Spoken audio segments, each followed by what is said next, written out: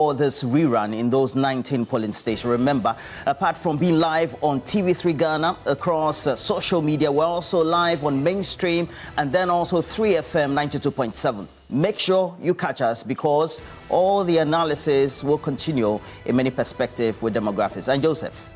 It's a very unique election, Roland, and it's unique in the sense that for the first time we've had some collation that has been done already, and so we know what the two main political parties have. If you are not aware, it's a difference of 48 going into this particular election, and the votes at stake are more than 6,000. What it means is that it's everyone's battle to win, and the NPP won the seat back. The NDC also, they will be seeking to win the seat for the first time since 1992 when they won it for the first time. And so that is how things are looking. We are going to do the projections based on the numbers that we have. When the results start coming in, we'll tell you how it fares in terms of the total outcome, just to help you understand what to expect. And the focus is on Ablekuma North constituency. Well, after this, we have to give you a wrap-up of all that has been happening over the last 24 hours and the latest minutes up to date when it comes to the latest news headlines right here. Your Election Command Center, 19 polling stations being rerun by the Electoral Commission of Ghana, and it's all at stake. What do you think? Please share all that on social media. The latest news update next.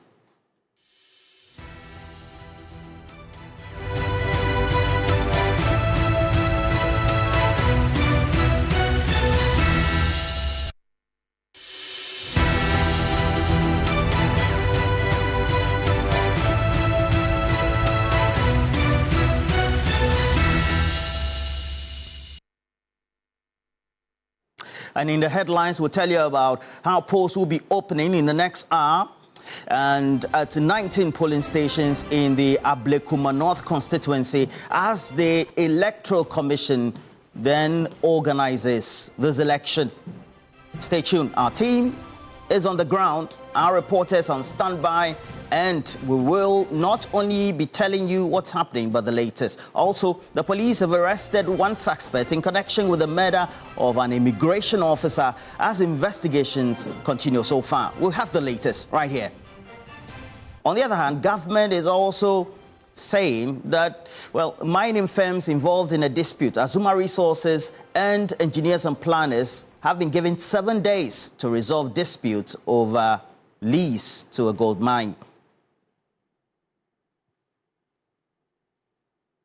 Now, let's bring you the latest, and it's from the center, Ablekuma North, the focus for our Election Command Center coverage, where all teams set for today's rerun of 19 polling stations in the Ablekuma North constituency, following months of uncertainty surrounding who won the December 7, 2024 parliamentary elections in the constituency.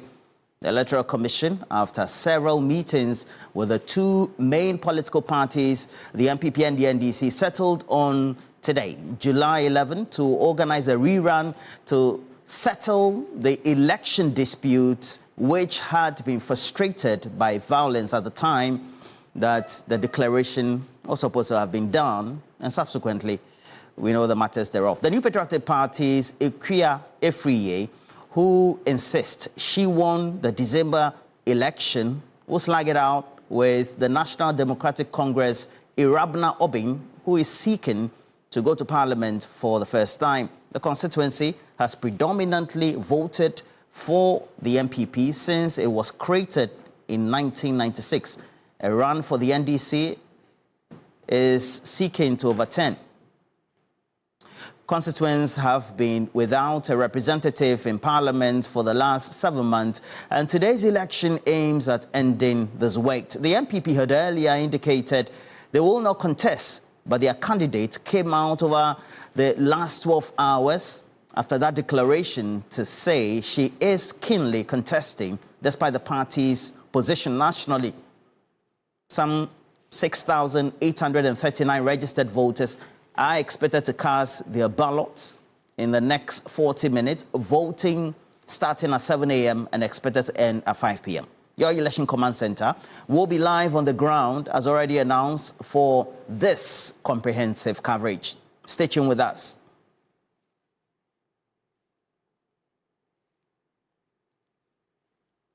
Meanwhile, security and fraud consultant Richard Kumado says the Ghana Police Service must ensure adequate security throughout the process to prevent a repetition of the security breakdown as witnessed last December. There's got to be any trouble. It will come from political party activities and from frontline politicians. The police, of course, will conduct their job in a manner that will depict professionalism. That is their conduct and their actions. It also depends on the attack and the intimidation nature we are talking about. But that notwithstanding, I think the police will do a good job. I am very certain the police will do a good job. And where there are excesses, they should be able to mobilize as quickly as possible to diffuse tensions and make sure that this election stands out as credible as possible. One of the things we must also not lose sight is that the Electoral Commission must do number one, while the police do number two. Voting and voting materials must get to the place on time. Electoral Commission machines must work as accurately as possible. Election officers will have to be prepared. Political party agents will have to be at the police stations. And voters have to be orderly. It is when the Electoral Commission finish their number one, then you expect the police to do number two. But if they work together as a shared responsibility, I don't see any trouble coming. Any trouble is going to come from political actors. And I want to say that IGP Yohono will have to use this as a test case and follow up with what is going to happen in Akatia. So the stakes are high for him. Right. And I'm so much confident that he's going to. Meanwhile, the Electoral Commission has refuted suggestions its decision to rerun some 19 polling stations in the Ablekuma North constituency is due to political influence and undue pressure. At a press conference hours the start of the poll, the Commission is urging peace and calm to help it complete coalition after the constituency votes in those 19 rerun polling stations. According to the Electoral Commission, they have at all times strived to complete the collation process for the Ablekuma North constituency. Deputy Commissioner Dr. Bosman Eric Asare told journalists the inability of the police to provide protection, among other reasons, prompted the decision to rerun the polling stations. The Ghana Police Service, in the response to the letter, informed the Commission that it had referred the issue of the completion of the collation of the Ablekuma North constituency parliamentary election results to the Attorney General for legal advice. They indicated that in view of the referral, the National Election Security Task Force will not be able to provide security until they receive the advice from the Attorney General. Since then, we have followed up with the police on several occasions. They have indicated today they have indicated they have not received the advice from the Attorney General. This put the collation process in limbo. It is important for the public to understand that the issue in contention has to do with the fact that the 37 pink sheets provided by the MPP and used to collate the results were scanned copies. After extensive deliberations, the Commission came to the conclusion that it will rerun the election in 19 out of the 37 polling stations. The Commission arrived at the decision to rerun the election in the 19 polling stations because the 19 scanned polling station results used for the collation, though approved by agents of both political parties, were not verified by the presiding officers responsible for those polling stations. The Commission was able to secure the confirmation of 18 presiding officers of their scanned pink sheets. The Commission was of the view that once its officers were legally charged to conduct the elections at the polling stations, and they have also confirmed the scan results, there was no need to rerun the elections in those polling stations. He refuted strongly allegations of bias or influence in their decision to conduct the rerun. The Commission's attention has been drawn to an unfounded accusation that it has been influenced by certain individuals to pursue the rerun. We state categorically that Ghana's electoral management body is an independent body and will not be dictated to by any person or institution. Our track record speaks for itself. The Ghana Police Service and the National Election Security Task Force have assured the Commission of their readiness to ensure security before, during, and after the rerun. In all, Some 6,839 voters are expected to cast their ballots in the 19 polling stations.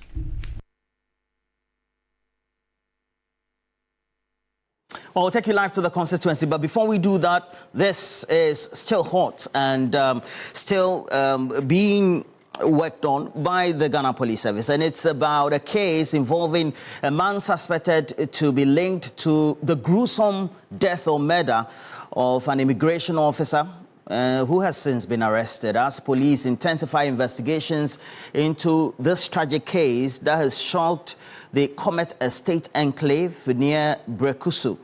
Now, the suspect, Bright Awe, is currently in custody at the Accra Regional Police Command. This follows the discovery of the charred remains of 36-year-old immigration officer Stephen Kinamwa at a secluded but bushy area near the GBC main tower in the area. Godwin Asidiba is reporting when police arrived at the scene, they found his body partly burnt and wrapped in a woolen mat with maggots already forming on the decaying flesh. We apologize, the pictures could be gruesome and the copy could be a bit horrid, but still, this is the latest update. I am standing at the exact spot where the partly burnt body of 38-year-old immigration officer Stephen Kinamwa was discovered right here near Comet Estate off Brekusu, not far from the GBC main tower. A thick haze drifts through the greenery, and with it, a stench, faint from afar, but unbearable up close. Beneath the grass, a portion is darkened. It's not just a burnt spot, it's where a man's life ended, consumed by flames. The stench of decay is still very much felt in the air. On the ground, disturbing remnants, maggots, have begun forming on what's left of the officer's charred body. Really disturbing.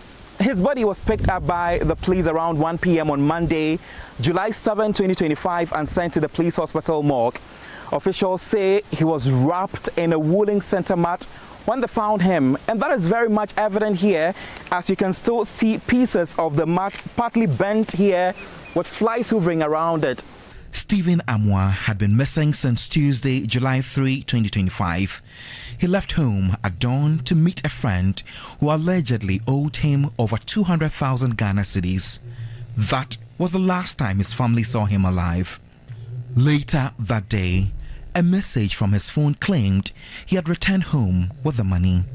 But when his wife rushed back to check, he was nowhere to be found.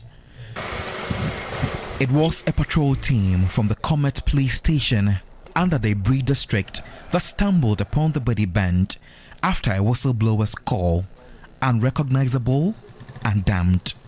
I've spent hours on the road, moving from one police station to another, tracing leads. Eventually, I found a family member who revealed a clue. Stephen's WhatsApp account, linked to his laptop at home, showed activity that didn't align with the messages sent from him. There was a message from my cousin's phone to his wife. So the wife sent the message to another cousin of mine to go and check whether indeed he's at home. But when he got to the house, he wasn't there. So that was why we became suspicious and we started looking for him. So in the evening, we went to report the case at Taifa police station. So we started a search for him because we got to know that he was going to meet him for the money. So we started a search for the guy. So we got him arrested Sunday evening. But as of now, he has not confessed anything. But the only thing he has confessed that he met my cousin, gave him the money, a sum of 500,000 Ghana cedis. That was what he said he gave it to him. He asked him to use the 200,000 to settle his debt and then keep the remaining 300,000 for him, that he will come for it the next day. Police have picked up a suspect, Bright Hour. He's currently in custody at the Greater Accra Regional Police Command, assisting with investigations. The family has officially confirmed the remains at the police hospital morgue. My big cousin had a call that they've burnt someone somewhere. So we need to go and check if indeed it was the person. But that was the exact place that he went to meet the guy. Yes. So when they went there, they found that they burned someone there. So they followed to the police station where they went to take the body, and they also brought them to police morgue to come and check. But when they came, they confirmed that it was him.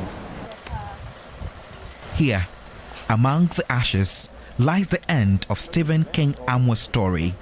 A public servant, a husband, and a father. For now, this place holds not just the memory of his final moments, but the beginning of a family's long journey for truth and justice. Investigations, they say, are ongoing, but for now, all that remains here is shock, the smell of death, and a family desperate for justice. My name is Godwin Asidiba, reporting for TV3 News.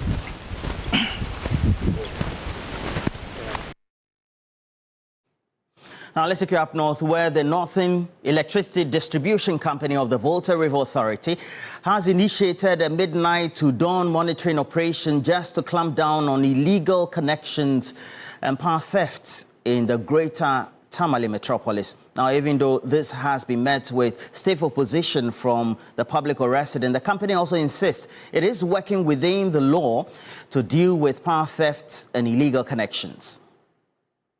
Northern region contributes about 47% of power thefts, with more than 70% of residents in the greater Tamale metropolis reportedly engaged in illegal electricity connections.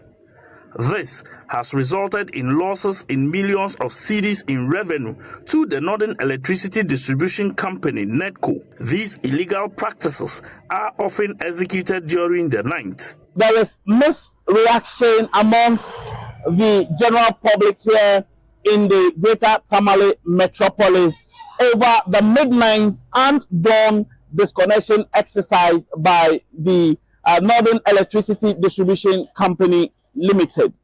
Now, whereas a cross-section of them believe that the midnight to dawn exercise impedes on their privacy and is illegal, others believe that it's an exercise that will rake in more revenue for the power distribution company to be able to supply efficient power.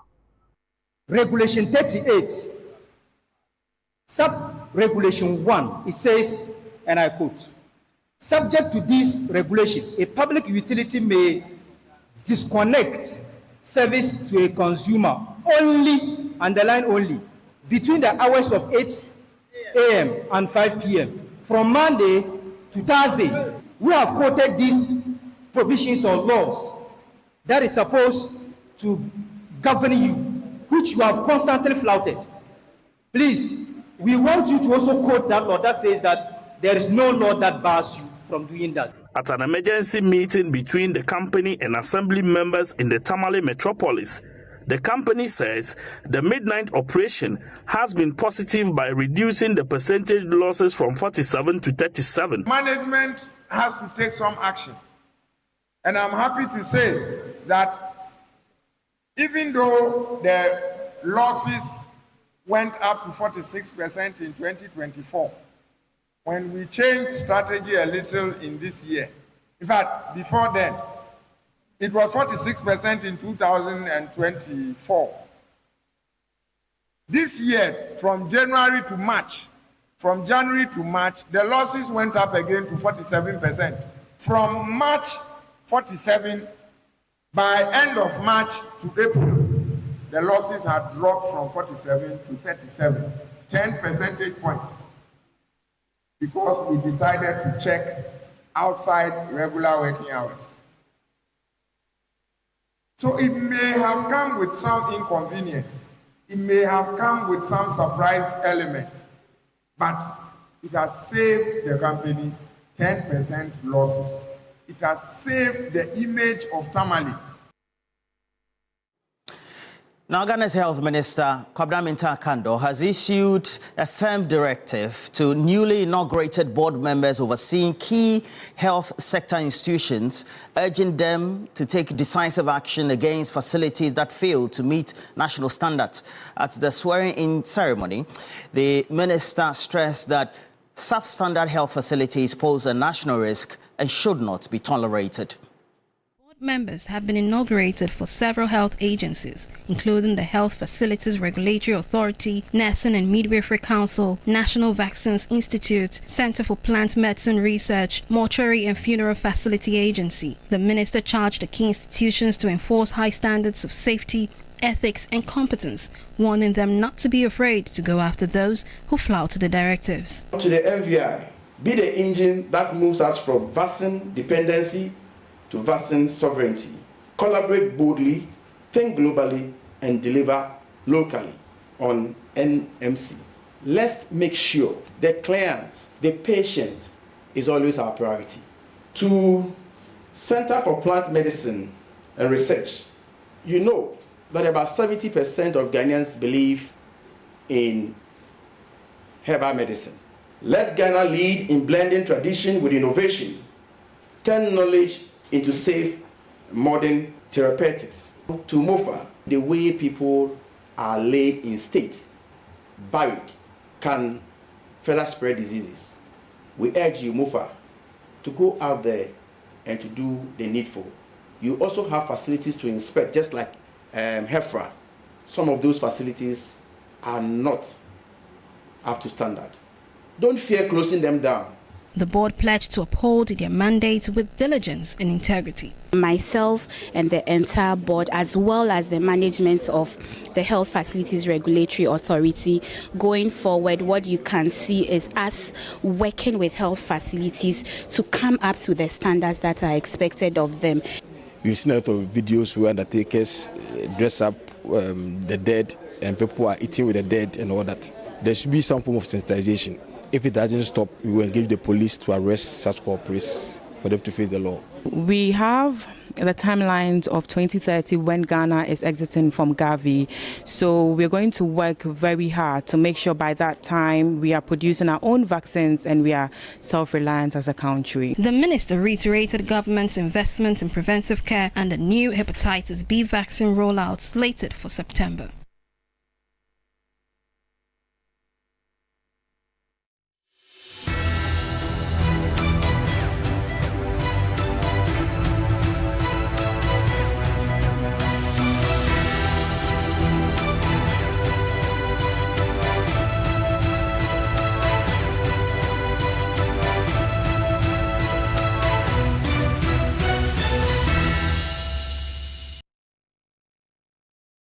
And again, just to tell you, we're live on 3FM, but also right here on TV3 and streaming across TV3 Ghana and 3FM 92.7. Make sure you touch base with us and we'll get you the latest. We told you that we have deployed a number of our reporters in Ablekuma North constituency, where we know just in some 36 minutes we'll have the start of elections in some 19 polling stations being rerun by the Electoral Commission of Ghana, and a number of them as well. I see a couple of you also on our social media streams. Make sure you share the stream, join us, because it's going to be a long day until we have the last vote counted and the declarations made. We are here with you, your election command center. And straight up, let's go to the constituency. We have Armstrong Gold, who is there, and Joseph Armstrong Gold. What can you tell us? All right, and we know that apart from that... from the DVLA polling station here at Awushi, and I'm positioned here. I've been here since 5 a.m. and around that time I saw some people coming in. You can see a ballot box being brought in by the president. I can see one officer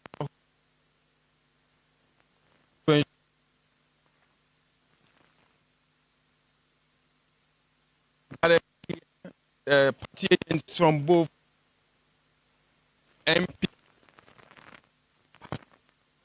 Other police stations were told electors have also gathered there. But let me see quickly, Roland, if I can engage some of the presiding, if I can get some of the agents from the yeah, please get close to me. Let's have this conversation. He represents the NPP as the agent. Good morning to you. Good morning. What's your name? Honorable Bright Cafe. So, Honorable, you are representing the NPP. so far, I'm sure you are satisfied with what you've seen around. So far, I'm satisfied with what I'm saying. So the game is about to start.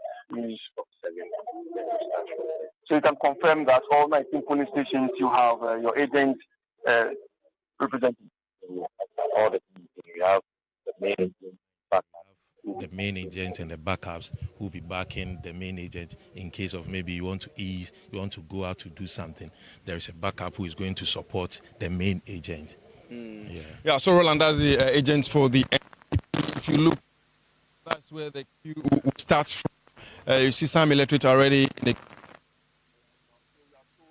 votes in the ballot boxes to the all 19 polling stations, and currently the security deployment is happening not too far from where we are standing. But where I stand right now, only one officer, custom officer, is positioned here to ensure some form of law and order.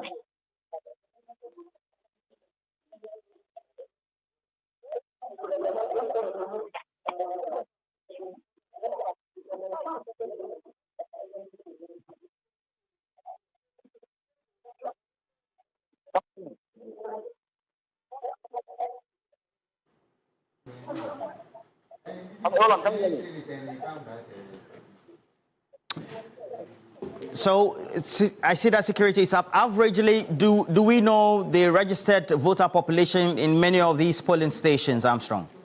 Yeah, so Roland, we're just waiting to talk. Waiting to start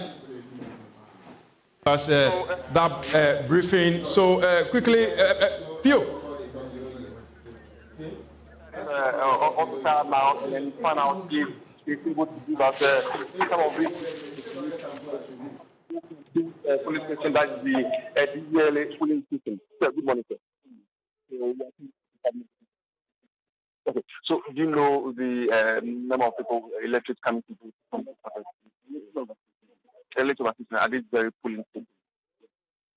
In 2019, do you have that figure? No, I'm only in the state.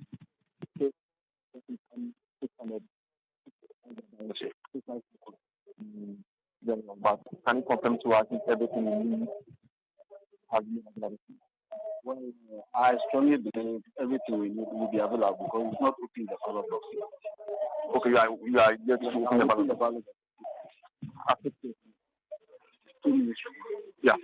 So, Roland, here at this police station, the DVLA police station, approximately some little over 600 electors are expected to cast their ballot here, and then you are told the numbers similar across the 19 polling stations. But I'm sure in our next report, we will to bring you up to the number of people who are expected to cast their ballot here within the 19 polling stations. Roland. If I come to you. All right, thank you, Armstrong. But we'll get back to you. And we have a couple of our reporters. You're taking a look at just 19 polling stations in total in excess of some thousands. But Joseph Akable, what can you tell us? A recall of historical data, but especially what the issues have been regarding numbers over the last 12 hours, so to speak. I mean, very interesting things to expect in terms of this particular election process. And like I did indicate earlier, it's a very unique situation that we have on our hand. And to put it in that context of how unique this particular election is, we're going to use this data here, right here. We are looking at the polling stations that have been collated so far, the number of votes the MPP is leading by, and the outstanding votes from the 19 stations. And this will make you understand why this election is unique. And so first, 262 stations have been collated by Electoral Commission so far. We know that they had attempted to complete the process. In fact, the EC had on various occasions said that, look, they had 3 outstanding stations. Down, they eventually said that, well, there was a back and forth between them and the NDC, whether they should do that of 37 or not. Eventually, they decided that, well, they're going to rerun the elections at 19 stations. And so by way of the collated stations so far, we are looking at 262, a vote difference of 48 in favor of the MPP. The MPP have the advantage at this point in time. But the point we are making is that this advantage is not significant because obviously the outstanding stations, the votes from the 19 stations by way of the registered voters is 6,839. And we have to indicate that this particular constituency generally records a high voter turnout, often exceeding 60% and being above the national average. And so it's a center that you have a lot of people showing up to vote generally. What we are going to do now is to take you to the historical data and bring you what things have looked at by way of that particular constituency over the years. And when we open this up here, you're going to see that in the various years that we've had, it generally has been a constituency that has gone in favor of the New Patriotic Party. So we see first and foremost from 2000, we're going to use the 2000 as a base now and establish it all the way to the year 2020. And what we see happening here is that the NPP always significant margins. In terms of what looks quite low, we can look at the year 2008 and 2012. And for those who may be confused about what we're talking about in terms of Ablekuma North, this is the constituency that for older folks, many years you knew that to be the constituency of Kwame Nabatels. He did 3 terms there. Afterwards, we had Joe Appiah also doing 2 terms. Then Nana Akufo-Addo coming in 2016. She defeated the incumbent at the time, Joe Appiah, in the parliamentary primaries of the New Patriotic Party to take over the affairs of the political party at that particular level. Then from there, she attempted to come in again. She won, and subsequently she lost, and now she's trying to come back again. And so the point being made is that generally the NPP has an advantage. You see them always doing well when they have to, when it matters most, they always pick it up. But what makes it problematic and very different for the NPP now is the fact that the voting has already taken place. They maintain that they won that particular election. The NDC also maintains that they won that particular election. And so this time around, you're having an election takes place 6 months after 19 stations. The factors are completely different because at the time the voters were voting in December, there were lots of competing interests at stake. The local politics, issues of development, issues of road construction in the areas were all topical. Now you have to have them go back again. The question on the minds of many is, what would the voter turnout be? We've made a point that it generally records a high voter turnout. The context again is that this is not your typical by-election that takes place, because with by-elections in Ghana generally, we also know that the turnout is not as significant as the national elections. So that now begs the question that in the event the turnout is not as significant as we generally see, in whose favor will this particular thing tilt? There's also the added bit about the performance of the president so far and whether the potential it has on the fortunes of the National Democratic Congress candidate, because she is a first-timer trying to get into parliament for the very first time. There are those who also make the argument that, well, look, this is not going to change the parliamentary numbers significantly. For the NDC, mind you, they have won the seat before when it used to be the entire Ablekuma constituency in 1992. But they have not been able to win so far since it became Ablekuma North as we have it. And even in the former state, since 1996, there's always been a seat that the NPP wins. And so they would also be trying to claim this particular seat from the clutches of the NPP. The advantage that the NDC has, which makes things look positive in terms of the possible outcomes, is the fact that their communication has been very consistent. They've always made the point that this is a seat that they want to contest. Right from the beginning, they were calling for rerun in some of those stations, and they wanted to contest. The challenge has been with the NPP's communication. At various points in time, we've heard the NPP say that, look, they do not want to contest. In fact, the party publicly said that they were not going to participate in the rerun. In fact, they, through the candidate, went to court to try and stop it. But we know that the candidate has always been consistent that she wants to contest, and she has again tried to campaign in those particular areas. And we heard her yesterday make the point quite strongly that, well, she won the elections and she believes that things are going to be the same by the way of this particular 19 stations. And so this is the story of the graph, but we are telling you that the story cannot be anything like this because it's a unique elections, 19 polling stations up for grabs. We know the results, but it's not significant difference between the two political parties. So Roland, the point being made is that everything is available. The two parties have equal chances possibly of winning. You may want to just say that the NPP is starting 48 steps ahead, but it's one that we are seeing that can be easily closed down because you have more than 6,000 votes at stake, Roland. And as we do in electoral analysis, we say that ideally, going by historical data, it is a stronghold of the NPP, Joseph, right? And yes. The elections, just from the recent ones, just an outlier. Yes, I mean, it just goes in favor of the NPP. But what complicates it is the factors that are at play in this particular instance. It's a very unique situation that we are confronted with, a situation where people have already queued, they have voted, and now selected stations will now have to even decide to vote. I mean, the question that are on the minds of many is that how has the communication even gone down in terms of the voters identifying that they are supposed to participate. Because if you vote in the Ablekuma North constituency and you are not someone who pays attention to which particular station you vote in, and you've not even checked the list, which will be running through our viewers at some point in time, of the places where the voting is taking place, there's the possibility that you may not even show up to vote. And so the two political parties must go all out and ensure that you get people out to vote. You make people aware that, well, if you are voting at these particular stations, then you have to come up and vote, because your earlier vote, as it stands now, because of the coalition challenges that they had, have not been accounted for. We cannot account for them at this point in time. And the decision by the electoral body is to rerun the polls again. And so that is the challenge that it presents for us. And so it makes it very peculiar in the sense that the two parties would have to compete against things that they have not competed against in times past. And we know that this may not be your quote-unquote normal by-election, so to speak, but it qualifies to be perhaps deemed to be a by-election, so to speak.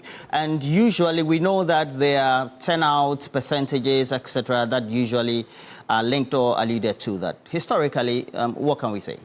What we can say first and foremost is that by-elections generally record lower turnout. In fact, our national elections generally, the turnout is not great. I mean, if you pick out 92 as an outlier, the other subsequent years have generally not been too high. And so the turnout is a problem. But for by-elections, it tends to go a bit lower. Ablekuma North is unique in the sense that it is a constituency that generally has a higher turnout than the national average.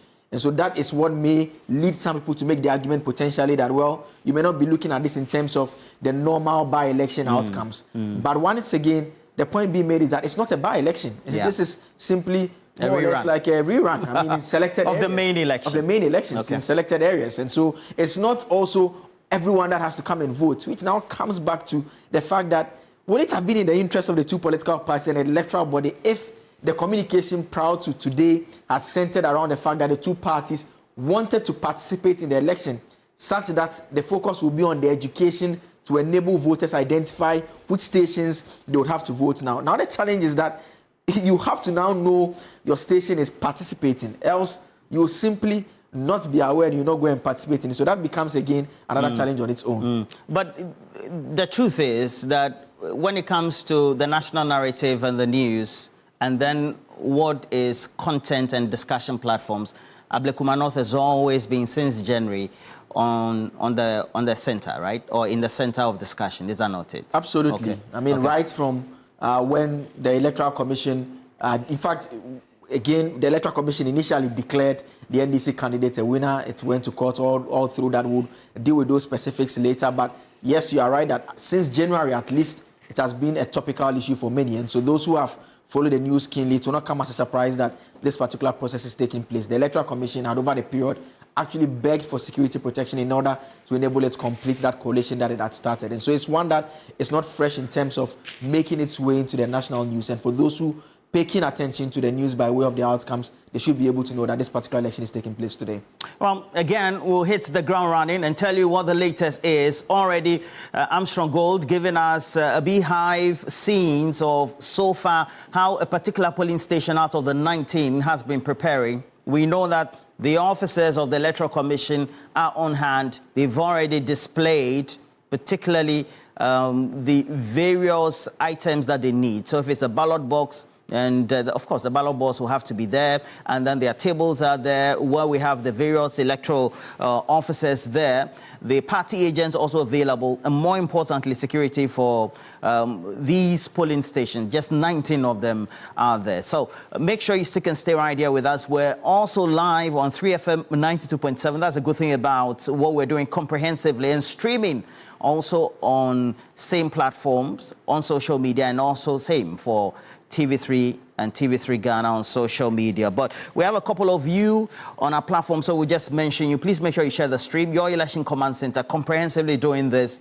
This one, we can call it, this one is cuckoo, so to speak, for us when it comes to what the narrative is, what our history is, just making sure, getting you the numbers, the sights and sounds, the scenes, real time on all things elections right here in Ghana and abroad. But I have a couple of you, so what I'll do is to just acknowledge you before I go back to key analysts for the morning.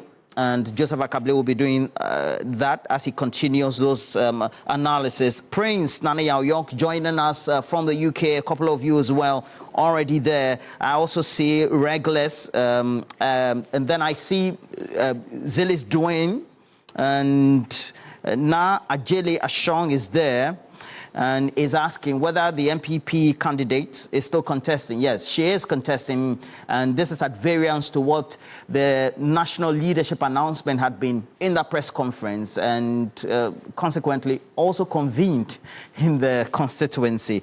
And then we have Prince Daniel York, who says that Election Command Center fire for Ghana.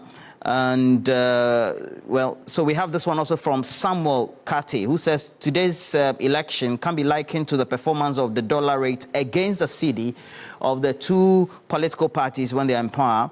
And of course, somebody says, so I have Prince Henry Kofodia, I see Ellie as well, Matthew Arthur, Vida Noshi, good morning, Mani Nimane is a regular, Tahiru Jara, and Haki Mashal. Please make sure you share the stream. Kweku Solomon is also available. Share the stream. Let's have some great conversation. What do you make of this rerun in the 19 polling stations in Ablekuma North? What do you also make of the conversation so far that has been held up to this very point nationally on the subject by whether it's the Electoral Commission, the individual candidate, Rabina Obin, or also Nana Ikwe-Friye, as well as the two parties, the MPP NDC, the Electoral Commission on one hand, and the analysts. And what's the latest we can get? Which polling stations are in the mix?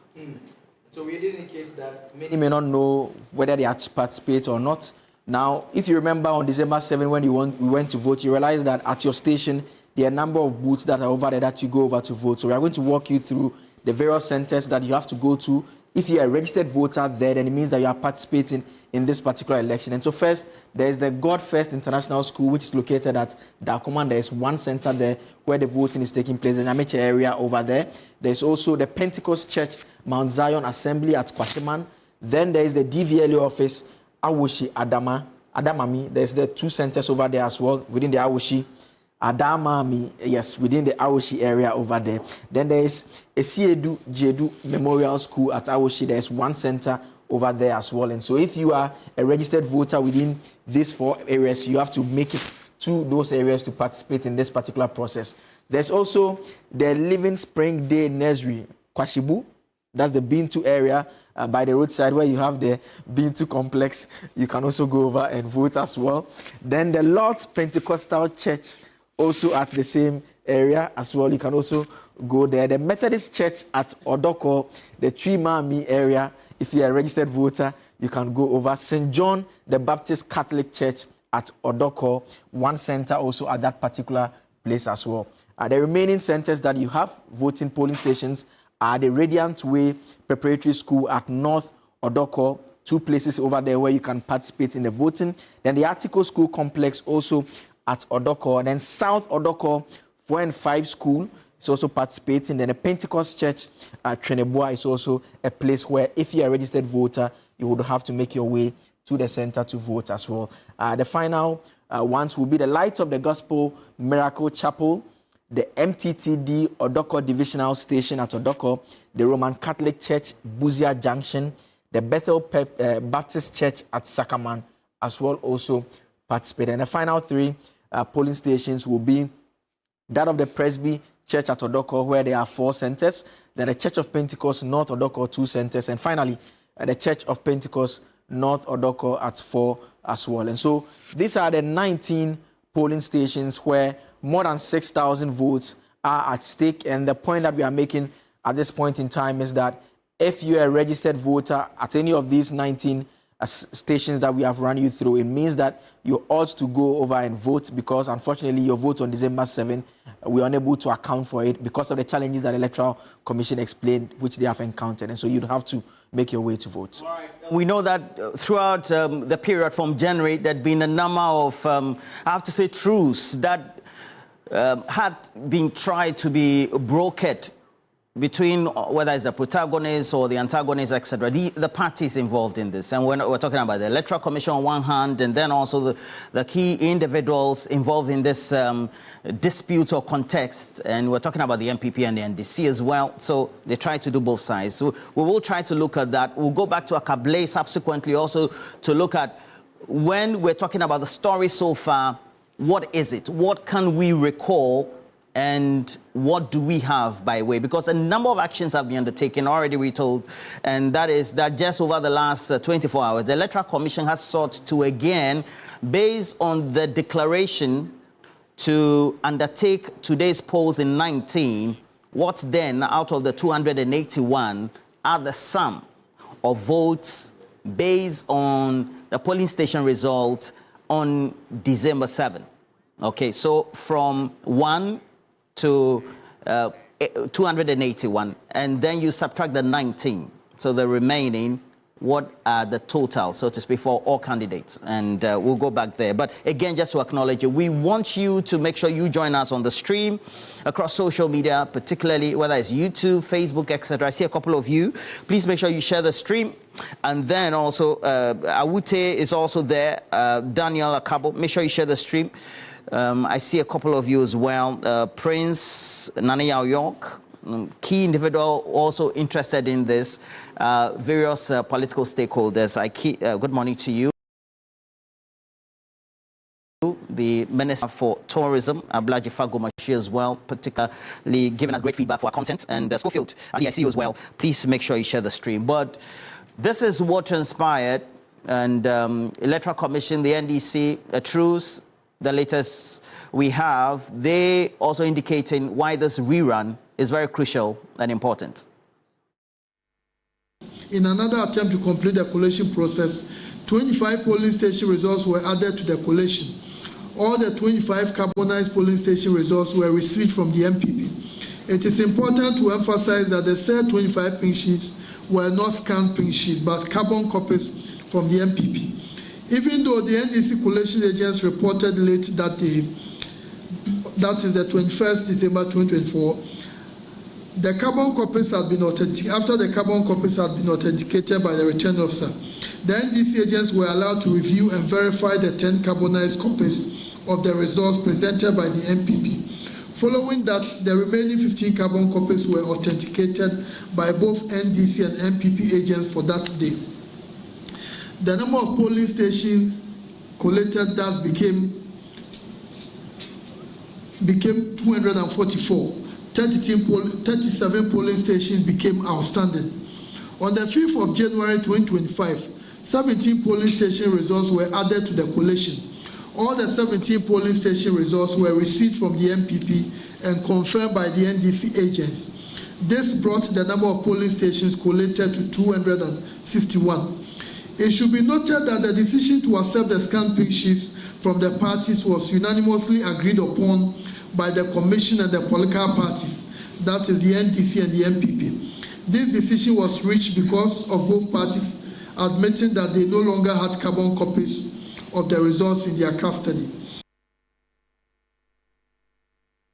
The Commission arrived at the decision to rerun the election in the 19 polling stations because the 19 scanned polling station results used for the collation, though approved by agents of both political parties, were not verified by the presiding officers responsible for those polling stations. The Commission was able to secure the confirmation of 18 presiding officers of their scanned pink sheets. The Commission was of the view that once its officers were legally charged to conduct the elections at the polling stations, and they have also confirmed the scan results, there was no need to rerun the elections in those polling stations. Well, there have been assigned reasons from all sides why it looks like for the Electoral Commission and its position, and based on that narrative, that they could not identify physical copies, which had been in some of those constituencies the key features before declarations were made, where distractions to physical ballot papers resulted in verification being undertaken by or using soft copy, so to speak. So it also means that, just like you heard from Bosman Asari of the Electoral Commission, they had scanned copies, either on maybe devices like tablets or phones, etc., and not the physical copies.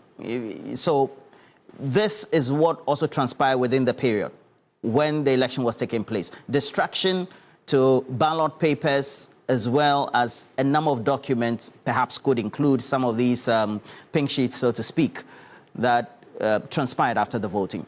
Let's do a recall. In the spirit of transparency, the Greater Accra Regional Director of the Electoral Commission informed representatives of the MPP and the NDC about the Commission's intentions to relocate the ballot boxes. However, in the early hours of Tuesday, 17 December 2024, party supporters invaded the premises of the Kwashiman cluster of schools and set fire to the library where the ballot boxes and BVDs were kept. All the ballot papers were destroyed in the process, thereby denying the Commission the opportunity to use the ballot papers to complete the collation. To date, the gentleman who perpetrated this crime, though he recorded its illegal act and circulated it on social media, has not been arrested.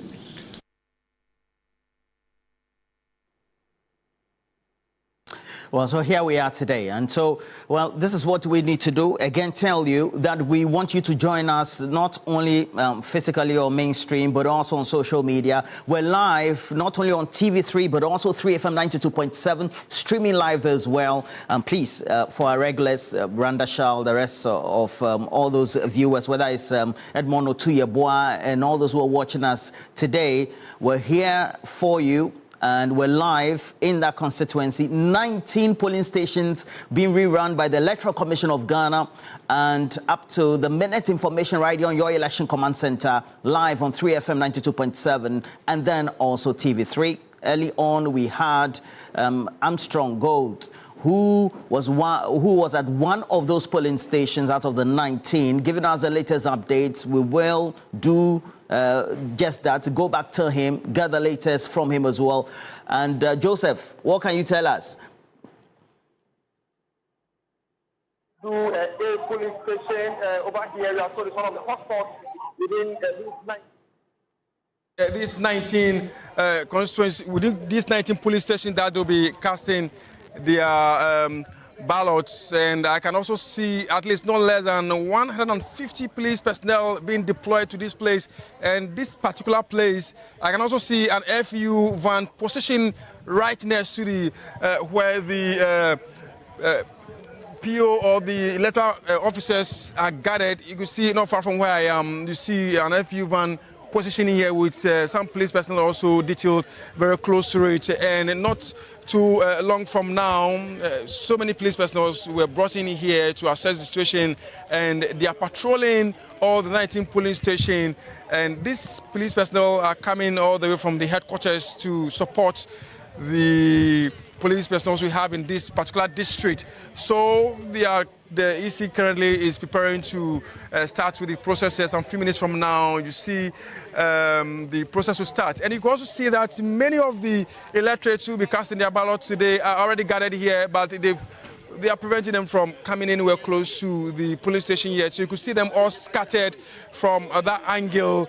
And indeed, this police station, Asiedu A, is a place to look out for due to the story we've heard so far. So let me talk to the PO. And find out the number of people who are expected to cast their ballot here. PO. Okay, so they are currently about to open the ballot box and see if everything is intact. And so the process has started now. Let's listen to them exactly and see what is going on. And then I will continue to give you up to speed what exactly is happening here. 39. Let's take more of us. Electoral Commission. ECEH. Checking the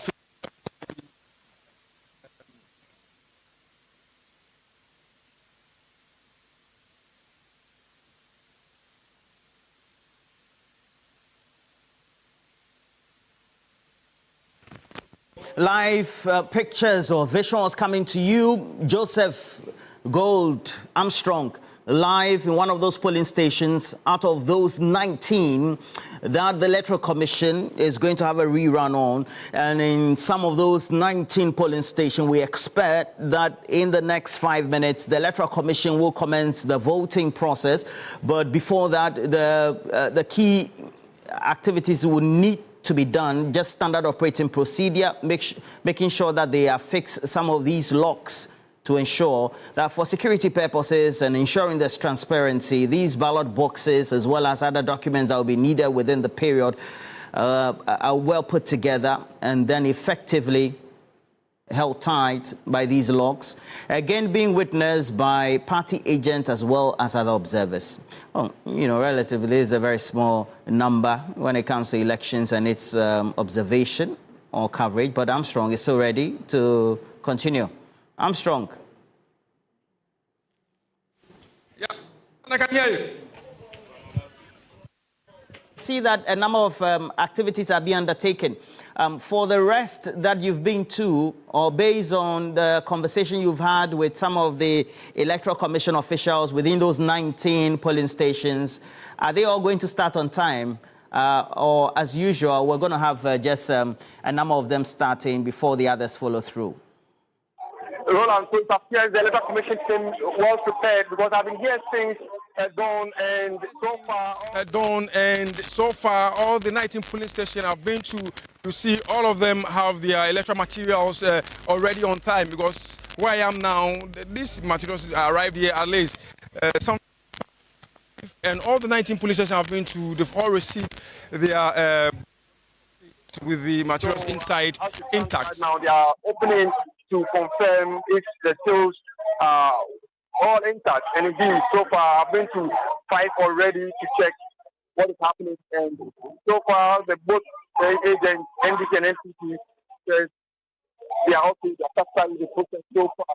But the electorate here have some concern. Their concern is the fact that there are too many police personnel deployed to reach constituency. For them, this is just some 19 they are going to vote in. So why so many police deployment?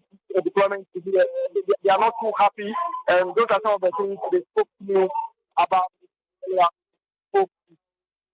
When I get opportunity, I'll get out of the polling station area to speak to them and find out why they are not too happy with the number of police personnel that have been deployed to this Poland. So just take us through the number of polling stations you have cited so far. Hello, Roland. Yes. Some of the polling stations you have cited so far. No, Roland, please say that again. Can you take us through the number of polling stations that you have cited, or perhaps been able to ask some information about who are involved in this rerun by the Electoral Commission today? So far, I've been to some 5 polling stations. That is, I've been to DVLA, I've been to Weja police station. Also, now I'm here at the Asiedu police station. So far, all the POs that some of them took part in the previous election. That is the main election. But I'm yet to see any of the national officers from the Electoral Commission here. I've not sighted any of them so far. I'm sure maybe before the before the process starts, many of them will be here, and I will get to speak to them and find out what exactly we are to expect between now and 5 p.m. But all I can speak to you now is that all the police stations I have been to so far, they all have their electoral materials ready, and we're just waiting to start exactly at 7 a.m. the electorate to be allowed to kickstart the voting process. So you see, all these people you see standing not far from me are people who are waiting to be allowed to form the queue to start the voting here at the Asiedu electoral area. Well, thank you very much, Joseph Gold, who is making sure that he's having a run-in on these polling stations. Remember, 19 of them are stake, averagely And according to what the statistics were, the registration numbers for each of those polling stations for the 2024 general elections, as announced by the Electoral Commission of Ghana, was were just between 500 to 600, just to make sure that we didn't have crowding up of people at the various polling stations in excess, just to make sure also the declarations were done in time. But didn't happen in a number of these constituencies. And sharply, this one is in focus, Ablekuma North. If you're joining us once again, please make sure that you also comment. We're also live, not only here on TV3 across our social media handles, but also on 3FM 92.7, and same for social media. We are taking a break, but please join us. Many related analysis to be done, correspondent in those 19 polling stations across that constituency, Ablekuma North, will be coming through, and your election command center will bring you up to date with the latest issues up to the minute. Stay on, we'll be right back.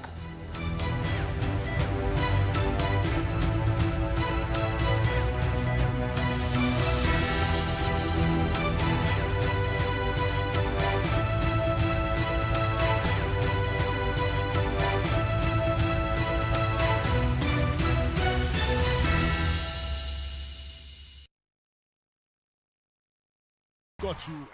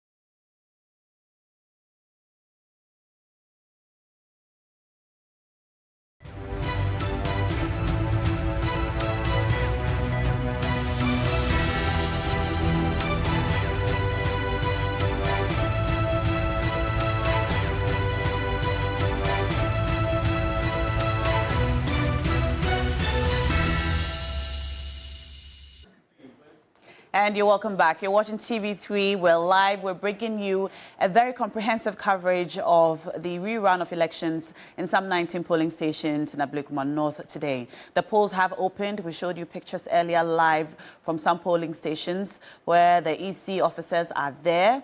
They put out the boxes. A few people are around to vote. The elections will take place in 19 polling stations, and the two contenders are the NPP's Nane Kufuor and the NDC's Irabuna Obin. And we know that since the announcement by the Electoral Commission that the rerun will take place, there have been some back and forth between the parties, the NDC stating categorically that they are prepared to participate in the elections, and the NPP saying that they are not going to participate. However, as of last night, we saw during our live Ghana Tonight an interview with Rabana, Nane Kufuor of the NPP, stating that she is taking part in the elections. She has actually been on the ground speaking to the eligible voters in the constituency to come out and vote for her today. Now, we want to take you on a journey just so we properly understand how this matter has traveled since the declaration of results in December, through some legal issues that have gone on in the courts in Ghana, what the courts have said, until the announcements by the Electoral Commission that the rerun will happen today, July 11th. And Joseph Akable is here to help us with that. Joseph. Yes, and so what we need to start with is the fact that this was an election that was keenly contested between two candidates, and we have them right on your screen right now. We're going to walk you through this within just a minute or two for you to understand where we've come so far. And so, Irabuna Obin representing the NDC up against Nane Kufuor, a former member of parliament, herself seeking to return to the house there. And what we are going to tell you the story is the fact that, well, voting took place on December 7, 2024.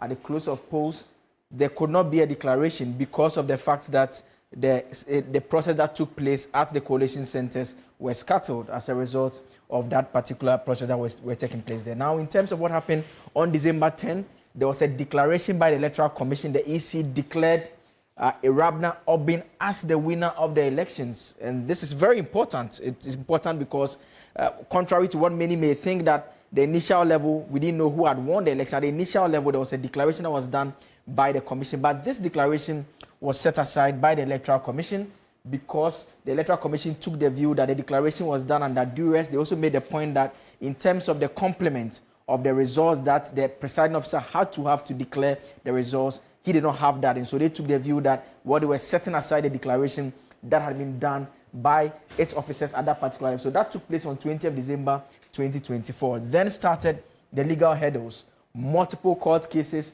right from the High Court to the Supreme Court.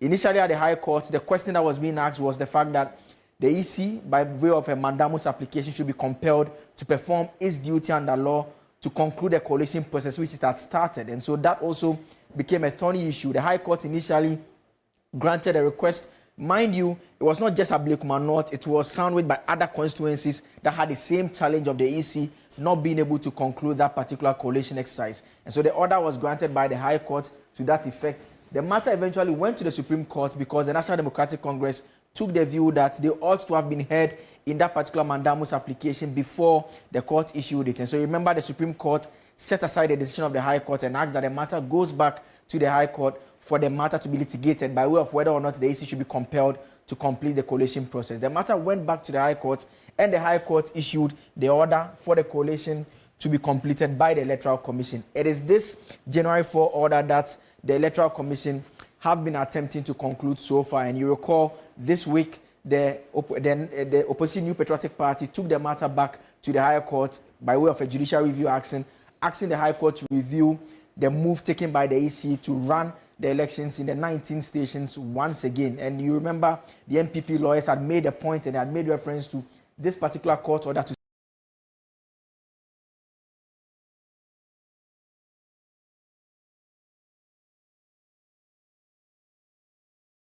say that to the extent that the EC has not been able to comply with this particular court order, they cannot decide to undertake another rerun without complying with the court order and completing the process. They also made reference to various statements by the Electoral Commission, both in Parliament and outside Parliament, where they had suggested that, well, the only 3 outstanding stations that were to be completed. We know that the High Court rejected that particular application by the NPP candidates, Nane Kufuor, giving the EC the green light to go ahead to run the elections in the 19 polling stations where the election is taking place. And so this is how we have come so far. It's a simple story that we are telling you this morning. The simple story is that from December 7, when many of you went out to vote, the constituency of Ablekuma North, unlike the other constituencies, is without a member of parliament just because the EC could not collate and complete that coalition exercise that started right from the close of polls on December 7 now. What is the effect of the January 4th decision by the courts? That's one of the reasons the NPP cited for not wanting to participate in the elections. The EC was instructed to collate and declare the results, which they have not done. Yes. And rather, they've called for a rerun. What is the effect of that January 4th decision as of now?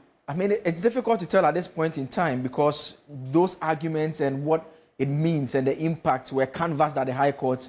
And mind you, what they were trying to do at the High Court was to stop the EC from conducting the elections today. And what the High Court did was the balancing act. They're trying to find out in terms of who stands to suffer the more if their decision is taken for the election not to take place today. Because, mind you, the substantive judicial review action is still pending at the High Court. The question of whether by failure to complete the coalition as had been ordered by the court, whether it's an issue that makes the decision to rerun the 19 stations, it makes it unlawful, it makes it a breach of procedure, and all those matters, whether it's arbitrary and capricious, all those matters that we hear the lawyers talk about a lot of times, all those are issues that are still pending before the court by way of the substantive judicial review action. But the court simply answered by saying that, well, if the election does not take place today, who stands to suffer more? The court says that, well, if we decide to go ahead, we can always set it aside, and if it's compensation or whatever it has to be by way of that, this can be done. But you, the individual, a single candidate that you don't want the election to take place, in the event the court comes to the conclusion that the election should have taken place today, are you in a position to make up for the loss the entire population would have suffered if that did not happen? And so that is the balancing act that the court undertook and came to the conclusion that, well, the election should go ahead. All right. Well, we're going to come back and do some more discussions in studio. But in the meantime, we did promise that we'll be bringing you live updates from the ground in Ablekuma North. And my colleague, Lord, is on standby. He's coming to us from the God First International School in Dakuman in the Ablekuma North constituency. Hello, Lord. Hi, now. Good morning, Lord. Thank you so much for joining us. Just confirm the constituency, the polling station you are at right now. Right. Now, so I'm here at the God First International School polling station here at Dakuman, one of the 19 polling stations undergoing the rerun of the Ablekuma North constituency. Now, so far, I've gathered that 428 electorates are expected to vote here. As I speak to you, 18 persons have voted, 13 male, 5 female. According to the presiding officer who I spoke to earlier, he indicated that they started exactly at 7 a.m. And indeed, now when I got here, things had already started in earnest. And if you're looking carefully, you realize that there are 2 barricades, one ahead of me and then one behind me. I can count not less than 30 police personnel here.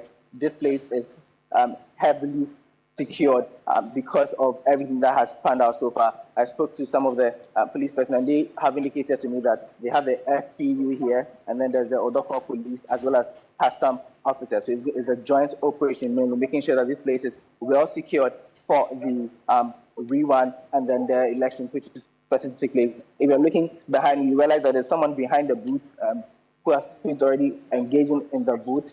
Things are going on in earnest. It's been peaceful so far. Things are going on as usual. I see a shop attendant opening her store. It's a cloudy day, and so we are just hoping that it doesn't rain, but if it does, we'll still be here. The presiding officer in Manuel Neokai says that they're expecting things to go on peaceful and as usual. He indicated that they will close the polls at 5 p.m., but if by 5 there are more people, they'll engage the police to help them to break the line or stand behind the last person so that they will not have multiple people voting after the close of polls. Have you had the opportunity to speak to any of the voters who have come to vote this morning? I was hoping I'll speak to one of them shortly. Once I get one of them just moved voting, I'll speak to them and see what's been happening, especially because we've gotten confirmation by way of people sending screenshots that they have been, for want of a better word, induced, giving mobile money to use for transportation. So I'll be getting more some voters to confirm that initially. As I speak to you, there are no persons who have joined the queue. So once that comes up, I'll speak to more people and then I'll channel it through. All right. Well, we'll be on standby while you try to speak to that voter there. We're also going to cross over to speak to my other colleague, Stanley Niblewu, to find out what's happening at the police station where he's also reporting from in Odoko. But we're going to take a quick look at an interview with one of the EC officials, still on the rerun of elections in Ablekuma North this morning. Let's take a look. The total turnout that you're expecting today, what the challenges are since you came. I know it's early, but what has been your observation so far? Oh, so far, I think we just started, and we started exactly at 7 o'clock. And then this is God First International School in Dakuma 1. Okay. And we are expecting on the register, we have 428 voters to count. So we are expecting about 428 people to come in. Have you experienced any issues or challenges since you started? Notice there's been heavy security over here. The security men are also in this section, and also we have all our PAs around, so we are on course. Okay. All right. What time are you expecting polls to close? So polls are expected to end at 5 o'clock. Yeah, so if by 5 o'clock there's nobody around, and that is when we can close. But if there are people still in the queue, then we ask the policeman to stand behind the person. That's the last person. Okay. Then if he or she casts the vote, that will come back for them. So we are expecting that by 5 o'clock we should. What the challenges are since you came. I know it's early, but what has been your observation so far? Oh, so far I think we just started, and we started exactly at 7 o'clock. And then this is God First International School in Dakuma 1. Okay. And we are expecting on the register, we have 4. All right, and that's the presiding officer there. It's an interview that my colleague Lord conducted with him earlier this morning. Just as voting began at 7 a.m., voting has begun in earnest. Everything seems to be smooth and running just as we hoped in some of the constituencies in Ablekuma North this morning. Yes, the elections, the rerun, will take place in 19 polling stations. We're going to speak to my colleague Stanley Niblewu, who's joining us from the Methodist Church, Odoko Methodist Church, one of the 19 polling stations this morning. Hello, Stanley. Hello. Good morning, Stanley. What can you report from the Odoko Methodist Church this morning? Okay, so just as it has been in the media space that today the rerun of the Ablekuma North elections in 19 polling stations have taken off here at the Odoko or Ablekuma North constituency, and this is one of the polling stations that the elections is actually taking place. So just behind me, you can see the Electoral Commission officials and then the polling station, the polling booths and everything here. And then already, I must also say that the process had already started with about 20 of the electorates coming in to partake in the process.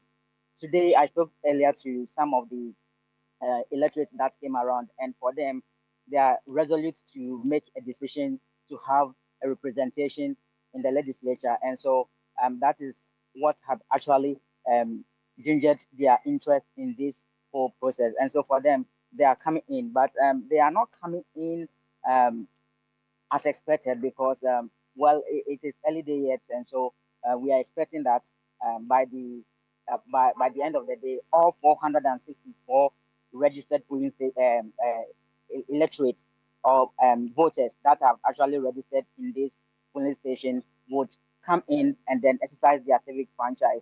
But I must also indicate that this morning when I came here, something spectacular happened. So this is the Methodist Church, Odoko Methodist Church. And in the 7th December 2024 elections, this very polling station served as the coalition center, and all the violence that broke out started from here. And so this morning, not knowing what happened on December 7th, actually pained or disturbed the church authorities. And so this morning, the church authorities didn't say anything to the issue officials and the constituents. But when the Electoral Commission officials moved in this morning to set up so that they can kickstart the process, then they received a message from the church authorities that they are not going to allow the process to take place because of the election or the violence that happened during the December 7th polls. And so they had to call the Electoral Commission in Accra, their headquarters, so that they can intervene. And they were able to speak to the church authorities, and now the process, they gave permission for the exercise to take place here. And so currently, the exercise is ongoing. But at the close of polls today, this place is no longer going to serve as a coalition center because of the incident that happened on December 7th. And so by 12 o'clock, the NDC and then the MPP officials will be expecting a delegation from the Electoral Commission to move in here to explain or tell them where or which place had been earmarked for the collation of today's exercise.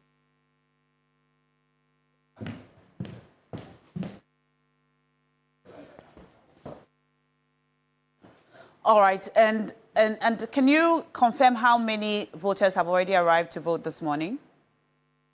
Yes, like I did indicate earlier, currently we have about 20 of the electorate moving in to come and then exercise their franchise. So already we have about 20 people voting so far. But also the security arrangements here, I must say that right from the entrance to the auditorium where the exercise is taking place, we have a lot of police personnel. Some are armed, some are unarmed. And so they are here to ensure that the process takes place in a congenial manner or a congenial atmosphere. So that is what is happening here currently. All right, thank you so much, Stanley. We'll come back to you as the day goes by, and we will be corresponding and connecting with all our reporters on the ground in the 19 polling stations to bring us updates on what's happening all day. Voting has begun in earnest in a lot of the polling stations already. We see that the security is tight on the ground. The Ghana police is present, and they're doing their work. But in addition to bringing you the report, we also did promise discussions and analysis on what's happened in Ablekuma North so far this year since the December 7th elections and over the years since 1992. We've got our panelists in the studio, some very heavyweights here with us, and Roland Walker will lead that discussion. Over to you, Roland. Well, so comprehensive coverage again. Let's emphasize, we're not only live on TV3 Ghana, but also across social media with same name, and then also 3FM 92.7. So stick and stay. Make sure you follow through, and then certainly share the stream, and just to make sure that we also get you along as our loyal viewers, not only mainstream but also social media. I'd want to do some key considerations of acknowledging your presence and then your commentaries over the last 2 hours or so since we commenced this comprehensive coverage. Your election command center, as always, we promise to bring you up to the minute information, and 19 polling stations being rerun by the Electoral Commission, just again to make sure that they get everything right this time. Will they get it right? But we are monitoring the process as we always do. And well, we have a couple of you already watching, and we're grateful. Obrimpong Kaba, thank you for watching as well. Julia, good morning to you. Julia, you know yourself, just to make sure that I keep your identity anonymous. And then Agongo Roja, you say you're watching live from Bolga Central. Greetings to Isaac Adongo, you say. And Samuel is also, Kanwe Samuel is available. Samira Ache Ajete, good morning to you. FOS Tutor is also available. And make sure you share the stream. Let's have some great conversations so far thereof. Ama Kokonsa, Adjoa Jemfi, Vida Noshe, and all of them there. Please share the screen. Let's have some great conversation so far. But let me just quickly do the introductions. From my extreme right in the studio, I have Abraham Amaleba, legal practitioner or lawyer, currently the Executive Secretary for the National Road Safety Authority. Good morning to you. I'm Director General. My apologies to you, Director General. Let me just do the introduction again. Director General, the National Road Safety Authority, also a lawyer by profession, Abraham Amaleba. Director General holds more weight than Executive Secretary. My apologies to you, sir. Yeah. One also holding weight by way of his achievement, not only in academia, but also in the political space, is our regular right here on TV3, Dr. Joshua Jebuntie Zato. Good morning to you, Dr. Zato. Good morning, Roland. Thank you for joining us. And then Lawyer Kwame Jantua. Good morning. Good morning. And of course, I have Ebo Backman, who is here. Ebo. Yeah. How are you? I'm fine. No? Yeah.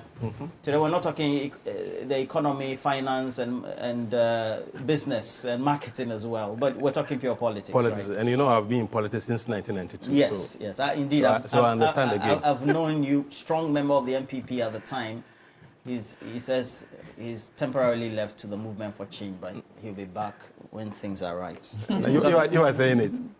I have not said anything like that. Okay, I withdraw my comments. But in the meantime, again, Neo Dick, Atukwekwe, stay with us. Sandra Opoku, Ni Odeyamo, great guy. Isaac Jude is also available. We're grateful for your time.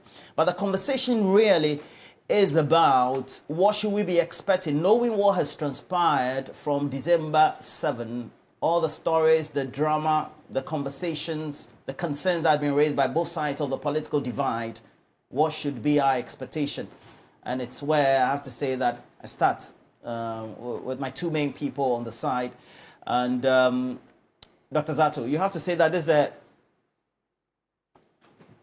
Okay, so you have to say that this is a keen contest, won't you say? But hold on there, as we always do for Election Command Center live coverage, an incident happening, and this one in one of the polling stations.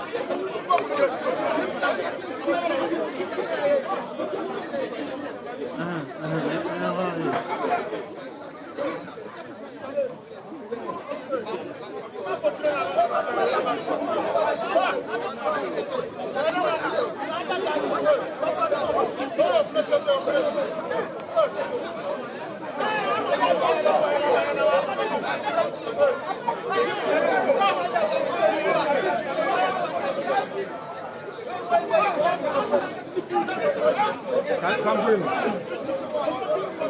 Give them the phone. They should come on your phone. They should come on your phone. What's your phone?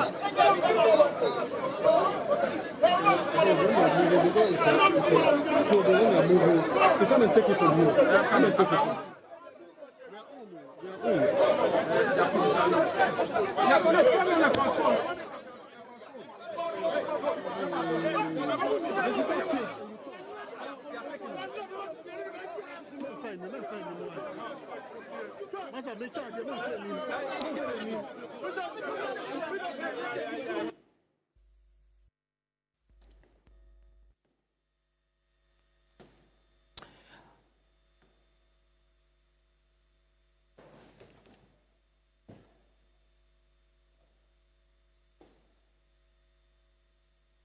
Well, so an incident at one of those polling stations, and well, Armstrong is there. We'll get the latest from him. A number of reporters, not only from TV3, but also NUA and other subsidiaries of Media General also there. So we'll get to see what has led to this confusion in one of those polling stations where we have presence, and also get to have the discussions ongoing as it is. And it looks like well heated.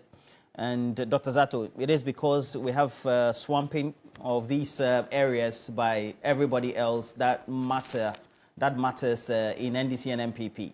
And so, not surprising. But would you say tensions are high for this? Thank you, Roland. Good morning to you and good morning to my fellow panelists. I just want to put on record that in the middle of the program, I will leave. I'm not running away. I'm leaving because I've been already told so.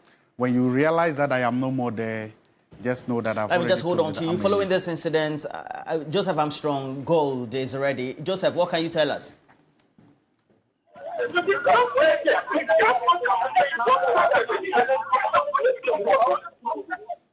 Joseph.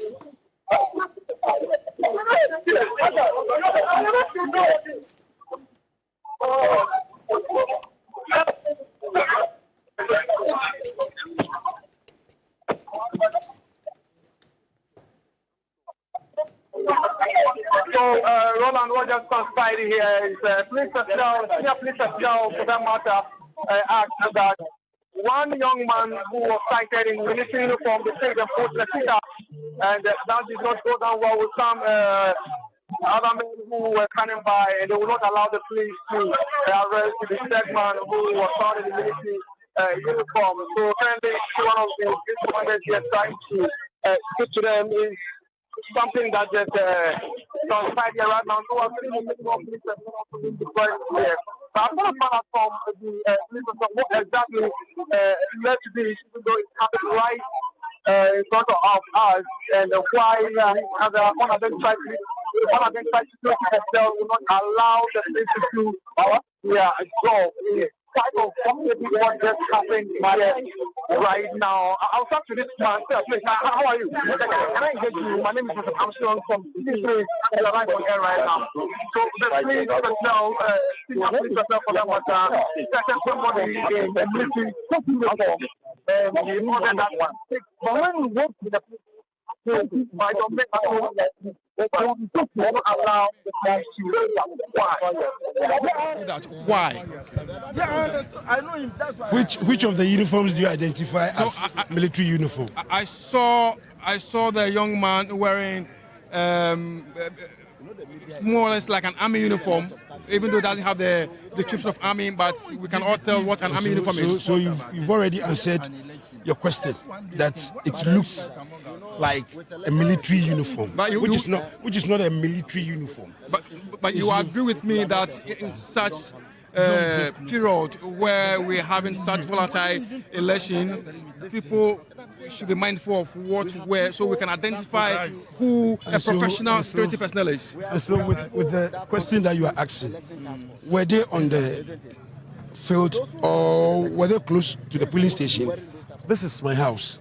And so I asked them to sit in the house. So they were in the house when the police approached them. It's you. I'm also going round. Okay. So what I'm saying is, the said man was standing some few meters away from the polling station, all right. But who are you?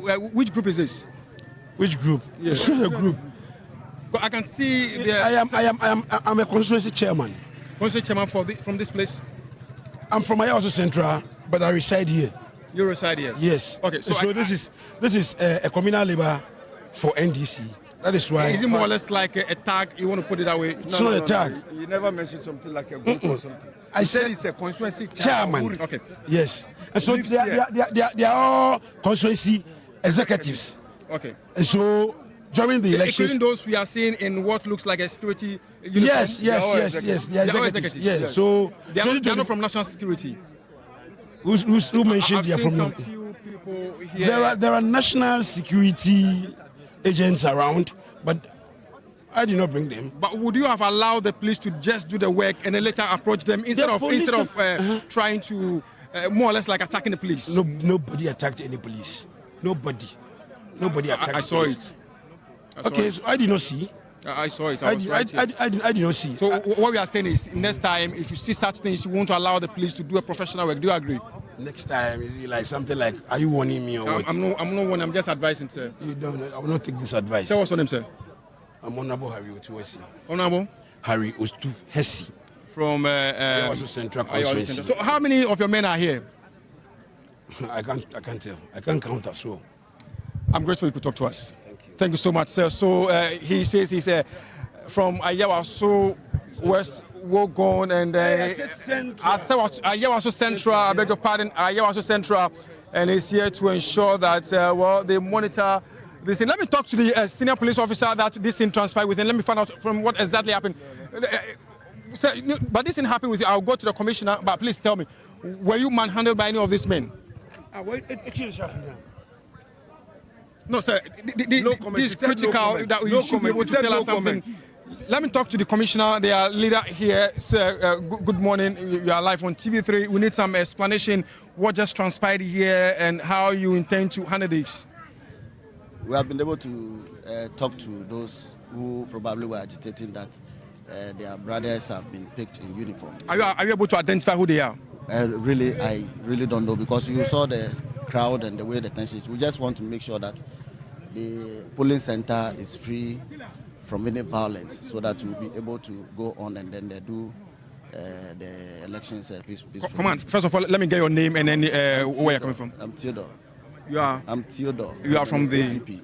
ACP. I'm the Director of Operations. Director of Operations. So please help us understand what is that, because I can see a lot of other men here. I don't know whether they are national security people in other. The police center has been cordoned off, which you see about 100 meters away. Nobody is supposed to go there. So the police is doing their best to ensure that nobody comes closer to the police center for now. So this task force have no role to play here? No. I haven't seen any of them here. Those who probably were in uniform, some of them have just moved away.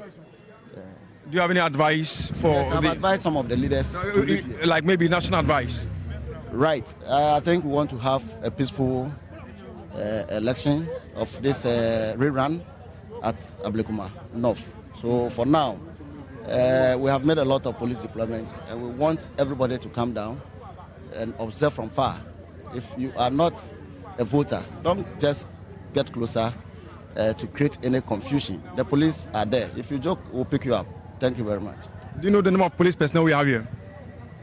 Those who have been deployed to all the 19 police stations? We'll have about 100 policemen at each police station. The deployment is done in phases, so the rest will be done whilst we still go rounds and see where tension probably will be mounting up, then we'll be increasing in Anama. So that's it. Thank you. So far, aside what we've witnessed here, has everything been peaceful across the 19? You can see it for yourself. It's peaceful. Thank you, Director of Operations. Thank you so much. If we could talk to us. So basically, these are the men that we have here. And then they've all said they are going to ensure that the police will be allowed to do its work peacefully. But these are the men that the police thought they could try and then prevent them from coming close to the scene. So currently, I can say that they are a little bit far away from the police station, some 100 meters away from the police station. And they are trying to make some peace now with the police hierarchy here. And this is what we all want to see, so that at the end of the day, there can be some peaceful environment here right now. And I can say now that everything has been brought under control.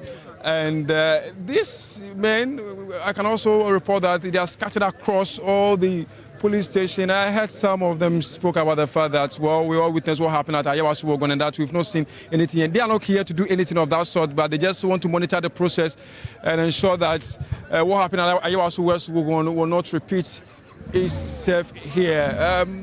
See, more policemen have been brought in here, carrying guns. But let me say the police have been very professional in handling this situation. If not, this probably would have escalated into something else. But thank God the police command was here to ensure that it did not escalate into the manner in which it was going to actually disrupt the rerun election here at the Asiedu school currently as I speak to you. So initially from the beginning we did spoke that this place is a hot spot to look out for, and indeed less than 2 hours into the entire election, this is what we've witnessed. So you see the leader of the task force trying to make peace with the police officer that they tried to manhandle from the beginning, and exactly I think peace has been they've managed to book the peace park. Boss, thank you so much for talking to us. My name is Joseph Armstrong, and thank you so much for making peace with the police personnel. And sir, I guess everything is in order now. Everything is in order. But yes, I've spoken to your boss. Anything whilst he's here. That's why. But I just want to be sure you're okay because I saw how we're very okay. I'm very okay. You're okay. Nobody hits you. Nobody. Nothing. Everything is in order. Nothing has happened to me. Everything is in order. We are grateful. Since you've spoken to my director operations, I don't have anything to say. That is fine.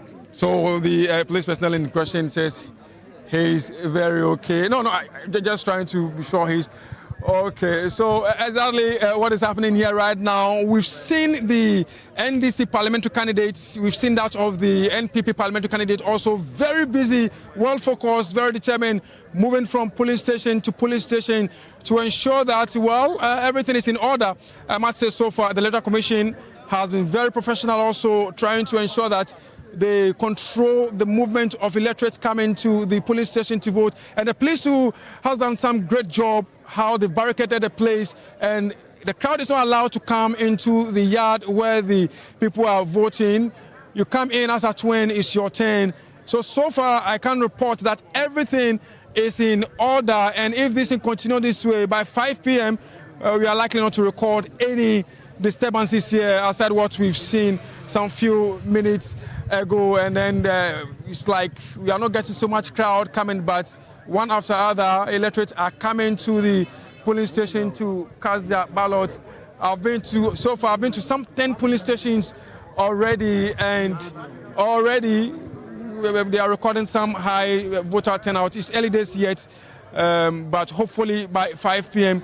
we'll be able to get to the final point where we'll know the number of people who turn up to vote. But let me also say that what just happened has put some amount of fear in some of the electorates that would have to run for their life, because they are like, this place is a peaceful environment and they wouldn't want to record any disturbance. So if I'm coming to vote and then this is what I'm going to witness, then I'd better go home. I saw some women running for their lives, because indeed myself, I almost ran for my life, because these are men we are referring to, men who are well.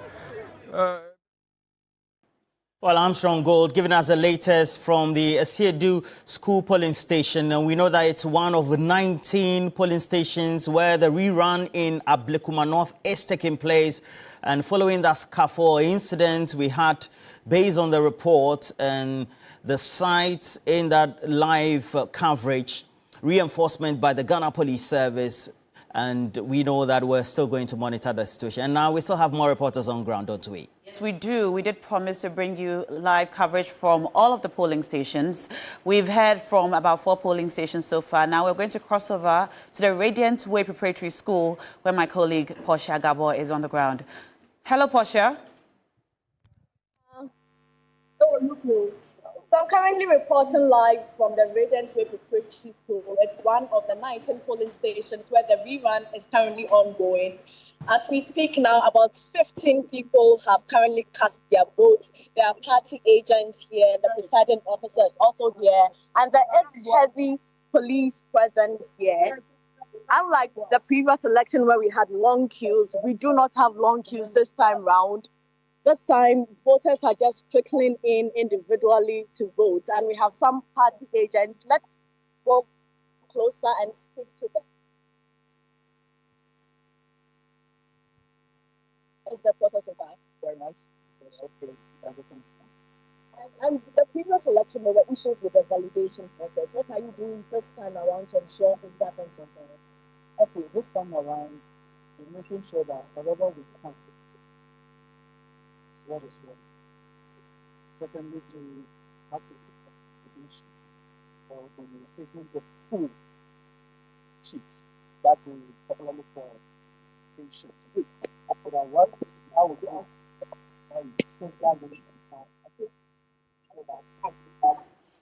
All right, we're going to bring back that feed from Portia Gabor, who's at a Radiant Way Preparatory School. They're bringing us a live coverage. But from the pictures we saw, it appears that that polling station is relatively calm. There isn't much happening so far. There is, however, heavy police presence. We can see their barricades in the pictures there. And similar to the other polling stations we've seen, it appears the Ghana Police Service has actually come very prepared with a lot of their barricades and personnel to ensure that this rerun of elections in Ablekuma North runs smoothly, or, without any eventualities, so to speak. So far, we've seen confusion erupt in one polling station, the Asiedu Jedu polling station, where Armstrong brought us that live feed and some interviews there to explain exactly what was going on. But before we wrapped up that conversation with Armstrong, calm had returned. The police had been able to handle the situation and everything was all right. So I will continue to bring you updates from all of the polling stations as we go. My colleague George Quaining is also joining us from the Presby and Pentecost Church, another polling station in Odoko in the Ablekuma North constituency, one of the 19. Hello, George.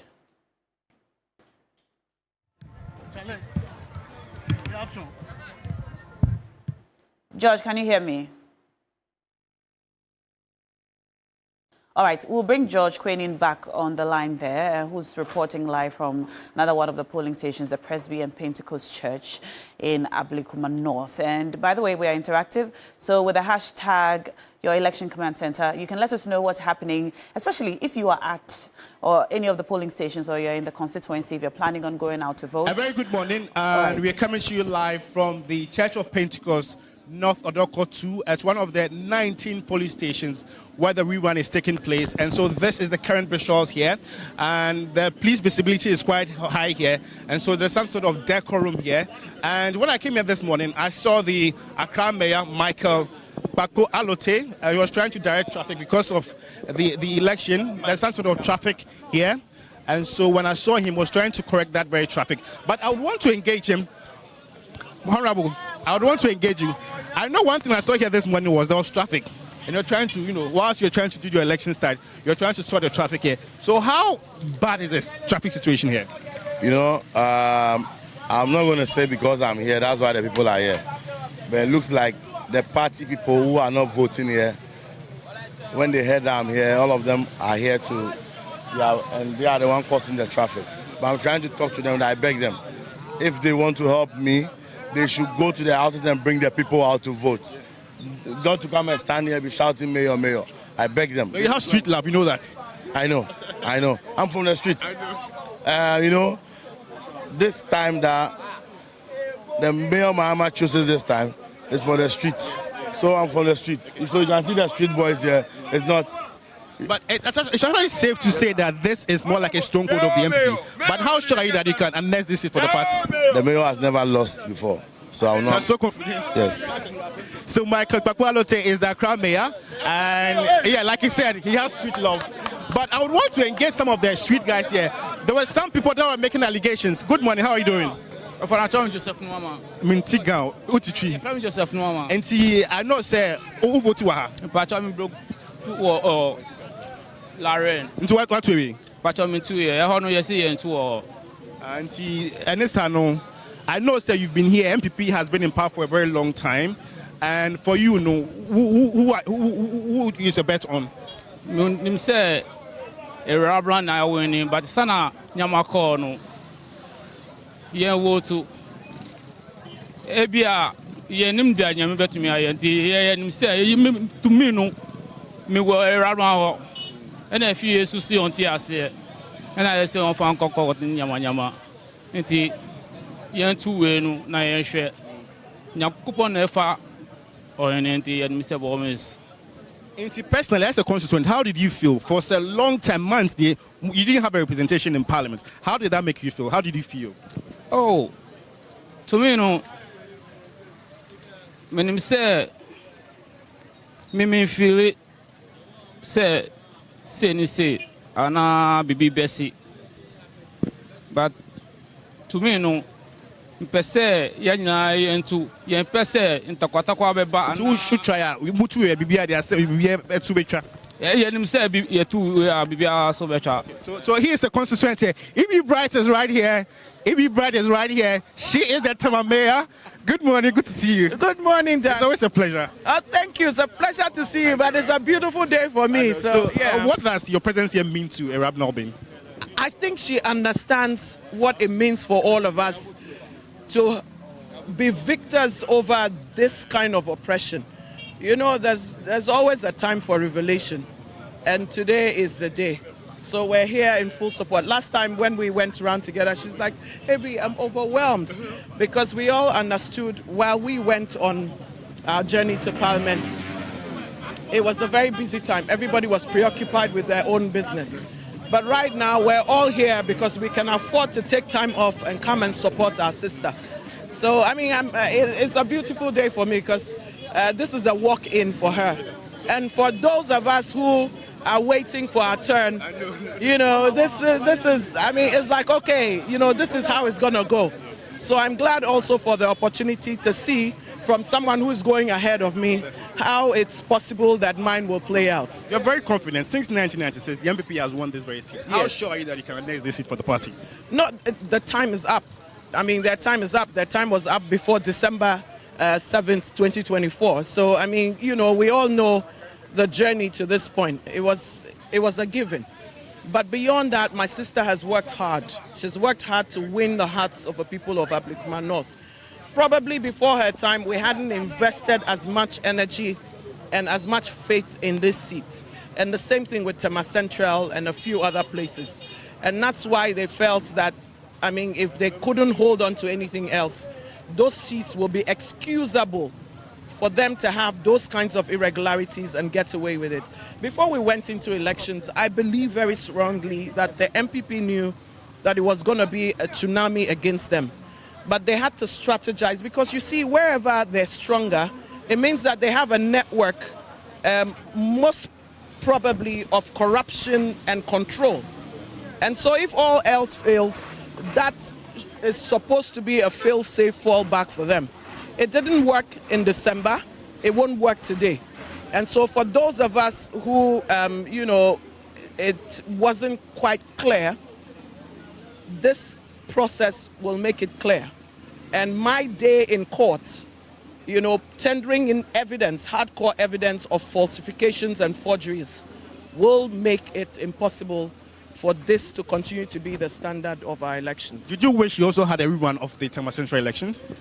I mean, however the scenario plays out, I'm the winner of the elections in Tema Central. So whether it's a rerun, whether it's an examination of the facts that are already on the table, I think that this process is costly, it's difficult for everybody. If we didn't have to do this, we wouldn't do it. If we could just examine pink sheets and prove that this is the situation like happened for Domi Kwabenya and happened for some polling stations, even in Ablekuma North.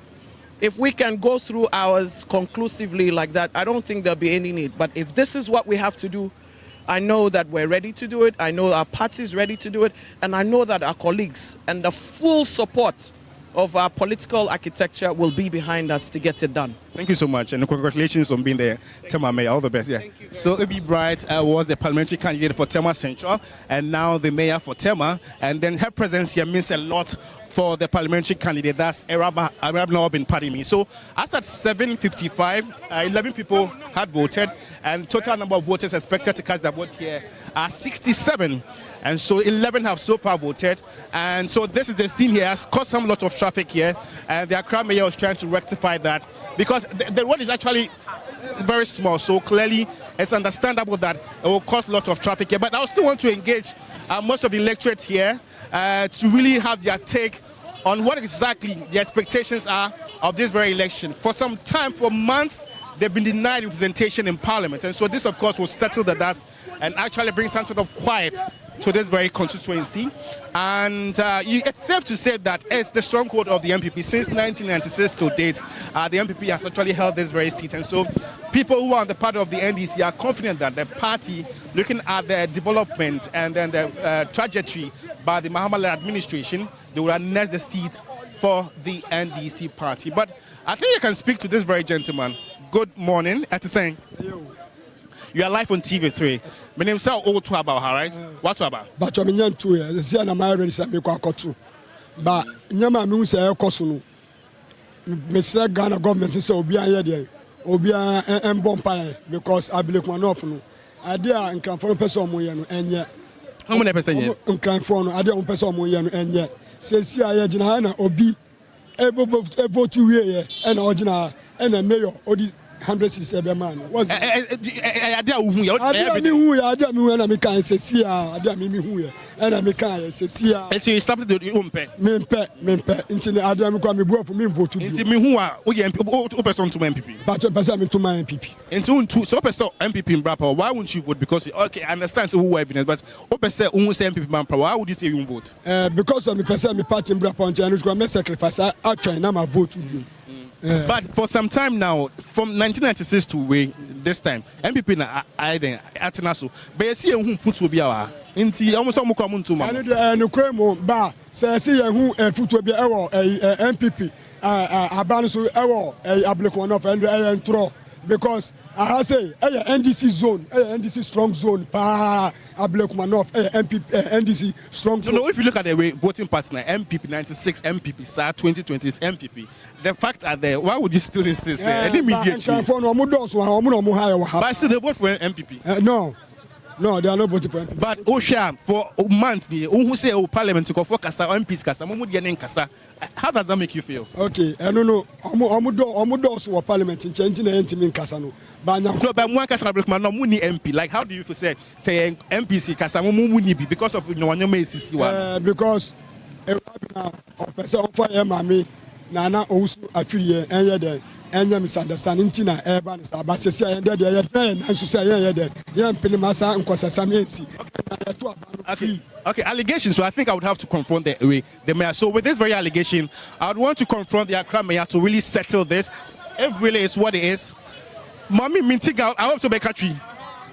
Until consensus, that's a willful. Oh, we both here. Now, near my question, I'll be one of and ya kwano so no say e vote aha e hu omo biom 28 years ni ye hu hwe wa ha we ye vote ma omo say omo di bottle si wono mo na say wo di omo flag no chichiri omo a omo ba wi ni nti no amaya nya ya bre wa ha nto be so hu den like this development me be say rablamla no be on be say ha MPP na I was so for almost how many years open development that means anka womo nya hwe rabla NDC okay sure obi to say a free year over to oni shilaba test jira no wa owi ni ye no wa trans kura na ojo no ko she China oti say be vote bi tam no so no wa san aba na obe cheska bebre akwan yi ama no e na ono odi sa ne ama nyi aba enti empa ni okay be hu ne say sisia na that means you have the right now to decide with your vote say the question young pent you vote in the ebe chere me vote na ebe chere vote ma no ya wini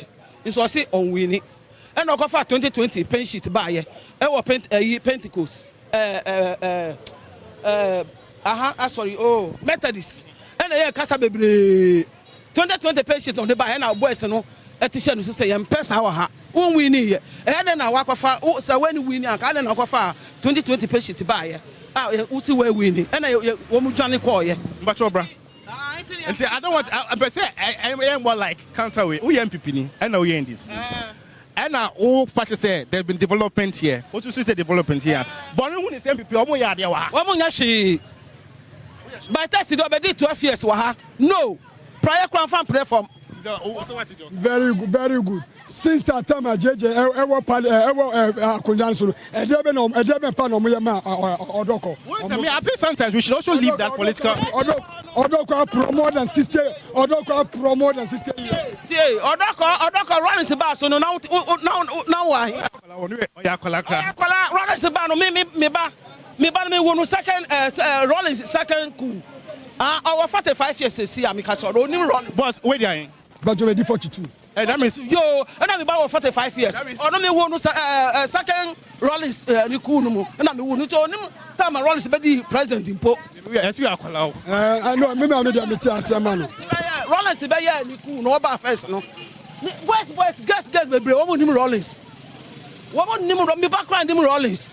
What I see now rollings be ba no now Kromu hano na kromu hanti say na ha ya krase me ti wase ya unya ya politics o medi no kre amo ye vote mo ma ya ni obedi no kre no ye pe no ono ni Arablan if say MPP for no 28 years ye hu hwi wo mo na mo je wo say wo ma konwa wa ha na hu hwi nti ye mpe MPP ni bia wa ha bio if say every year no ojo no ko share China and na wo be test ka bebre akwa ya ma no na nani abresa no. Very good. So asema ya American dia ya ni mama ndi achinye. But so see MPP embadia ya chan ashe. The battle is the Lord. Nyankopon na kasa nyani pe na kasa. So ya chan nyami. Ya chan Nyankopon na Nyankopon kire. Yeah, because enu ane yani mo enu ane.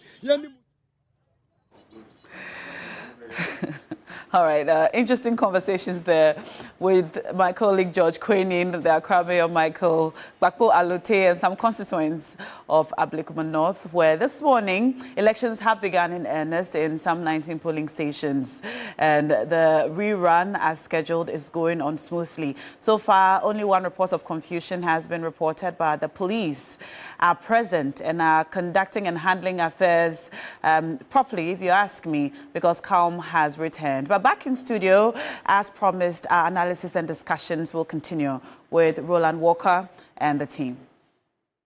Well, certainly, and we know that on social media also a lot of comments in there, but this is what we intend to provide you, up to the minute update from each of those 19 polling stations, a number of them. Joseph Akable had told you the names of those polling stations, and so far we have begun a comprehensive coverage. What we promise you is to make sure that we carry you through all the events, the sight and sound, the incident that could happen, and then the key stakeholders in these elections rerun on their observations, their commentary, what they think, and look at, well, everything else that would ensure that we cross all T's and dot all I's. And Dr. Zato, early on, your own observations so far about events till today.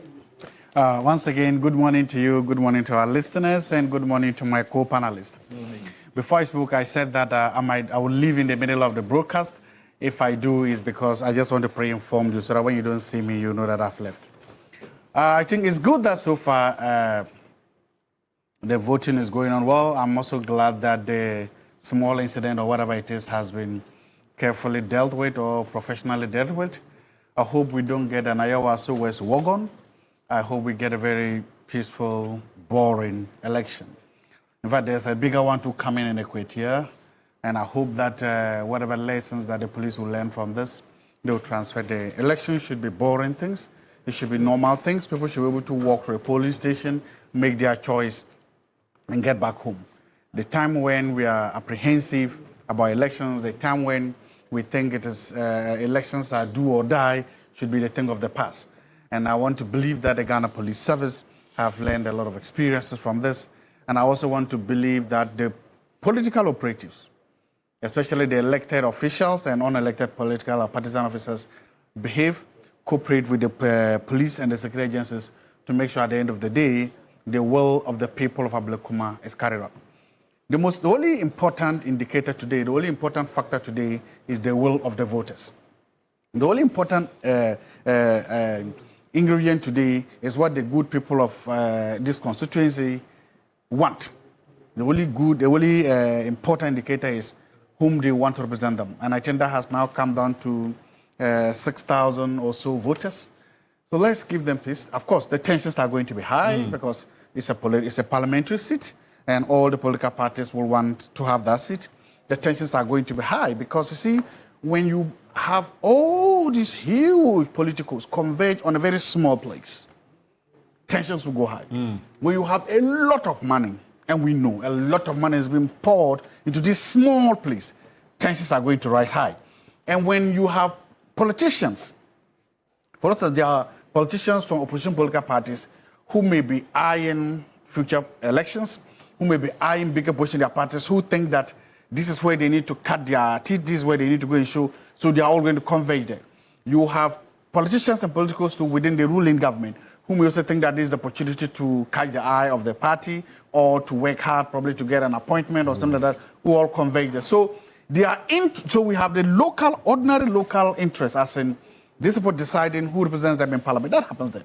They will also have the interests of other people, in this case, politicians from both political parties, jostling for different things. So not everybody in Ablekuma North today is there for Ablekuma North. The interests of other people, in this case, politicians from both political parties, We're jostling for different things. So not enough to enough. First, people begin to realize that maybe their interests are not being protected. That's how soon as you see these scuffles happening.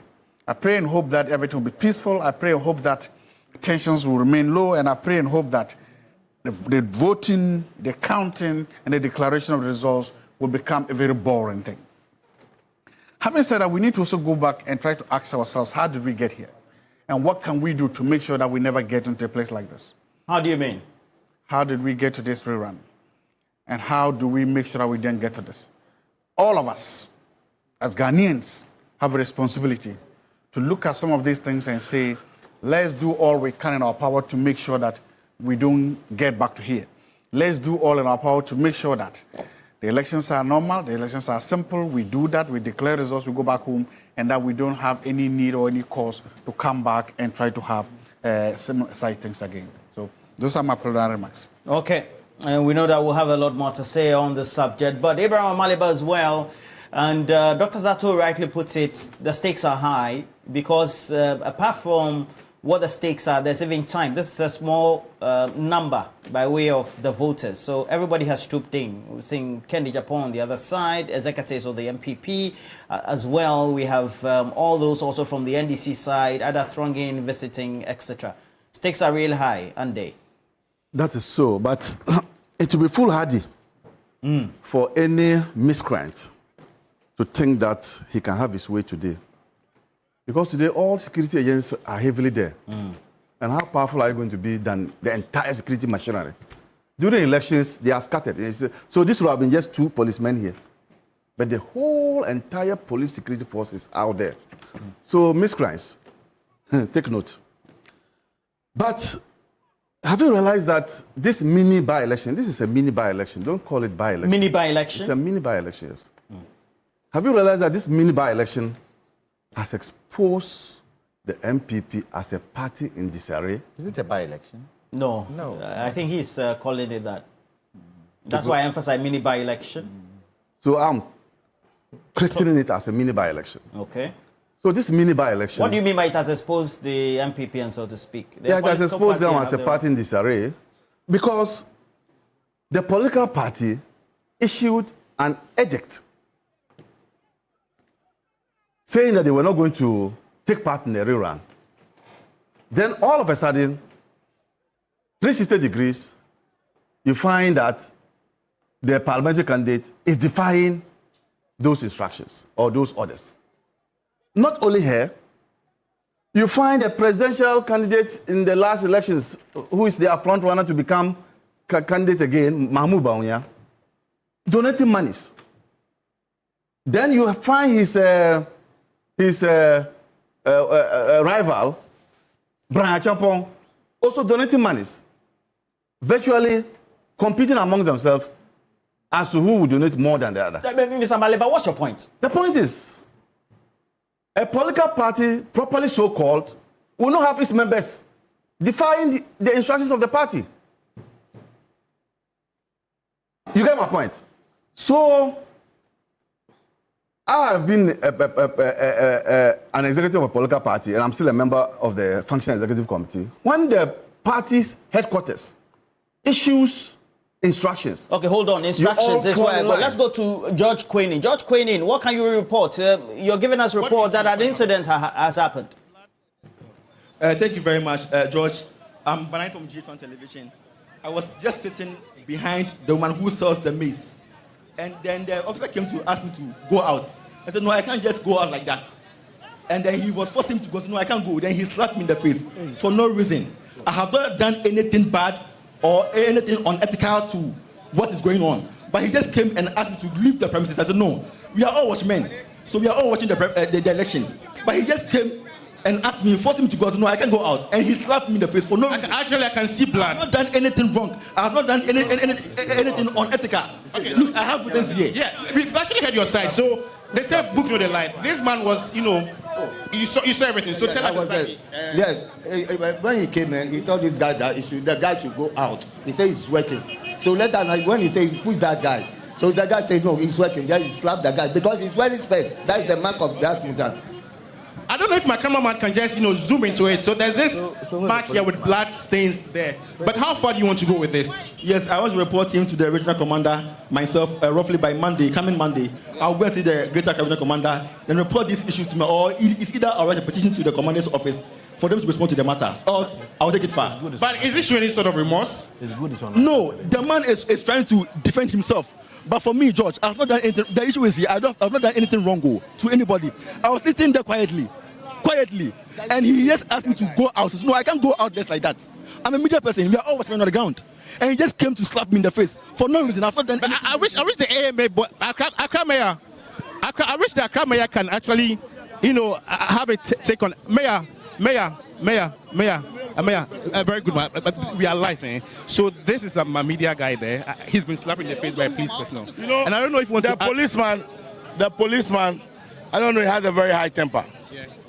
I was standing here, he tapped me to move. And I said, I'm the mayor. Then he jumped back. Imagine me being arrogant too, like I'll come home upon you. So we don't want the police to listen to us and bring someone who is very calm here, because the place is calm before the policeman. This man came in. So they should bring a new person here to force law and order here.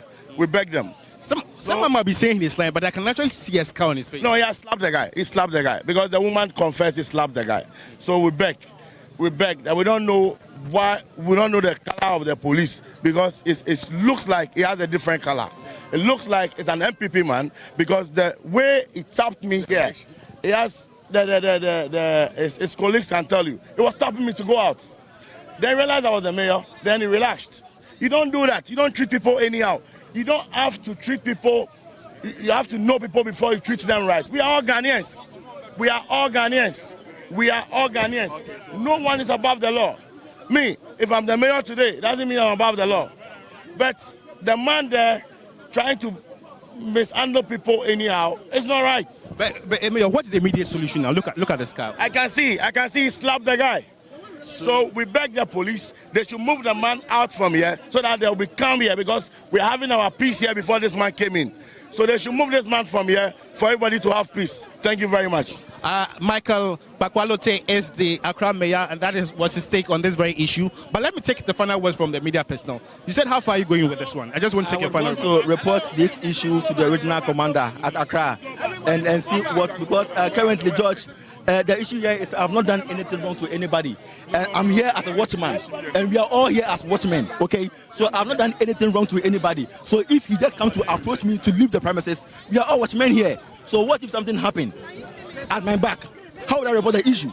So I'll just tell the commander that this is what happened, and I'll make sure I'll capture his name. Understand? So that I will, master, look, what is going on here is very bad. The man just came here and slapped me for no reason. So I have witnesses here. That's what I can say for about it. You see your final word. You are a witness. You saw everything. It's say no. When say journalist, how do you feel as a citizen? Well, the way the officer did is very, very bad. Because I was there. I was standing with this guy. And I was standing with him. When he pushed that guy said no, he can't go anywhere. He's working. But did he protest?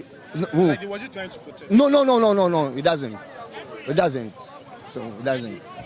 So he is a witness to the incident, and clearly the media personnel wants to go far with this one and ensure that he writes a petition to the IGP to act upon this very issue. But according to the Accra mayor, would also insist that the police officer is moved from this very area to ensure some sort of calm here, pardon me.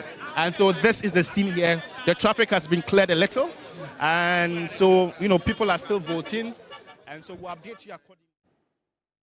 Well, George Quinn just giving us an incident being reported, a policeman slapping a reporter of GH1, and that interaction also leading to the reporter then saying that the report by him will be lodged to the Accra region of the Ghana Police Service, and we'll follow through on that again and get to identify those individuals involved in some of these scuffles, so to speak. But you are on a point as you comment on this. Yes, sir. In this one, I wish your cameraman could have zoomed on that policeman. This is unruly. This is unacceptable in a democracy. I think the police administration should withdraw that man immediately, because it is giving them a bad name. you have powers of arrest. You don't have powers to be beating people. You don't have those powers. And that's an unscrupulous behavior on the part of the police. And I think if the IGP is listening this morning, he should withdraw the man. And I don't want us to have a repeat of Ayawaso. NDC campaign against that. We don't want such policemen there. But on the substantive matter of the national officers. And you can see... So what's your point? That the national officers can hold a position and then the individual candidates as well as the leading members. Why not? It doesn't happen. Why not Abraham Amaliba? If you have a party that is strong and party members are to adhere to the edicts or the orders of their party, you don't have the national executive issue an order and then party members will defy it in such a way. This defying of the order is so massive. It also tells you that the executive have lost control. That's what it means. The current executive have lost control. It also tells you that the followers of the party have lost confidence in the executive. So I think that where we have gotten with the MPP, they should do what they know best. The MPP should do what they know best. Because after the 7th December election, the MPP has never been the same. This MPP you are seeing cannot be recognized. What they can do is to change their name. I don't understand. There's Justin Frimpong, who is the general secretary, has been around. The minority leader is there. My chairman, my founder said that they metamorphose and change their names. This is another point where they should change their name. Because are they now going to, after these elections, going to haul Baumia to the disciplinary committee? And you notice, anytime they haul somebody to the disciplinary committee, it is aborted. Anytime they haul a member to the disciplinary committee, it's aborted. Some even sit on radio stations and insult them, Abronya. Insult the executives. What has that got to do with the election? It tells you that the executives have lost control. This election is being conducted at a time that the party says they will not go for the by-elections or the mini-elections, the mini-by-elections. So the issue now is, the people on the ground, are they going to listen to the party? The MPP people in Ablekuma North, whom are they going to listen to?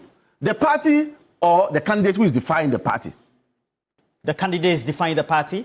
By agreeing to go for the elections. Because the party has not withdrawn that edict that says that we are not going for the elections. But you see, it also shows that the MPP, and for that matter, the people of this country have gotten to a point where they think that the MPP doesn't matter in our political equation. What is happening now is that the people of Ablekuma North are being called upon to choose between going to hell and going to heaven. That's what they are now called upon to choose. Those are your choice of words, and you're entitled to them. And clearly, the people of Ablekuma North know that if they vote for the NDC, that is when they can get development.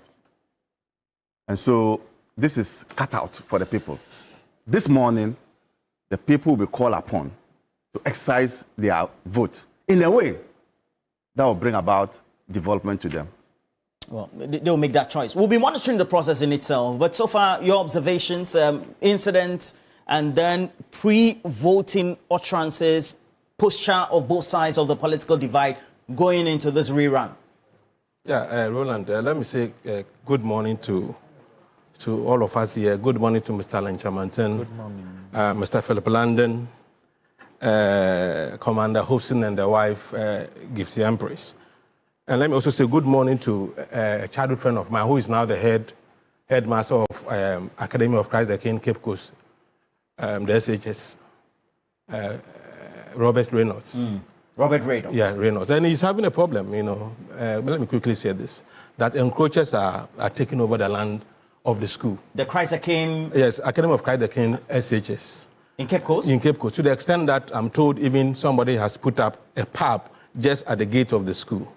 And for me, some of these things should not be allowed to. Our reporters will take a look at that. They should have to on the take substantive. Yeah, but you see, Roland, The MPP, just to continue from where Amalaba ended, the MPP is in this election as a political party that is suffering from what I call PDS, post-strongman disintegration syndrome. The party at a point in time was in the hands of one person. He was the value of the party. He was the principle of the party. He was the law and the constitution of the party. So in his absence, the party is in a total, disarray. That is why you can have a situation where a party will take a position and individuals within the party will go against the decision of the party. I mean, this is a clear case of a party that is in a different state altogether. I have to be very intrusive and ask this question. Why is it that the posture and then the position of the leadership and then the position also taken by the candidate should be a matter on a day when we are going to have the rerun? Because how would that affect people? No, but you see, but the point is that the party has taken a decision and a position for that matter. And so that position of the party is the one that has to be respected. Does it matter? Oh, it matters. But if you have a political party and your decisions are not respected by your members, then why are you existing as a political party? So next time, this one, people will take you from this and also be defying the orders of the party. And when it happens like that, people will be looking for how those people will be treated as well. So, as I said, they are really suffering. I mean, you could see a clear case. We witnessed, at a point in time, we were witnessing a comedy, more or less, like a comedy of chaotic confusion. The party says A, and the members, including those who want to contest for an election, a presidential election in the party, they are all defying the orders of the party. And unfortunately, Ekua, at a point in time, became a pawn in this political game of chess, where people wanted to take advantage, use a situation to, as it were, opportunistically capitalize on a situation to make some political gain for themselves, like national executives and now the presidential aspirants. They are all taking advantage of the women's situation for their own gains, not because they are really interested in the woman winning the election. Because if they really wanted the woman to win the election, this issue of the woman shouldn't contest or we are boycotted shouldn't have come up. They should have, from day one, they should have allowed the situation, the EC... But if there are grievances, you would agree that those grievances should be aired and remedies sought. Is that not the case? But just hold on there, because it's still unraveling a lot of activities ongoing on the grounds when it comes to the various polling stations. During this rerun in Ablekuma North, our reporters by your election command center deployed across these polling stations, yet on guard to make sure we bring you the latest. And now we have more to report. Yes, we do, Roland, as we promised, bringing you live reports from the grounds. We're told that the Odoko Presby-4 polling station has seen some disturbances as voters have asked for the polling station to be moved from the school to the police station. My colleague, Mawina Egbeta, is on the grounds to tell us exactly what's happening. Mawina. Hi, Na. We're so live at the Odoko polling station 4, where the expectation really is that any moment from now, the polling station, which is inside, will be moved outside. The concern from a lot of the individuals who've been gathered here has been one and one only, that they do not want the polling station to remain inside the church because they want to be able to see every activity as it happens, and then they can observe as well. That's been the concern which has been raised. The municipal chief executive for the area came around, interacted with the presiding officer. At a point in time, this entire ground was filled with a number of these supporters who are making that demand and asking that. They've been insistent on it since morning, that they want the polling station outside so they can observe. In fact, if you go inside, where I have been, both reps of the NPP and the NDC are all seated comfortably taking stock of the numbers as they come through.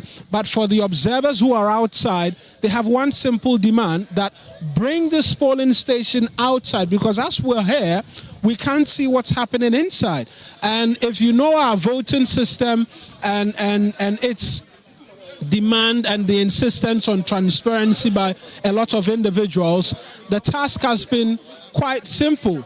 And so we'll gauge the mood of a number of them, because you're already seeing some of them speaking. But the concern from the officials is that there could be rains. And so really, let's keep it in an area where it's safe, because there are no tents and all of that have been provided.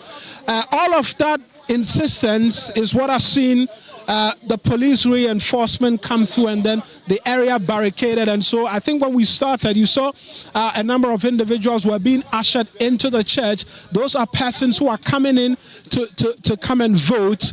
And so now there's been a number of police officers who've come to, barricades have been introduced to keep all of these observers outside, so that the voting process can continue peacefully as well. But for a lot of these individuals who are here, the argument is simple, and the insistence is just for one thing. They want the polling station brought outside, and then as well, they say if it's because they are worried about the rain and all of that, they will provide tents. We'll engage a number of them for you shortly as well, and then pick thoughts in relation to what it is that we're seeing, because they are insisting that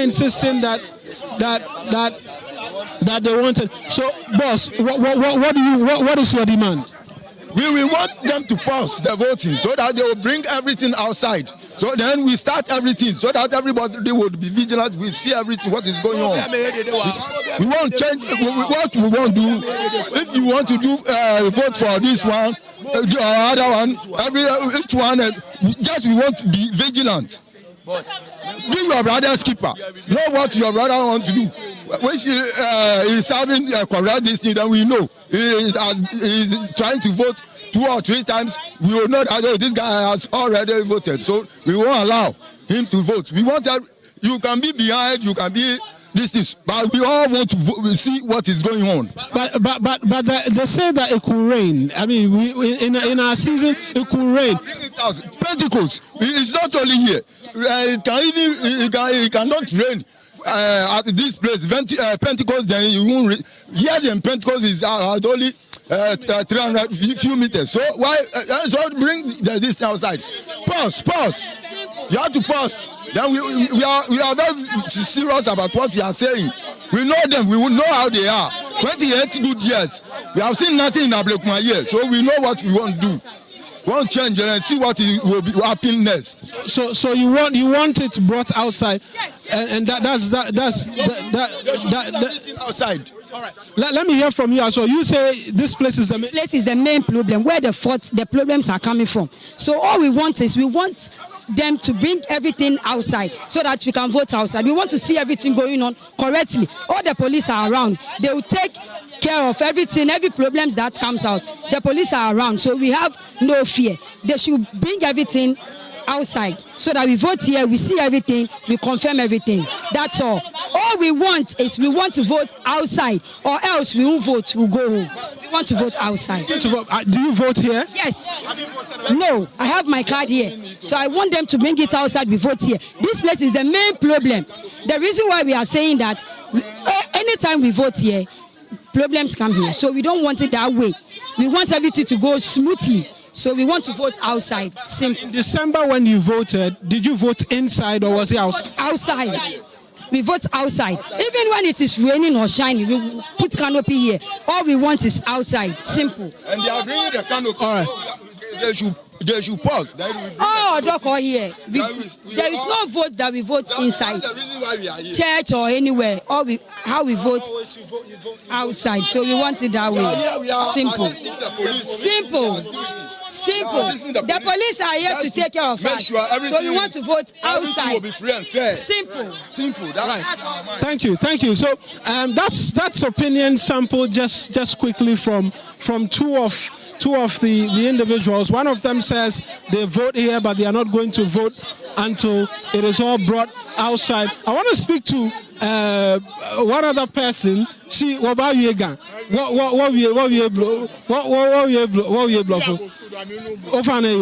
Bo nimba nake okay akani aba outside. Miniji problem anyone okay akeba. I'm a boy Julia Giame. I'm a best suba. If you are vote here, Abuana, me no be an echo to Nagaya to me. Mafia. Majana MPP Yojibona. I told me Ofane. Milele nchumoni minchu. Wakalo me for. Canopy baby.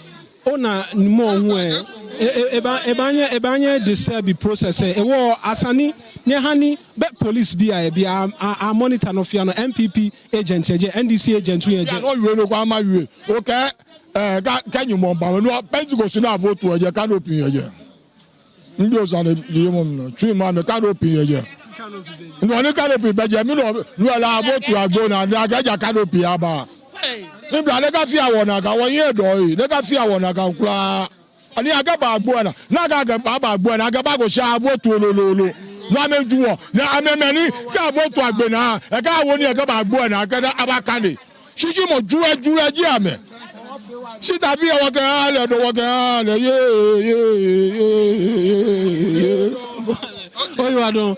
Thank you. So he is also making the same point and making it quite strongly that if you go to the other polling station, which is not so far away from us here, it's a similar situation. They don't have canopies, but voting is happening in the open, and so they don't understand why voting should be happening in an enclosed area like this. And so that is essentially what's happening, and we'll try to get a bit more in terms of the reaction. But for now, it looks like voting is proceeding, even as they continue to make the argument strongly that they want all of the activities brought outside so that they can observe now.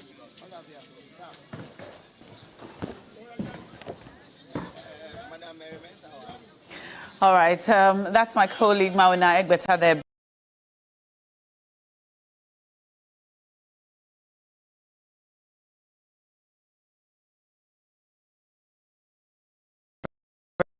Bringing us a live report.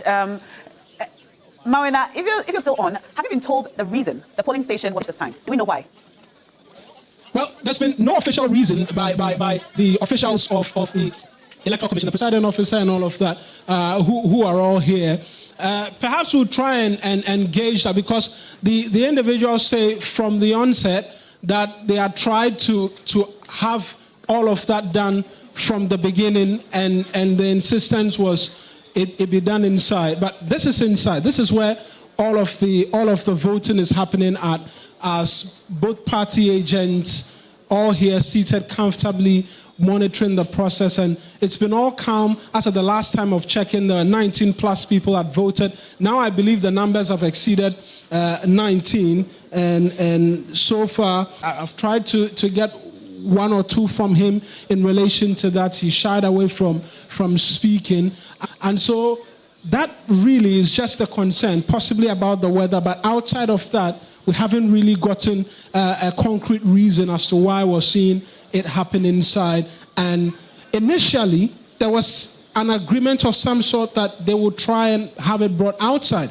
But the presiding officer again reiterated that would disrupt the voting process if that were to happen. And so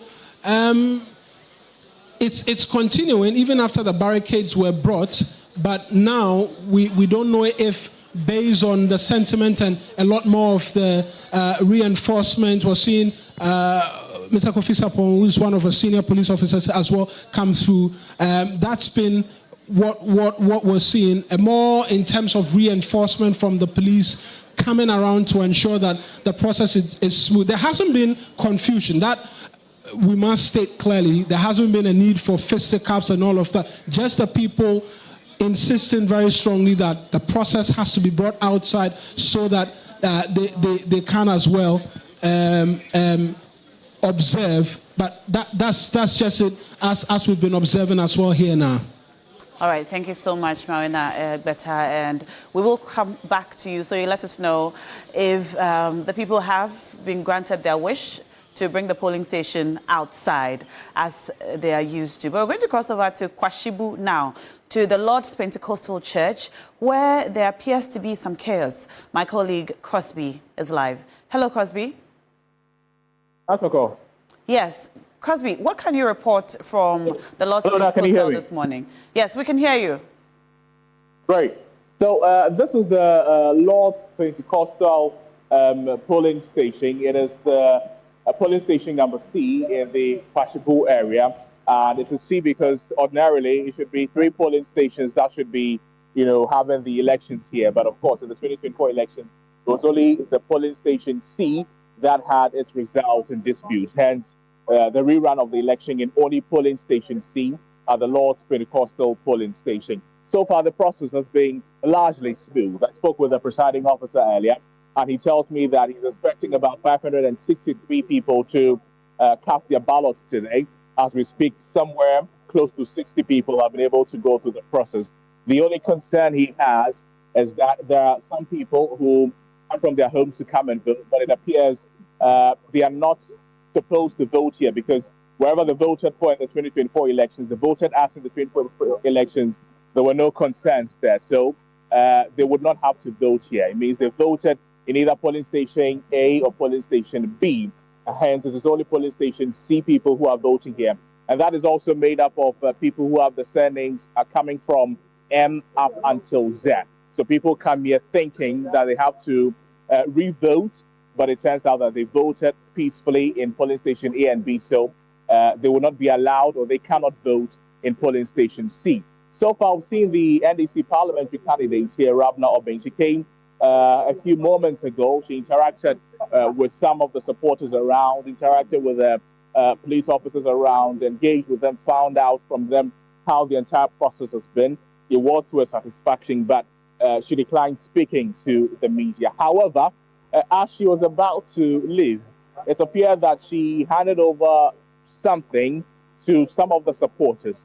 The thinking is that that should be an amount of money, and that the sharing of that package that she appeared to hand over to some of the supporters is what resulted in some chaos. Yeah, there was some near fisticuffs around because the sharing of this money became a little problematic. But eventually, after about 10 minutes, it was resolved peacefully, and all the supporters, they are still observing the process smoothly. At the moment, we've seen some increased police presence, and I should tell you that it is a regular visit by some of the top security apparatus to find out how the entire process is going. Not to say that anything untoward is happening or anything untoward has warranted the presence of these top security officials. Their thinking is that, and their engagement is that they are only coming to observe. So after a while, these police officers would leave and will be left with, the regular officers who have been here since morning. So if you come to the Lord's Pentecostal polling station at Kwashibu, polling station C, that is what has been happening. A smooth process so far, but for some chaos that came as a result of some items suspected to be money handed over to some of the supporters, and the sharing of that resulted in the chaos. It's been all peaceful here at the Lord's Pentecostal polling station C. Nashako.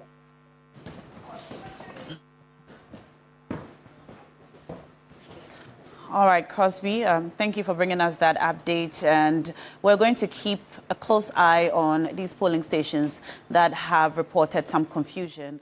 But we should also commend the Ghana Police Service for their presence across all the polling stations and for being able to restore calm where there has been confusion. But we're back in studio now, and I'm going to hand over to Roland to continue our analysis part of our coverage. Just conclude for me on the subject, and very instructive there. Just if you want to comment on that as well. Yeah, but then some of the things that came up, I mean, from the conversation, clear, something is clear, and I think politicians would have to learn from what the people were saying. You know, if you listen to them, it's like 28 years of MPP, nothing much had been done in the constituency. But that's just an opinion. No, but if you see... If you know the constituency very well. Yeah. So I'm saying that if that is the reason why the constituency that used to be MPP stronghold is now in this kind of situation, then the political parties must especially NDC that is in power, if people vote for you, they expect you to do something for them so that they would also vote for you again. So for me, that is quite. But the point I was making before we went to the street, the third, was that the MPP itself, I think in this election, they've not conducted themselves well. Prior to the election, how the party seemed confused as to whether to contest or not to contest. And the issue that I also want to raise finally is the issue of the people arguing that the process should be brought out in the open. Of course, our elections are premised on transparency. So if at a point in time people have a problem with the issue of transparency and asking that it should be brought out, they should consider it, because the walls are opaque. People cannot see through what is happening there. So it is important they listen to them and bring the process outside so that at the end of the day, people will be comfortable with the process. Rajantwa, events so far, and that you think will have a bearing on today's polls from both sides, both camps, so to speak, narrated in the media, you have monitored, and then also those conclusions you can make. Good morning to my fellow panelists. Good morning to our viewers. For me, the major question is, what went wrong in the tenure of President Akufo-Addo to the MPP? What has created this kind of challenge within the MPP? Because once upon a time, anybody who tried to disobey party executives will be suspended. Let's give thanks to the MPP candidate for insisting that she's going to stand. Why? That is what has brought a competition. Why? It's brought a competition. If she had gone according to what the party wanted, forget it, there'll be no competition. We won't even be sitting on this set, because it'd be a foregone conclusion, wouldn't it? You're happy he has defied his party? Sorry? You're happy she has defied the party? I'm just saying it has brought competition. Okay, on one hand. Elections are meant to be a competitive event, and may the best person win. I am not in favor of a one-sided governance system, because it is not possible. Whatever you do, one party will go and another party will come. So I ask the question, what happened in the tenure of President Akufo-Addo that has brought the MPP to this particular stage? Because I ask, are there no elders in the party? There must be elders in the party. The days of Darocha and all those, you won't have this. Because you'd have expect all those flag bearers who are marching up there to pay money, they would be the ones to tell the party, no, we have got to go. The court has said A, B, C, D, E. We can't defy the court. Let's go. Let's go and put our best foot forward and try and win. So let's say, and we don't know who's going to win, let's say the lady wins today, the MPP lady wins today. What is the executive going to say? If any country, the executives will resign. Straight away. Straight away, because you got it wrong. And you'd have caused harm to the party. So I don't know the kind of confusion in the MPP today that is creating this kind of thing. I don't know what it is. Because if a general secretary can come and tell everybody, we are not standing, and then the candidate defies, And then when the candidate defies, flag bearers and potential presidential candidates troop out there and give money to support her. Where are the executives? What is their power? You mean that it shows a different kind of communication out there, or what? Not communication. If Vice President Baumia has gone out there to give her money and the party said we are not standing, who is to be trusted? Who is to be trusted? Who has control of the power? Because if for nothing at all, once the party said we are not standing, and the presidential, the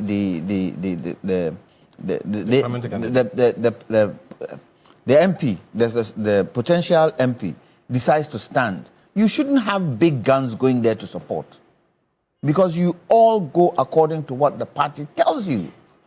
Those who went there to support, Brian Champon, Baumia, Kennedy, have they defied the party? Would you say they've defied the party? Of course they defied the party. They have defied the party? Yes, they have. What did the party say? We are not standing. We are not standing. They're on the media. Even up until yesterday, they were saying they weren't standing. So what went wrong? So for me, there is some kind of crisis in the MPP that they need to look at. Look, I have been saying that the MPP should try as much as possible to start building confidence within the people.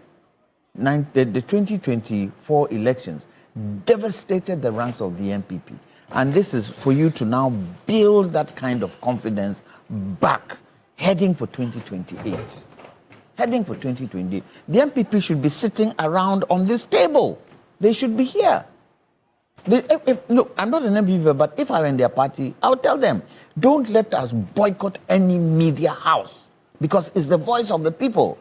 That is what the people listen to. That's what the people hear. That's what the people express their opinions, both radio and TV. So don't let us boycott. We might not like some of the things they do.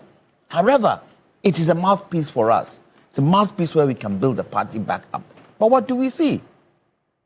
Even those who are MPP, who come here, and you discuss MPP matters with them on other states, and they come here, they don't want to associate themselves with MPP, because if they do, they'll be pointing fingers at them from the executive. It's wrong. Who told you that? It is wrong. We know. I don't want to give examples, but we know. And it is wrong. They need to start building their party back up. They are the largest opposition party in the country. The largest opposition party in the country. And their actions, people are watching. What did the lady say? She said, all these years they've supported MPP. They haven't seen development in their area. Is that not a blight on them? Isn't this something they should take on? Isn't this something where they say, okay, we are coming to stand this time round. We will show you if we win. Even in our opposition, we will fight for you. Are we saying that? No, they are rather telling their candidate not to stand. I don't understand the mechanics of that. What is a political party there for? A political party is there to win elections. A political party is to make sure that people see the likelihood of you being able to do what? To handle the country. And I'll talk about my own party, the CPP. People don't have confidence in us. They don't have confidence? They don't. Because? Because of the way we have handled ourselves. They don't have confidence in us. And as I continuously say, it's up to us to make sure that we can build confidence within the people. And how do we build confidence within the people? As a party. Ours is splintered. Come together. Stop all the things that we do and show the people you can do it. And unfortunately, the MPP is gradually following our footsteps, which doesn't bode well for our politics. They should try as much as possible to bring unity. That is what is important. Bring unity. Ghanaians like seeing a unified party. Unity. But what they are doing, it doesn't show it, unfortunately. So, I'm interested to see how these elections are going to go. What can you say about the incident so far? I think that policeman should have been shown on television for everybody to see. Why? why. And he should have explained himself. And I expect the police hierarchy to take him on and expose him. Yeah. And if they have to suspend him, suspend him. You're a policeman to what? Protect the people. That is why it is not a police force, but a police service. You are there to what? Protect the people. What is most sad for me is the kind of low ebb trust we have in our politics today. So, the voting is being held, is it in a church? A number of churches. Yeah, yes. well, let's the Pentecost church. the one that they showed us. It's a church. It's a school. Yeah. What is wrong with that? It's because of lack of trust in our politics. Because I don't see anything wrong for holding it there. We should be able to hold our voting anywhere we feel is adaptable. So, okay, we bring everything outside. The rain starts falling, coming down. We then now take everything inside. Confusion everywhere. But it's a trust element. And I hope and pray that one day we will stop sharing money. I hope and pray. One day we'll stop sharing money and let the best person win and win transparently. What is the sharing of money for? What does it do? And even now, voters have even seen through this thing. They'll take the money and they will not vote for you. So why you, the politician, why are you going to waste your time to go and find money to come and share to people? And anyway, how many people are under this election? About 6,000 people. Plus, just a little. Yeah, even let's say 7,000 people. Are all the 7,000 people going to vote? Are you going to be able to give money to all the 7,000 people? And that is what I kept saying. And I said it through this duration. Go down there, let the people know what you can do, gather the people close to you, and convince the people that if they vote for you, the kind of development that you are looking for, you will get. So, may the best person win. Dr. Zato, your observation so far from this morning and then what we look forward to as stakeholders. Oh, thank you very much. One question kept coming up.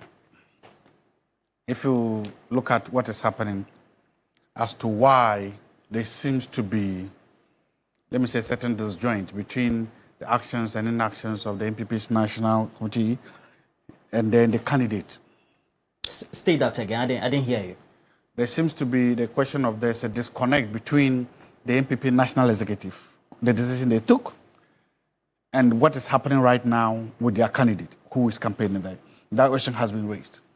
For answers to that question, we need to look at what we call rational choice theory. The rational choice theory. Or rational self-interest theory. Economics and political scientists have used rational choice to try to explain why people do what they do and how people do they do. The first thing that all politics is about interest. Politics is basically fundamental about interest. Please, what do you mention? Rational choice theory or rational self-theory. Yeah. Rational self-interest theory. You can look at it. There's also rational self-interest theory. Yes. Rational choice, rational self-interest theory is similar. It's almost the same, depending upon where you are looking at. Its basic definition is that rational self-interest is the principle that individuals, when given the choice, will take actions to make decisions that will maximize their rational self-interest. It's a fundamental decision that, given the choice, individuals will take decisions that will maximize their self-interest. Of course, it has a lot of assumptions as to whether the individual must have all the facts, the complete information in a market mode. But I'm not going to go through all that but the purpose is that when you are seeing is rational self-interest being played out. One, at a very national level, you are seeing a national, what's the name? Choice. The National Council of the NPP saying that, look, we have been given a raw deal. We have been, one, betrayed and maltreated and disrespected by the Electoral Commission. That the referee in this field has not treated us well and failed from the beginning. And that is not good. What the referee has done to us has betrayed our trust and has made us to lose our trust in the referee. And because of that, we don't think that we should go ahead and justify or give the referee what the referee really wants. So that is at the national level. At the local level, the rational self-interest level at the local level, this candidate is saying that, look, I already have some votes in the ballot box.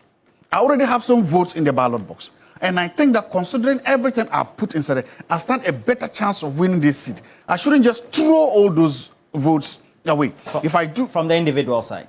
Yes, I've come down to... I've left the National Council. I've come down to the individual side. Yeah, look, I've already got votes in the ballot. And I think the last time they were saying what is collateral, she seems to be leading, or is it she says 48 that? Yeah. So she said, look, if currently I think I'm doing well, and probably she has said that, look, considering my options, I can win. So why should you quit? In her case, then the question could be, why should I quit when I'm leading? Why should I quit when I'm winning? So from a rational self-interest, you can then understand why she will personally then think that quitting when you are ahead is not in her best interest. So you could say, but then you can then also look at the other people in this, and I made this point clear. So what theory is there between when the individual who is the member of parliament, former member of parliament, the candidate who has to make that choice, and then the national decision-making body that takes a position, where the individual defies the position of the overall body, which is the MPP? At the end of the day, all politics, that's the second point I was coming to, is local. All politics is local. So you are saying that this lady, again, once again, is making a very rational choice theory, or a very rational self-interest theory. Saying that, look, all politics is local. I know my constituency better than probably you at the national executive level. I understand my constituents better than you at the national level. I was the one whose picture was on the ballot paper. Or notice of poll. And so far, after this have done, I am the one that have been talking to, living with, campaigning with these people in my constituency. So I understand them better than you are doing. And once all politics is local, she's saying that, look, I understand that you want to take a decision in the corporate image of the bigger institution, but I also understand the local implications and do this. So that is where she is coming from. And I've also explained, those in the middle, those aspiring to lead the party, they have an interest. Of course, they want to lead a party, so they don't want to be seen. There are delegates in that constituency. There are delegates there who will be voting. Okay, let me hold you on to that. Earlier on, an incident was reported, the Odoko polling station, where we had Mawina Egbeta giving us the latest from the agitations from voters saying that they wanted the location for the voting to be brought outside so that there could be what they perceive to be transparency. And now, what's the latest? Yes, so reports we're getting from the ground is that the polling station, as was requested by the voters, they asked that it be moved from inside the church to outside the church. We're getting indications that that move is currently ongoing. Let's cross over now to Egbeta to give us more information on that. Hello, Egbeta.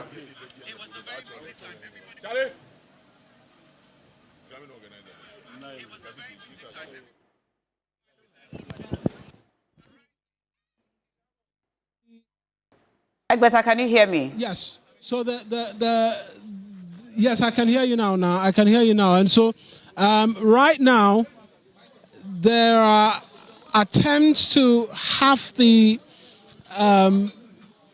polling station fixed outside, which was the demand of the teaming supporters or observers who are here. In fact, it had to take the Greater Accra EC boss to come in, and then the moment she walked into the scene, she told the presiding officers there's no way the polling station can be inside. It has to come outside, and that must happen immediately. And so voting has paused while tents are being mounted to ensure that the polling station is fixed outside for voting to continue. And so that's what's been happening. She came and ordered immediately and was in the immediacy working as quickly as possible to was asking questions, where could tents be acquired as quickly as possible to have them ensure a certain level of protection as and when the rains come through, which was by and large the concern of the presiding officer who was here. But she said no, there is no way polling stations are expected to be inside in an enclosed environment. It's supposed to be out in the open. And so immediately everything had to pause. In fact, I've seen persons who've come through trying to come in and vote, and the police officers have cautioned them to just hold on while the area is prepared so that voting can commence immediately. And so that's what's happening right now.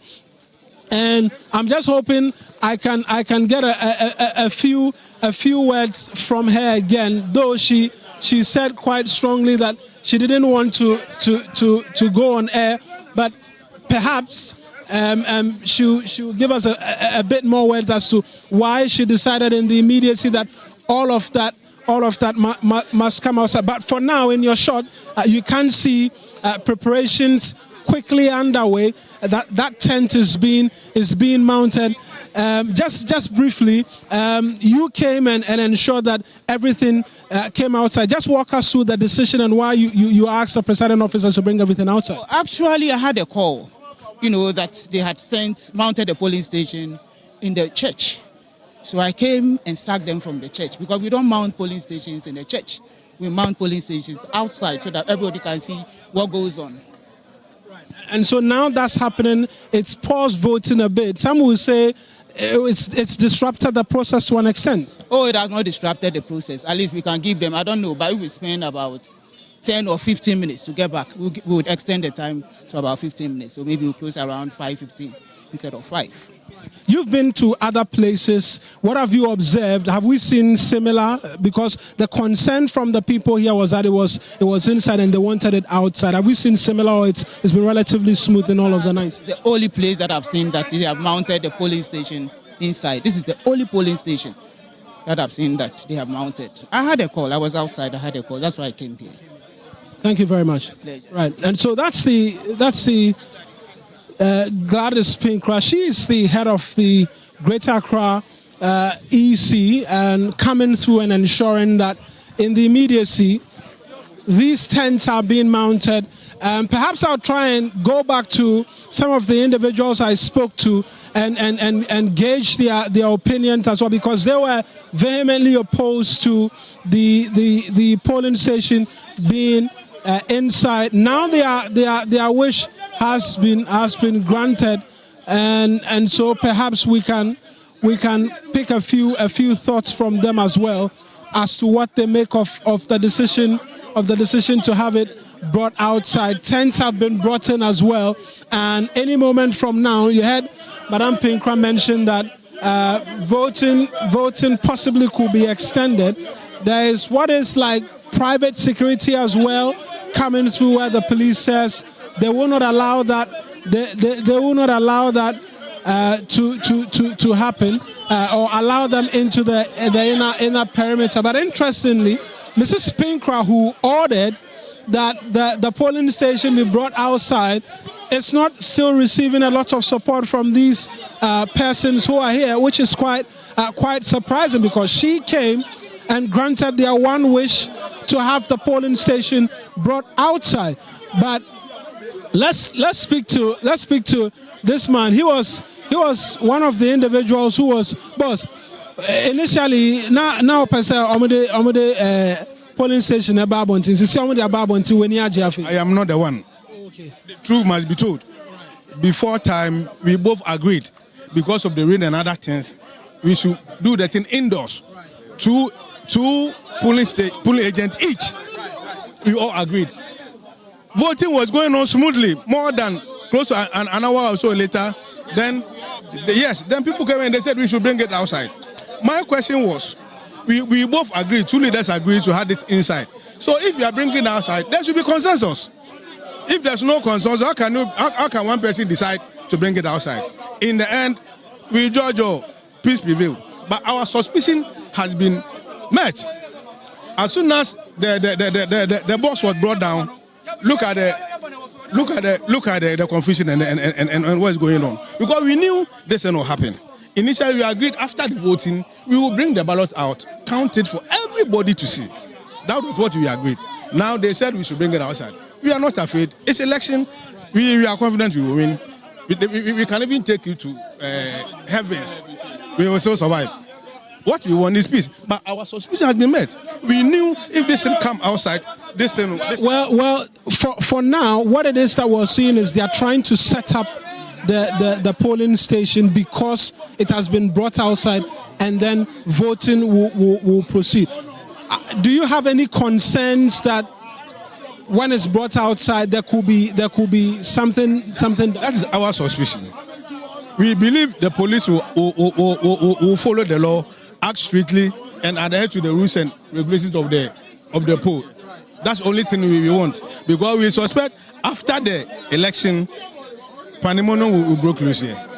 Because I hear in December, this was one of the areas which was very hot. And that is why when we agreed to make it indoors, you were here. If you people be truthful, everything was going on smoothly until this thing happened. But we are ready to do it. We just want the police to protect each and everyone who will come and vote. Simple. That is all. Thank you very much. And so let me see if I can get right. You also have something to say. What are your concerns? Yeah, my concern is the attitude of our opponent, how they are taking these elections to be. We are confident that we are winning these elections. The MPP, how they are taking this election here.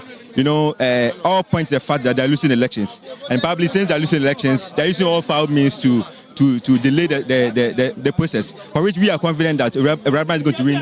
Well, to be fair, the Madam Gladys Pinkra, who is the boss of the EC, says that polling stations are not supposed to be in an enclosed environment, and so she's asked that be brought outside. That is what prevails. Very well. See, so this thing should be both parties need to agree on it.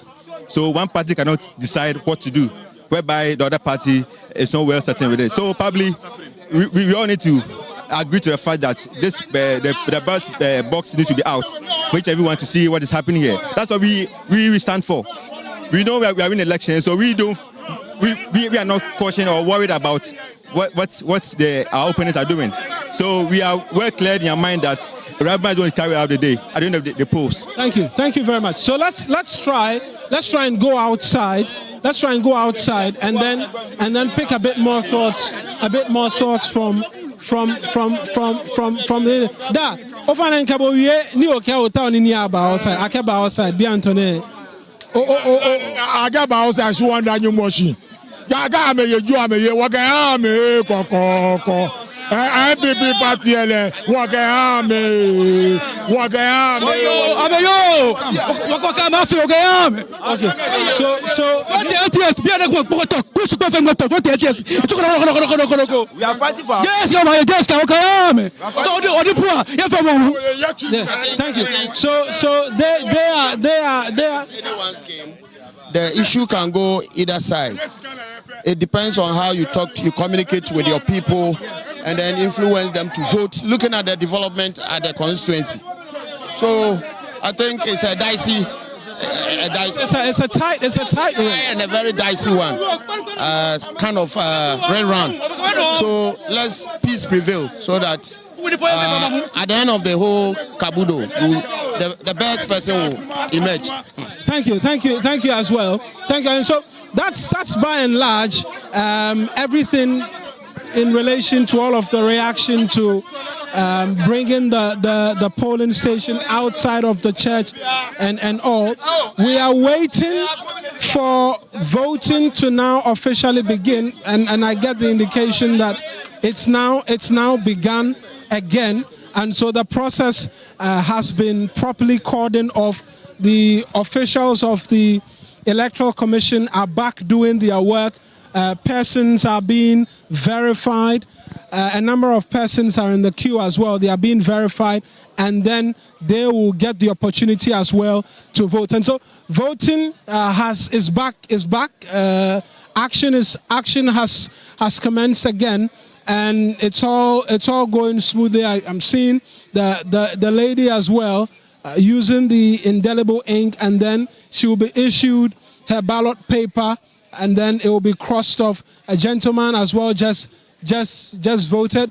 Boss, you just voted. How was the process? Well, he says he's not interested in having a conversation, and so that's all well and good. But he's voted, he's made his way out, and a lot more persons are getting the opportunity to vote. As of the last time I checked again with the presiding officer here, he mentioned 30 plus individuals, and a lot more persons continue to come through for voting to proceed. And so now it's mixed reaction, but the last person I spoke to indicating quite clearly that it's a tight race, and so you can understand. And there's a history of some sort to this particular area and the polling stations here. 4 polling stations, just one has come up for the rerun, and it's courted quite the controversy during the December elections. And so we can understand why interest continues to peak at this particular point, at this particular area, I should say.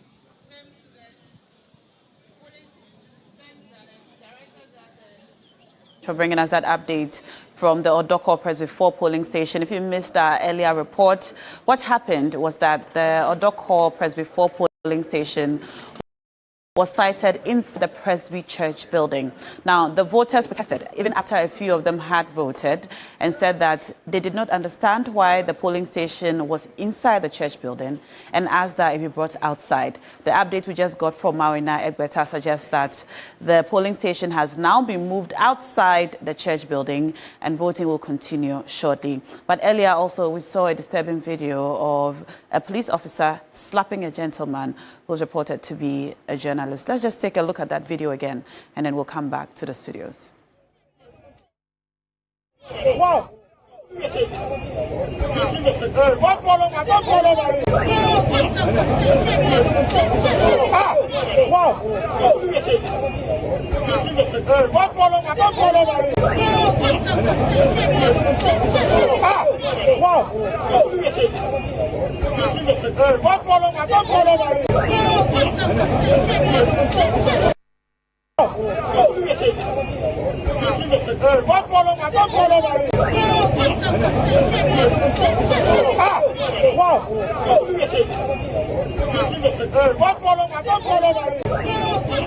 The video you just saw, it's a video from the Presby and Pentecost polling station in North Odoko, where a police officer physically assaulted a journalist at the polling station this morning. And we're going to cross over back to our analysis desk, and I'm sure Roland and the team would tell us exactly, I don't know, why something like this should happen, what should happen, and how should this be handled moving on. Yeah, so you can clearly see that it's a moment of temper that just went bad, and certainly that level of restraint that was needed was not exhibited. Clearly, you can see from the rank of the policeman that he's a senior police officer, a commissioned police officer at that, and so he might be the gentleman who is responsible for the security situation and making sure that peace, law and order is maintained at this side of the polling station. A very unfortunate incident, but nonetheless something that shouldn't have occurred. And typically, well, we'll go by what the reporter from GH1 did say, that he is formally going to file a complaint with his superiors, and we're sure that some truce or perhaps justice could be brought on the subject. But talking about that, Dr. Zato, you were saying you support the decision of the MPP leadership. Is that what you said? I was trying to explain how or why some organizations make the decisions they make the way they make them. And I was trying to do that through the perspective of rational choice theory. And so that is the first choice. And then, so based on that theory, and if you look at analysis, you can understand why, as a corporate entity, the MPP, the National Executive, would have made the decision they did. Secondly, if you look at that theory and you look at it as an individual level, that the MPP candidate thought that this is the best way to maximize her rational utility interest, they should have made the same decision. So that's the first thing. The second thing I want to talk about is that all politics is local. So again, you can say that it's true that the National Executive MPP is kind of removed and touched from the situation because they are not in that constituency. This was the woman who stood for elections. She had votes in the ballot boxes right now. She has votes counted, and she's leading marginally. So she may think that, look, you don't quit when you are ahead. You don't quit when you are winning. And since the elections of December 7th up to now, we don't know how much work she's put there. But she's put on work. Probably she has spoken to more voters because she has been able to repair the places that she didn't do well. Maybe she has been able to show up her own votes and everything. So she said, look, I have put in so much sweat, energy, to just walk away. Is that that's what she told you? No, I'm just telling you that all politics is local and that you can understand these things through some very theoretical perspective, try to understand better how people make decisions. Okay. The concept of rational choice is a decision-making process that people can make. So I don't know this woman. I've never seen her. So I'm just trying to explain to you from where. So what do you make of a situation where the individual, based on the theory that you're analyzing in relation to the decision she decided to make, even gets the support of the leading individuals who want to be the next flag bearers or flag bearer of the MPP, including even Dr. Mahmoud Bawumia, Kenny Japan, Brian. So that is where I'm going next. So I said all politics local. So from local perspective, go she would say that this is what is. Now, again, I mean, these people you've mentioned, they are contesting. They are contesting for elections or they want to contest with the APP. This constituency is full of what? Delegates. There are delegates there.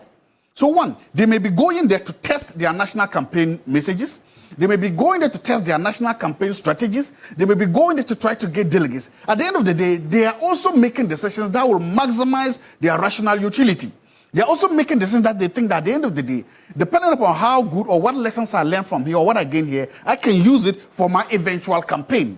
And so from that perspective, you can then understand why they too will be invested in, they too will participate in it. And so ultimately, people are making decisions to maximize their rational utility. People are making the decision that they think that will be good for them going forward because nobody intentionally makes a decision to hurt himself. So I can understand that it is a conundrum where you are asking yourself, what is the national executive decision? These are the individual decisions, and these are the decisions people are making, maximizing them. So I can understand that. The question we are... I just want to understand. Ask. No, let him finish. Let him ask. Yes. No, you take it as a reaction. Oh, no, it's a question. No, we're not in a political science lecture here. We're doing analysis. Please go ahead, Dr. Okay, Zato. but he's using that as his analysis. No, Jantua, please.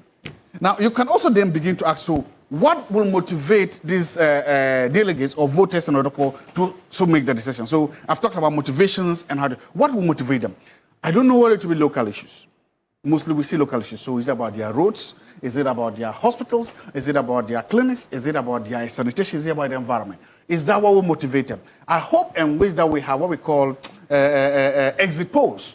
And sometimes, and that is where I think that is one area where in our democracy so far we've not invested in. We've done the polling, surveys too, but I'm yet to see exit polls of voters telling us why they voted the way they did. I would have loved to see. So I want to know, this election, is it all dominated by local Ablekuma North issues?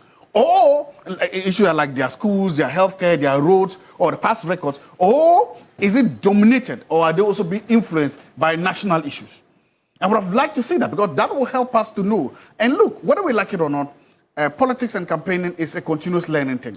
When you win elections, you still want to continue learning. So I'm sure that the NPP would like to know how or why these people voted the way they do.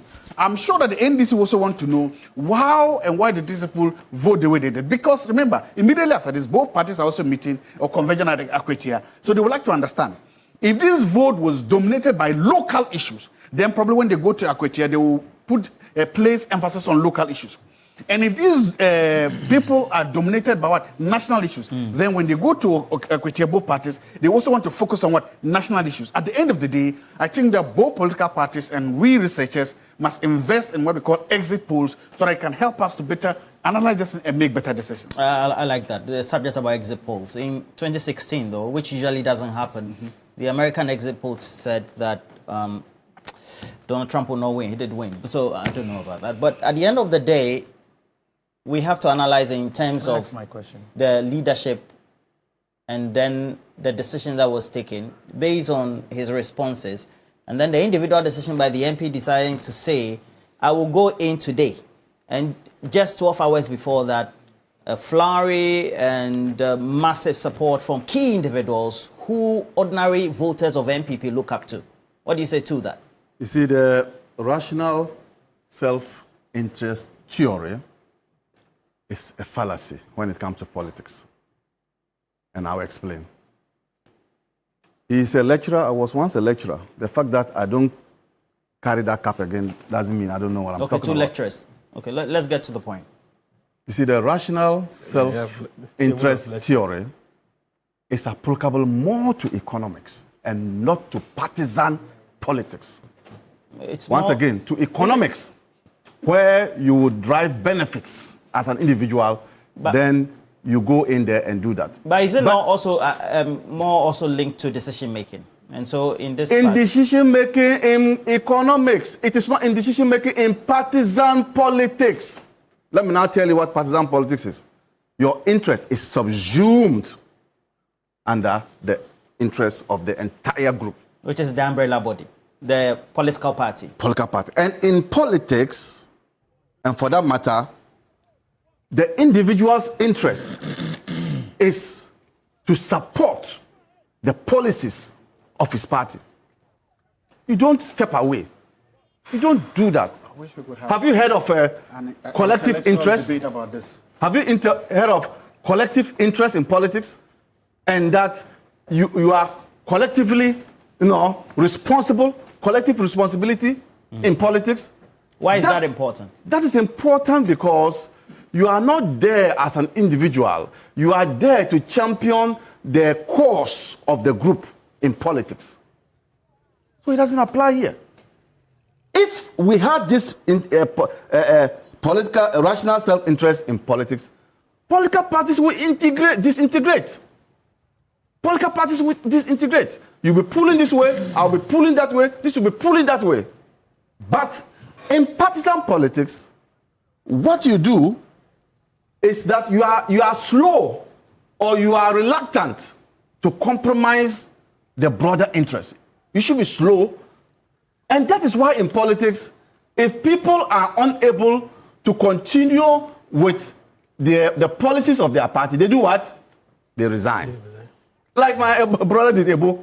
Ebo said that when there was once a tyrant in charge of the MPP, he felt that that was the wrong thing to do. Is that what you said? And then, he's been talking about that. That the style of Akufo-Addo is what has brought them to this point. So I can understand where he's coming from, but in politics, where am I coming from? Oh, let me talk. No, please. I can understand where he's coming from, but in politics, that interest is not pronounced. That's what I want to tell him. It's not pronounced. You do that, you are giving the marching orders. You do that, you are sacked. So, as it is now, and I earlier on asked the question, after these elections, will you hold Bawumia to the disciplinary committee for defying the party's stand? Will you? I don't understand. Will you also hold, because what is all happening now is defying the party's stand. Are you going to hold all those people to the party's disciplinary committee? Will you do that? Will you? Will you hold Kene Yepong, Brian Champong? And you see also, and I also made that point clear, that on the ground, I'm sure the MPP supporters or MPP followers will be confused. I'm not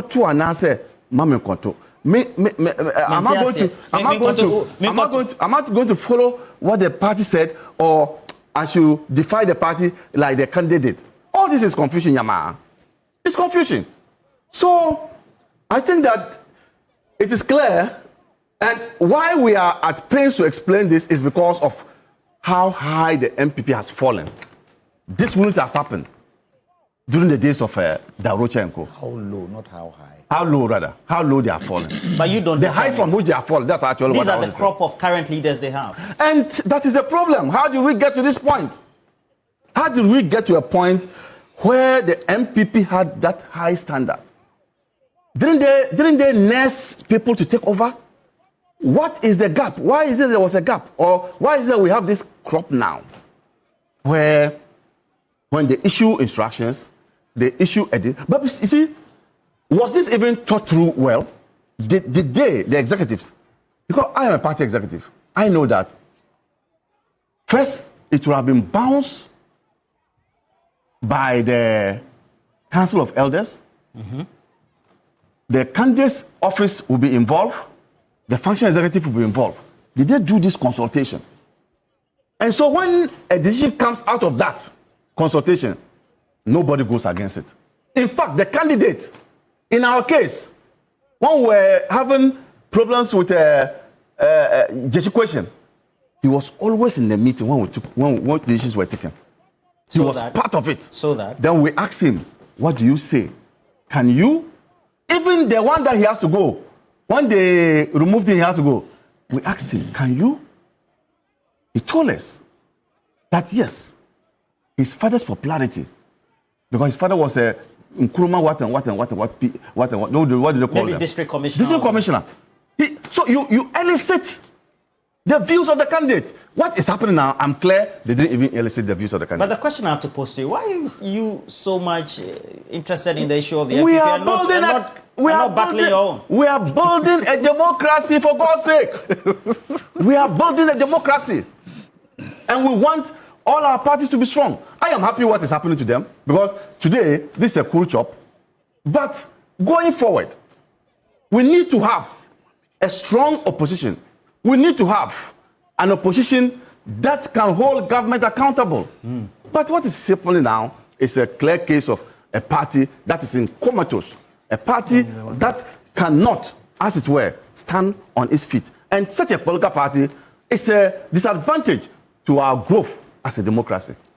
So the point is that I'll beg you, Mr. You give me 1 minute to just say something small. The narratives now have created a certain situation where the position of the executives and then the decision of the candidate today that have resulted in individuals at the top leadership now rallying for the candidate becoming problematic. Is that the reason why we're seeing it looks like misreactions by even some key individuals in some of the MPP strongholds when it comes to the polling stations that were reporting this morning? But Roland, it is Mr. clear. Bachman, I told you that I could take 1 minute of time. Oh no, let me flow. If you take a minute, then I will not have been fair to Lawyer Janto. But I All said right. So please go ahead. Yeah, so the point flowing from Dr. Zatu's argument, it is clear that I think he seems to admit that MPP has become a lawless party. Because if the top, the hierarchy of the party takes a decision, and an individual defies that decision, clearly it's a sign of lawlessness. Because no serious organization... He hasn't mentioned the word lawlessness. No, I'm saying that flowing from that is my deduction from what he said. Because, you see, but the truth has to be told, that since Nanado became the leader of the party, the only person that was respected in the party highly was Nanado. The national executives were only rubber stamps. I mean, that is why today, they can't even sanction people who are out there destroying the image of the party. They've lost it completely. I don't understand. I mean, there are people who are destroying the likes of Abonye and co. Do you think the MPP that I joined in 1992 would allow this thing to happen? Under whose chairmanship would this happen? So it's so clear that we are having the new potato party is now off the table. What we have then the Nana People's Party is still in charge of the party. So you could see clearly that when it comes to the issue of decision making, even the decision of the party national executives are not respected by the individuals within the party. And that is very dangerous because moving forward, if people also begin to defy orders of the party, what will happen to those people? Dr. Bawumia has defied the order of the party. Brian Champon has defied the order of the party. Duchum has defied the order of the party. I mean, you could see chaos, complete chaos in the party now. Because the strong man, that's why I said MPP is suffering from what I call PDS, post-strong man disintegration syndrome. That is what the MPP is going through now. That is why it's like, I mean, the sector cannot hold because the big man, the strong man, is not there. And I agree, maybe it is not about change of name, but they would have to, look at how they can restructure the party, they can rebuild the image of the party, and to be able to position the party to be very relevant in subsequent elections. Because at the end of the day, I was even wondering that what was going to be their campaign message in these elections. Because obviously, if you listen to what the people were saying, the party, I mean, for 28 years. You see, when political parties have advantage... Campaign message? There's an MP, is it Gloria something? She says that if the NDC candidate wins it to be... There'll be something in Parliament. No, but you see, there'll be LGBT. If you carefully listen to the people, they were talking about developmental projects in the constituency. You see, political parties, when they have control over a constituency and they call it stronghold, they neglect the constituency because they know no matter what they'll be voted for. And when the constituency is also not their stronghold or a stronghold of the opposition, they tend to neglect. So they end up doing virtually nothing. They only come for themselves and all that. So, yes, once again, MPP has become a lawless party, and it's rather unfortunate. They would have to reinvent the party's structures and also make sure that things are done properly. Let me put it that way. All right. Lajantwa, why is it that the decision of the individual is now being measured against what the position of the party is going to this election? Would it affect anything? The decision especially of the analyzing it with the theories that have come on board when today. You say the decision of the individual, you mean the candidate? The candidate. You see, what I wanted to find out from Dr. Zato. From Dr. Zato, I needed him to explain something to me based on the theory that he was using. The theory that he was using has got to do with personal responsibility, it's got to do with self-improvement, and it's got to do with others understanding that personal responsibility, that's personal responsibility and improvement that individual wants to do. But there is an umbilical cord between the individual and the political party. The individual is there based on the political party. So if this is what you want to do, where does the political party stand? That is where it creates the kind of confusion that you have disobeyed the party. I remember in my earlier submission, I indicated, so Dr. Baumia and all the others, where do they stand in all this? Can they be hauled to the executives? Can it be that the General Secretary today, because of the stance he took, should resign, executives resign? And I even asked the question, if it so happens that the MPP candidate wins, what does it make of the executive? So it's a very fine line, because she, as I'm not sure whether it was Dr. Zato or Amaleba who said, has invested in that particular constituency, has seen herself get votes in the last voting, and now they are asking her that come back and vote again through Electoral Commission, and she feels she has the right to stand, and the party is saying we won't stand. So it creates a challenge. So the theory he was using, I wanted to see that umbilical cord which links to the party. How does that work out? Can I answer that? All right, we'll have to go to now before you come back, Dr. Zato. And now we're getting more incidents more happening. Or updates from the ground. What do we have now? Yes, more happening on the grounds. We're going to cross over to the St. John the Baptist polling station, where our colleague Abba is on standby, Deborah Abba, and she is with the aspirant for the NPP, Nane Kuai-Afriye. And I think we saw how Akumsin earlier, also at that polling station. Deborah, can you hear me? All right, Deborah cannot hear me now, but she spoke to the NPP aspirant, Nane Kuai-Afriye, earlier, and this is what she had to say. Let's take a look.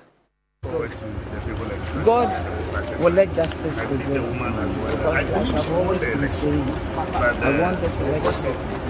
But they say they wanted to take it really well. God will. How has the grounds been? Very wonderful. Very, very wonderful. Have you toured other polling stations so far? I'm still going so far, what have you observed? I'm still. Odoko Pentecost. I learned the NDC guys are there causing confusion. Yes. So I feel the police should be able to curb the situation. But so far, I think it's okay. Are you so far impressed with the police presence? Looking at Yes. Yes. God will let justice prevail. Because like I've always been saying, I want this election. But they say they wanted to take it really well. God will. How has the grounds been? Very wonderful. Very, very wonderful. Have you toured other polling stations so far? Still going so far, what have you observed? I'm still. Odoko Pentecost. I learned the NDC guys are there causing confusion. Yes. So I feel the police should be able to curb the situation. That is the NPP aspirant, Nanekia Mensah, Nanekia, I beg your pardon, Free is speaking there. And she says that she believes in God, and God would ensure that justice prevails. At that same polling station, we saw earlier Hawa Kumsin also there. We're going to bring you more from that polling station when we're able to raise my colleague, Deborah Abba-Mensah, back on the phone lines. I will cross over now to the Presby 4 polling station where Mawina Egbeta is on standby with more updates. Mawina, what can you report now? Voting is continuing quite steadily. What we've just witnessed is the NDC Observer team, along with their deputy national communications officer, as well as a deputy general secretary, all as well coming to receive briefing, because when we carry that bit of news about polling station inside and whatnot, they've come as well to receive briefing. So let's just get quick updates from Mr. Akogan. So, I mean, you've been round, observed. What can you report? Is the grounds looking positive for you? It's 19 polling station. It's quite dicey. Yes, but we are very confident. And then you see, going around, you can tell that everybody is holding the register. These elections, yes, we know that we are trailing by 100 votes, but your ability to pull people out to come and vote gives you the victory. It is not a noise, it's nothing. So we are identifying the people, calling them to come and vote. So we are even calculating the numbers we are having now. Every hour we know the numbers that we are having. We are very confident of winning. Generally, you see the process being slow. Like as we speak, there's only one person going to cast the vote, no queues here and all that. It tells you that if you are able to whip up your people to come out and vote, you are done. It's not the numbers, it's nothing, it's strategic. It's strategy. You've admitted to being behind with 100 votes. This is the stronghold of the NPP. You haven't won since '92. In fact, the opinion of the NPP suggests that this entire rerun has been orchestrated somewhat to favor you, and despite that, they saying they weren't going to be a part of it. Still, the odds will be stuck pretty much against you. It's a daunting task. We know this is a seat we've never won. We admit it. But 2024 told us something, that there are seats that we never dreamt of, but we won it. Dome Kwabenya should be an example that everybody to see, and we are going to repeat it here. You see, whatever the MPP are saying, for me today, it doesn't matter. What matters is what is before us. What matters is the votes that we are going to cast and we are going to count. That is all that matters to us. How can we be behind 19? Listen, when the Electoral Commission even said that it's left with 3, pink sheets were they referring to? They were referring to the MPP pink sheet that we objected. The same with ours that was objected. So it was just both sides. So I beg them, they should come down, let's work and then declare NDC winners and then everybody will know that it was a fair deal. This is not a by-election, it's a continuation of a process. It is still the 2024 elections that's going to be concluded today. I'll leave you. It looks like you have to be on your way again, but that's Gordon Akogan with the NDC Observer team. We're waiting for a lot more persons to come round as well, so that we'll continue to monitor the process. But from us here, voting is proceeding smoothly now. They're reporting from the Presby 4 polling station, where we earlier heard that the polling station, which was initially sited inside the church building, has now been brought outside and voting has resumed. Everything is running smoothly and all is well, and we hope that it continues that way until the end of polls today. We'll continue to bring you the live coverage across all 19 polling stations. We've got our reporters on the ground, and we are grateful to those of you on the ground in the various areas in that constituency who are also sending us live updates. Please keep them coming through with the hashtag Election Command Center. We're happy to read your messages and connect with you and let you know what's happening on the ground. But back in studio, of course, Roland Walker is still here with the team. Back to you, Roland. And Dr. Zato, what will be your own reactions so far? Your expectations and the reactions you wanted to give, and what will be your best caution? Thank you very much. Honorable Amalaba is not here, so I don't want to look like I'm talking behind him. Oh, no, please, you can. Rational interest theory is a broader theory, it's economics. But it's applied to decision-making. Now, the version in political science, public administration or politics, is public choice theory. And it examines how people make decisions. It examines political decision-making between politicians, political architects and candidates, bureaucrats, that is the executive, and then even voters, how voters behave. So when I say that it's a rational choice, sometimes we use them interchangeably, but the fact remains that, look, and I'm saying that applied to how you can then begin to see how the national executive of the party would have made a decision to maximize their rational utility interest, how the candidate at the local level would have also made a decision to maximize her utility interest, and how all the candidates running for various in fact, it's not only the national flag bearer positions. There are people also there who are running for general secretary, chairman, youth organizing position in the party, who are also there. They are all there trying to maximize their interests and national interest, some trying to market themselves, reshape their strategies and politics. So that the whole concept, that theory applies to decision making. But there's something that my friend Ebo said, and sometimes whenever I sit here with Movement for Change people, there's something. There is a deep fixation on the MPP. Like, it's just like without the MPP, the Movement for Change seems not to have any energy, any oxygen to go on. You will say blah blah MP, blah MP, and they're always deep. They will bend down Akufo-Addo's name, and bend down. He was a strong man. He did this. But ask one question: that strong man, when he appointed Alan Chamante as Minister of Trade in 2017. He took it. Nobody said anything.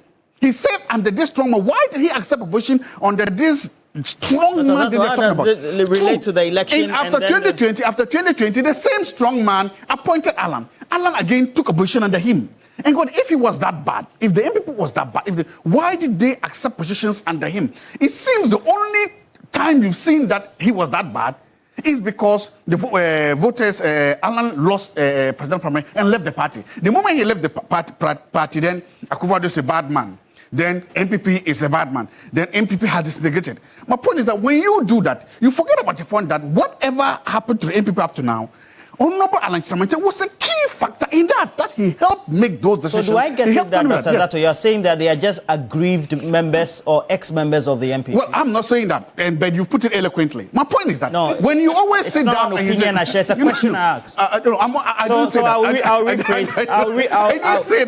I will ask the question again, Dr. Zato, please. Dr. Zato, do you want to come and moderate? Because I want to I'll be nice. I've never done that before. Great. Well, that will be fine. So the question I ask is, are you then saying that based on the utterances they seem to make regarding whether it's Nanado and the state of the MPP, they are just aggrieved ex-members of the MPP, and that is why they posit some of their...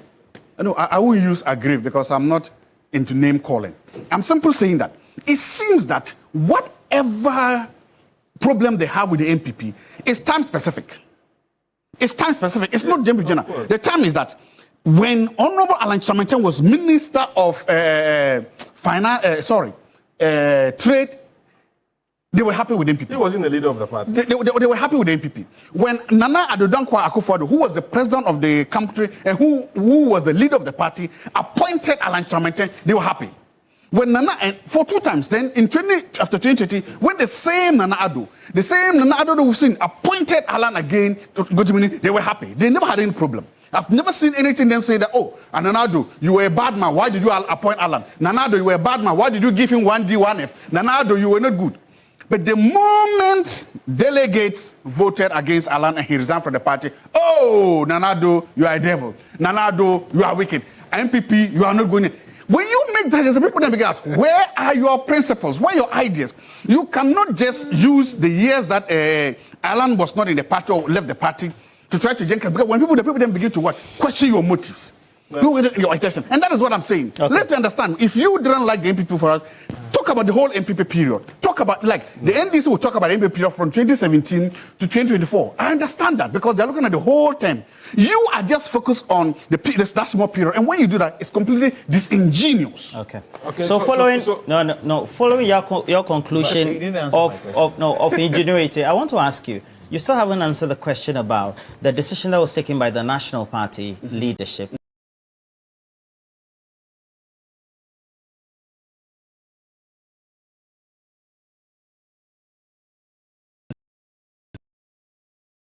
And then also the individual for which we have key leaders of the party now seemingly supporting the party, so they have no confidence in the leadership of the party. No, but I said that if you look at the context of the broader public trust theory, politicians will maximize their national interest. So Ablekuma is defining his leadership. I'm saying that he's maximizing his national interest. He's maximizing. They're all doing it. They're all making decisions that they think will benefit them. I've made that. Okay. You see, there's a difference. The theory talks about. As in they are disrespecting their leadership. The theory, rational self-interest is not the same as being selfish. There's a difference between the theory, well documented. But I'm saying that I can understand their decisions from that perspective, that theoretical perspective. What was your question, please? I want to answer before you. No. Okay. You go ahead. I'm okay. I asked about that umbilical cord between the candidates and the party.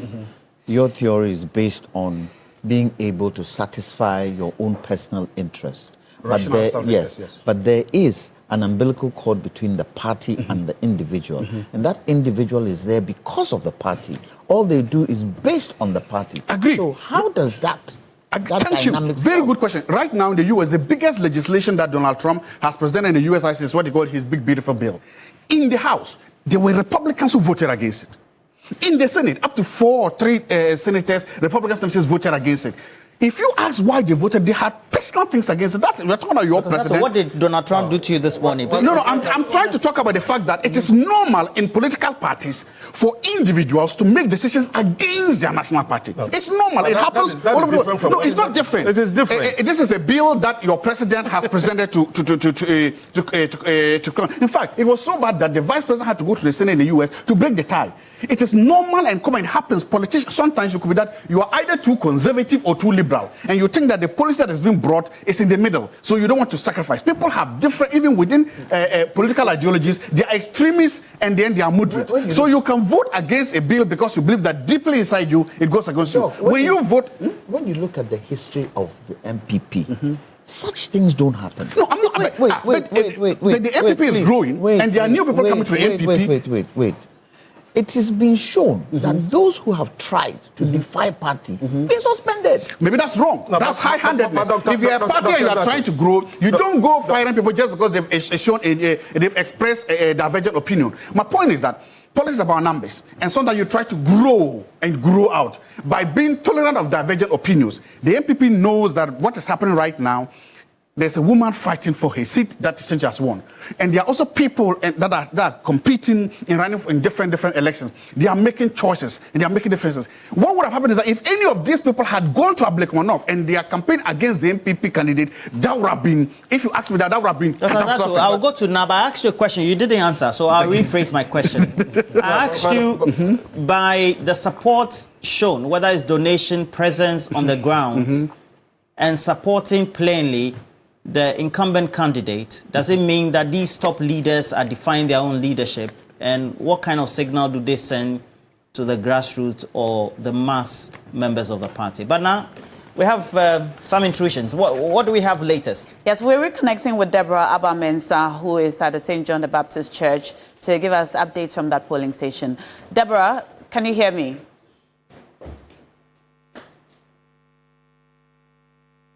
Hello, Deborah.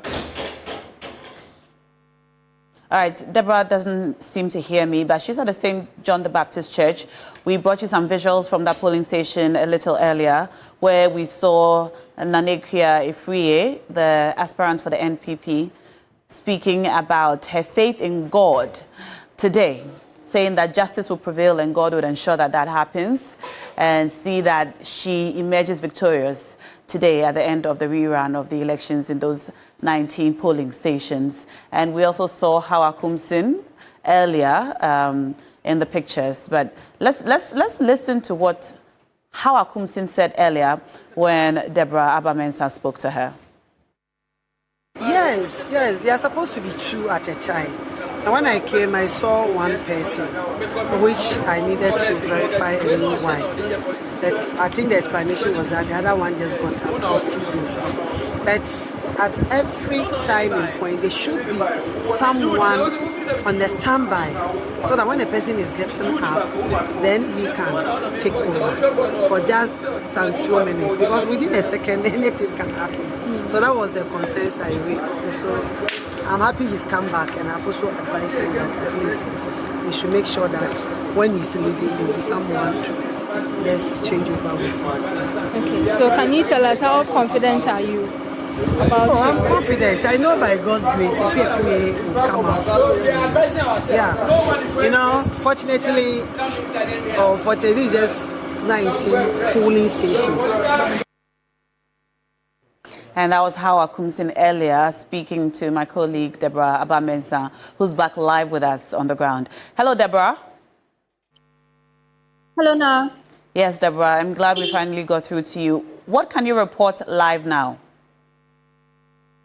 Okay, so I'm currently at the St. John's Baptist Parish polling station where they are casting their votes, and the parliamentary candidate for the NPP has been around. That is a PFEA, and she came here with Samia Wuku, and we've also seen some members of the NDC also around. Mustapha Bande and the rest, MP for Tema East as well was here.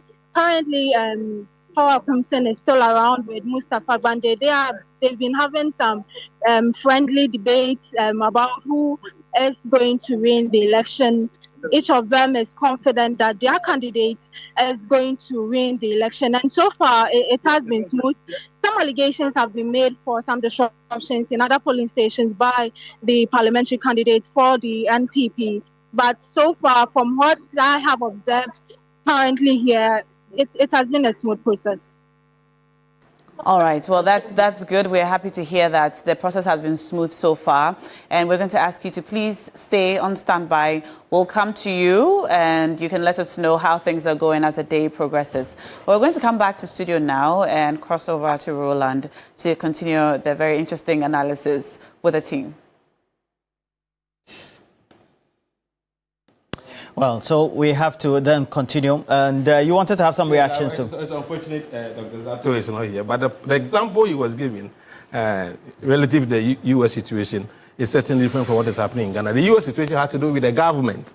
But this one is the party. There's a clear distinction between the political parties, how they are run, and how governments are also run. So as a political scientist, I was expecting him to know that governmental decisions are different from political party decisions. So on that score, his point was neither here nor there. But on the issue of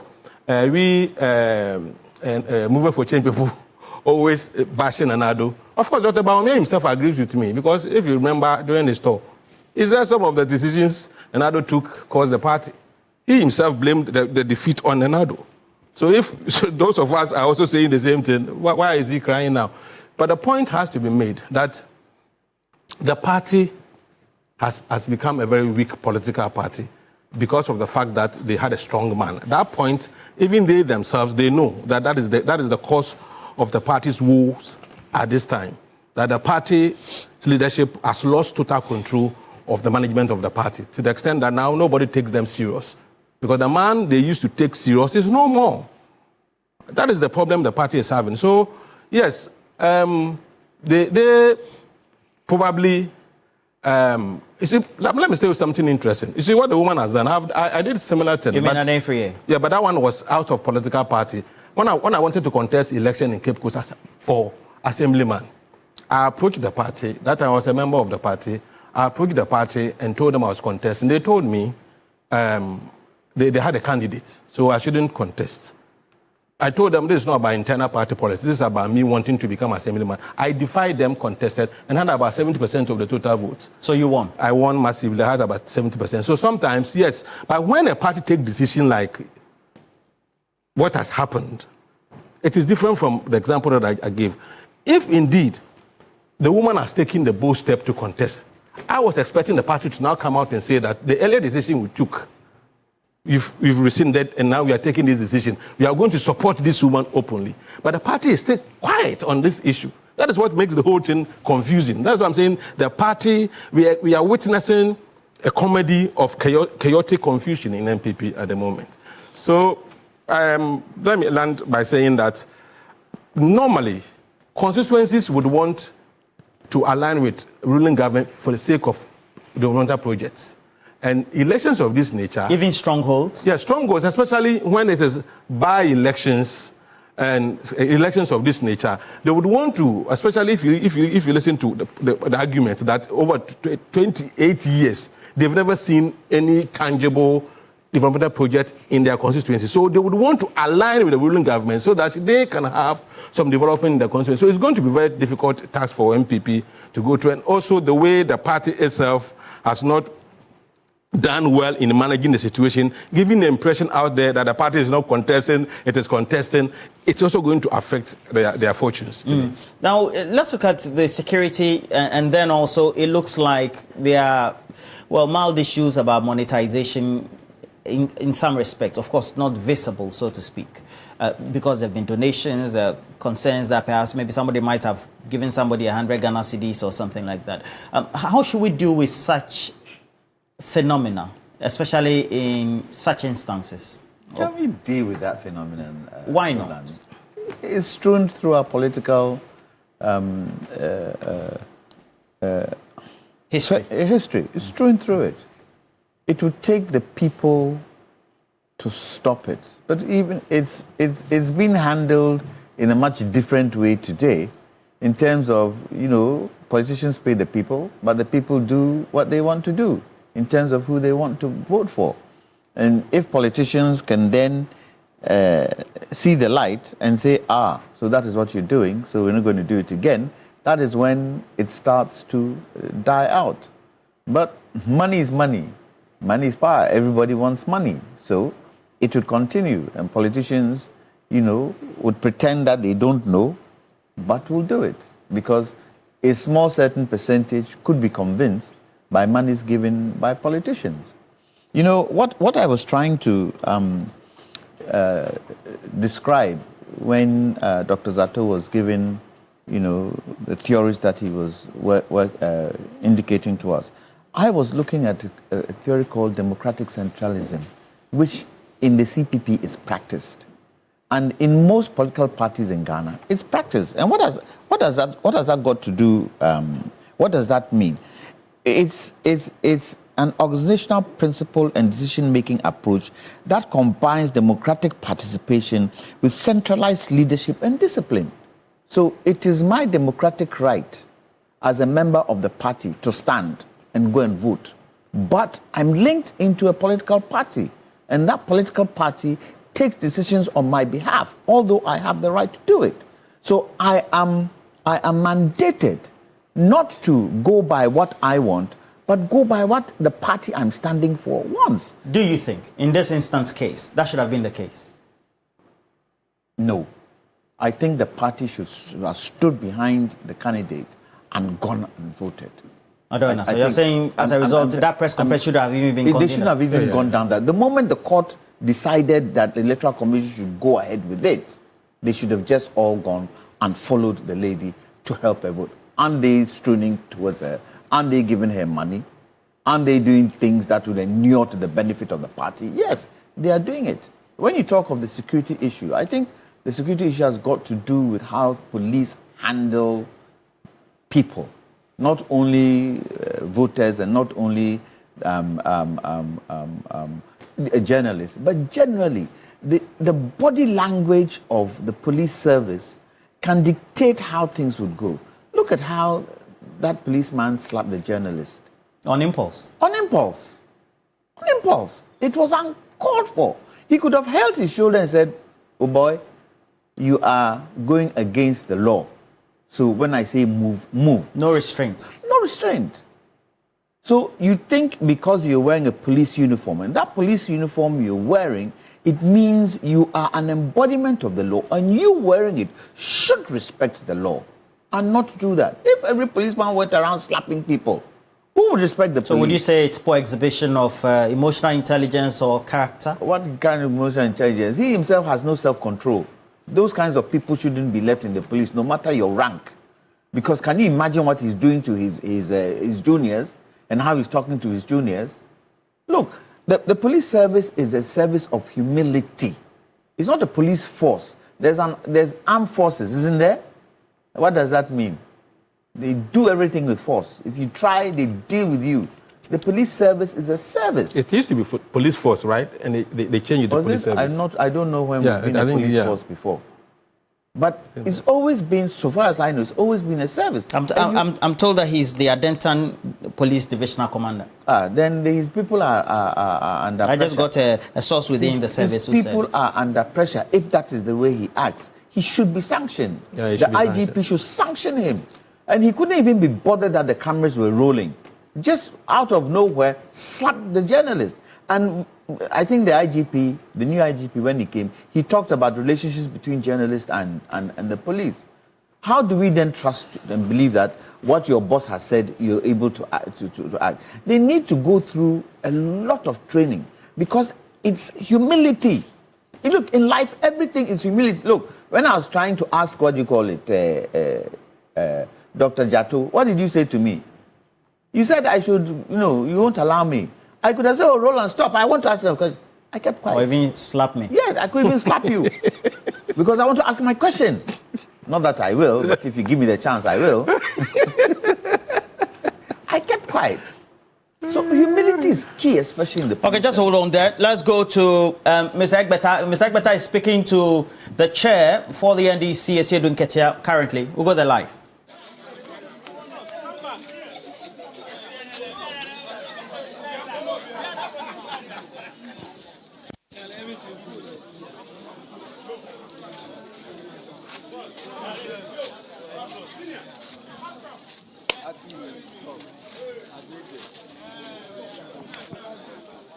We are at the polling station where the chair of the NDC is. You can also see in the picture there the municipal chief executive for the Tema Metropolis, Ebi Bright, as well as other individuals at the Presby and Pentecost Church polling stations, Odoko. Has as well just made his way here, taking stock of happenings as an observer, and obviously he's one individual. Many argue that outside of the president, nobody is more popular than he is in the NDC, and so, as to be expected, he's come with a lot of individuals, crowds, persons following him, and the likes. Even the media presence here as well has gone up a notch higher with respect to the flurry of activities surrounding him, even as he goes through the paces, having conversations and getting an understanding as to exactly what it is that's happening. He's been interacting with the officials of the Electoral Commission as well, and then the party agents, and getting a sense as to what's been happening. We're just going to try and get a few words from him as to... Chairman, some have argued that the EC yielded pressure from incumbents because of the... This is not the time for such... time for that. This is not the time for such interviews. So essentially, what he's saying is it's not time for a lot of the speaking. And I mean, the nature of the chaos which surrounds him, with bodyguards pushing and shoving individuals away, and the loud cheers that he continues to receive, is indicative of just one thing. He is a very popular individual when it comes to Ghana's politics, a member of parliament himself in the past, and so he as well has come through to observe.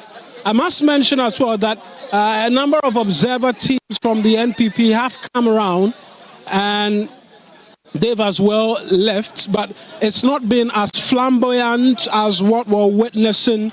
Johnson Asiedu Nketia, who's the chairman of the NDC, come around and then witness what voting has been like. He came with a number of individuals. It was a packed entourage, and they will be leaving pretty shortly. But again, I mentioned this place has become a center of attraction for quite a number of reasons, from the initial decision to keep the polling station inside, until the subsequent decision to have it brought outside, and then it being known historically as well for a bit of misunderstanding when it reaches a critical point of counting and sorting and all of that. And so it's piqued a lot of interest, and it's no surprise we've seen two separate teams from the NDC come through wanting to see for themselves exactly what it is that's happening. I mentioned there was a team from the NPP. When they came around, it was just one individual who I know quite well.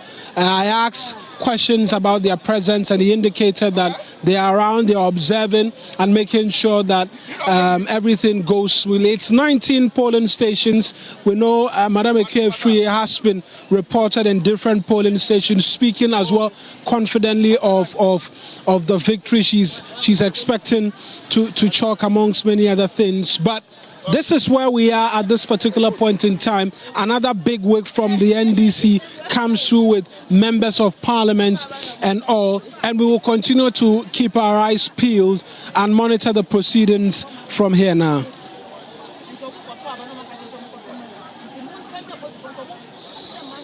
Well, so Eric, with the latest update from that polling station, initially, Asiedu Nketia, that's the chair for the NDC, was at the Pentecost polling station, then subsequently also the Presbyterian polling station, and now at this polling station where Eric Mawina Egbeta is, and Lajantua.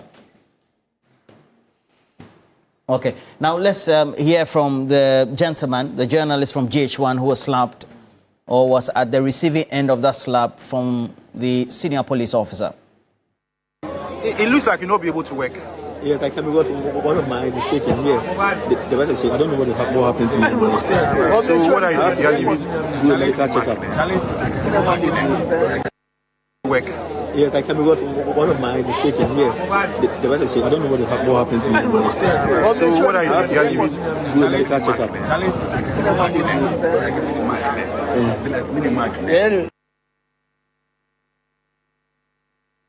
Our colleague there from GH1, Banahine, and we'll get the latest update from him, and having that interaction or speaking to George Quaining, and it's the incident site where the event happened. But in the meantime, please make sure you also share a number of the streams that we have. We're also live on 3FM 92.7. More importantly, we're also here as well, TV3 on social media. So share the streams, and then let's have some great conversations thereof. Many of you just commenting on a number of the points we've have been discussing over the last few hours. And I just have to acknowledge your presence as well.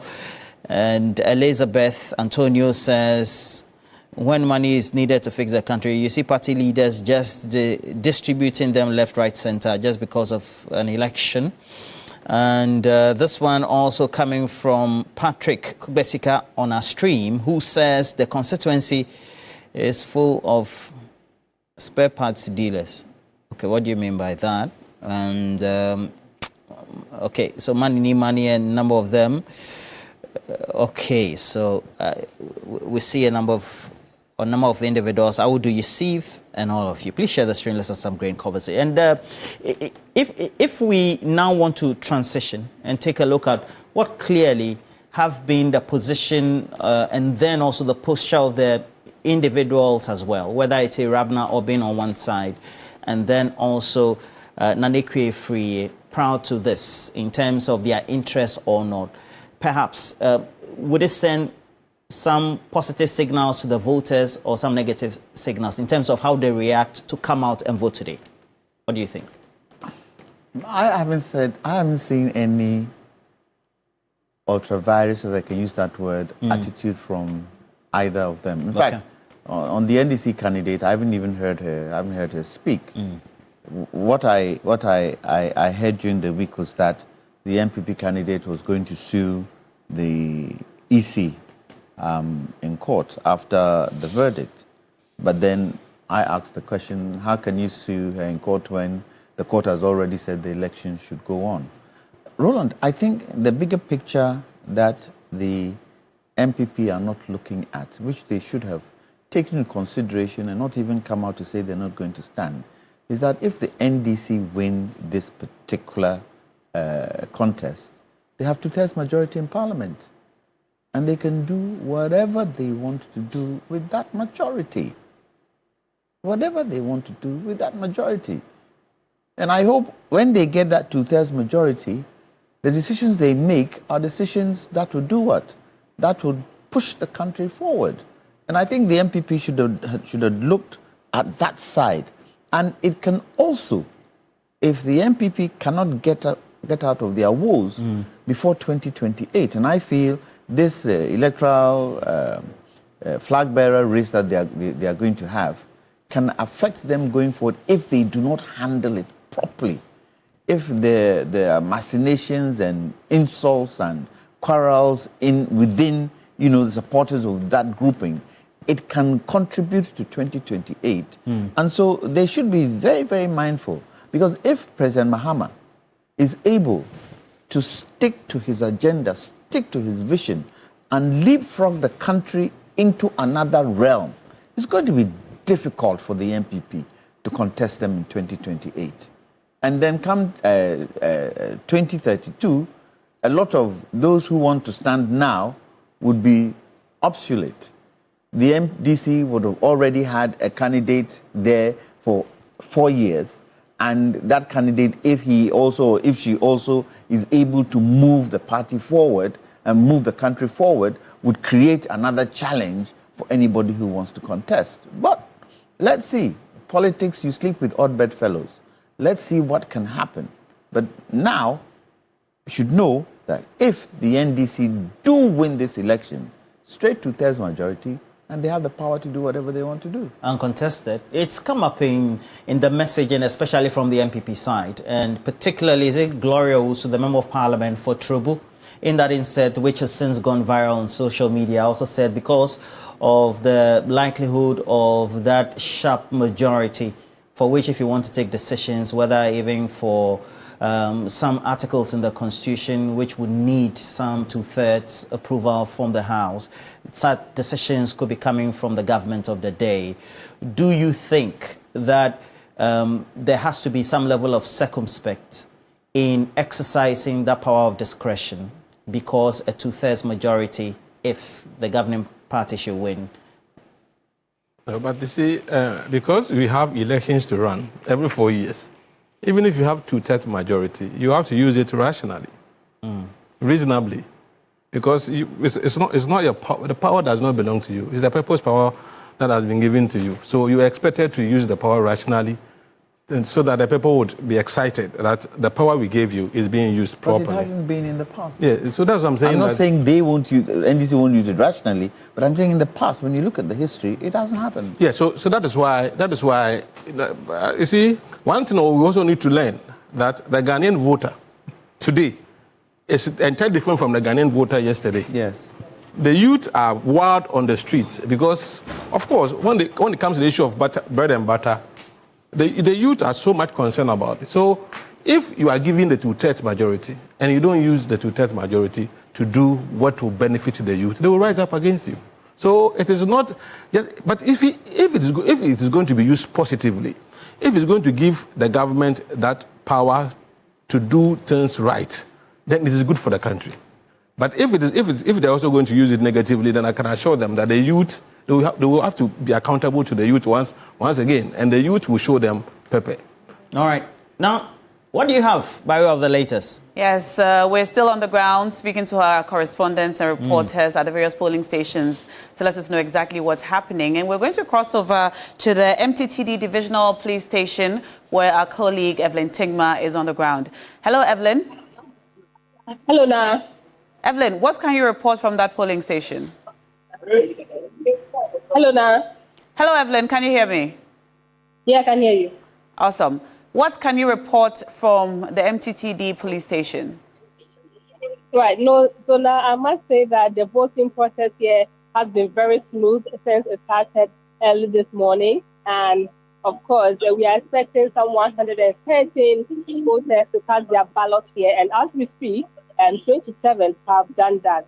And we are expecting a lot more people to do that by close of day. And of course, as you can see, the place is very quiet. This is a police station, and so the things here are being done very orderly. And so we have here where the police have mounted a barrier where the voters pass through there and then go into the voting area where the EC officials are seated. They go through the process and then finally cast their ballots at that particular station, and they move through this particular barricade that have been created here for the voters to come out. And so everything here is in order.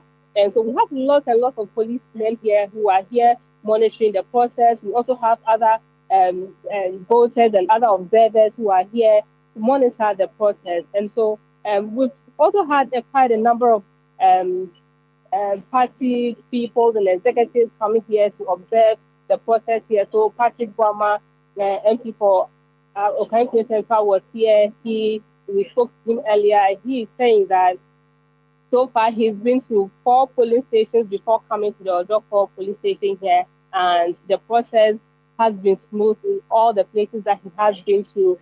Irabna Oben, the candidate for the NDC, also just left here, and she was also saying that, I mean, this is a done deal for her because in the last election, December 7th, she won the seat, and of course, this is just something to endorse her, and there's no really a contest, and so she's very hopeful of taking this particular seat from the NPP that has held it since 1996. And so for this place, divisional police station here, the voting is going on smoothly. Nothing at all has taken place here now. All right, Evelyn Tigma, thank you so much for that update coming to us from the MTTD divisional station in Odokho, one of the 19 polling stations where the rerun of the elections is happening this morning in Ablekuma. Throughout the day, we're going to continue to bring you the live updates. But questions have been asked about the relevance of a win of this seat in Ablekuma North. What would it mean for the NDC? Do they really need it to achieve that 2/3 majority? My colleague Akable is here to help us with that analysis. Joseph. I mean, earlier in the conversation, Roland and Council and Ebo were making the point about the use of that particular majority in Parliament. I mean, what we've seen play out since December 7 is the fact that the NDC MPs are more often than not even in their numbers in Parliament. But the point really about this particular rerun that is taking place is that no matter which political party wins, it does not really change anything by way of the current parliamentary makeup significantly. Okay. The fact of the matter is that the numbers shows that the NDCs are now, per their arrangement with the independent candidates, they already have the 2/3 in place. And so we are going to walk you through the numbers right about now. So the parliamentary seats, we have 276 seats currently in Parliament. The National Democratic Congress, the governing party, has 183 of those seats, whereas the MPP has 87. Mind you, we've heard them say 88. It's 87 now because we are placing one alongside that of Ablekuma North to make it vacant because of the death of the Akwetia MP Ernest Kumide. And so that is how come the MPP number has dropped to 87. And so the point being made is that we know there are 4 independent candidates, and the 4 independent candidates so far, in terms of their activities in Parliament, they've indicated that they are caucusing with the NDC. And so it means that as it stands now, the NDC comfortably can rely on their caucus. They have the 2/3 that they need, which is just 184. What a win for the NDC will significantly mean is that they can call on their own members, 184 of them, to form that 2/3 majority that they need. So their own members will be 184, which will be the 2/3 majority. But as it stands now, they can do that by way of business because of their alliance with the independent candidates. The MPP, on the other hand, if they win, they just take their number to 88 and hope that, depending on what happens with Akwetia, if that by-election takes place and they're able to win that as well, then they will take their numbers further to 89. Then it means that they have increased their seats by way of 1 from that of the 2024 elections that took place. And so, in terms of the numbers, significance-wise, nothing will really change in terms of the workings of Parliament. But what we know in terms of how things are playing out now is the fact that there's a lot at stake. It's an election. The political parties always want the bragging rights, a chance to demonstrate who has control. You heard the NDC make the point that, look, what we did at Dome Kwabenya is what we want to do at Ablekuma North. A chance to show that we've defeated you in 2024. 6 months on, we are still the dominant force. We've defeated you again in at your a stronghold that we've not held since 1996. Yes. So a lot more at stake. It's more of the bragging rights than real numbers in Parliament, because in Parliament, nothing will change significantly. Yes, and when we listened to some of their members earlier, they did say that they want to show the NPP that they can't defeat them in their strongholds. And so that is what it means for the NDC, beyond the dynamics in Parliament and the decision-making and the numbers. But so you're saying basically, it really does not affect the decision-making power of either side. It doesn't. I mean, it doesn't. Parliament will just basically look the same. The descriptions that we've all associated, majority, minority, will still be the same way. The caucuses will not change significantly. The NDC has the numbers already. But then it comes down to the key bragging rights that are at stake. And that is how come the NPP would want to also hold on to this particular seat, just to make the point that, look, we are a strong party still, despite the challenges that we are having. It would also have an impact on the internal politics of the NPP as well, because, mind you, we have the leadership of the party publicly state that, well, we don't want to contest in this particular area. They decide to go to court, and after the court, there's no formal communication from the party as to their decision to now back the candidates to contest the election. And the candidate, at all material points, has made a point that, well, she wants to contest. She says that she actually won, and as far as she's concerned, the results will vindicate her. And so, in terms of the party's own introspection, the opposition party's own introspection, after this particular process, it would also mean that they would have to take some steps to address that cohesion and that central command and central control of the internal party, for that matter. Yeah, for the NDC, if they manage to claim it, then they would look at now solidifying their control of that particular seat, an unfamiliar seat. Yeah, exactly. But I think you raise a very interesting point. What will happen if the NPP wins? Will the party claim it as a win for the party, seeing as they categorically said that they will not participate in the elections? I mean, we know what the political parties do all the time. What will they do? They like to always spin it, and they're going to tell you that it's a confirmation of the fact that they won in December and they are winning again. Can be one narrative. The other narrative can be that, well, it's their stronghold, and so they are still holding on to it. And the numbers show quite clearly that it is a stronghold of the MPP. They always win. Over the years. We saw Kwame Battles do 3 terms. We saw Joe Appiah do 2 terms. We saw Nana Akua-Fury herself do one term. And now Sheila Battles also did a term. And now Nana Akua-Fury is trying to go back and do another term as well. But the substantive issue is that they both want to win. And that is how come, no matter what the party has said, the candidate still has decided to go out there and try to grab this particular seat. Well, we'll see how it plays out. And they have said that, well, it's no longer a question of if side A or side B will win, but by what percentage. And that will go to tell or go to show the hold that the particular party that wins has over that constituency, as the MPP hopes to continue to own that seat and that constituency. The NDC say that just like they did in Dom Kwabenya and other constituencies, they are slowly taking over the seats which have been known to be traditionally won by the NPP side. But, well, we'll see how it plays out. The clock is still ticking. The hours are still moving. Up till, at the moment, we have seen that voting has begun in earnest. There has been a few reports here and there of some confusion, but the Ghana Police Service is on the ground.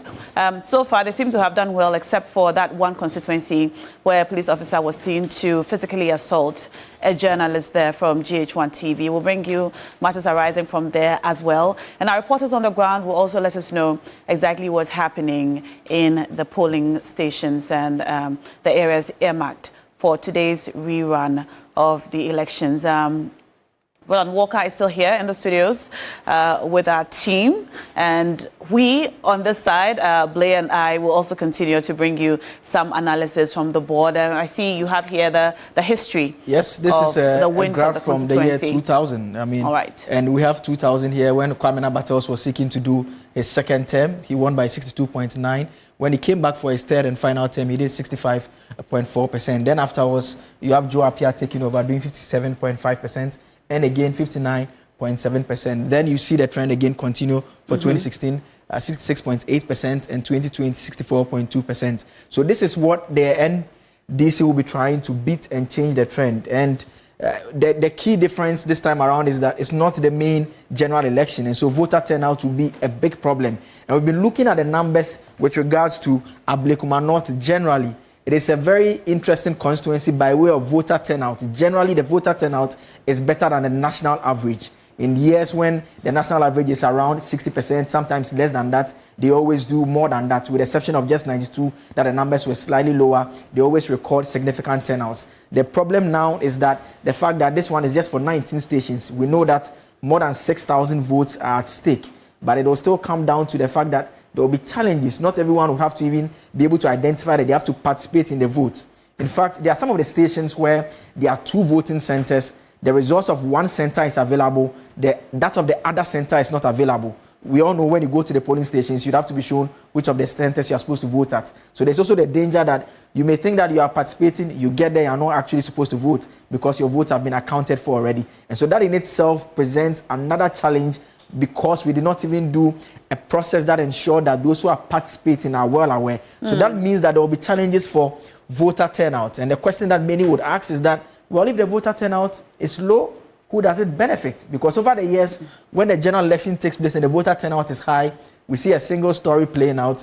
The NPP exerts its dominance and it wins. And so the question is, if the numbers are not going to be as high, will it inure to the benefit of the opposition NDC?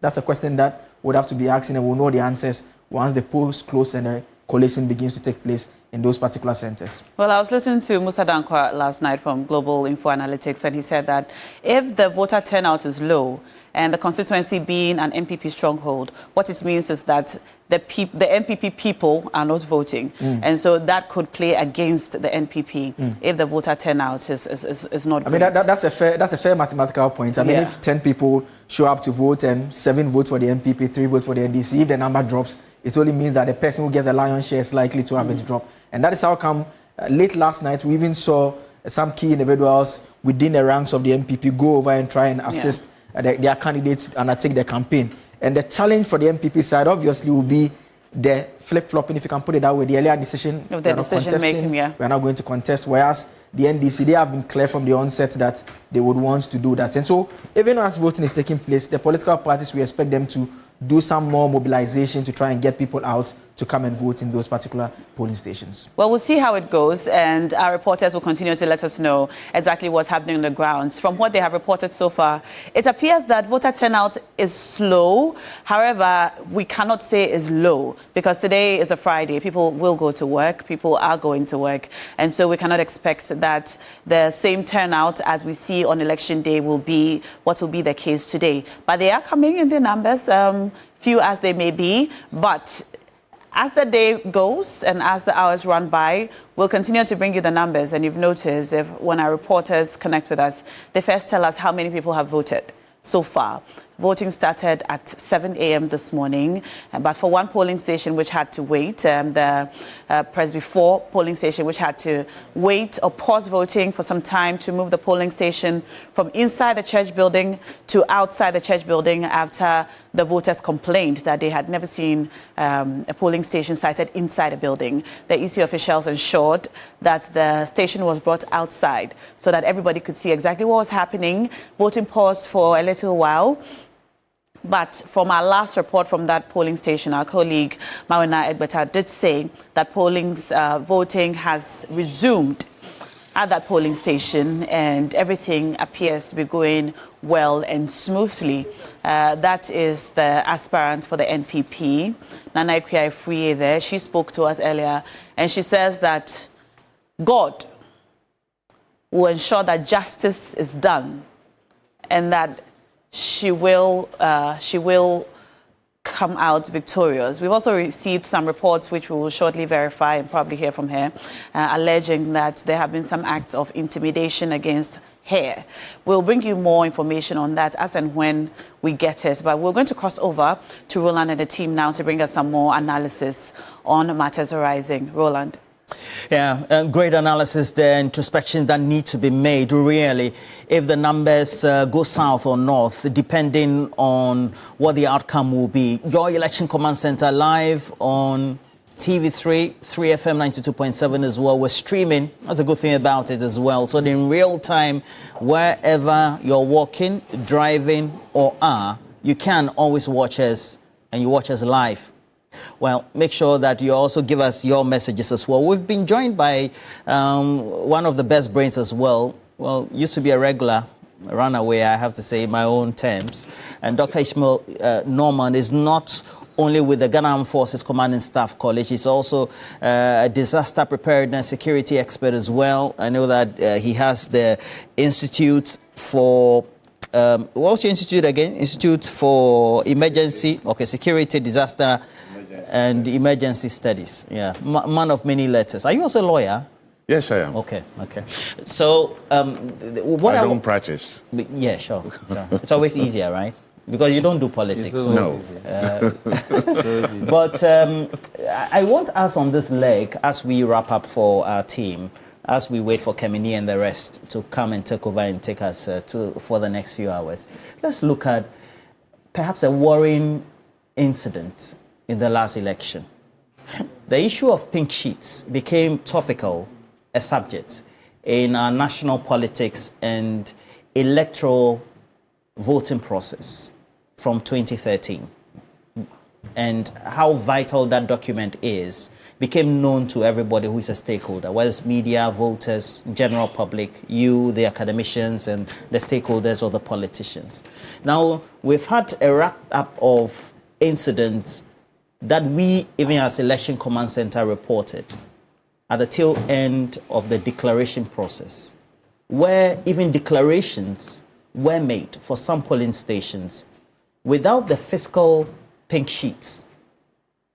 And the pink sheets were needed after verification to authenticate whether the votes really are evidence on the sheets. Now, for this instant case, we are told that pink sheets apparently, that maybe whether it's both parties or one side of the political divide had, were soft copies. The fiscal pink sheets could not be found. It talks about then us getting worried about organization of the elections, security of the elections, and whether really we're safe going into the future. What do you think? Let me start with you. Dr. Ishmael Norman, welcome. Thank you, Rem. I believe that we have rules and regulations in this country as a democratic nation, very organized system that we are running. And if CI 127 doesn't say that electronic copy is allowable, you can't use it because you have to follow the procedure. If CI is amended somehow to allow electronic copy, Roland, then you can use it. So for me, I think the tendency for people to manipulate soft copies, you can do a lot of manipulation to soft copy, but the hard copy, the moment you try to finagle with it, the evidence will become clear. And so that is why, because we don't have a national tendency to tell the truth when it comes to election time, that it is better we rely on the hard physical copy so that nobody can say that what is on it is not what was reported. Because we have seen situations in Florida during Al Gore and George Bush. There was also a soft copy kind of manipulation of election result that ended up in election petition all the way to the Supreme Court. Justice Atuguba, ruling on our election petition, also relied upon that case. And that is why he said, elections are won at the polling stations, nowhere else, not in a soft copy domain, but rather on what has been produced by the people who are observing the election in situ, period. So I think if we want to rely on e-copies, then we need to amend the law and make it possible. I see. So then we've got into the situation where, Jantua, we've got into the situation where this has now created, or the situation created a dilemma for the Electoral Commission, because the pink sheet physically were destroyed, or whether somebody had hidden it from both sides of the political divide. And so even the soft copies were used in some of those times to do declarations. I believe the Electoral Commission from the word go should have stated we're going to rerun the elections. But the gaps, we will do it, we won't do it, we will do it in only 3, we won't do it in all. And then all of a sudden you come and say we're doing it in all, is it 9 or 19 polling stations, created some kind of mistrust for the Electoral Commission. And I hope, and you see, a lot of these things happen out of the fact that people don't show trust in the system. I mean, why should political parties do what we did in the last election? Pink sheets are the standard, documents that you use to declare if somebody has won or not. You paste it outside the polling station afterwards. How many of those pink sheets were posted? Where were those pink sheets that were missing? How is it that political parties rather had scanned copies instead of originals? That goes to show that the election, you could not have based the election on those pink sheets we had. So wasn't the best thing to rerun? And some people even said, and I think Duncan said, rerun the entire election in that area, that constituency. So that trust bit, and I hope we are gradually getting towards the situation where we trust the body that runs it, and we ourselves don't put ourselves in a certain situation that makes it difficult to trust the results of the election. Was it 2020, where the presidential election was announced how many times with different figures? 2020. 2020 with different figures. It brings some mistrust. It shows a degree of incompetence on the side of the Electoral Commission. And the Electoral Commission is a body that needs political parties. Without political parties, there's no Electoral Commission. And the Electoral Commission, their responsibility is mandated in the Constitution. And so there needs to be a situation where we trust the Electoral Commission, and overall, with this constitutional review, the question as to who nominates the Electoral Commissioner should be handled. Because look at all the Electoral Commissioners that have come in this Fourth Republic. Any time an Electoral Commissioner is put in place, they say they are aligned to the party in power. Anytime the only one who was able to extricate himself from it was Aferi-Jan.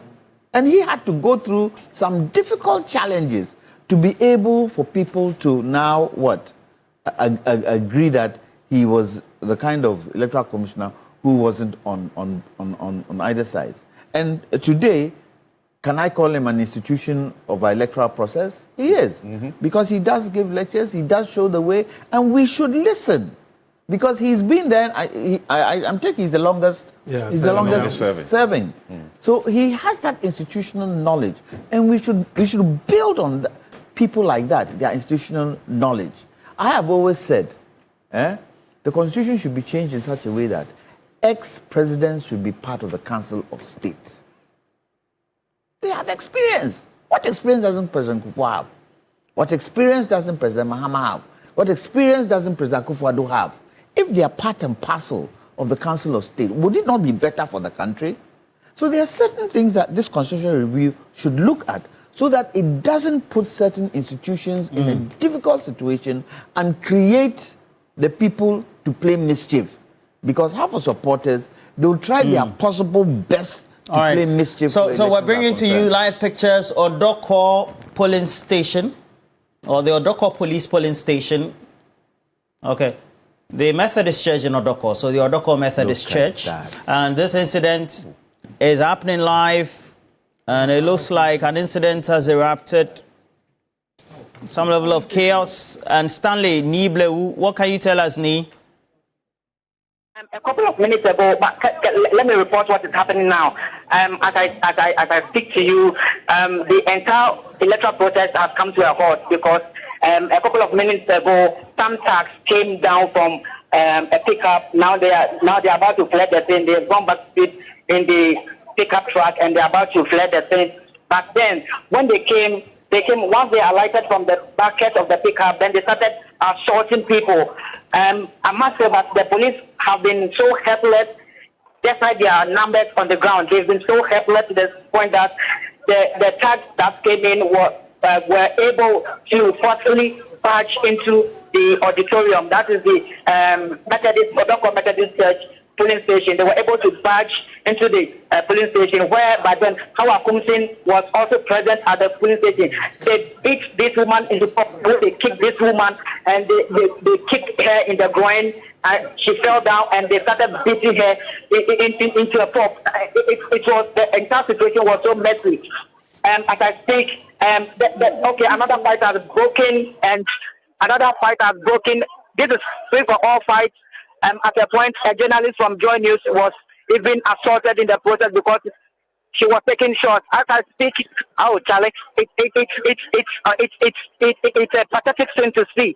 It's thing to see actually, because it's be like a free for all fight. Everybody is fighting. Both NPP and NDC tax are fighting. They have actually the process, and the police are here in their numbers. They are most of them, from what I'm saying, they are not armed, and so they have to call in some reinforcement this time around to augment their numbers so they can show this the violence that is actually being perpetrated here by the tax. For now, I can't say a fact that it's NDC or NPP tax, but what I can report is that these people, once they came in, they started assaulting. As I speak, our commission has been taken to the back of the premises so that they will come here down so that they can resuscitate her. I can't tell her condition, the situation or the condition in which she's in now, because some police officers are with her over there, and the entire process has halted, and I don't know for a fact that this thing can continue today. Some NDC members are here, NCP members are here, and actually the situation is so messy. It's so messy. Describe the messy situation. So, Hawa Kumsin, on the other hand, is there, but these individual tags, where did they come from? And is anybody around the incident site where you are that seem to know them or relate to them in any way? No, I don't know them because they came in. There is this information that I spoke to Samir Uku earlier, and Samir Uku said in that interview that I posted on the page, Samir Uku had said that the NDC tax are actually intimidating them. NDC tax are actually intimidating them, and so this time around they are not going to. They come with their full act now to support their member of their parliamentary candidate so that she can win. So currently, as I speak, the tax are fleeing from the scene. So from that interview, the police gave the impression that they have been. Samir gave the impression that They have been Stanley Niblewu, the police, the tags are known. They've entered the premises. The police are not clamping them down or swooping on them and then arresting them. You mean the police are incapacitated? Like I did indicate earlier, the police were so helpless. They couldn't do anything because when you look at the forceful exuberance that these people exerted on the police at the gate, the police shield or wall that they've erected at the gate to the premises, they were able to overpower the police and they just backed in. Currently, as I speak, the electoral officers who are representing over the entire process have actually fled the scene. They've left the ballot box. 3 police officers are now policing the ballot box. Everybody has left. The police are scattered, and if I should say, they are so helpless at the moment. There must be a reinforcement to calm the situation. Okay.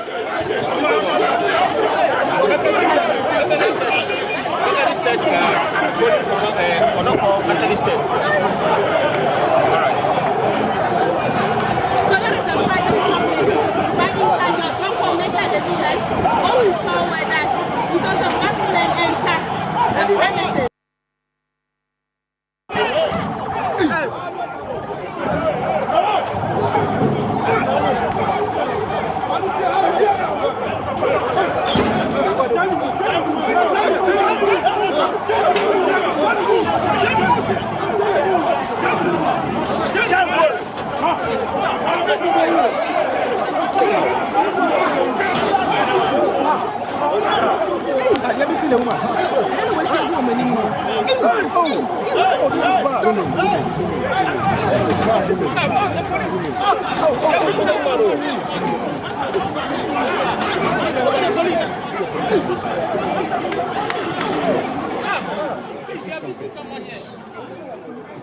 And again, we're bringing to you pictures of this incident, and it is the Odoko Methodist Church, the polling station there, where we're now reporting Stanley Niblewu, our lead reporter on ground, is indicating and narrating that a gang of individuals, looks like macho men or thugs, on the back of a pickup truck, invaded the premises of the Odoko Methodist Church and then quickly swooped onto the polling station there that's being managed by the Electoral Commission, with, it looks like, now running helter-skelter, personnel of the Ghana Police Service just incapacitated or incapable of stopping them, leading to even the former Member of Parliament as well as a former Minister, Howard Kumsin, in the process being run down, kicked, and we're told that nearly passing out, according to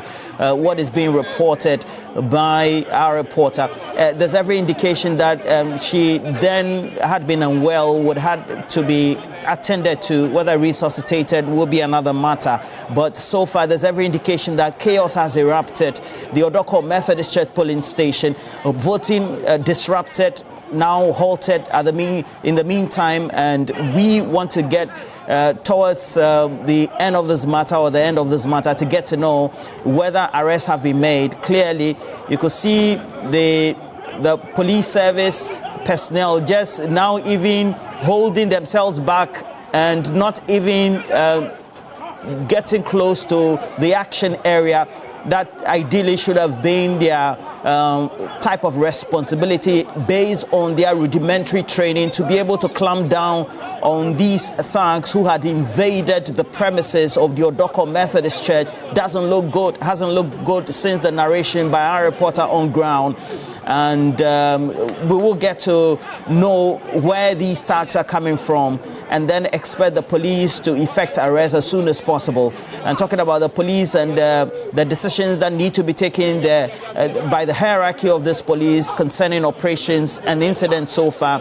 This is the second incident in a row. The first being a journalist from GH1, Banahene, slapped by a senior police officer sent there for supervision, that polling station. And we're being told he is in charge of the Adenta Police Command. And subsequently, the police Public Affairs Directorate has issued a statement. It indicates that the police has monitored the viral video. But apart from being a viral video, there was a live video right here, also on TV3 and 3FM Election Command Center, in which one of, they say, officers were seen assaulting a reporter. This reporter is one Banahene with GH1, and they go on to say the officer concerned has been withdrawn from the ongoing election duty that he's posted to at Ablekuma North, and is in line with internal disciplinary procedures, has been interdicted and referred to the Police Professional Standards Bureau, as the PPSB, for investigations.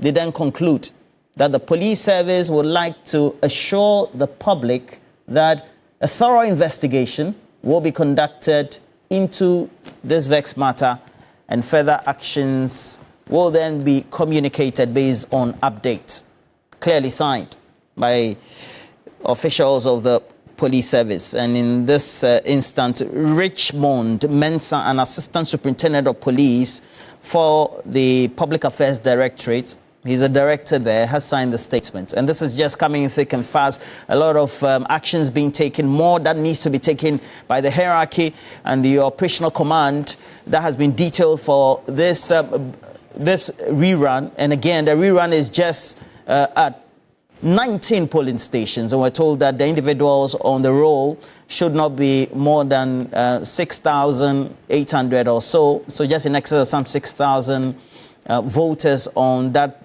voters list to cast their ballot today.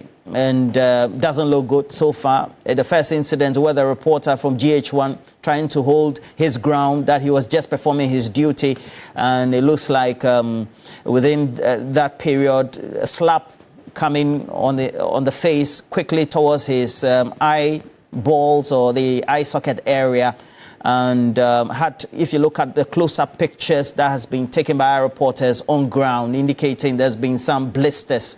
And subsequently, we have coming in from the police Public Directorate or Public Affairs Directorate, a statement that is indicating, communicating not only to the media but the general public, that an action of interdiction and thorough investigations will or has been taken against this police officer.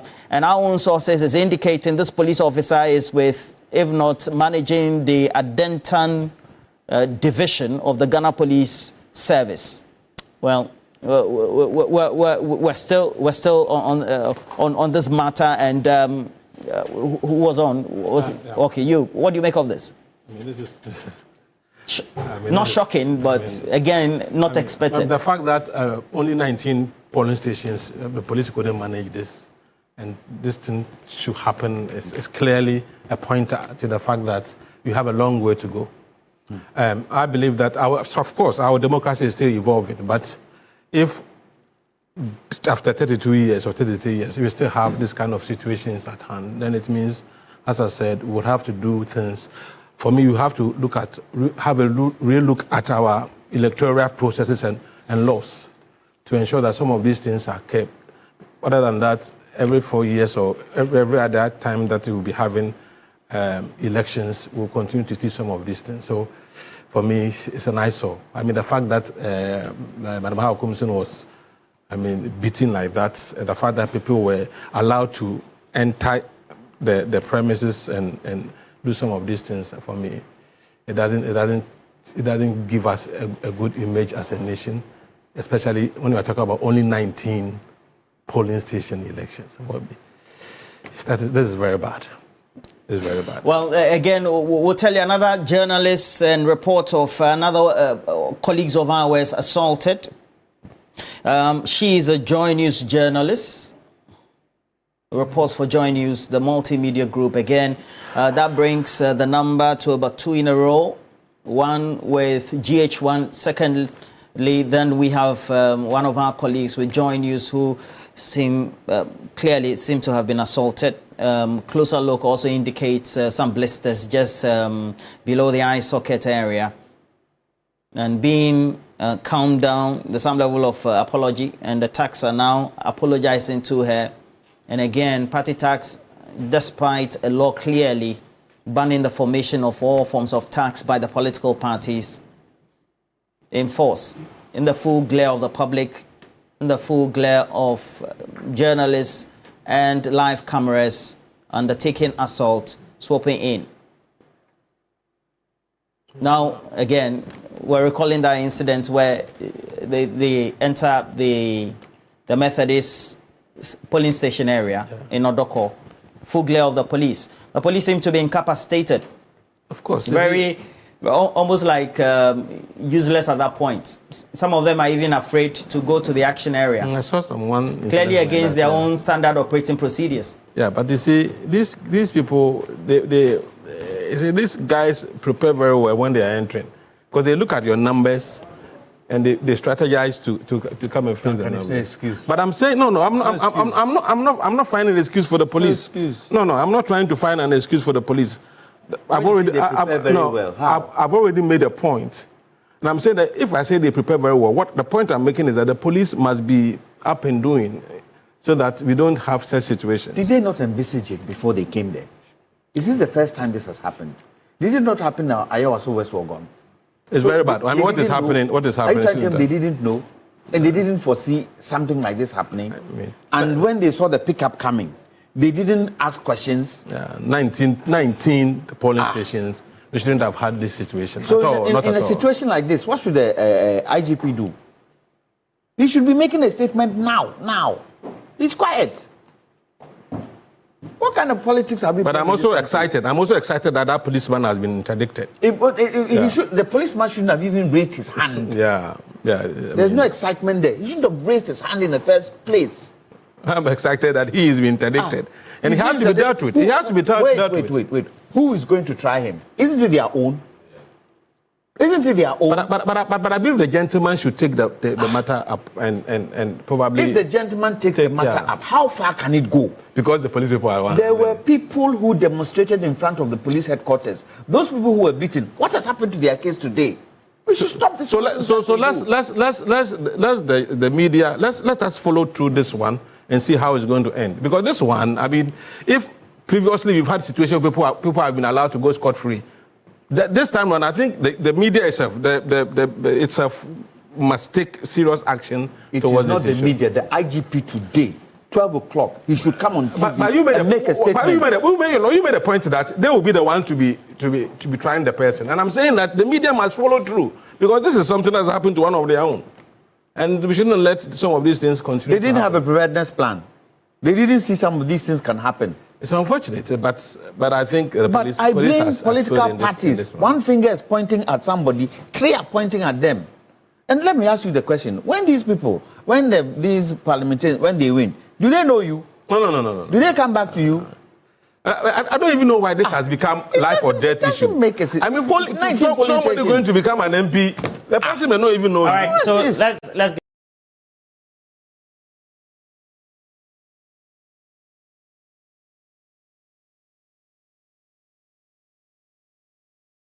So, all right. So, what ideally should be the expectation from the police personnel deployed there by way of security? My view is that the Ghana police just failed massively. This shouldn't have happened at all, because for this event, 19 polling stations, there should have been simulation exercise. What about if the group that jumped out of the cabin of the pickup had guns on them? Well, what if they were terrorists? Or cutlasses, or bottles? What if they were terrorists? This tells me that there is too much brouhaha about the preparedness of Ghana police for simple incident like this. This morning at another station, I said I had immense trust in the new IGP, and what's your level of trust now? My words again, and I shall never make a statement like that, because within the very short time you have been in the Ghana police all your life. In your professional life as a policeman, you couldn't control this event. You couldn't prepare for this event. and you allow the people to encroach in the area of voting, that's shame on Ghana Police and the IGP personally. Yes. He should be talking. Let's hear him. You mean we need live updates? Yes, he should be talking about this. I mean, this is the buck stops with him.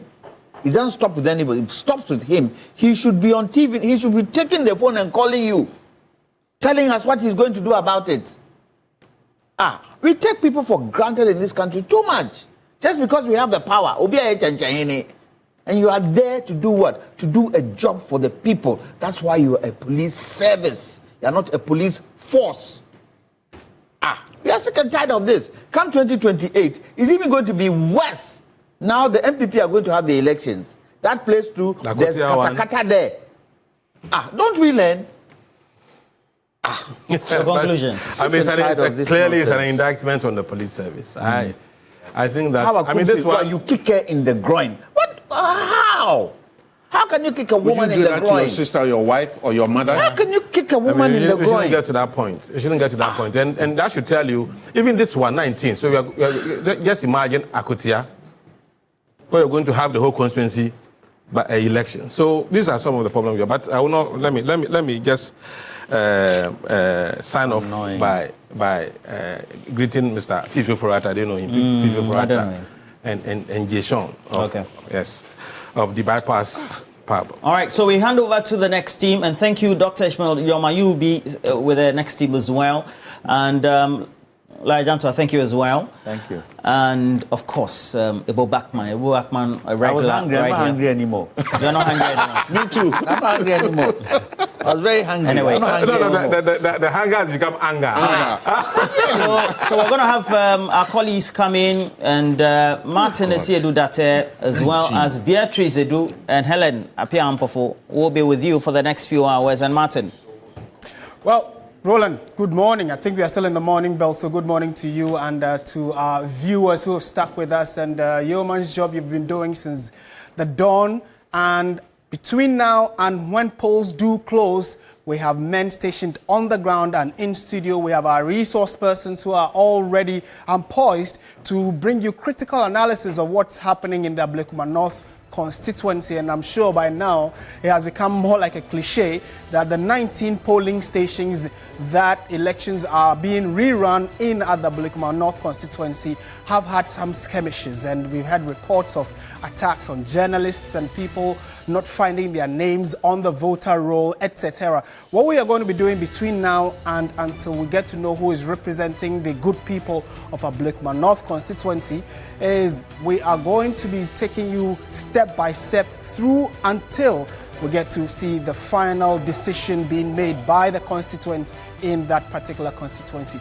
I am Martin Esiedu Date, and I'll be joined by Beatrice Edu and Helen Apia Ampofo, and we are going to be handling this bell, so do trust that we have got you covered when it has to do with anything politics, especially because of today's development. What does this mean for the numbers in Parliament? Would it make any significant changes? And what exactly is happening now that voting is ongoing? We are told that about a number of senior executives from both parties, the NDC and MPP, are also on the ground testing the polls, still campaigning undertone, although it's illegal. But we'll try and weigh all of that when we return from this break. Do stay with us. We are your Election Command Center.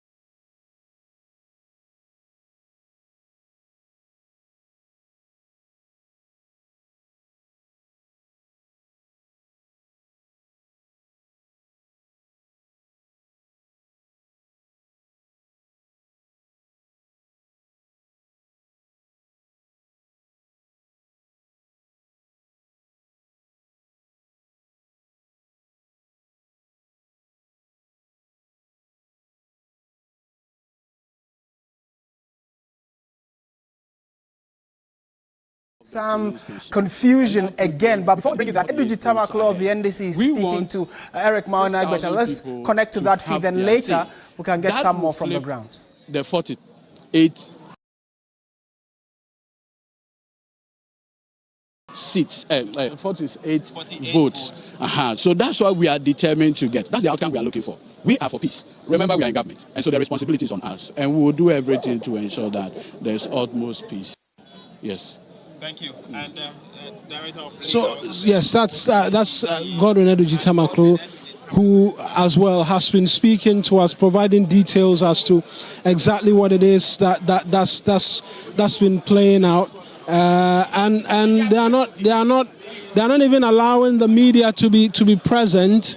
What this has done is to an extent as well affected the process as well, in terms of what it is that we're witnessing, the voting process as it continues to play out. The big question which will be left to be asked is whether or not persons who are expected to vote, persons who are expected to come through, whether or not now they will be wanting to make their way here. But as at now, as we speak, it does appear that there is a certain level of calm which has reached this Methodist Church, Accra Diocese of St. Peter's Society here at Odoko. It's been a tense last few minutes, I must say, as we've had the trouble of seeking to, as ourselves media persons, ascertain really what it is that we've seen play out. As it stands, it looks like the ballot paper is being protected by officials of the Ghana Police Service. We're getting indication that there is another set of guys who are moving towards this particular polling station. There's been police reinforcement. We've seen 4 police unit trucks that have come through as well. And then there are more and more supporters who are now by themselves marching in a direction which we do not understand. And that's Malik Basentale, who I believe is walking with his men or his supporters, and we'll seek to get an understanding as well pretty shortly as to whether or not they are here as well to partake in the process. But there are a lot more police officers which we're expecting to see, a number of them in the buses there, as some continue to protect the ballot box, which has a number of votes cast in it already. It's been a tense few minutes where we will shortly speak to eyewitnesses as well and get first-hand accounts from persons who were here and witnessed everything play out. We will try and return to Godwin Eduji Tamaklo as well shortly, and then bring his perspective to you as well again, because there's been series of allegations or a number of claims made by different individuals, claims of pepper spray coming into effect at this particular polling station, allegations of assault against individuals and persons in the opposition party, amongst many other things. A lot of things have been said which will require a bit more understanding from us in relation to what played out. And so what it is that we're going to take you back in studio and then show you what exactly it is that played out here, which has resulted in all of the tension, the heightened security presence, which is currently ongoing. So let's take you back in studio, see for ourselves what exactly it is that played out, and then we return to the grounds and begin to get first-hand account as to what really happened and why we're at this point with all of the tensions and police presence as well. And so let's see that, and then we'll return shortly.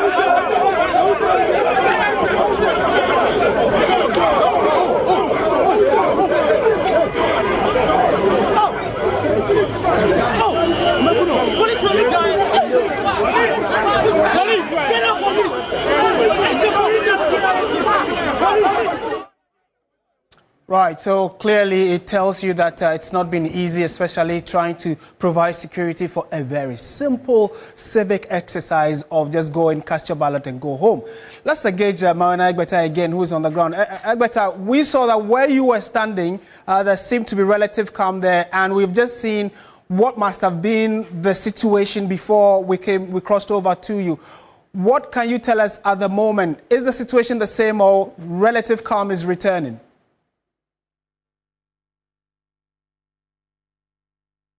Right, so we are trying to get a connection to Eric Mawana Agbeta, and from what you saw a few minutes ago, it tells you that although it is just 19 out of over 200 polling stations, it simply seems to justify why up until now, 7 months on, a constituency does not have a representation in parliament, because either the people or the parties or the leadership of the parties or those in charge of security have reneged on their responsibility. And right through yesterday, when we were building up to today's coverage, we got information from a number of key voices who advised the police to take this very seriously. It was a test of the Ghana Police Service's ability to provide simple security for a national exercise. Let's see if we have a good connection now to Eric Mawana Agbeta, who is our man around the Methodist polling station, polling center, where we've seen quite some chaos break out right from the time voting started. But reports we've got from the other polling centers indicate that it's been very peaceful and smooth since 7 when voting started. And about 4 hours into the exercise, a number of the polling stations are proving difficult for the police service to manage. And although there is backup, probably they are trying to read the situation properly before they ask the backup to also come in. We have some experts on our desk who will be helping us do those analysis. But Eric Mawana Agbeta, I was asking whether where you are reporting from the situation is better now.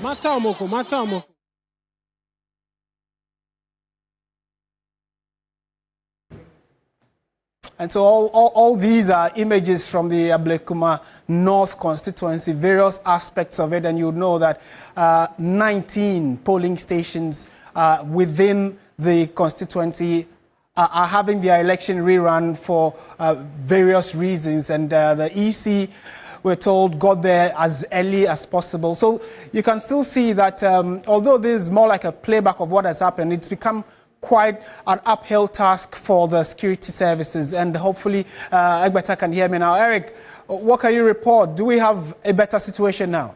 Na yebu mai ye tietia ha kumse na yebu ai Chris no mu nkofo a mo kobai. What is that?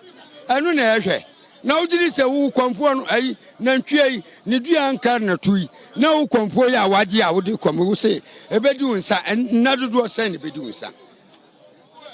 Ananu se bisi wo ye friend say ayewa so wesu gon na senya na senya bisi wo ha 19 police stations and then ye bubu ni mu twa bi ni so kan brio manu so na ya frɛ oba besi antini ya frɛ mema pick up bed 20 na ya bebu oba anti ye meme na mo ya me ma me awo mbema ba ko pa me dem ma me ensam na wo bu mi nua bai sa me pen DC a wo ye sure say akina me ka koto aba ma NDC sa me pen PP a wo ye sure say akina me ka koto aba ma NDC.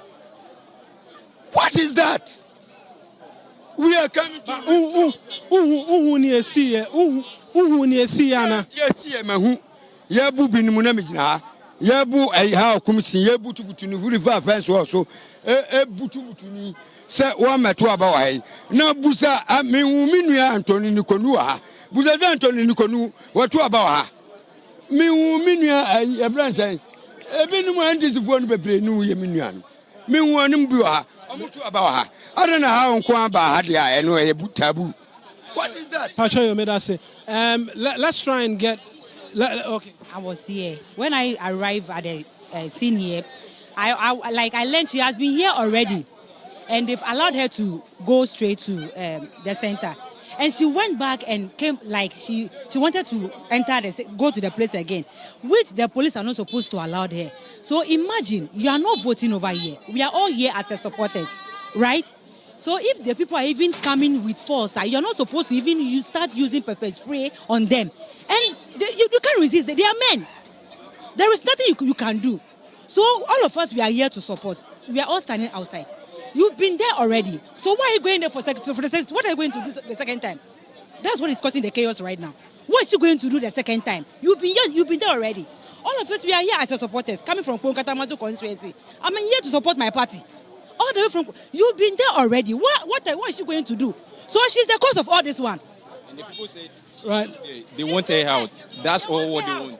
Yeah. So that's what that pepper spray. That means she came well prepared.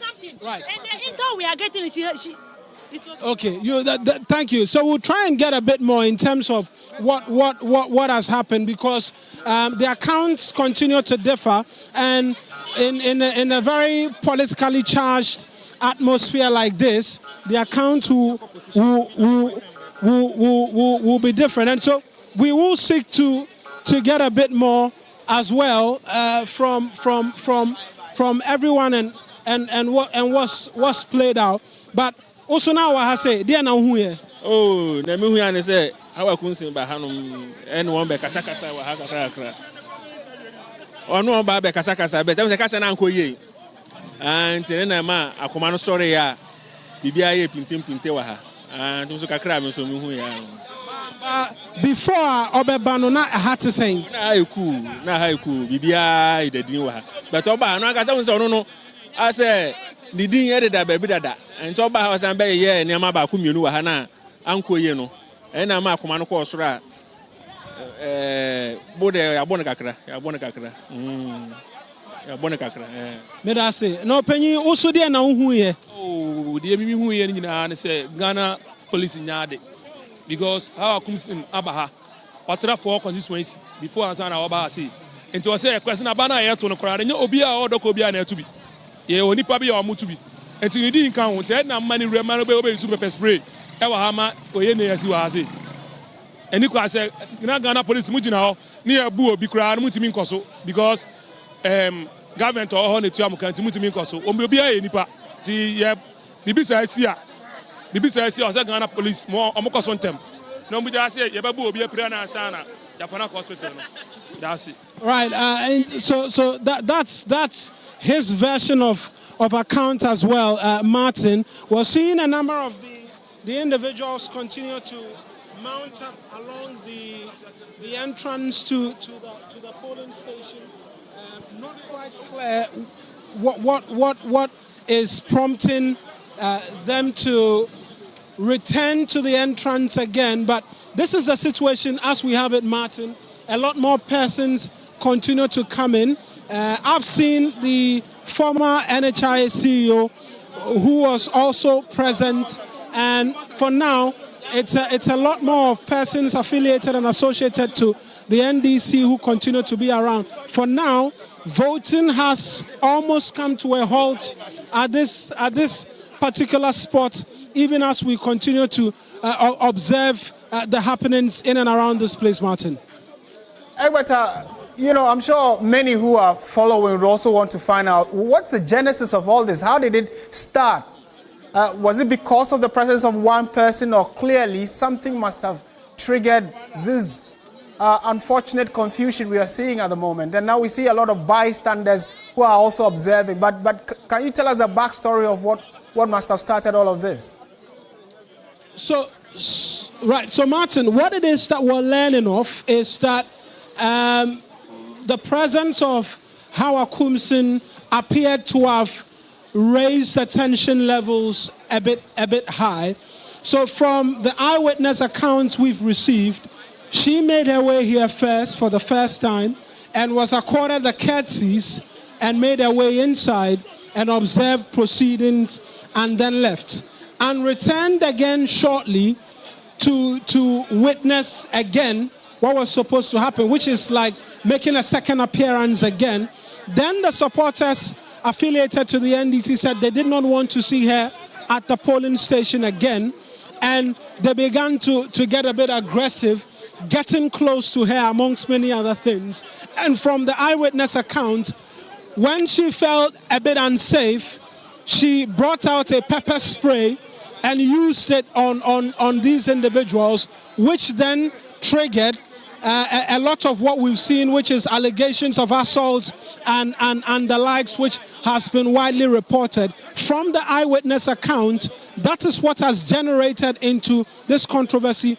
And then there's been a lot more of supporters who've gotten wind of the fact that she's here, and there were tensions simmering amongst many other things, which has piqued their interest, and they've all made their way here.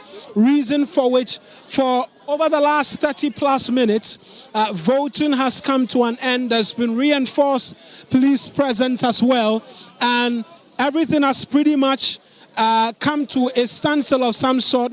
When we were inside a short while ago, we saw that the police had taken absolute control of the entire area and were guarding even the ballot boxes as well, and it simply meant that voting is not happening as we speak.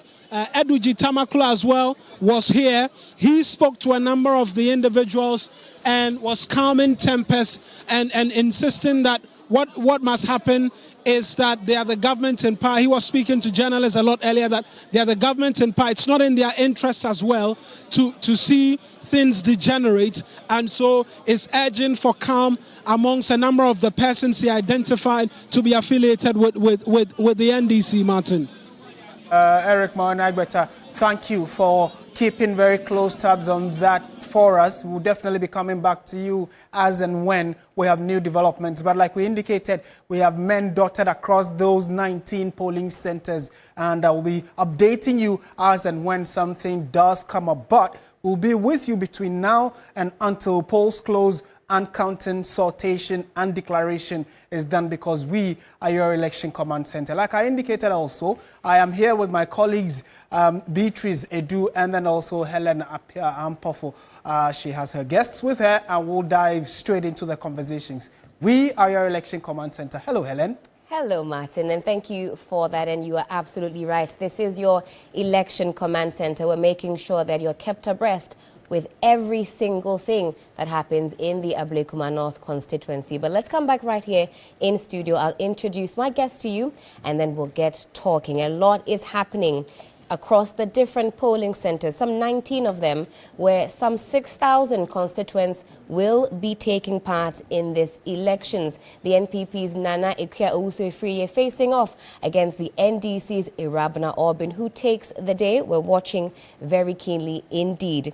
Well, in studio, I've got Musa Dankwa. He's the Executive Director and Head of Global Research, Global Info Analytics. Mr. Dankwa, hello, good morning. Hope you're doing well. I'm doing very well, thank you. I'm very eager to find out how some of your analysis and the numbers you've been putting out will play in today's, shall I say, saga. We'll wait to see.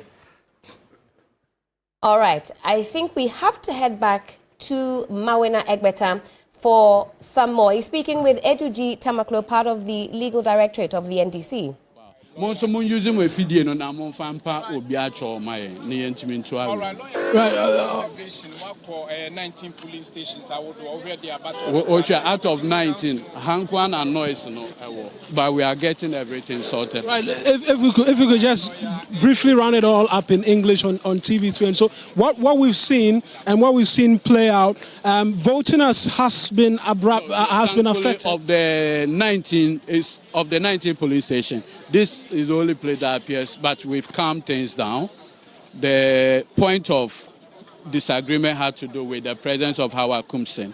Thankfully, the police used the exit door and got her out of the place. And so things will be calm now. There was an allegation I was trying to get a response from you on a lot earlier about your colleagues on the other side alleging that hoodlums from your party had assaulted her. How would you want to respond to that immediately, amongst many other things? Staffs are coming back, so we are making progress with them now. With the Electoral Commission staff, they are coming to continue with the process, and I think that's a significant development. Don't you think, or wouldn't you agree with a lot of people that this could affect voter turnout at this particular polling? No. The people are, in high spirit to have a representation in Parliament. I think that's the utmost. You didn't respond to the allegations by the other side that hoodlums from your party have assaulted Hawa Kumsin, who you admitted the police had escorted out of the place. No, when I came here, I tried to find out who specifically did what. Unfortunately, there's no such indication. But the concern raised had to do with her presence. So I pleaded with the police commander that if her continuous presence will create an issue, there's an exit. There's an exit that she can use out. There will be definitely MPP agents here together with the police so that we can have this process run through. The allegations of the use of pepper spray and the likes, you've been here longest, and so it will only be appropriate to get your understanding of events as they played out, which resulted in the EC agents and all of the likes. To be fair, when I got here, the concern was that she had put a pepper spray. I wasn't comfortable with that narrative. So there was a search. I said, no, nobody will be allowed to enter. Let the police do their work. Listen, we are in power. The responsibility to ensure peace is ours, and that's exactly what we are doing. Have you spoken to the supporters who came around? Because a number of them are... Constituency chairman I've spoken to them, that I'm pleading with them. As director league, I don't want any problem. And I think that the cooperation is better now. All right, thank you very much. That's the Director of Legal Affairs mentioning, amongst many other things, that yes, indeed, officials of the Electoral Commission as well have made their way back. When we were inside a lot earlier, you could tell that indeed the police had taken absolute control of the entire area, and so they continue to still guard the ballot boxes. You see, they are very much in charge of that area. We're seeing the officials of the Electoral Commission as well now seeking to, amongst many other things, bring back and rearrange the ballot papers and the biometric verification devices and all of that, which will then pave way for voters to make their way here. Unfortunately, we don't even know the numbers expected to vote here because we can't get access to them immediately to get an understanding as to what happens. The big question really out there for a lot of people to seek to get answers to is what happens to voter turnout from here on in, because we've seen it happen in the past where incidents like these tend to affect the morale of persons wanting to come out and vote. We're seeing a number of individuals again as well seeking to make their way into the area. We're just seeing as well the defense and then interior ministers all making their way into the area, and they are speaking to the former speaking to the former NHI CEO as well, and seeking to get an understanding of what it is that's played out as they go around taking the salutes from the respective police officers here, seeking to understand for themselves as well what it is that may have played out, reason for which we've seen what it is that we've seen. I'm sure, and the expectation is that they will receive some briefing as to what it is that's happened, which is what we're seeing play out at this particular point in time. They will receive some briefing, and then we most likely will, if possible, get a word or two from them as well. But again, I was talking to you about what this could mean for voter turnout amongst many other things.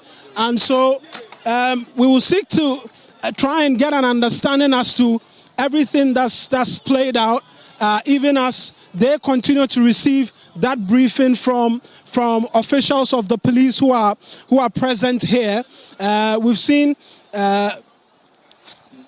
Omanebuama and then Muntaka all present and also witnessing for themselves, getting first-hand account really on what it is that's happening. And so that's what's happening. The presence of the police continues to be quite heightened, even as they continue to receive the briefing. And we're seeing a lot more of the top police hierarchy as well come through and be present and be counted to ensure that security is tight and they ensure that peace and tranquility does prevail. And so that's what's playing out as we continue to monitor exactly what it is that's happened here over the last hour or so. We've seen Madame Juliana Obey as well, all around. And so it's the top hierarchy of the police really seeking to provide some level of briefing to the ministers, and then we can get a sense of what really played out. But as we speak, it's all calm. The police presence is heightened. Members of the National Form Police units all present, witnessing for themselves what it is that's transpired as they continue to get an understanding as to what's transpired. Getting a word from the presiding officer from here as well. And so it continues to be a calm after is what? How would you describe it? As the calm after the storm? And so a lot more of police presence as we hear the loud sirens blasting all through, amongst many other things. But the EC official appears to be providing some briefing, if we can tap into that as well.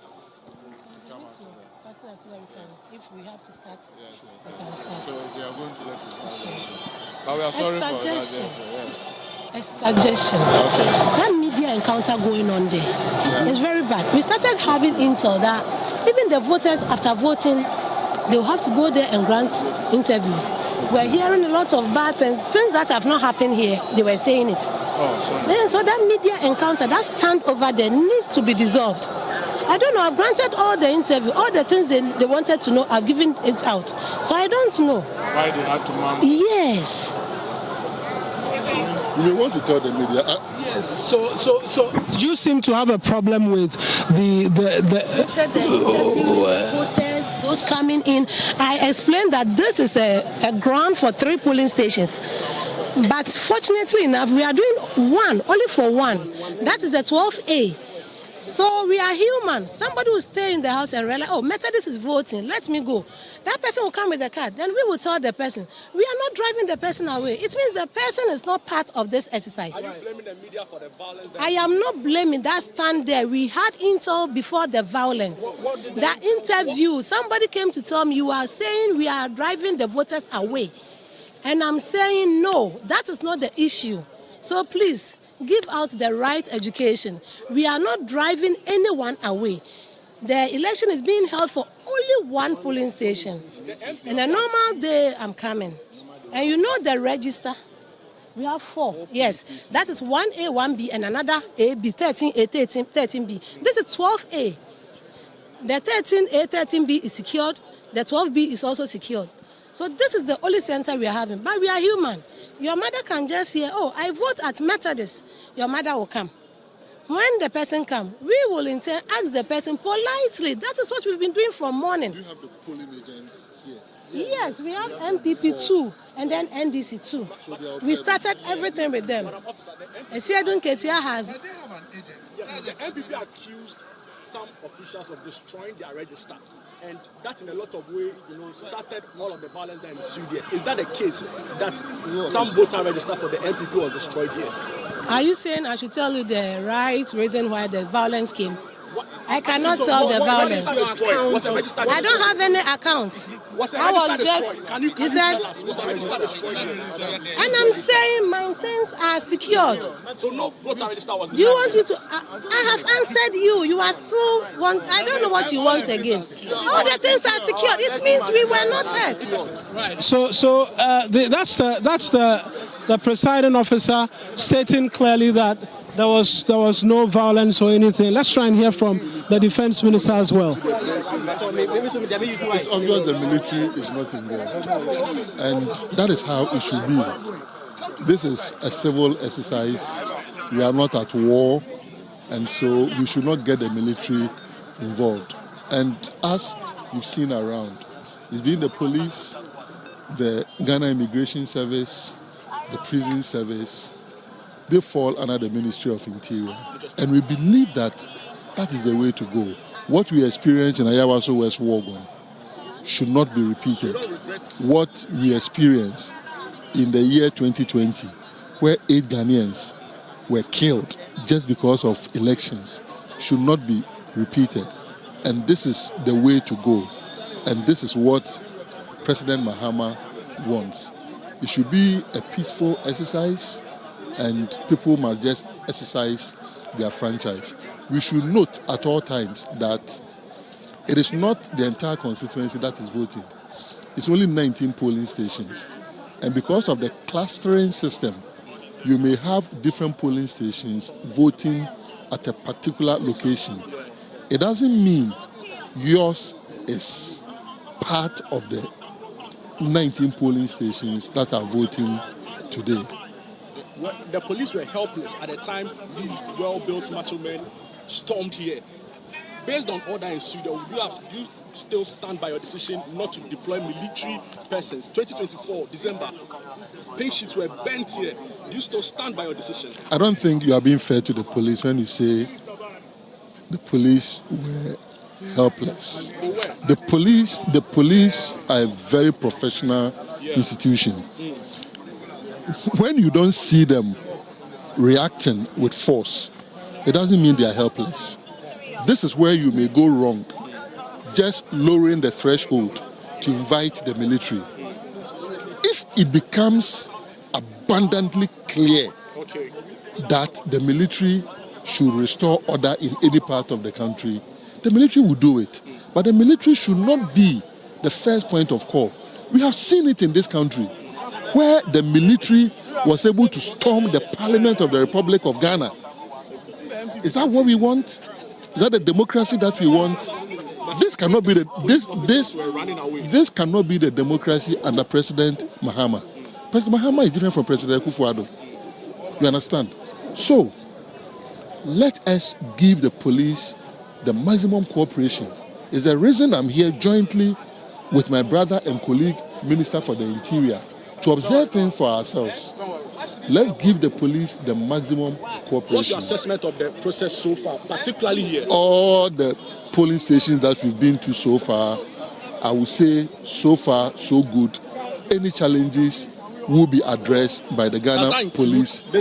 I'm saying that any challenges will be addressed by the Ghana police service, and trust that they will do it. They are capable. Thank you. That's the Defense Minister, Dr. Edward Omane-Boamah, speaking there and also interacting with the officials of the Electoral Commission, amongst many other things. Helen, we're going to hand it all back to you right now in the studio so the conversations can continue, even as we continue to monitor the proceedings from here. And so we're all now being asked as well to make our way out of the place. And so back to you in the studio, Helen, as conversations will continue. Certainly. Thank you so much for that. That's my colleague, Eric Mawena Egbeta. He's in the Ablekuma North constituency and particularly in Odoko at the Methodist Church, where some fracas has ensued. You were listening there to the Defense Minister talking about what the processes are going to be looking like moving forward. He was also speaking there with the Director of Legal Affairs of the NDC, Eduji Tamaklo, weighing in on some disturbances that we're told involve the former Member of Parliament for Ewutu Senya East, that's Mavis Hawa-Kumsin. We know she has now left the area, but there are still scores of security personnel in Ablekuma North. It is the hottest constituency this morning in the Republic, or this afternoon in the Republic. We're keeping the steam on all of the various polling centers, all 19 of them, where some 6,000 constituents are expected to cast their vote today. But let's come back in studio. Let me introduce my guests, and then we'll get talking. Musa Dankwa is the Executive Director and Head of Global Research, Global Info Analytics. Mr. Dankwa, hello, good morning. Hello, good morning. How are we doing? I'm doing great, thank you. Good to see you. Good to see you too. Good afternoon, shall I say. It's because the morning has been so long, but good afternoon. Good afternoon. 7 after 12, as the time reads. All right. Also in the studio with me is Emmanuel Kuting. He's the Executive Director, African Center for Security and Counter-Terrorism. Mr. Kuting, good to have you on the program. Thank you for joining us. Also with us is Dr. Ishmael Norman. He is a security analyst. We look forward to your perspectives this morning, Doc. You're welcome. And also in the studio, Mohammed Naziru is the Deputy Executive Secretary of the National Identification Authority. Good to see you. Thank you for joining us. Great. It's my pleasure. Doc, I want to start off with you. We've seen what has transpired, at least so far this morning, a number of disturbances. We saw a slap being meted out to one journalist. The processes so far, they haven't been smooth. In another jurisdiction, it would have been just another Friday. Processes might, well be over at this point. But on home soil, we're seeing an entirely different scenario. Are you surprised by the level of disturbances so far, the amount of security presence we're seeing in Ablekuma North? Yes, Ellen. Thank you very much.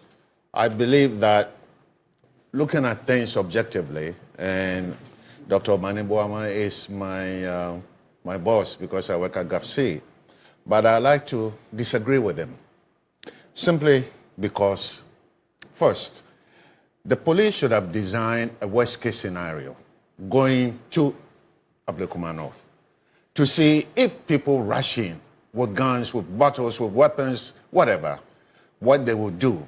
It looks like that wasn't done. Also, allowing so-called distinguished member of this country, Honorable Hawa-Kumsin, to come the second time. What was she coming to do the second time? She came the first time, she's giving the courtesy. She comes the second time. That is tantamount to making people suspicious of what is her intention. And that triggers a reaction from the people. The police didn't handle that well because they shouldn't have allowed her to come the second time. Then she pulls out pepper spray. We're told allegedly there was some pepper spray coming from her. Allegedly, she pulls out pepper spray. That needs to be confirmed. Indeed. Now, pepper spray is a weapon. It's an immobilizing weapon. Some people can even die when you spray them with pepper spray because of allergic reaction. So it's not just to push people away, but it could kill. So this activity cannot just push aside because the police should have stopped all of this. They didn't. The reaction when the confusion started, the reaction of the police was a detached kind of reaction. They were not even reactionary, they were detached from making sure that the people, the perpetrators, were withdrawn.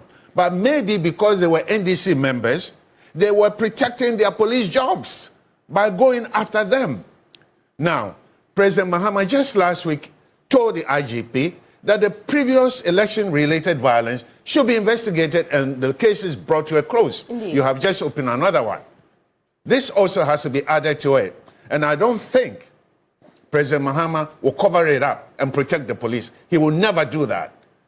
So, for me, the reaction of the police to the violence, the beginning of the violence, all of that should be situated on their desk. They didn't do a good job, and I will never cover it up. So for you, the blame should be put squarely, directly on the door of the IGP?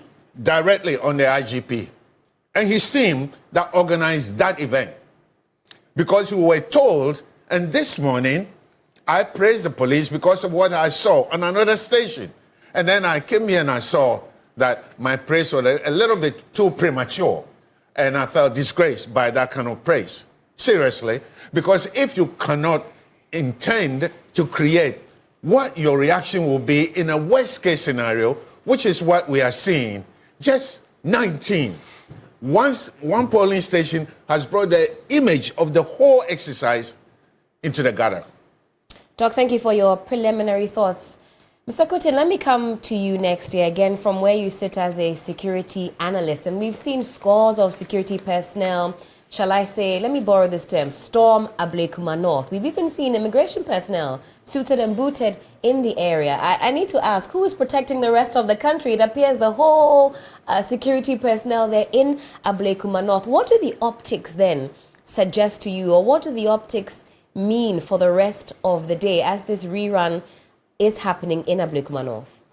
Well, Beatrice, thank you for having me, and good afternoon to your production team and my colleagues here, especially my senior daughter, Norman.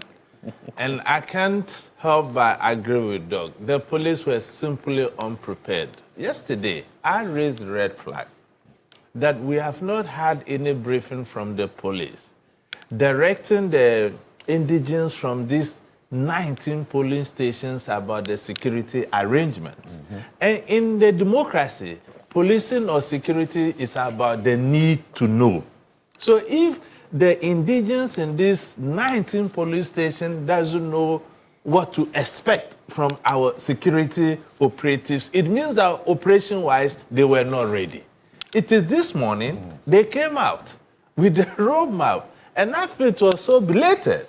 Because how do you get the information sync with the people and the level of communications if there are disturbances of this nature?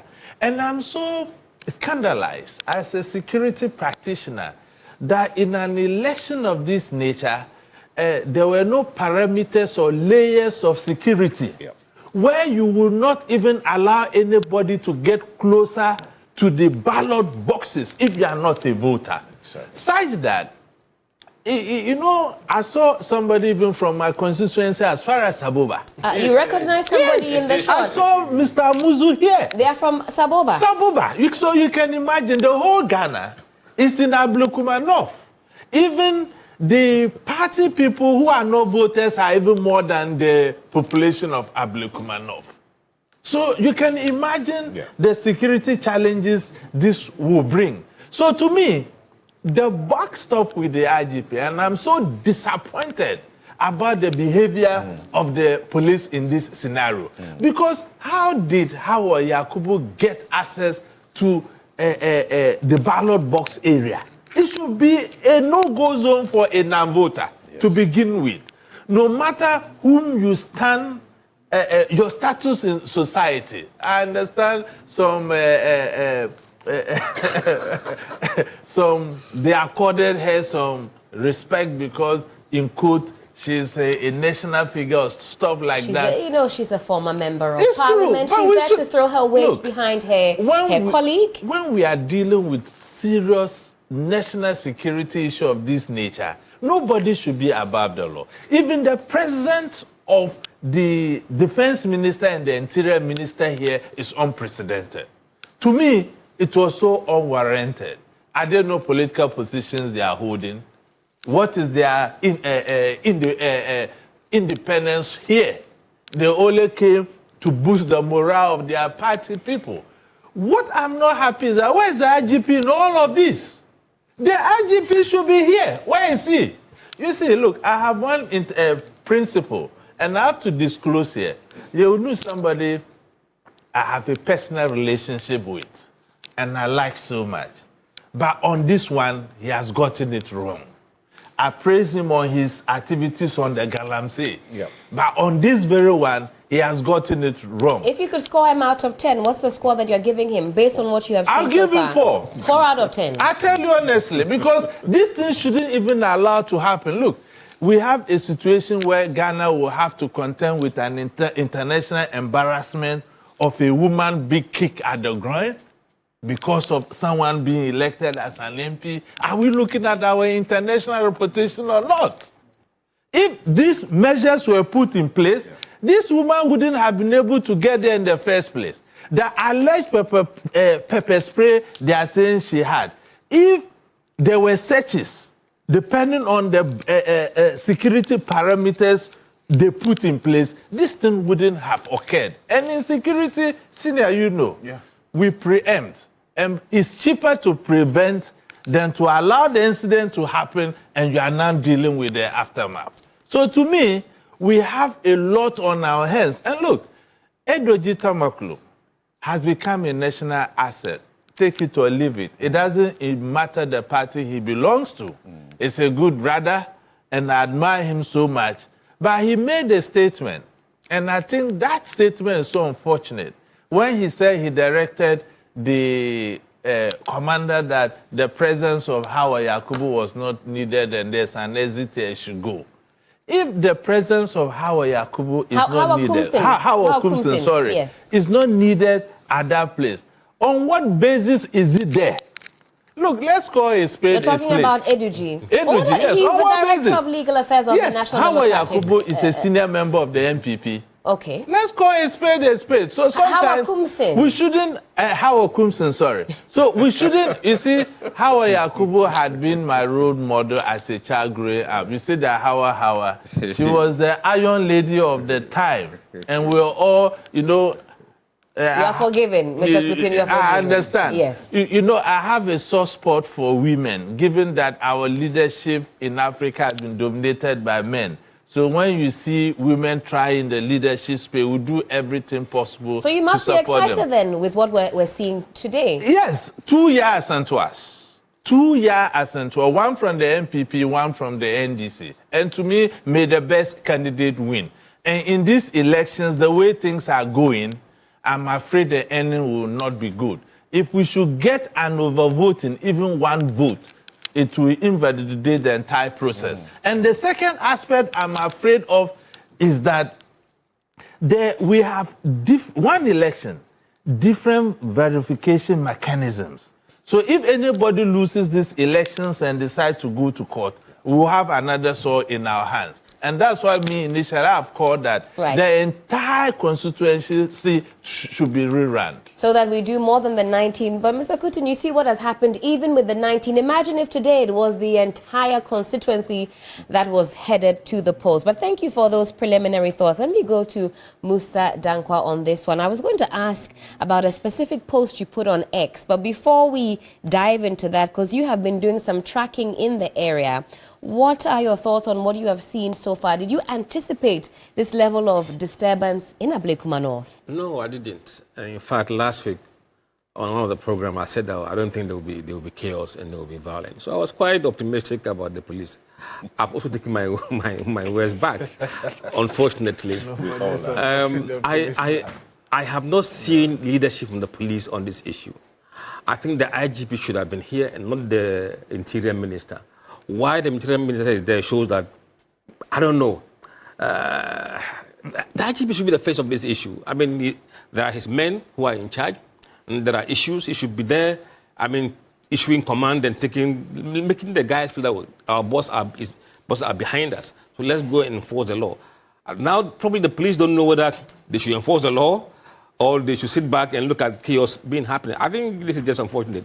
They should enforce the law regardless of who is involved, and they should do so sensibly. And I think, as they mentioned, there has been a failure of layer of security. You should have first layer, second layer, and third layer. Before you get the ballot box, you must have gone through several layers. So if you're coming close to in the perimeter, are you a voter? If you vote there, you're allowed to come through. If not, nobody should be allowed. It doesn't matter who. And they've kind of allow this to degenerate into a bit of brouhaha. And it's very unfortunate. For example, what Mr. Kutin is saying, he's even spotted somebody from Saboba. I mean, it's a Friday afternoon or morning. They have found their way in the Ablekuma North constituency. There are less than 800 people voting in that constituency. But those who are around the polling station, probably outnumber the people who are supposed to vote. They are. All right, Mr. Dankwa, thank you for your thoughts on that. Mohammed Naziro also in the studio with us. I'll also pick your preliminary thoughts. Do you also have to take your words back? Were you also full of praise for our security personnel and now you've been put to shame? Well, not entirely so. I want to believe that my fellow panelists who have security background are looking at this election from the security point of view. As a politician, I'm also looking at it from a political point of view. First of all, to disagree with with my colleague here as to why Omane Boama insists that the military may not partake in this exercise. I want to believe from the political point of view, I mean, consistently, political parties have raised issues with the presence of military men at polling stations or voting centers. It's sought to deter people who have some reservations, and the presence of military always scares other people. So I think that's one of the reasons why we are doing as much as we can to, exclude the military in our, voting and political activities, such that it could be free and people will feel free to partake in the exercise. Also, we cannot quickly run to a conclusion if we want to be to make a fair judgment of what is going on. Out of 19 polling stations, the voting started as early as 7 o'clock this morning. This is one incident that has happened at one polling station. And to round it up and sort of blame the police entirely. Well, I beg your pardon, Mohammed, there have been some different instances. We started off this morning, we saw there was a journalist who was manhandled, two journalists manhandled by policemen. It's on the screen now. If you're watching us, of course, you have noted that as well. We've seen that there was in, I believe, Presby 4, in the Ablekuma North constituency, where there was a polling center actually inside a building. It took a lot of effort to then have the material come outside in the full glare of the public. We have this situation here involving Mavis Hawa Kumsin, where we're told there was some alleged pepper spray involved. So it's been more than 1, 2, 3, even 4 instances. We were told, my colleague Stanley Niblo, and he was speaking to us also in Odoko, he said there was an incident involving some members of the NDC, some motorcycles, he alleges, were causing some fracas there with the police. So it's not even 1 p.m. and we have a litany of infractions, a litany of issues to contend with. Is that not enough basis for us to say things are not going well? Well, I still maintain my position that is not enough basis. On the basis of the fact that, you see, what is happening at Ablekuma North is election. I mean, it is not, excuse me to say, war. It is not a chaotic situation where we're expecting one faction to fight the other faction. For the fact that it's an election, we have certain rules and procedure that we need to all follow to ensure and encourage that people exercise their franchise. And that is why I am of that view. I continue on that view because also of the fact that, you see, I'm just coming from the ground. I have gone round some of the polling stations from morning before driving here to partake in this exercise. And it's been generally peaceful at most of the places we have attended. It's very unfortunate. Even if it is half an incident, it's still an incident that we would not love to encourage in our democratic exercise. If we want to continue to be the beacon of democracy on the continent, we will not allow all these things. But it brings to question the issues that have unfolded some time back. I remember in the Awaso West Wagon incident where the young men who were shot were accused of not being in that constituency and what were they looking for at that constituency. And today it is obvious that people come to buy elections from different constituencies in order to help the candidate they support and to ensure the candidate wins. Right. So that has muted the previous argument of the hours who were convicted.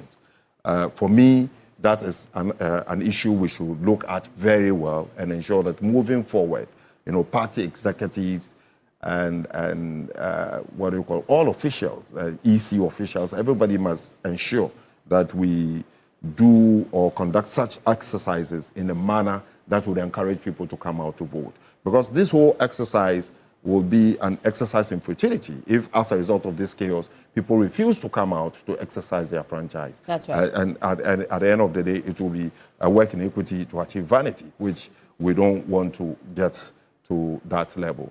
I would continue to insist and talk to the police. Since experts have issues with the police, I would also love to see the police react quickly to ensure peace prevail, and then the exercise continues. Certainly. Mohammed, thank you for your thoughts there. It's so interesting, Mr. Kuti, what's going on today? It's Helen. Helen, sorry. It's so interesting, right?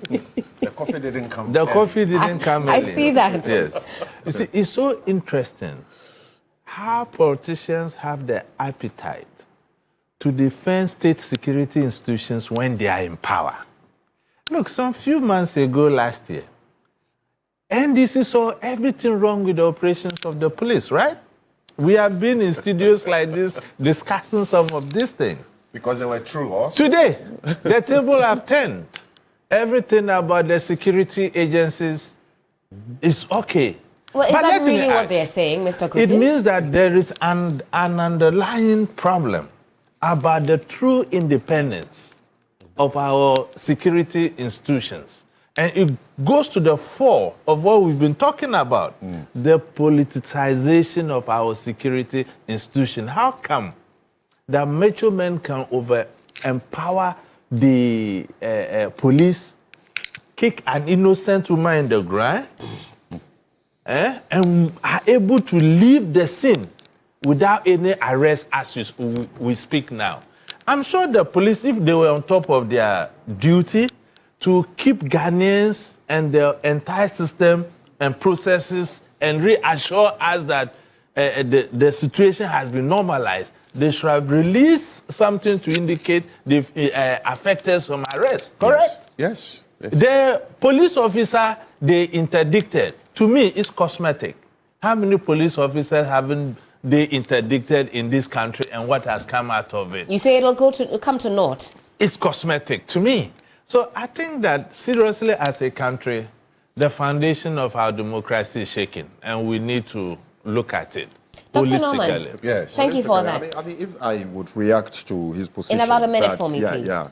I still stand by the fact that it will be unfair for the police institution that has, assembled over 1,000 people to 19 polling stations where each polling station about it's not about the numbers. People. No. It's about the strategy. Numbers don't do anything. With these numbers, look at what is happening. If you allow me to speak, it's not about the numbers. Yeah, that's what I'm saying. But for you to round up at a conclusion that when a party is in power, it tends to support the activities of security, the state security, is also not entirely correct. I mean, even in my presentation now, I insist that the police should also lift up the game, especially when people who have eyes to see issues of security are raising questions. I expect the police to also lift up the game. My position remains that, look, the whole point is to exercise franchise, to enable people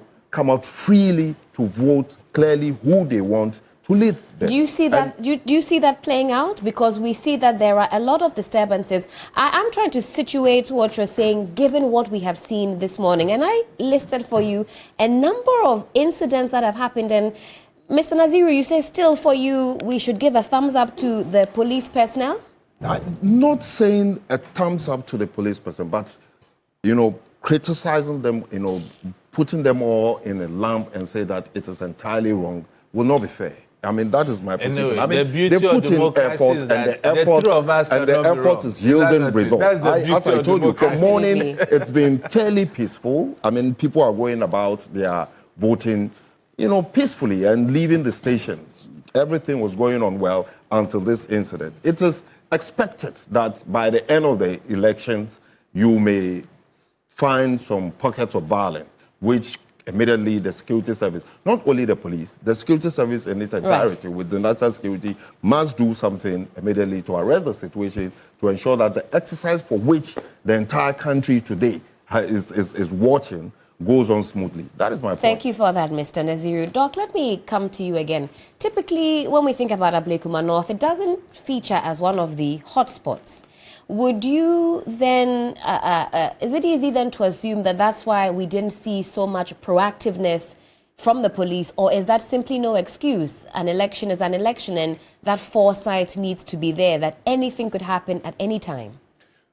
Helen, if they were actually aware of the situation, the holistic situation surrounding Ablekuma North, they should have declared it a hotspot. Because it's a very contested election. And we had pink sheets missing and a lot of debate going on and on, 7 months.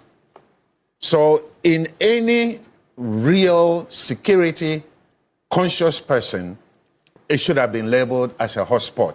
Because if there is no security, there is no vote. No matter how generous you want to be about the Ghana Police Service. They are a vehicle through which we express our popular democracy. When they go low, the democracy suffers. So no security, no vote. No safety, no vote. We have to be aware of that. I didn't say, the gentleman was saying that I disagree with the Minister of Defense because of the army not being there. I wasn't addressing the army not being there. I was addressing the responsibility of Ghana Police not being so conscious of the potential for violence and allowing the Honorable Howard Kumsin to go in twice, and even to the point of pulling pepper spray. What about if she had a weapon on her? Would she have pulled it as it happened in Kasua? Would she? Probably yes. In self-defense, yes. So for me, it's the fault of Ghana Police. I don't care who thinks I'm wrong. My idea of the situation, the way I perceive what is happening, the way I understand it. If the Ghana Police had done its work well, our Kumsin should not have been allowed to go there twice. Nobody should go so close to an election polling station when you are not a voter. What is she doing? What was she doing? To influence voters or what? So for me, I think we need to identify the issues and help Ghana Police to become better. Because the point of all this discussion is to help to educate Ghana Police itself and the Ghanaian public so that the next election will be peaceful, not to condemn anyone. And if people don't understand it from this point of view, then they don't understand public risk communication. Doc, thank you so much for that. Musa Tanko, I'd like to come to you. 6 hours ago, you put a post up on your X page, and you said that in the July 2025 tracking poll, a small sample deployed in the Ablekuma North as a constituency as part of the Greater Accra constituency selected may have given us a sign of what to expect from the remaining 19 polling stations whose elections will be concluded today. You end that post by saying it is very likely from the responses of voters in the constituency that the seat will flip when all the votes are counted today. Now, we know that historically the Ablekuma North seat has gone to the NPP. In fact, over the last 20 years, I don't believe that the NDC has gotten close to even 40%. Their best showing was some 38%, with the NPP consistently in the high 60s, 67%. And so you would have expected that this was would be a shoo-in for the NPP. But from what you say, today we should be expecting the tide to turn. Tell us more. Thank you very much, Helen. You see, when it comes to data, you see evidence over time. Nothing just happens suddenly in any election. There are evidence that builds up before you see what you see. Domi Kwabenya has never been NDC's stronghold. It is the biggest constituency in the country which NPP had control for years. What did we see? It flipped. That's right. There's no longer a safe haven for anybody in Greater Accra here. I mentioned it earlier. Yeah? That's right. There's no safe haven. And you look at what even happened in Tema Central. They nearly lost it. And still have been in contention. Even Tema West. Tema West is gone. That's right. Stronghold of NPP. Ablekuma West is gone. So that kind of perception that is our stronghold and that we can hold it. And indeed, if it was their stronghold of MPP, we shouldn't be in this situation now. Because from what they said themselves, that they were leading with 414 votes. A constituency you've always won with not less than 27,000, 30,000. That would typically be the margin. That's the margin. Thousands. Thousands. And now you're saying you've won by 414 or 10. It tells you something has happened. Look, prior to the elections, 2024, about 34% of voters across the region who in 2020 voted for Nanado and MPP have switched camp to NDC. 35%. 35%? Yes. And from this 35%, about 20% were MPP voters themselves. Yeah. So they couldn't hold their base together. Their base went away, voted with the NDC along with other party supporters. And that is why we are where we are today. So, and beside that, if you look at the polling data we just kind of review from Ablekuma North, just 3 weeks ago, it was taken between 19th June and 27th June. Just a few weeks ago. Right. It shows overwhelming support for the president in that constituency. Nearly 86%. Nearly the same number are saying the country is now headed in the right direction. 81% said their living standards has improved over the last 12 months. 81%? Yes. Everything is showing that that constituency has kind of bolted away from the MPP, from that survey. And that survey includes 30% of MPP respondents. So it wasn't like you lined up and interviewed just NDC people. About 30% of the respondents were MPP. Yet, less than 1% said the country was headed in the wrong direction. So, Helen, with this, and you ask these guys to vote, and if they are rational voters, where do you think their votes will go? So in Ablekuma North, they also reflected that trend across the country. Absolutely. So 86% of residents in Ablekuma North say that the country is headed in the right direction. Yes. Only 1% say it's headed in the wrong direction. And you have 13% who didn't have an opinion either way. But Mr. Dankwa, over the last 24 hours, we're told that a plethora of goodies have been raining on the constituents in Ablekuma North. Is it a mobile phone that you're after? Allegedly, if you were there last night, you might have gotten your hands on that. If you were a student, you might have walked away with a brand new, shining, spanking new laptop. We're told motorbikes were being given away. Wow. In your experience, how much of an impact does that have on the average Ghanaian voter? Or are we going to see what we saw in other places where they said, we'll collect the goodies, but you will not see that outcome reflected? Let's start with Asinov. Give us a glimpse of what Ghanaian voters are going to do in the future. They took money and they voted their own conscience. Fast forward, in fact, before the elections, we did several polls in which we asked voters, what action would you take when offered an inducement to vote for a candidate? Only 7.5% said they would take the money and switch their vote. 7.5%.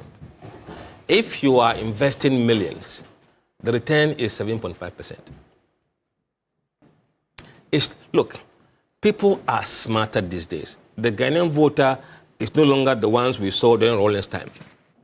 No. In fact, the voters we have now are different from the ones who voted in 2016. So a lot has changed. And if these politicians think that they can use money to influence things, I think they are delusional, absolutely delusional. Let me invite Dr. Norman here. Do you agree with Mr. Dankwa that the average Ghanaian voter really cannot be induced at this point? I like the words he used. If you think you can influence the Ghanaian voter with your presence, you are delusional. For me, I believe it sums it all up. Because the Ghanaian voter has suffered. Children were suffering. Teachers were suffering. Businessmen and women were suffering. And then after that, you come and give me a TV to vote for you, I will collect it, but I won't vote for you. Because if you think that after 8 years of lying to me, stealing, corruption, and all of that, that your TV will cure all the suffering I've suffered for 8 years, then you are delusional. And as the Mental Act of Ghana says, such people should be arrested and put in mental hospital for psychological evaluation and cure. Seriously. So I totally agree with Mr. Dankwa. I think that brought about the fall of the MPP in the last elections. Because they felt they had incumbency, they had so much money, and they can use the money to get their way through. And like you said, I can't help but agree with you. But all of these things, NPP brought it upon itself. Yes. You see, the true leadership is about having the spirit of forgiveness. Look at ex-President Kufuor, the people he assembled in his cabinet. Look at the current president, His Excellency John Dramani Mahama. You remember when they removed Haruna as the minority leader and Mutaka as the minority chief whip? Indeed. People read all kind of political meaning. Today, they are the beneficiaries of John Mahama's government. In fact, we were told that by that very decision, it was about to be the undoing of the NDC. Exactly. So you see, but with the government of Nana Akufo-Addo, that forgiving spirit was not there. No. If you look at his cabinet at the time, it was like a father and his children. Yeah. They didn't have people in there that can object or constructively criticize him. And if you are a leader and you don't have people say no to you, then you are heading in the wrong direction. And look at Professor Frimpong. When he dared to be different, you all saw what happened to him. So I think MPP is standing on one leg now. I was thinking Ablekuma North would have been a rallying point to show their unity and purpose of direction.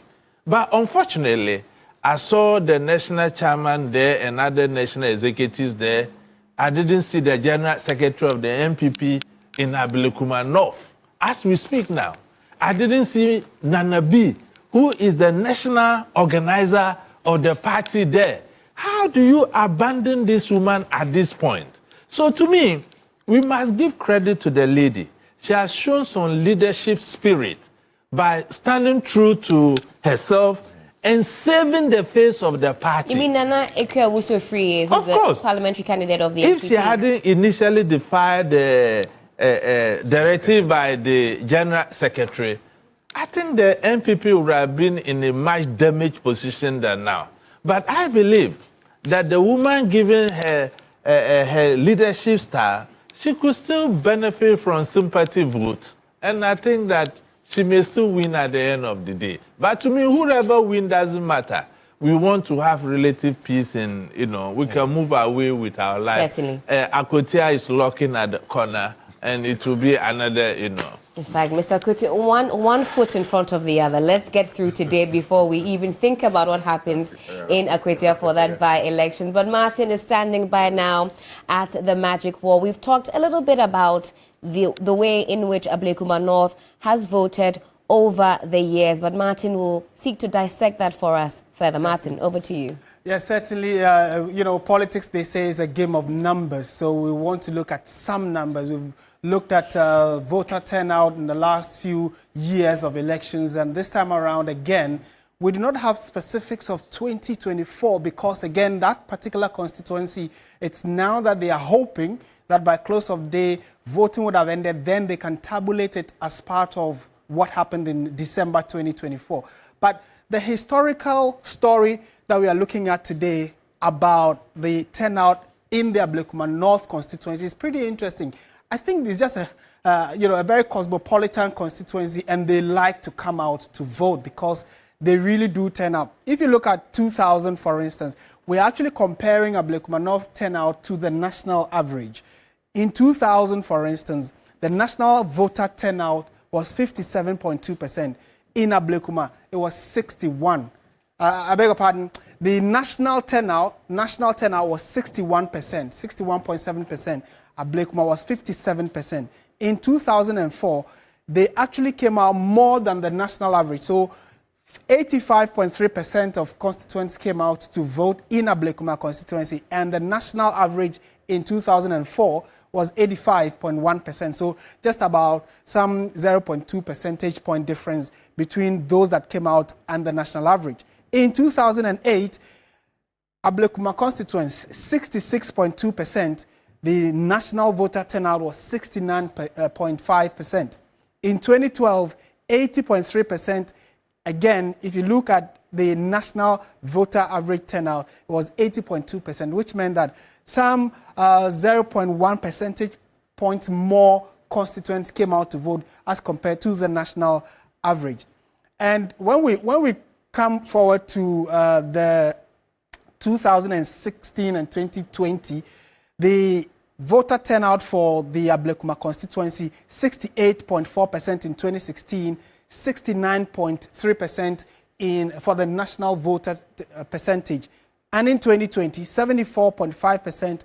Again, that same year, the national voter turnout was 79.0%. So you can tell that averagely, constituents of Ablekuma, except in 2000, have always come up above 60%. So if you look at the numbers again, 2004, 2008, 2012, 85, 66, 80, and then 68, and then 74. So it looks as though the populace within that catchment area love to come out to vote, and we are actually monitoring to see how today will end. The general total population, voter population in the constituency is about 121,000.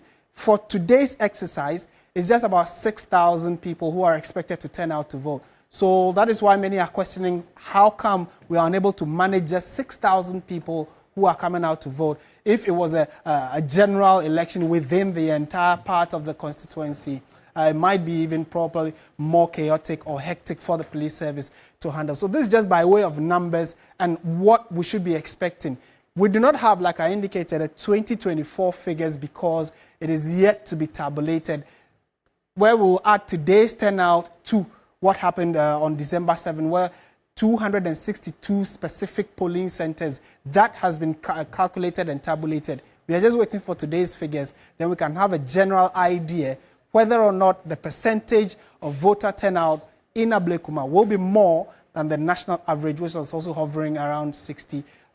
So yeah, that's what we have by way of the magic word and the numbers that we are crunching for you. But we indicated that we'll be crossing over every now and then to find out what's happening on the ground. And in the jiffy, Beatrice Edu will be engaging Armstrong Gold Alogbe, who is also in and around the Methodist polling center, where we've had reports of some unfortunate breakout of violence. And so hopefully we'll get that information for you shortly. This has been your Election Command Center.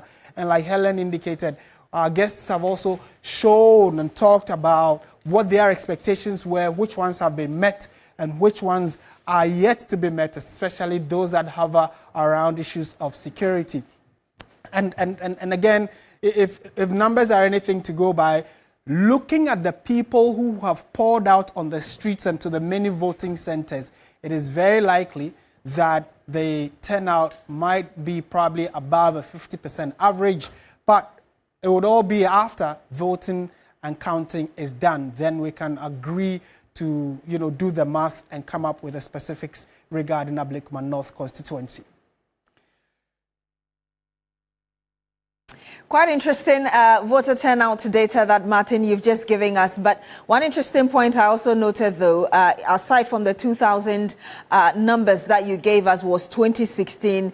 And it shows you that end of the 8-year term, because the number dipped as well as compared to the usual one, to an extent that it seems for the first time the national figures were higher than that of the constituency. Quite interesting there. But I want us to go now to the Methodist polling station, because like Martin Esiedudate just told you, we have Armstrong Alogbe there. Earlier, he spoke to some party bigwigs. I want us to go back and watch those, and then we'll bring you the latest from there as well. Unidentified guys trying to move from one place to the other.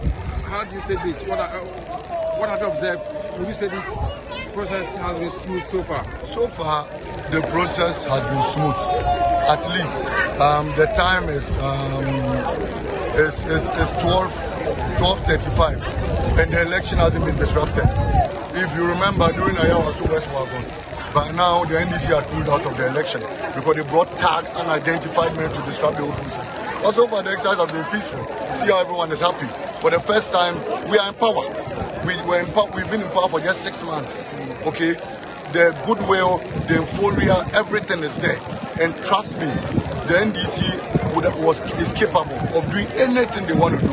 I want to respect governance and want everybody to exercise this franchise.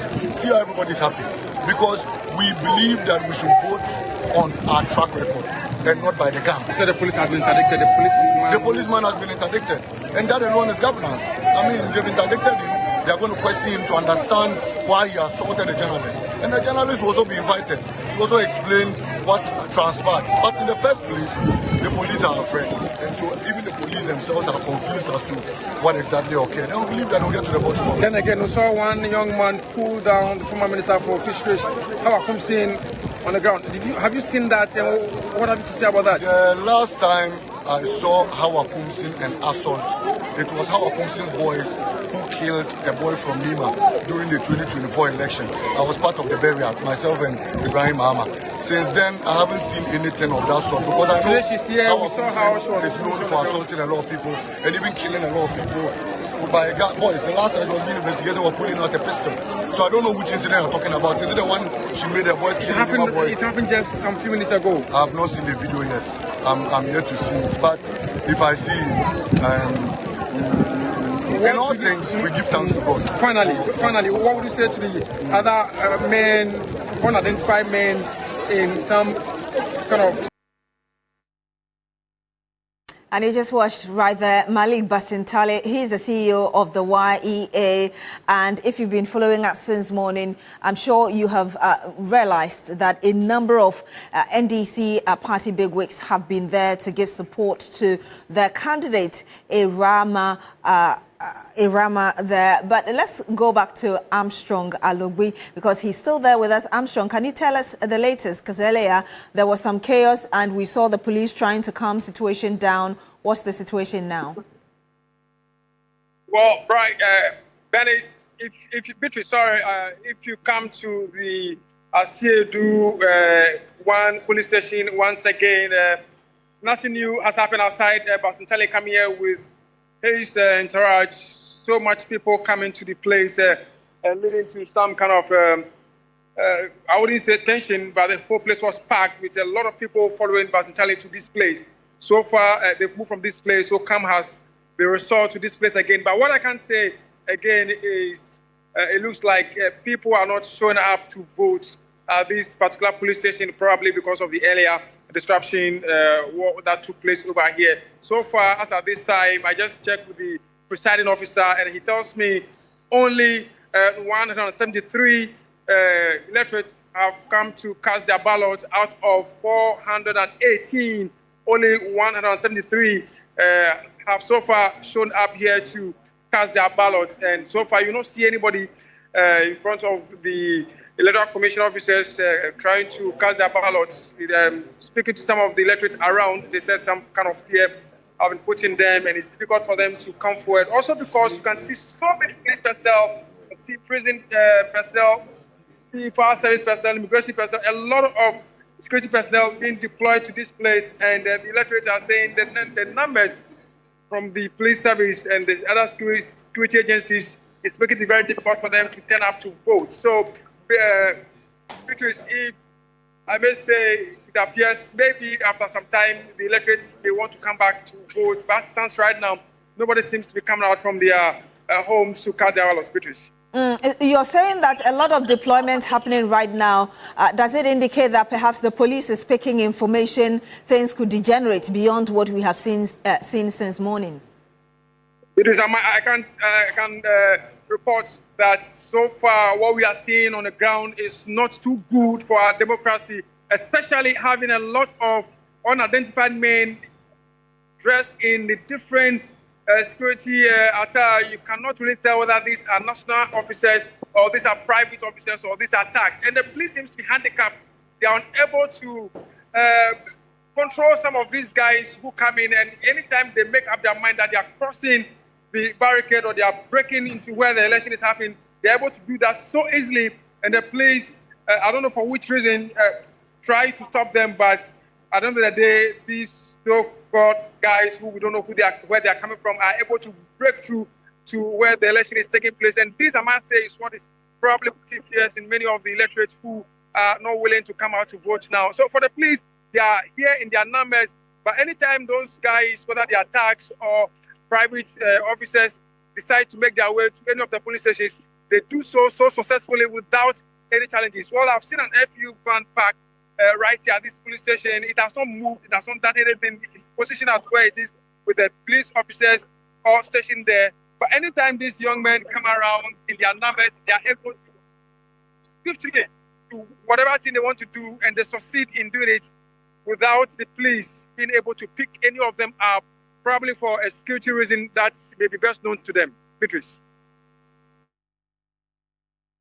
Joseph, let me ask you again. I mean, looking at or listening to what you're saying, it means that the 133 people who have shown up to vote out of the 400 plus, I mean over 400, is indicative. I mean, looking at the environment, is indicative that they are not coming out to vote because they are afraid for their lives. That's basically what you're saying, essentially. If you see there's nobody here right now trying to cast their ballots, the electoral officers currently are having a field day out of the 418 electorates expected to cast their ballots. Only 143 have done so far, and then nobody is coming in now.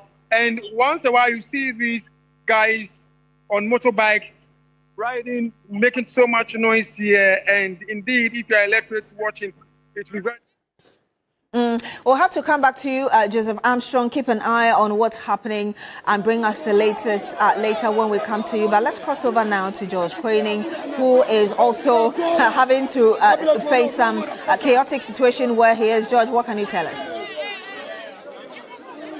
Yeah, very good afternoon. We're coming to you live from the Church of Pentecost, North Odoko 2, and one of the parliamentary candidates is here. That's Ekwe. Would want to pick a word from her. Good afternoon. How confident are you that you're going to announce the seat for the party? Let's go ahead. We'll address the press. We'll do it ahead. We'll address the press. Well, so the party executive said they will address the press, and so she denied to talk to us. But this is the scene. So currently, the MPP parliamentary candidate Ekwe is actually heading to the next polling station. That's the Methodist Church. And I'm sure she's also going to engage electorate there. And she's very confident that she's going to announce this very seat, because this, of course, is a stronghold of the MPP. Since 1996 till 2024, the MPP has really won this very seat.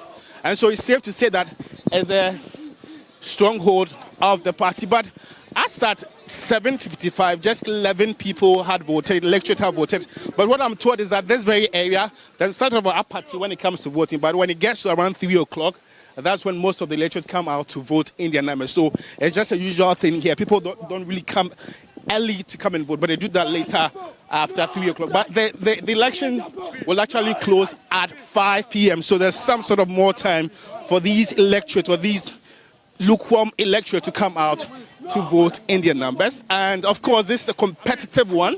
And this, according to the NDC, will determine that the electorate here in this very constituency really voted for their candidate. That's Rabina Albin. But the MPP is also confident that they're going to win because they've been doing this for a very long time. The constituents are also divided. In terms of development, the party has not been able to do a lot here. So why would they still vote for them if they are not really giving out their best? So this is what it is. It's a critical election, and we can't wait to really get the result of the aftermath of this very election. And if you just tune in, we're coming to you live from the Ablekuma North constituency, precisely the Church of Pentecost. We're moving from one polling station to the other. That is the Methodist Church where the former MP for which that's Hawa Kumsi was assaulted, and the Ministers of Defense and Interior were there to actually come to the rescue. What really happened there to the rescue of that matter. But it was my also polling station where the journalist was assaulted, the EIB journalist was assaulted. We are told that the police officer, who is Officer Lumo, has been interdicted. He will be investigated accordingly. But what's the name? The journalist in person has actually gone to the hospital for treatment, and he had an issue with his left eye. And when he was leaving, he complained that his left eye was shaken as a result of the slap by the police officer. So we will also follow up on that very development and get to know what exactly happens with his eye afterwards. So this is live visuals from Ablekuma North, and is the rerun of the Ablekuma North Parliamentary Constituency. And we bring it to you live, like we always do, with detail with our reportage. Extensive reportage. You cannot get it anywhere but here on TV3. My name is George Quenin, and I'm bringing you this visuals live. And earlier I wanted to, talk to the parliamentary candidate for the MPP. She declined because the party says they would actually have the position on this. They'll come maybe after the elections. They would actually address the media what the issue was. But initially, the party confirmed that they're not going to take part in this. But as you can see, they are here in their numbers to give some sort of support. Yesterday, we were told that the MPP flag bearer for the 2024 elections gave some 410,000 cedis in support of her bid. And also, somebody came from the former Minister of Education, Dr. Educhum, 200,000 cedis. And so that is also to support PF3's bid. And hopefully, they will all would go a long way to maybe either unless a seat for the party or otherwise. So we are moving from one polling station to the other. If my cameraman can pan and give a visuals of where the Hawa Kumsin was assaulted. So that is the Methodist polling station. We want to also see what is actually also going on after that very incident. The defense ministers and that of the interior minister were here to the rescue. And so aftermath, what really has transpired after this. So we just want to give you a fair idea about the situation here. I'm sure you're watching, you're wondering how the place looks like. Is it very calm now after the issue? We'll just give you all that.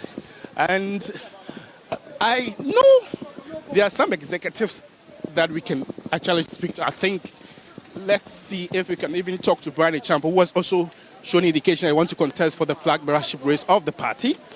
And good afternoon. I want to pick a word from you. Reverend. Okay, so Christian Ajuman has declined. He was the former CEO of the GTA, and already would also know that the party wants to talk about this after the elections, which will be 5 p.m. And as at 7:55 a.m., the polling station where I am, that's the Church of Pentecost, just 11 people out of 67 had cast their vote. And it can tell you that this is a station where there's some sort of lukewarm when it comes to voting. But when it's after 3 o'clock, that's when I'm told that people come out in their numbers to vote. And so all those eligible voters in this area are likely to vote after 3 p.m., according to one of the election EC officers confirming that very status of this very area. And so we actually here at the Methodist Church. And so there are people here in their numbers. I'm sure the scene actually caused a lot of human traffic here. People really want to come and see with their own eyes what really transpired here. And so you can see numbers are here. And also some also in anticipation to see the parliamentary candidates for the MPP. And that's Equia and Free. I wish you could actually tell us something here, regardless of what the party position is, to really address the media. That's after the elections. And you can see in your visuals, that's Brian Achampong, former Minister of Food and Agriculture, and also given his intention of contesting the flag bearerage of the MPP. And yeah, so we are here. We are here at the polling station, Methodist Church. We'll surely get some words from her. So the party supporters or party executives have actually is supporting their candidate and giving some sort of assurance that, yeah, we've got this. But will that translate into the vote? That will be after 5 o'clock, where, you know, we'll get to know the aftermath of this very election, which is keenly contested by the MPP and the NDC. But for the NDC, they say it's going to confirm that they really won, despite the chaos and everything that, you know, ensure that these constituents of Ablekuma North were actually denied fair representation in Parliament. For more than months, they were denied representation in Parliament. So, of course, this will actually settle the dust, calm the storm, and gives us some hope to constituents in terms of development and legislatively, the expectations in Parliament. We're coming to you live from Ablekuma North, precisely the Methodist Church of Ghana, one of the 19 polling stations, which is having the rerun of the elections. And so, yeah, the parliamentary candidate is trying to get into the station. But obviously, you can see that it's actually turning into some sort of chaos. And the police is not allowing everyone inside. But of course, some insist that they were with the parliamentary candidate, so they have to be allowed entry. But that is actually triggering some sort of chaos. But hopefully, the police, you know, handles this one effectively without any attack or maybe abuse, because clearly we've actually witnessed one too many of this incident in this very rerun. So hopefully they handle this in an orderly manner. This, of course, is a test of time and a test of efficiency by the Ghana Police Service. But obviously, emotions are high. Supporters, you know, have high stakes in this very election. So they'll do everything possible to ensure that, yeah, it goes in their favor. But these are live visuals from the Methodist Church of Ghana.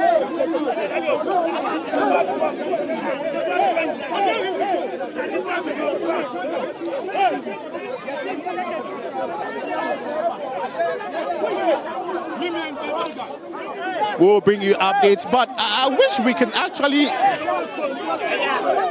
speak to some of the party executives here, and hopefully we get the parliamentary candidates speak to us, share one or two things with that. And Samuel Oku is also here, and you can see the big wigs of the party are here to show support, solidarity. Even the former GTA boss Kwajiman is here, and I see Miracles here, who was the former spokesperson of the campaign of the MPP, also here.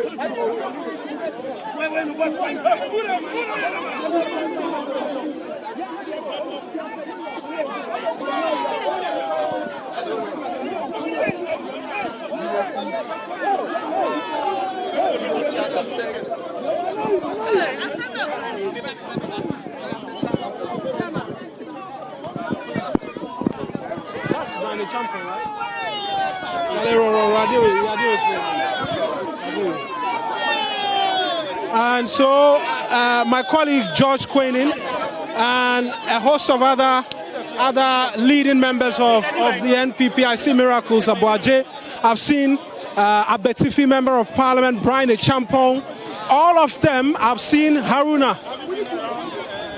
All of them have come to this Methodist church area, which has been embroiled in as much controversy as possible in the last 2 to 3 hours, and we're continuing to try and get an understanding as to their assessment of the situation, and as well what it is that's split up. No, I came from there.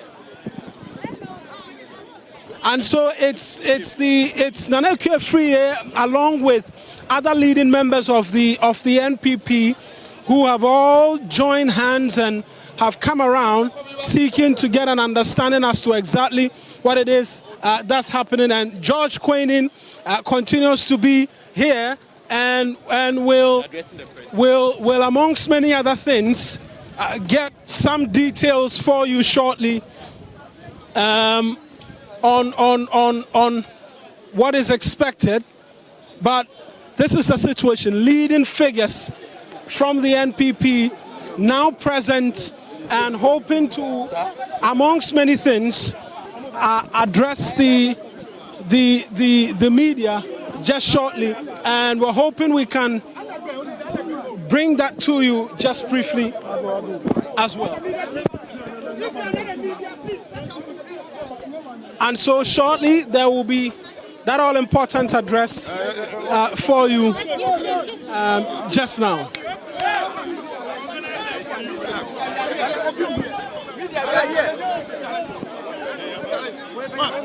Help me open up. As the pushing and shoving continues, trying to create space for that all-important address.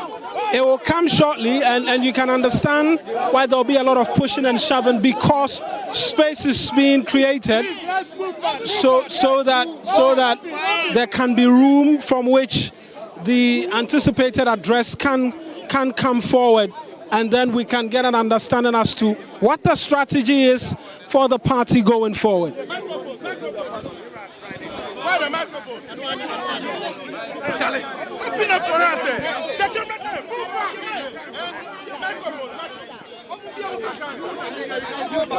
Microphones, you bring in the microphones.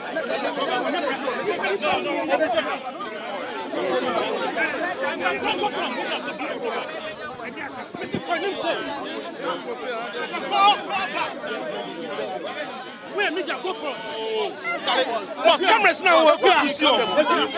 Just everybody let's go.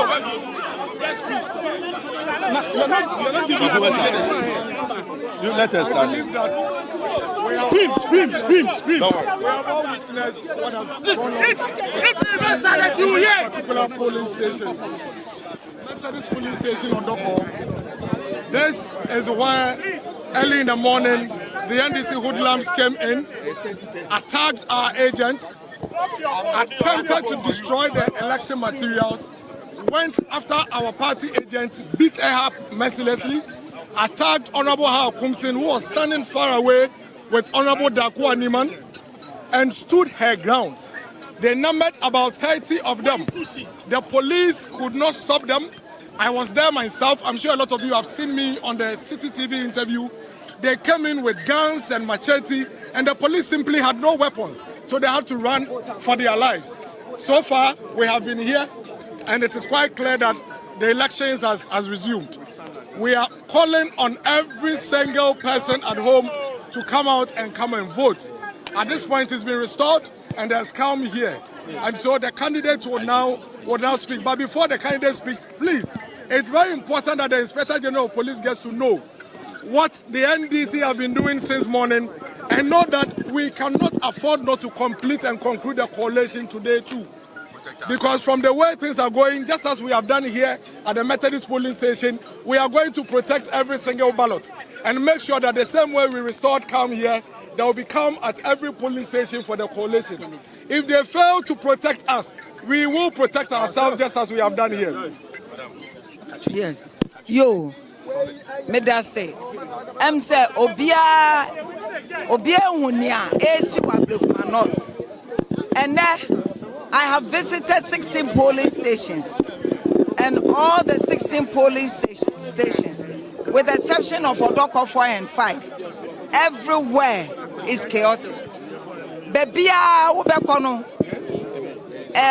the hoodlums, thugs, macho men, all over, almost about 200 every polling station. And now, almost say, vote a woman be babe to ama me never conform.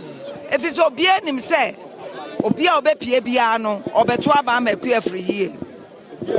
These polling stations, obia obe to be obe to ama me. And Crawford, any abre. Now people are afraid to come out in Crawford. I feel so mobile. Send your mu treat you. Any a second, any a giant adeno. Yabe prano. Into your man Crawford she fee. But me person make two. Me catch them in Crawford say. Mumpie, obiamra number 2. Obie ni wa e banbo aba e banbo ho. Police for no mesramo. IGP so wa huni akoso. Yeah, 3 polling stations. We say want to mean provide security. After 19 they also be provided. Yes, macho men na here with security. E wa Ablekuma North. Bro wa mo bro me call Light of Gospel Miracle Church. E wa Otaten. Bro wa mo abu ye agents. Wa mo abu ye Crawford ba Akuda hospitals here. Why do you have to do this? NTCC no. Ye be kan ya ba no. Wa mo mijira ho. E no bi peja ballot box. Why? As we speak, as we speak, as we speak, it is important for us to know that there are people's lives that are at stake. From here, we are going to visit Honorable Kumsin, who is currently fighting for her life. Why should any citizen battle for her survival because of elections? There are 6 people who were injured. Right there, I was there, right before me, and they are in the hospitals. For now, we have remained resolute. We have been able to stand our grounds, and these hoodlums have run away, and everybody should come and vote. We are asking the Inspector General of Police to ensure that he sees what has happened as a precursor and put in place the necessary measures for the coalition. The guys are moving with weapons, and so if they are going to allow their men to be sacrificed, their policemen to be sacrificed, like goats and fowls, then we are in trouble. They should beef up and make sure that the coalition becomes peaceful and safe. Thank you. And so no further questions. No further questions, but a lot more of the NPP's reaction is what we've just got. They say they remain resolute as they continue to proceed to other polling stations, seeking to, out of the many things, get support for a number of their agents who they say are hospitalized as a result of attacks by alleged individuals suspected to be affiliated to the NDC. And so this has been a very fluid situation in the last few minutes. Minutes will turn into hours, most definitely, but it continues to be one that we monitor very closely here and provide details of. And so they are moving on to the next polling station, which I suspect will be the Pentecost Church area. And I mean, moving with a large team. It's very difficult as a media person to get clean access and be able to solicit information, because a number of big shots, MPs, the candidate herself, party executives and the likes, and they are moving with such large numbers and heavily built men as well, providing all of the security you can find, and so it makes it a bit more difficult. A bit more difficult to get an understanding as to really what it is that's playing out. But that's what we have for you at this point as they move on to the next polling station. And my colleague George Quenin will be back again to provide a bit more details for you. But back to you in the studio as we continue our coverage here on your Election Command Center, as we continue to monitor happenings and then developments as they play out.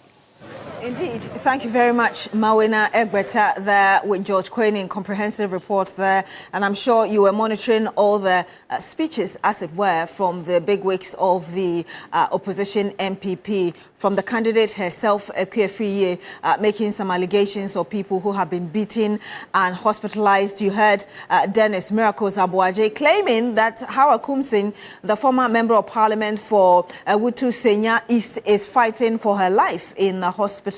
And in the background there, you saw Brian Champon, who is aspiring to be a presidential candidate for the NPP come 2028, and also Samia Wuku as well. And of course, the director of elections for the opposition MPP, Evans Nimakon. And like you just watched Mawina Egbeta tell us, the situation is quite fluid. And so we have promised you that we're going to be bringing you updates from these 19 polling stations currently witnessing that rerun of the election in Ablekuma North constituency. I'm coming back to you, Helen, and your panel, because I presume that you have a lot to talk about with what we've just watched and heard.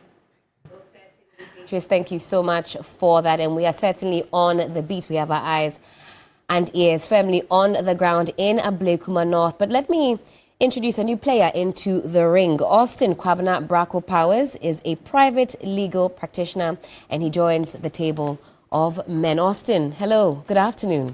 Good afternoon, Ellen. How are we doing? Table of married men, or because usually when they say table of men, you know that is what they are inadvertently trying to communicate. I see. But yes. Governor. You're very welcome onto the program, and I know that you have been keenly observing what has been transpiring, or what has transpired so far in the Ablekuma North constituency. Let me also take your initial bites then on what you have seen so far, especially as far as security is concerned. It's a major issue. Since the polls opened this morning, it has been one disturbance after the other. I think, Ellen, as your colleague Beatrice well captured it, the situation is fluid, and there's tension out there. And I think this is expected, because if anyone out there believes or did not even imagine that something like this will happen, then the person really did not study the terrain. This was expected to have happened, and I'm glad it is playing out. All that. When you say you are glad it is playing out, what exactly do you mean? No, because we are now seeing the major issues and why the police will have to intervene immediately. Imagine what will happen if this had played out later after poll closed. That would be dangerous. You know, the panelists so far have been pushing out a major call. The police must intensify security in these 19 polling stations. This is a major clarion call that we are putting out to the security agencies. And this is because looking at the terrain and what is going on, the allegations flying left, right, center, it calls for intervention, it calls for alertness. The security, the IGP must make sure that his men are on the ground and they are not interfering with the process. Because that is important. Because see, the work of the police is not to interfere with the process, because they are only there to ensure the protection and safety of individuals. Right. So I think, like I said, I'm glad this is playing out in the early stage for us to now go back and, rework the line, make sure that we block every loophole that there is in order to avoid a major blowout when the poll closes at 5 o'clock. Major blowout, because you see, this is a do or die affair. And you should know this, the two political parties have a lot at stake. Right. The NDC is seeking that seat to strengthen its majority in parliament. Right. You get it, earning it the super majority, the title super majority. The MPP is also trying to protect its so-called stronghold, which I know many people have said that it used to be their stronghold, but looking at the trend and the vote so far, it appears it is slipping out of their hands. I have no doubt about that. I think this is a win-win for anybody. But we need to be careful. The police, and also I think it is important, Ellen, that we also caution the political players, particularly the party executive functionaries, and with their utterances. They are not helping matters. You say it's inflaming the passions. Yes, because they are not helping matters. You see, the thing is that There's one thing contesting for a seat, and another thing inflaming passions, causing people to go out there and cause commotion, and thereby, don't forget what happened when what happened leading to this current situation. When ballot papers were destroyed, the place where it was stored was set ablaze. That's right. I mean, these are some of the things that triggered such incidents. We should not allow that. We should condemn it. And I think the MPP, we saw inserts from your colleagues who are in the field. They are not helping matters. If you want to win, tell the people why you want them to vote or retain or vote for your candidate. But telling them someone had been hurt, someone is holding machete, guns, ammunition, and other things, that's not your responsibility. If you have anything like that, tell the police. But communicating out there, it's like you are causing people to come out. Because you see, there's no need for you to tell Ghanaians that this is what is happening when you know that the right thing to do is to tell the police administration. They are there, they are in the field, they are with you. If you notice something like that, draw the attention. ABCD is holding ammunition. ABCD is holding machete. Can you address the situation or can you arrest him? You see, we want them to put up a good behavior, deserving of parties that are indeed requesting the vote of Ghanaians, but not a party that is trying to cause mayhem in Ablekuma North. And like we've all said, we've all been concerned. Ablekuma North having had an MP for some months is troubling. We want the election to be finalized, but we want it to be done in a peaceful manner.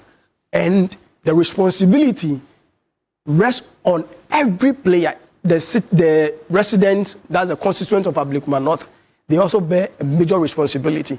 Don't let anyone confuse you.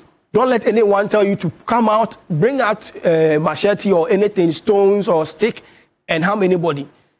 Because you see, when you do that, the law will take care of you. But those people, if you notice carefully, in all the things they say, they are always safe because they know what they are standing on. And you, when the law comes for you, they may not protect you. So protect yourself, protect your family. Go out there, vote, and go back to your rooms and wait for the vote count. That is what we are supposed to do. We don't need to be, causing disaffection for any individual or any institution. Thank you, Austin. That's a very important point that you also make to the constituents in Ablekuma North to simply exercise their franchise, go home, and not to, follow anybody that says come out. And I mean, the number of different weapons we're hearing, bow and arrow, pepper spray, cutlass, machete. I mean, so many different elements. Let me come back to Mr. Naziru. I also have to mention that he's the communications director of the NDC's Zongo caucus. Now, the NDC also, in the last few days, we've seen have been in Ablekuma North feverishly campaigning. This is at a time when the NPP had indicated that there was going to be a boycott on their part. They had indicated that they would not be participating in this rerun. For many people, the idea is that this is a shoo-in for the NDC. Why was it important then to really still be in the constituency selling their message? I mean, it's an election. Anyone who has participated in the election knows it's not over until it's over. For that matter, if you expect the people to come and vote for you, you don't expect them to vote for you in a vacuum. They need to understand the reasons why they must give you their vote. Because what they are giving to you is like surrendering their sovereignty to you for the next 4 years. And they expect that you also handle it very well. That is why I am pleased that the NDC's message, when you go to the ground, is very clear that, look, you are going to vote for Arabna Obin to become the Member of Parliament so that she's going to, first of all, join the majority where she would stand the advantage of bringing development to the constituency. She also can benefit from appointment because her party is in government. And if that appointment comes, she can also help the constituency and build the constituency moving forward. So it's a very clear message, unlike voting for the MPP candidate where you will not know where she's going to stand, if she's going to join the 88 or 87 members of parliament to continue the noise without bringing something substantial home. So the good people of Ablekuma North also understand this message and they are pursuing it. We value the vote. We respect the vote of the people. I mean, linking it to our earlier discussions before the break as to the dwindling performance of the NPP as a political party in our, political landscape. I mean, it is becoming very clear. I took a lot of lessons in the 2020 elections, and then it repeated itself in the 2024 elections, where it's become so obvious for me that the MPP as a political party, if care is not taken, will be, yanked out of our current political dispensation.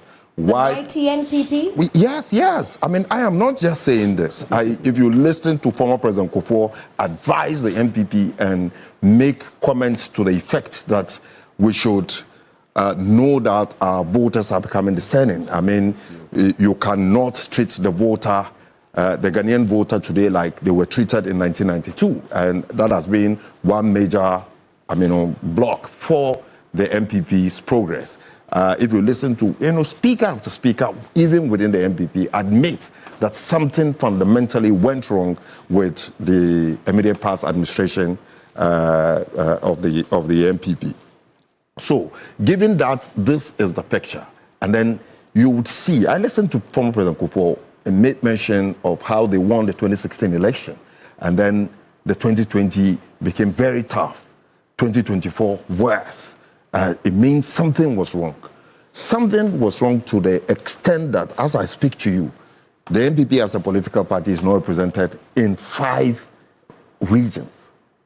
No representation at all. I mean, it's a strong message. It tells you that the party is not a national party.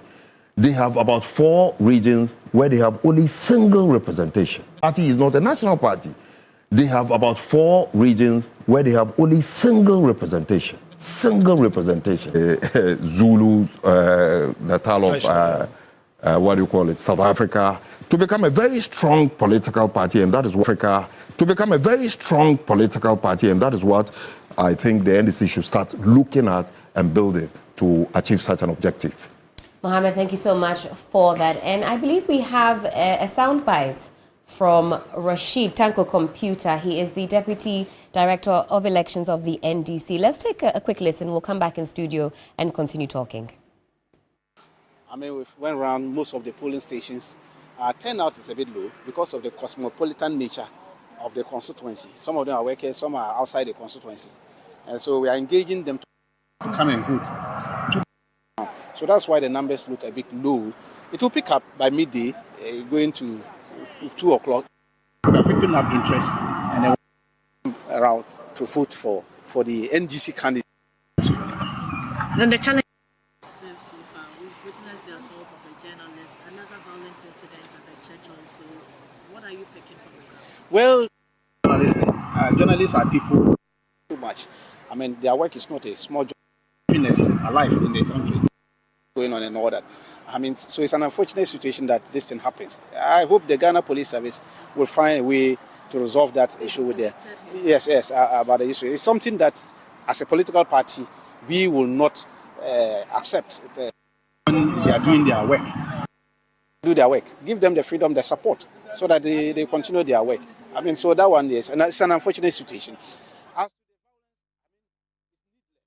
All right, let's continue the conversation right here in the studio. And Dr. Norman, yes, the situation seems to now have escalated, where I mentioned the different weapons that have now been introduced into the conversation, a bow and an arrow. That's after we heard about alleged pepper spray use. I mean, how alarmed are you about how this exercise is progressing?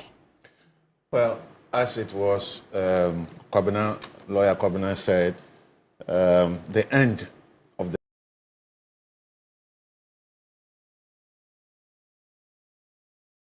the show is probably going to also review a lot more. And Mohammed just added his voice to that, and my brother Putin has already mentioned that many, many times on this table. I think we have to be concerned. And as Mr. Rashid Tanko just said, the Ghana police has to be a bit more alert than they have been. And expecting more people to come and vote when there is insecurity or lack of safety there, it's going to be quite difficult. So by now, some public announcement should go out there, mobilizing the community that everything is calm at that particular polling station. So if you haven't voted, please go out and vote for whichever party you wish to vote. Because for me, if I were going to vote and I saw on TV what was happening, I wouldn't go and vote. You'd stay in your house? I would stay in my house. I will stay in my house. There was a detachment on the part of the police when the wrangling was going on. And I just don't understand why a policeman would stand somewhere and let his colleague be pushed around.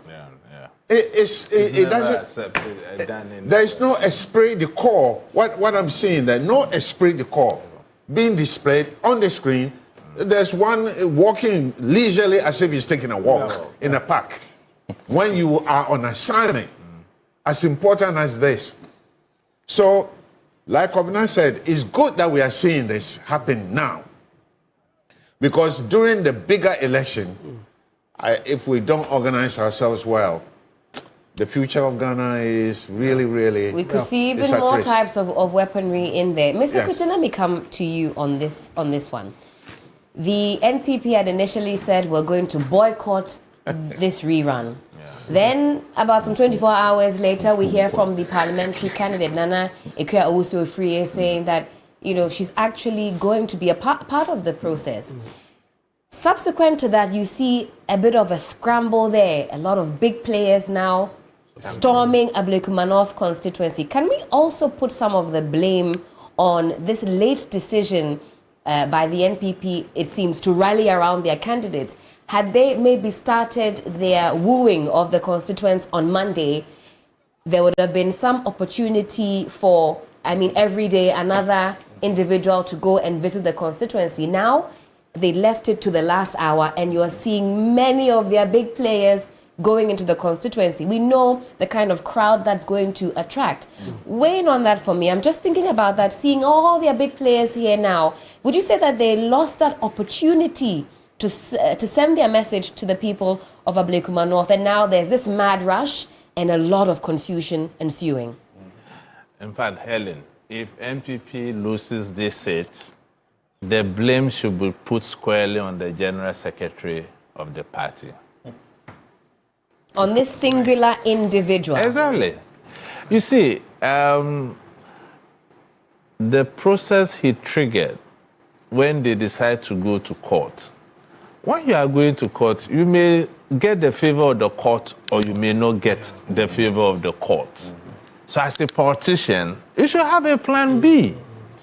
So if you were convinced that the court was going to injunct the process, so you tell your people that we are not going to run, and the truth of the matter is that NPP followers believe what the General Secretary had said.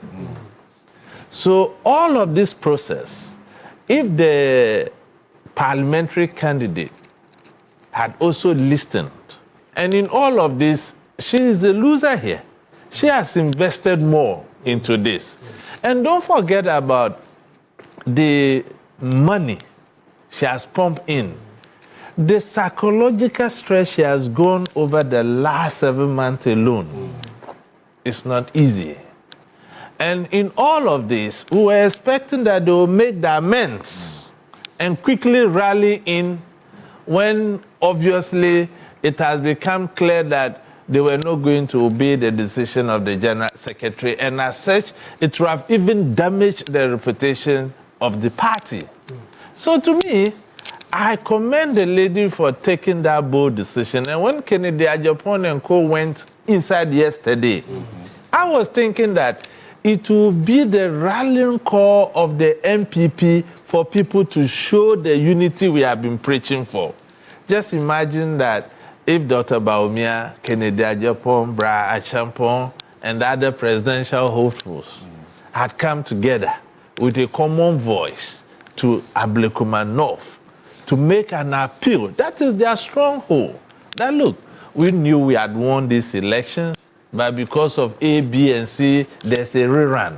Initially, we were convinced that the court will give us a favorable response, but we didn't get that. But as mature politicians, and in the interest of the country and our democracy, we are participating in this election. It's akin to saying that MPP is running away from a by-election, let's say in Ashanti region. How is that even possible? So moving forward, I think that we must look at how the end will span out. I'm making this call to our security agencies. They should, as a matter of agency, put the political heads together into a meeting of a sort and ask them to direct their green and blue army to leave Ablekuma now. If those blue and green army don't leave Ablekuma now, the counting will be chaotic. So it will be chaotic. We could see more disturbances. Exactly. And look, lawyer, we passed the political vigilante law in this country. Have we enforced it? No. So if we are a country who waste resources to pass laws and we don't enforce them, then what is really the need? What is really the need? Because I am surprised that at this age and time, and given our past, Ayawasu and other by-elections, that warranted us to pass the Political Vigilante Act.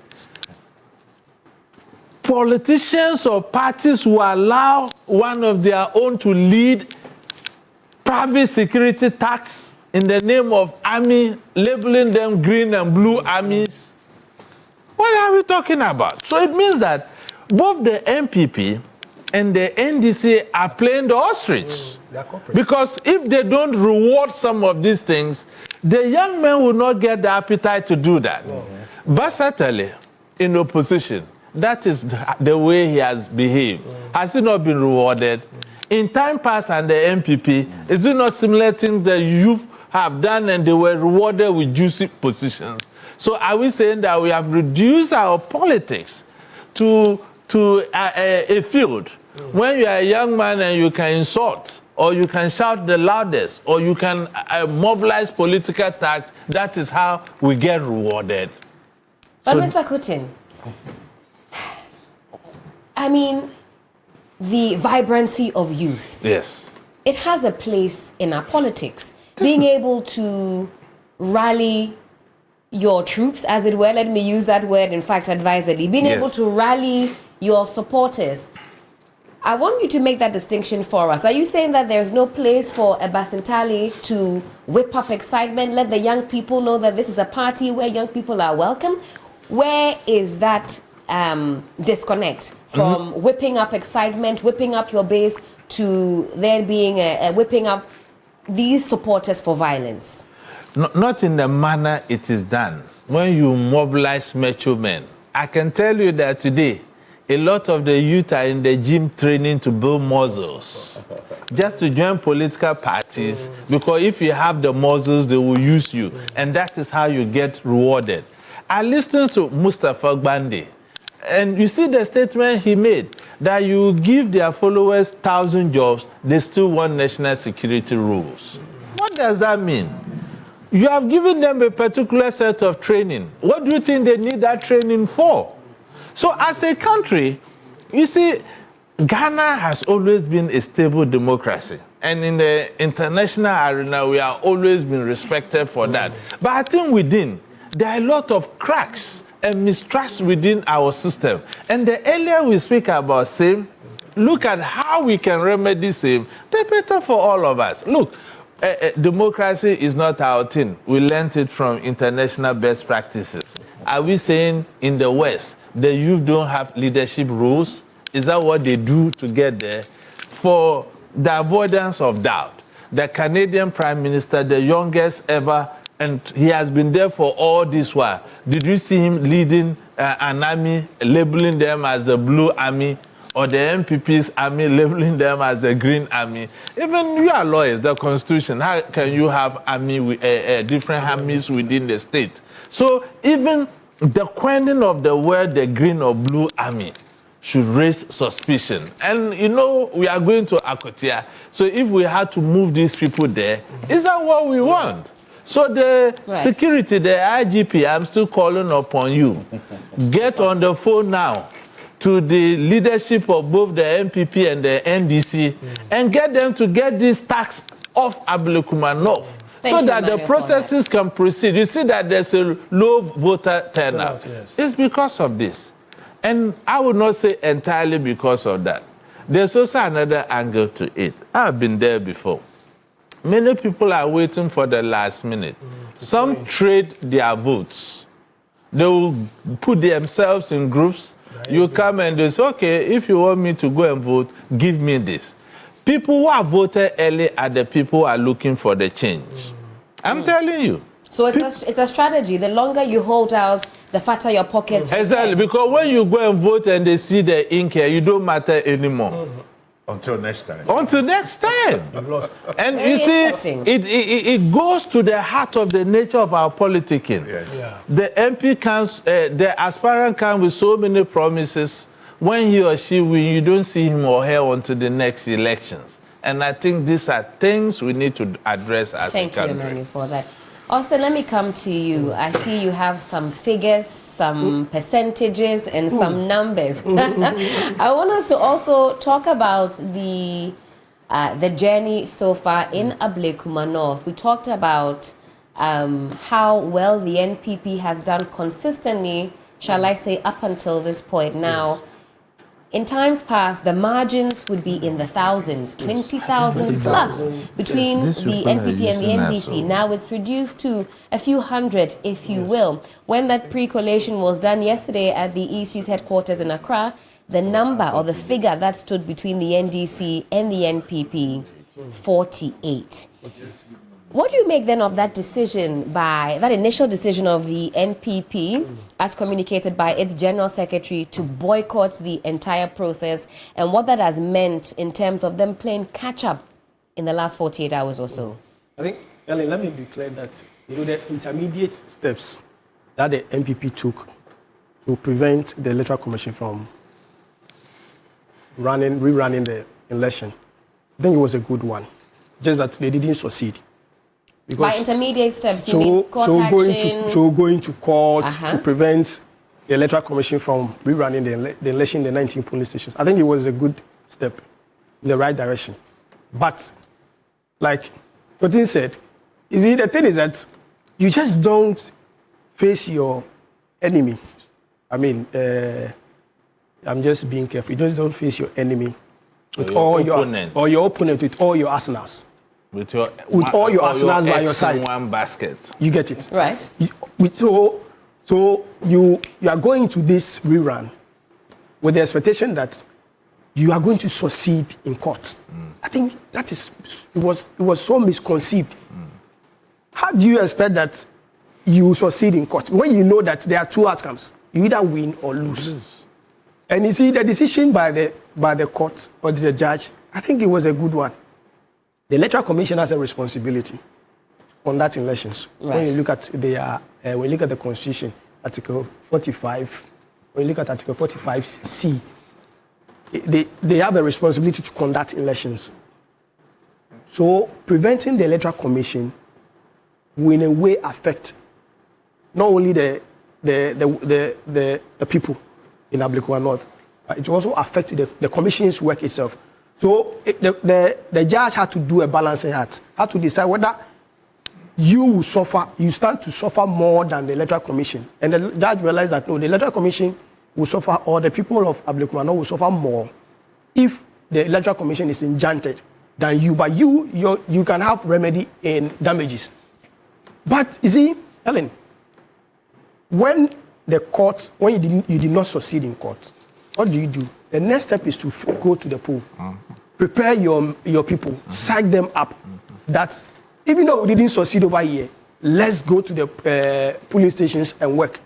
But you see, for a National Executive Committee to have met and taking a decision not to participate in the election, and failing to even involve the candidates in the decision-making process was a major setback for the MPP. Because you see, this is someone, like Otin said, this is someone who has invested huge sums of money, not only money, financially, psychologically. She's prepared for it.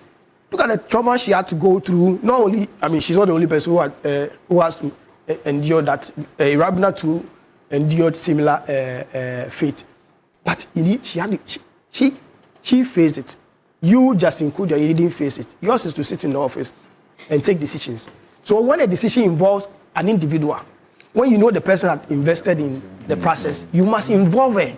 Let her be part of the decision-making process. But they ignored her, took the decision, and communicated to Ghanaians that we are not participating in the election. Right. Now, what that did was to, set the minds of MPP voters, sit their mind down that we are not going to vote. Some might have even traveled because they thought, well, what's the point of me even going to the polls? My party says that we're not involved. Exactly. So you see, and it was because the party miscommunicated. I call it miscommunication because you see, you cannot put a message out there when you have not involved the candidate. The candidate said, I'm contesting. You didn't involve her in the decision making. To even, because you see, by involving her, you are just making sure that she now becomes a major part of the decision making body. Then she owns it. You get it? Ownership. Ownership of decision making is important. If you're a political party, MPP is not a private party. And I keep on saying, it's not a private party, and it's not a private property for anybody to feel that if I'm taking a decision, I can take it whether you like it or not. No, it's not a private party. It's a public institution. Indeed. So they must have involved the lady. And that is why we are seeing what we are doing. Because you see, like you were intimated. If they had taken the U-turn immediately, they lost the court action. And I'm saying lost reservedly because they didn't lose the court action. They only lost a process. Okay. So the case is itself in court, but they wanted the court to enjoin the Electoral Commission, which the court said, no, we are not agreeing with you. So that side didn't go well for them. They should have taken immediate step, convene a meeting, tell the people we are going to Ablekuma North. Let's psych our people up. But you see, like you said, when you look at the numbers, I'm surprised. 2024, it looks like MPP, it looks like heaven is crashing down on MPP. Because you see, Ablekuma North, looking at the data, it's been a major out and out constituency for MPP. Indeed. But surprisingly, in 2024, the numbers started reducing and the gap started closing. In fact, that's an understatement. So, you see, so Helen, people are saying that when after the pre-coalition, they had almost 48. I think it's more than 48. Let's not. 40. The difference. The vote difference. The vote difference between Irabina and. This has not been. Austin, this has not been disputed. So that's what I'm saying. That the thing is that for now we have almost close to 6,000 votes at stake. At stake, yes. Indeed. And that can tilt the scales. Absolutely. Right. So Absolutely. I think MVP just go out there. It's not late, Helen. It's not late. Even though they may have miscommunicated, even though they didn't take immediate steps, I believe this is better late than never. It's not late. They should just go to the polling station, go to the various polling stations, and just encourage you. This is not the time to say I'm sorry for what happened, because apologizing now will not solve any problem. What will work is action. You want to see him on the ground? Yes, he should go. He should go there. He and Nana B. Nana B, and the major individual, they should go there. We've seen Dennis Miracles Abuaje on ground. Dennis is not a national executive. He's not recognized by the constitution. He's a deputy communication director of the party. He's appointed, not elected. Elected deputy communication. Then he is. No, he's not elected. He's appointed. Yeah, but what is a party? Is appointed. So the thing is that, you see, if we want to see Justin Kudia, he is now the face of the MPP because the chairman is indisposed. It can't be easy for him to go and show his face in Ablekuma. Because of what happened? Because of what has happened. No, he has to. He's putting himself before the party. He has to show leadership. Because you see, the thing is that National Executive Council or committee made a mistake. Yeah. So by going there, you are acknowledging that they made a mistake. But you see, staying in your office does not legitimize what they did. Because you see, This is someone who has invested a lot in the election. You didn't want, but included in the decision-making process. And you expected to listen and obey your decision when it affects her. I think you should go to the field, go and work. Let the people know that you are sorry. Let your actions demonstrate to the people that you are sorry, not organizing a press conference. He cannot legitimize the party going because he said he appealed to the National Council to rescind their decision and it caught fire. Until that point, MPP members knew they were not going for a run. So Kennedy Ajapong ought to be commended. So I think now we know Brian Champong supported it. You mean financially? Financially, we know Baumia also, understand Baumia also. Although we've seen some distance saying that she never received any money. Candidate Nana Electoral seems to have a different opinion on that. I can't corroborate that at that moment, but fair enough. That is what is being peddled out there. That she received some financial support from this presidential aspirant. Yes. Right. So, but you know what? But once Miracle Boji and Co are the spokesperson for Baumia, it kind of that's by extension. By extension, he's a spokesperson for Baumia. Let's let Austin land because I do want to come to Mr. Naziru on the point of the EC. But Austin, please. So I think no form of apology is needed now. Yes. The milk is already spilled. Yeah. Let's go to the field. I think, like I said earlier, over 6,000 votes is huge. 6,000 potential votes. Because I don't know how many we've had so far. Because of the fracas we're seeing, will we even realize half of those votes given the disturbances? We're watching the space. But Ellen, plus or minus, even if we get 2,000 or 3,000 voting, with the kind of difference that we are hearing, it will change and we will know, with parliamentary elections, it's just first plus one, plus two. We've seen a difference of even 3 to propel somebody into parliament. Someone used 2.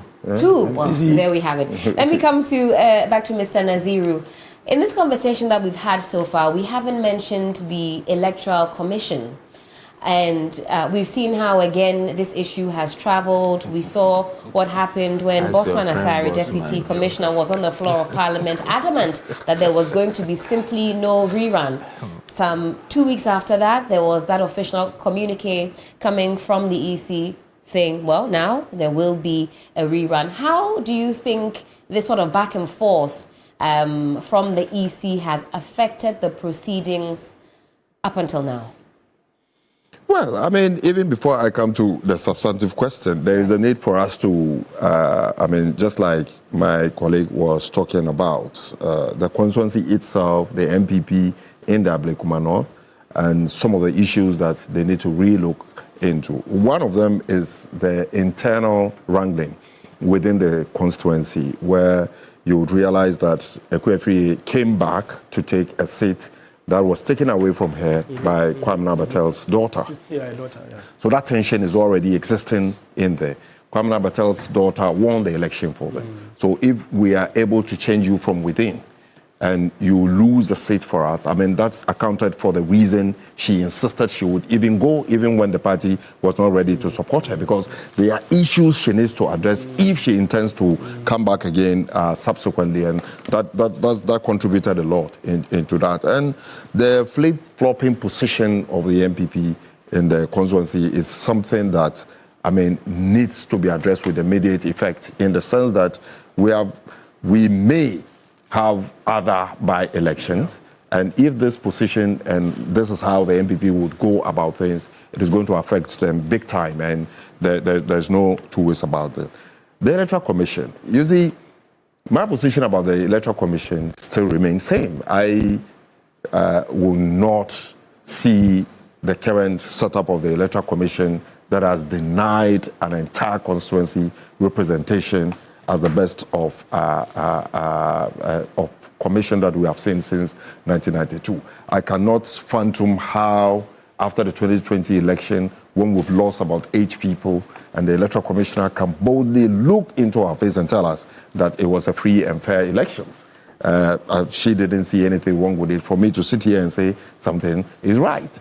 The position we've held as a political party is now being reinforced by the MPP, because I've listened to them that the decision of the Electoral Commission to go into 19 polling stations was something that they cannot comprehend and they won't understand. It's part of the reason they went to the court to sort to block the Electoral Commission from carrying out the exercise.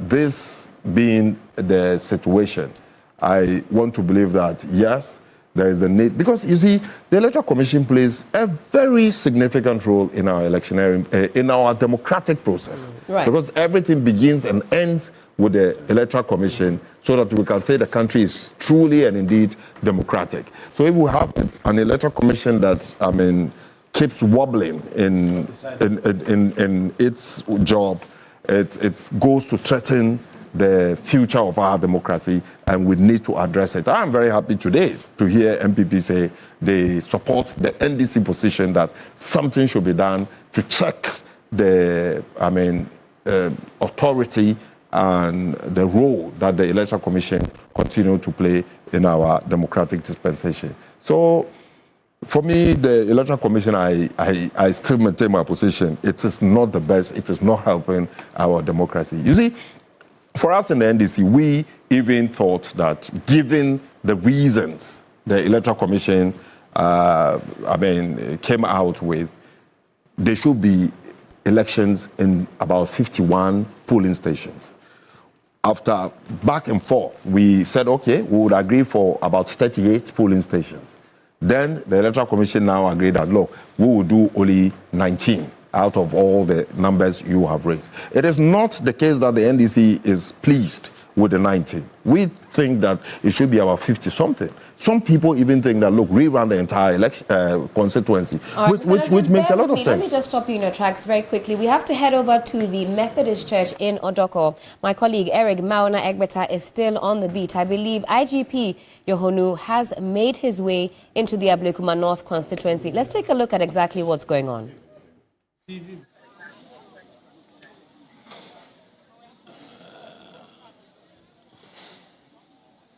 So that's the IGP getting into his vehicle after having a brief conversation with the men on duty. I see Reverend Tim Fojo as well. I seen a member of Parliament and a former education minister as well. The IGP came, interacted with a number of the officials here, and then as well the EC officials seeking to understand exactly what it is that played out. We've seen a lot more barricades brought in by the police as well. But the IGP, largely criticized by members of the panel over the handling of some of the incidents witnessed. He's made his way here. He's now making his way out of the Methodist polling station, which has witnessed a lot of the chaos in the constituency, and he's made his way out, and so unfortunately. All right, well. But we see Reverend Tim Fojo as well, and hopefully maybe he will speak a lot later. But the IGP, following on the back of all of the developments which we've witnessed here in the last few hours, has made his way here and is now on his way. We do not know if he's visiting other polling stations, but he as well has made his way here. And I mentioned we see Reverend Tim Fojo. It will be interesting to hear what he makes of the police's handling. Remember, he's a ranking on the Defense and Interior Committee, and so it will be interesting to get quick reactions from him as well. Just quickly, Rev, thank you very much for speaking to us. IGP, what were you saying to him in that engagement, or what did he say to you? No, so far the IGP and his men are going around to ensure that we have peaceful election. But all I'll say is that Ghana is all we have. It is so important that we make it a peaceful country, as we all know it, as we're all born into it. Democracy is one that must be an expression of opinion by voting to determine your decision. It shouldn't degenerate into the kind of violence we have seen happen today. We must condemn it in every word that we can find to condemn. And so what I'm saying is that, look, Ghana is all we have. Democracy is all we have. Let us continue to, particularly the key actors in our democracy, continue to make voting day a very peaceful day that everybody will look up to. It shouldn't be full of rancor, full of violence, retribution, reprisal. It is going to destroy the gains we have made in our democracy, and it's not good for the reputation Ghana has. We need to move beyond violence that is associated with on election day. That this violence broke out. We heard the defense minister say there was no need for the military to show up here. Based on all that you've seen, do you think it was the right? No, we will have a full discussion on the assessment on security issues. But all that I'm saying is that for now, voting must proceed. We must encourage our people to vote, express their opinion. A verdict that was already known, a widow who has been robbed of her right to be declared, and a rerun has been occasioned.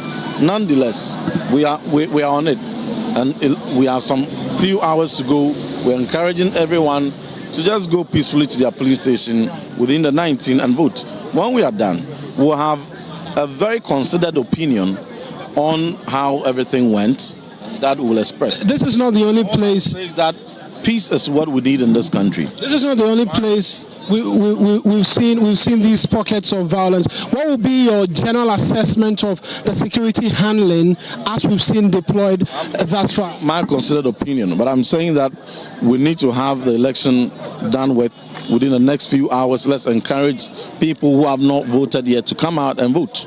And let's continue. We had discussions, we had assurances that all the things are going to be put in place for peace to prevail.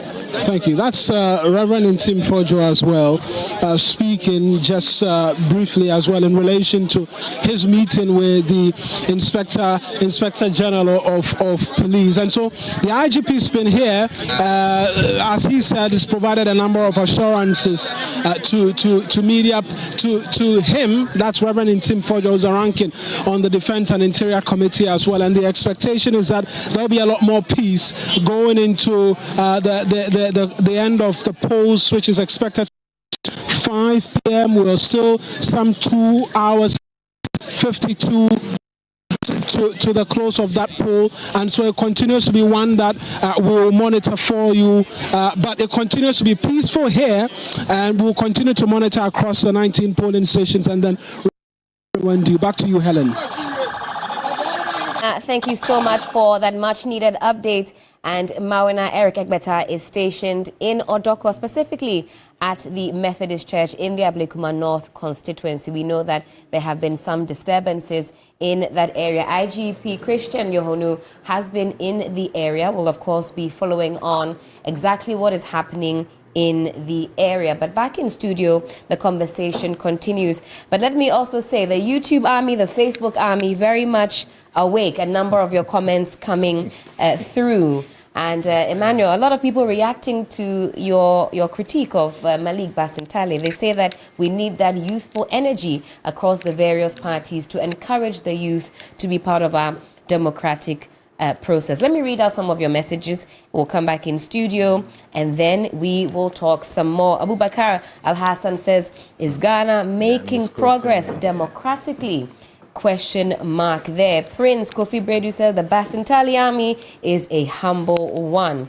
All right, more of your messages. Charles Thompson says democracy seems not to be a cup of tea for Africans. Some more as well coming through here. And Josephine says that the NPP has not made a mistake. Josephine, from what I gather in this message, is saying that this is also a strategy. She says that the NPP is looking or could lose that particular seat, and that is a strategy why they decided to boycott the elections. That was the earlier decision that they had put forth. Mutaru Tijani says, Malik Basantali is an intelligent man. He has carried himself accordingly and should not be accused without justifying said wrongs. Akwesi P. Lai says, our political space has been reduced to death whilst these political heads' children are schooling and they are living in peace. Okay, Bernard Bennington says, we only started seeing the blue army of the NPP just yesterday. Okay, you say that they're playing catch-up, given the fact that it took the parliamentary candidate to throw her hat back into the ring after the party had decided not to do so. Genuine Aho says, I agree with this man. I believe they're speaking about Mr. Kutin. He says that Basantali has not insulted anybody. He's just helping with the campaign. Also, you asking, I see a number of you asking about the weaponry that has been alleged to have been used in some of the fracas, and you say, where is the video evidence or the footage showing some of these alleged weapons? All right, let's come back in studio, and I believe, Mr. Naziru, you were landing on a point before I cut in. Let's just correct this misconception. All right. Very important. Certainly. You see, as a security practitioner, guided by our constitution, you cannot have an army within the state army. I have not said Basatele have gone to insult anybody. I'm saying that given that he's now a public official, it's wrong for him to lead this kind of macho men in the name of Green Army and the MPP Blue Army. Even the political vigilante laws that we just passed some few years ago, it prohibits same. So you cannot be a public official and leading a lawless group calling them an army. Okay, then I must as well form my own pepper army like you suggested. And everybody goes to form an army. Look at the kind of things you only very briefly. We're using this terminology army loosely to connote this group of people. I mean, when we say army, it could also be interchanged with group. It's just to, give you that sort of optics, if you see where I'm going with this, but not army in the sense that they've set up an independent army. It's a blue army, a blue green army, but a blue group or a green group. Anytime you put these macho men together, you have no control over them. Some are armed, you may not even be aware. So in the process, if there's some misunderstanding like we saw the tax assaulting Howard Kumsen, who is to be blamed? And I'm happy that the IGP saw a video and acted quickly by interdicting the official. We have videos that show the ballot boxes being bent. Is that not it? Yes. Why I don't know acting on it? We have videos that we have seen on TV here showing tax assaulting Howard. It doesn't matter what Howard has done. You understand? They should have allowed the security agencies to do what they are mandated to do there, not to take the law into their own hands, especially given Howard is a woman. You understand? We expect that these processes all should be expedited to give some form of equity. You understand? We cannot pick and choose. And you made a very fundamental point here. Just last week, our president called for the IGP to investigate the past electoral violence. Indeed. This is one before us. So the question we ask ourselves is that, should the IGP even wait for the president to direct him? You remember when Dampari was there? The president invited him to the presidency and directed him to do the same. Has any investigation even come out? Most of us criticize the then IGP that if you have to wait for the president to direct you to do what you are supposed to do, then we are infusing politics into our national security architecture. So I'm a youth. I'm pleading with my fellow youth. Look, the bidding we are doing, these are older men. How many years have they got to live? And they are even sorted. It is our future we are, putting in danger. So we should be moderate in the kind of things we do and eschew violence. My point here is about we eschewing violence and don't allow the politicians to use us for their personal gain. Emmanuel, point well made. Mr. Naziru, over to you. Sure. I mean, we need to understand I think if he has reservation with the use of the word army, I mean, that reservation is there. I mean, he's entitled to it. However, when the NDC talks about the Green Army, we are talking about an amalgamation of youth organizers and various youth wing organizations under the umbrella. That is what have come together to form the army. I mean, it is the making of our youth organizer who is today the Minister of Youth and Sports or something. No, Minister of Youth Development, Paris Asari. So, I mean, that is how they put them together. And so far, since they emerged up until today, we've not had single incident where we can say that these people were involved in any act of violence or something that is untoward towards our democracy. So we need to define clearly what we mean when we talk about the Green Army. It is not, maybe they might come and some of them will appear well built in their bodies, but they are not just amalgamation of macho men, but youth organizers and youth wing organizations under I mean different security attire as in military. Yes. They are wearing military attire. When they showed them, the reporter even confirmed that some of them were in self-styled military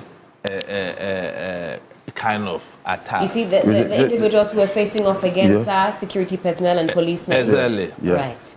You see, so, I mean, that's the point. Let's get that point clearly. Now, to round up on the issue of the Electoral Commission, right. For me today, if we want to enhance our democracy, yes, indeed, we should do something about our Electoral Commission and ensure that the Electoral Commission take its rightful place and play the role of referee, just so all the political actors and players would have belief and confidence in the Electoral Commission to continue to move the country towards achieving its objective of becoming the beacon of democracy on the continent. If that is to be achieved, I think a lot needs to be done with our Electoral Commission. The positioning, you know, the mindset, some of their utterances has not helped at all in our democracy. It goes again to surprise me a lot, listening to Reverend Intim Fojo talk about democracy being the beacon and the hope, the fulcrum around which the country should revolve. A very good message. But then I begin to ask questions. Did he know this when in 1992 we were looking for people to formulate, what do you call it, a constitution to guard that democracy, and most of them then lawyers with the Ghana Bar Association boycotted that action? Did they know that when in 1992, going to 1993, the first Parliament of Ghana, the MPP decided not to give the people of Ghana representation. The MPP decided not to challenge the party in power by boycotting it because they've lost election. Did they know that democracy? And democracy in itself means, like my brother earlier on said, you can win or lose. There is no middle playing ground. So that if you lose and you are a Democrat, that is where you go back home, organize yourself, come back because you still believe you have ideas, you have ways that can help Ghana achieve its objective in a very short time. And for that matter, you continue to participate in our democratic dispensation. So most of the things that the MPP did some time back up until 2024 is now coming back to haunt them, and it will haunt them forever. Mr. Naziru, thank you so much for that. Of course, the countdown is on now, some 2 hours and 40 minutes left until the 19 polling centers are closed and then collation can begin. Dr. Norman, I also want to bring you into the conversation concerning the Electoral Commission. What role would you say that they have played in what we are seeing now on D-Day? Lawyer Jantua said something very important, that now that we are putting together recommendations for constitutional amendment, that position should also be there, the kind of electoral commissioner or commission that we want to have and going forward in the future. I think, like what everyone has said, their communication hasn't helped the process at all. I don't want to see the blame being placed on Madame Jane Mensah, simply because as a woman, I am a strong supporter of gender equity. And sometimes people do not believe that when a woman is in a position of authority, she didn't get there because of meritocracy. She got there because of her gender attribution, sex. Right. Okay, being male or female. And for me, I think the expectations from Jane has been very high, well over and above her skill set. Because having not been an electoral commissioner before, just being a lawyer doesn't give her all the skills she needed to be able to run this. And when she came, I think she wasn't listening to good advice. Surrounded herself with people who were equally not experienced in the area. I don't even know how many times she consulted Dr. Farijan. So with that kind of dossier of experience, he should have been at least a member of that board to help Jane to do a good job. So the result that her stewardship had created seems to suggest that she's not fit for purpose. And I will be saddened if she is removed. Not because I don't know her. I don't have any relationship with her. But representing gender in this country in a very powerful position, I expected her to be a bit more humble, a bit more approachable, and available to new ideas so that she can do her job well. So far, she has performed on a scale of 1 to 10. Her performance is around 4. You would score her a 4 out of 10? Yes. Given what you have seen so far over the period? Over the period. A 4 I'm not impressed at all. If NDC hadn't campaigned so well, determined to win, fair, and the people having supported NDC, this election would have been chaotic. Yeah. You mean the just ended 2024 election? Yes. It would have been totally chaotic. It was the overwhelming victory of NDC that seems to have made her a bit of a heroine in the victory of NDC. But her performance, the way the polling stations were protected, ballot papers going up and down, pink sheets getting lost, polling station being burnt, she didn't do a good job at all. But Dr. Norman, a lot of this seems to be put on the doorsteps of the Electoral Commission. We talk about there being a burning of the papers and so on and so forth. I mean, does some of that blame not go to our security personnel, the police, when it comes to ensuring that our ballots are safe? Why does it seem as though when we talk even about Ayawa, so it's always the EC alone that we seem to be fingering in this issue? Where then does the police come in instances like this? The buck stops with the EC. Afarijan ran a number of campaigns. We didn't see this kind of thing going on. The buck stops with the EC. In election, you are the captain of the ship.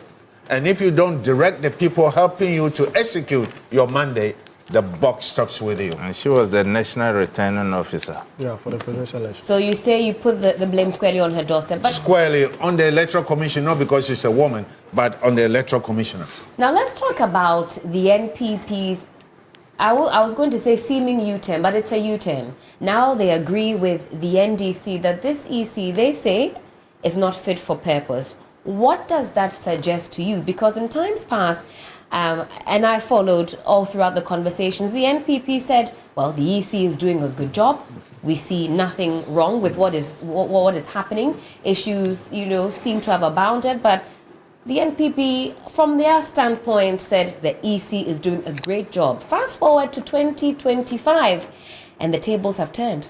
My dear Helen, when the NPP were winning left and right, whether they stole the election or not, of course the EC was doing a good job. But right now, I have a problem listening to anything NPP says with credibility. You said you were not going to run. That cannot be a strategy. That is an ambiguation of the party's policy. They have no plan. They didn't have a plan as to how to approach this situation. The confusion that they exhibited for Honorable Kennedy Japan to come out to say, support the lady, go and participate. Now, this is a man who is very careful about criticizing, doing anything in support of NDC. For him to say, let's do it right. Wait, you're referring to Kennedy Japan? Yes, Kennedy Japan. But he's actually come out to say fairly good things about the current government in the last few weeks. Yeah. And I'm quite surprised. So when he says, let's go, in the interest of democracy, let's go and do this election, in spite of your feelings. And as Lawyer Kwabena was saying, what they did was horrible. And for me, they have lost credibility. If I started with NPP credibility of 100%, today is less than 30%. Whatever they say, when they say look right, I look left. Because I don't trust them anymore. Well, that's very dangerous, because we all are said here that every country needs a strong opposition. We do. To keep government on its toes. But you have to be consistent. Consistency builds trust. And if you are not consistent and you are waffling like a little boy, saying this today, saying that tomorrow, who will trust you anymore? And that is why the NPP says, well, they're going to go and elect a flag bearer, and then everybody will then rally behind said flag bearer. They won't change and anything. That should hopefully provide that figurehead for everybody to support. That's the most dangerous thing to do politically. Let me tell you, it's the most dangerous thing to do politically. Mohammed, why do you say so? I say so. Look, you forget about the fact that I think Mohammed will be the wrong person. No, I am even the best person because I'm the only active political player in this. The suggestion is that, Mohammed, what has it got to do with you or your opponents are going through? Because I am concerned with the fact that the country needs to have a viable opposition. Wow. Be it when we are in government or they are in government. So that they can put in because check. that is what, if put together, will give us a good democracy. You're willing to be kept on your toes? Of course. Certainly, why not? I'm a Democrat. There is the need for us to be kept on our toes so that we don't end up doing what MPP did for them to be suffering it today. There is a need for that. But what I am saying is But I just said something in the interest of democracy. Your people are lambasting me. So well, you see maybe the way you put it, because it's sought to create the impression that Basitale is a violent person. No. It's sought to create that impression. Maybe that's why they are reaction. But you see, my point is that if you are practicing real democracy, every delegate has its mandate of 4 years. So how then do you use one delegate to elect two presidential candidates before you can make decision on him? How do we do that? What is the intention? What do they intend to solve? Has someone, explicitly explained to the good people of Ghana what they want to achieve by that, except the general feeling that, look, it is one of the attempts by a political party to skew the activities of their party towards a particular individual. Apart from that, what else is there? It is the most dangerous thing to do. And if they go ahead with that, I am telling you, that will be the beginning of the end of a political party called MPP. Let me pick the thoughts of counsel in the studio. What is it going to take then to get the new patriotic party back on its feet? A lot has been said about this pending flag bearership race, whether or not the party should have opted to go from the bottom up, top to bottom. This idea that if you have a central figurehead, it will quell some of the tensions that exist weigh in on that for me as well. Yeah. Before I attempt answer to this question, let me react to the bit about the Electoral Commission, the performance of the Electoral Commission, and whether I think the performance of the commission has been abysmal, been very worse. This is the worst. Out of 10, what is your score, Austin? You know, Doc was charitable. Doc was charitable. He went for 4. You give one. I would have gone for 2. No. You see, the thing is that this is a constitutional. You have been vindicated. No. That's why I said Doc was charitable. Is he? Because this is a constitutional body. Yes. Right. That is tax to protect our democracy. This is an important institution, and you see, sometimes I get surprised when the commissioners behave as if they can do whatever they like. Yeah. Because you see, Ghana is a delicate country. And we are surrounded by countries that are facing one attack. And other people are also being... We are the only country who have not been attacked. That appears to be responsible. In terms of violent extremism. Talk about what we see in the Sahel, what we see in our part of Africa. So I'll say we are the only country that appears to be a little responsible. Or stable. A little. No, a little responsible. Because you see, I'm using the word responsible because you see, the actions and the utterances of our political actors can tilt the scale tomorrow. Easily. Oh, certainly. Easily. That's what I'm saying. We are little responsible. So you see, when you monitor the political actors, sometimes when they are going overboard and you draw their attention, then they witness rude awakening. Let's calm down. Sure. You see, depending on who is in power and who is in opposition, they will be speaking different languages. NPP was in power. They were untouchable. NPP felt the whole country belonged to them. And they could do anything just by calling whoever they want to call. But today, NPP is now singing the songs of NDC when NDC was in opposition. But by and large, Ellen, I think the commission has been worse, and this is the worst electoral commission that we've ever had. But I'm a Democrat. And I believe that I'm a Democrat, and I believe that even though the commission has not been the best, I think I do not support any call for the commission members to be removed or the commissioners to be removed. Even after what you say is an abysmal performance. Yes, Ellen. The thing is that you can't address a problem by dismissing people. We acknowledge that there are issues for the commission to address. So let's single out those issues and get the commission to work on them. Because you see, what we are trying to do is that will be disastrous for us. Because you see, what we are trying to do is that we are trying to say that anytime a constitutional body witness a misstep or maybe they undertake and they carry out exercise which is not in the interest of Ghanaians, right, we will remove them. It's a trajectory I don't want us. It's a path I don't want us to take. Because you see, trying to justify the fact that the commission should be removed based on the fact that they didn't perform is not a sound argument for me. Let's not hide behind the abysmal performance of the Electoral Commission to call for their heads. I'm not in support of that. I think whether or not they are fit for purpose, I think we have a lot to do. And like Doc and other panelists have already said, we have a fine opportunity. The Constitutional Review Committee is still working. We can get some few works underway. We can get a lot done and make sure that we tighten a few loose ends. But the commissioners should be maintained. I am against any attempt by anybody. MPP may do a U-turn on their own position, and that is their own problem. But for me, my position is that the commissioners should be maintained. Let us not hide behind what has happened and justify any attempt by the National Democratic Congress to sack J. Mensah and their deputies. That is not a sound argument.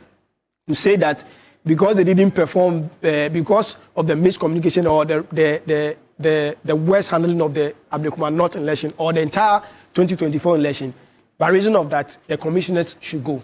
I'm opposed to that. Let's identify the issues, tighten work out a solution. Because you see, I'm saying that if we justify this and if we want to sack the electoral commissioners by saying that they didn't perform better or they've not been at par, tomorrow when we have a new commission and they are also not performing well, what do? Are we saying we are going to recreate the whole scene to be sacking people when they are not performing? I think that if the system is not good, we have to reset. What is the system? Let me put it this way. In the last election, I think God saved this country. If there was not an overwhelming majority in terms of the turnout or the voter results, and the elections were that close, like in the 2020 elections, I tell you, this country would have been in flames. Because of the posture of the electoral commissioners before the elections. Look, the bizarre issue of the birth setting, it didn't sit well with anybody. You can see that was clearly politically motivated. But that's a decision. Secondly, you see, I want to be charitable with them here. I want you put the South squarely on them. I think the South was partly a government issue. The local government who created that thing were not ready to do certain things. Right. Where I thought Jemensa fell short was when she was invited to appear before Parliament and she refused to go. Can you imagine an electoral commissioner invited by the People's Assembly and she can refuse to attend and nothing happens to her? The second thing is that my good friend and brother, Dr. Norman, when he talked about the gender advocacy, I'm part of that. Look, was Charlotte Ose a man? Look at the role Jemensa played at IE when Charlotte Ose was the electoral commissioner. On what basis could the government have brought such a person as the electoral commissioner of this country? So to me, I agree partly with you. We need a reset. The reset is not maintaining them. The reset is government doing the right things. And what are the right things? Get an independent-minded person, a professionally minded person, someone who is not politically exposed to mount the commission. It is good for our democracy. It safeguards to our democracy. Look, on this table, unanimously, all of us agree that they have not performed. So if you have set of commissioners who are not performing, what do you need to do? They are not the only Ghanaians. You remove them. And removing them, I'm opposed to. Which you are opposed to. Yes. But as a Democrat, I believe that the right processes should be triggered. And it shouldn't be the case that it's a political vendetta because Charlotte Ose was removed. They are also removing her to bring somebody. Look, it's playing out. You see that most of the commissioners were politically exposed people.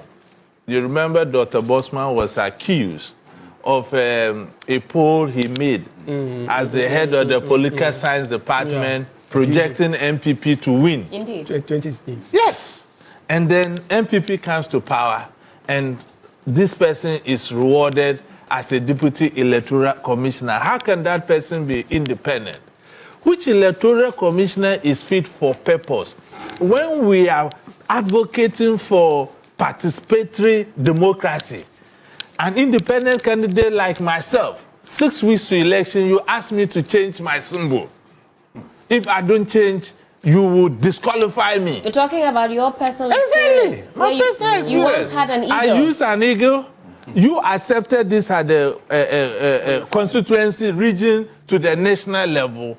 You made me to do my campaign, mount my billboards and everything. With the eagle? Eagle. And 6 weeks to election, you say, I should change my symbol. Then I say, okay, I will change it to a bird. If you say the eagle is a national symbol. And the eagle without the coat of arms is not a national symbol. Because we had an eagle party in this country before. The NDC, the umbrella, is not the eagle's head which is at the top. Then an independent candidate like me, I said, okay, I will choose the bed. You say no. I finally chose slippers. Slippers? Slippers, and they accepted. Just to make it difficult for me to campaign, to protect the ruling government's candidate. But fortunately, you know why? I beat the ruling government candidate. I was second. In your area? In my area. Just 6 weeks. You can imagine that. So to me, I'm not at pain. I'm saying this because of the public interest around it. And Dr. Bossman, right? Is a personal friend and a brother. Before he became the Deputy Electoral Commissioner, he was the head of research at my organization. I'm the executive director. So we have that personal relationship.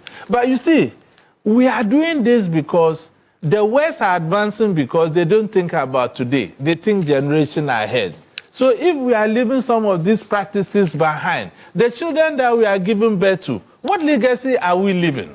So it's a huge call on the president. If he's doing the research indeed, now the MPP has equally agreed that the Electoral Commission is not fit for purpose. It's enough grounds to have a complete reset at the Electoral Commission, but it should not be a politically exposed person who will be appointed there at the commission. Mr. Cotton, thank you for that, and I'll come back in studio. Let me just say, we have some 2 hours and 18 minutes to go, and then polling centers, these 19 polling centers in Ablekuma North, will be closed. We are bringing you front and center as far as the action is concerned. This is still your election command center. Mr. Naziru, you wanted to weigh in on something.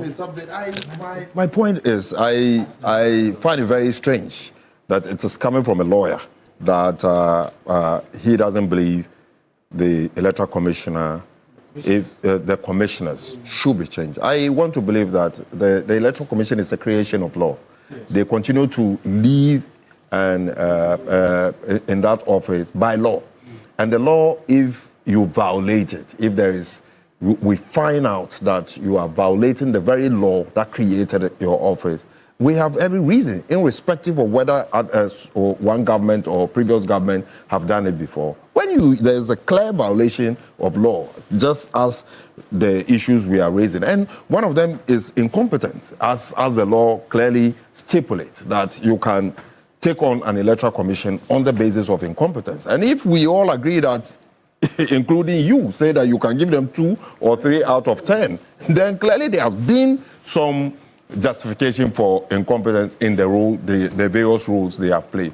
And not only incompetence, I want to believe that, yes, I agree that it is even wrong for the NDC, my party, if any such opportunity comes, to start thinking of taking a politically active person in that role. I want to believe Afarijan and the rest were able to survive because they were seen generally as apolitical, and for that matter, people would believe and trust them.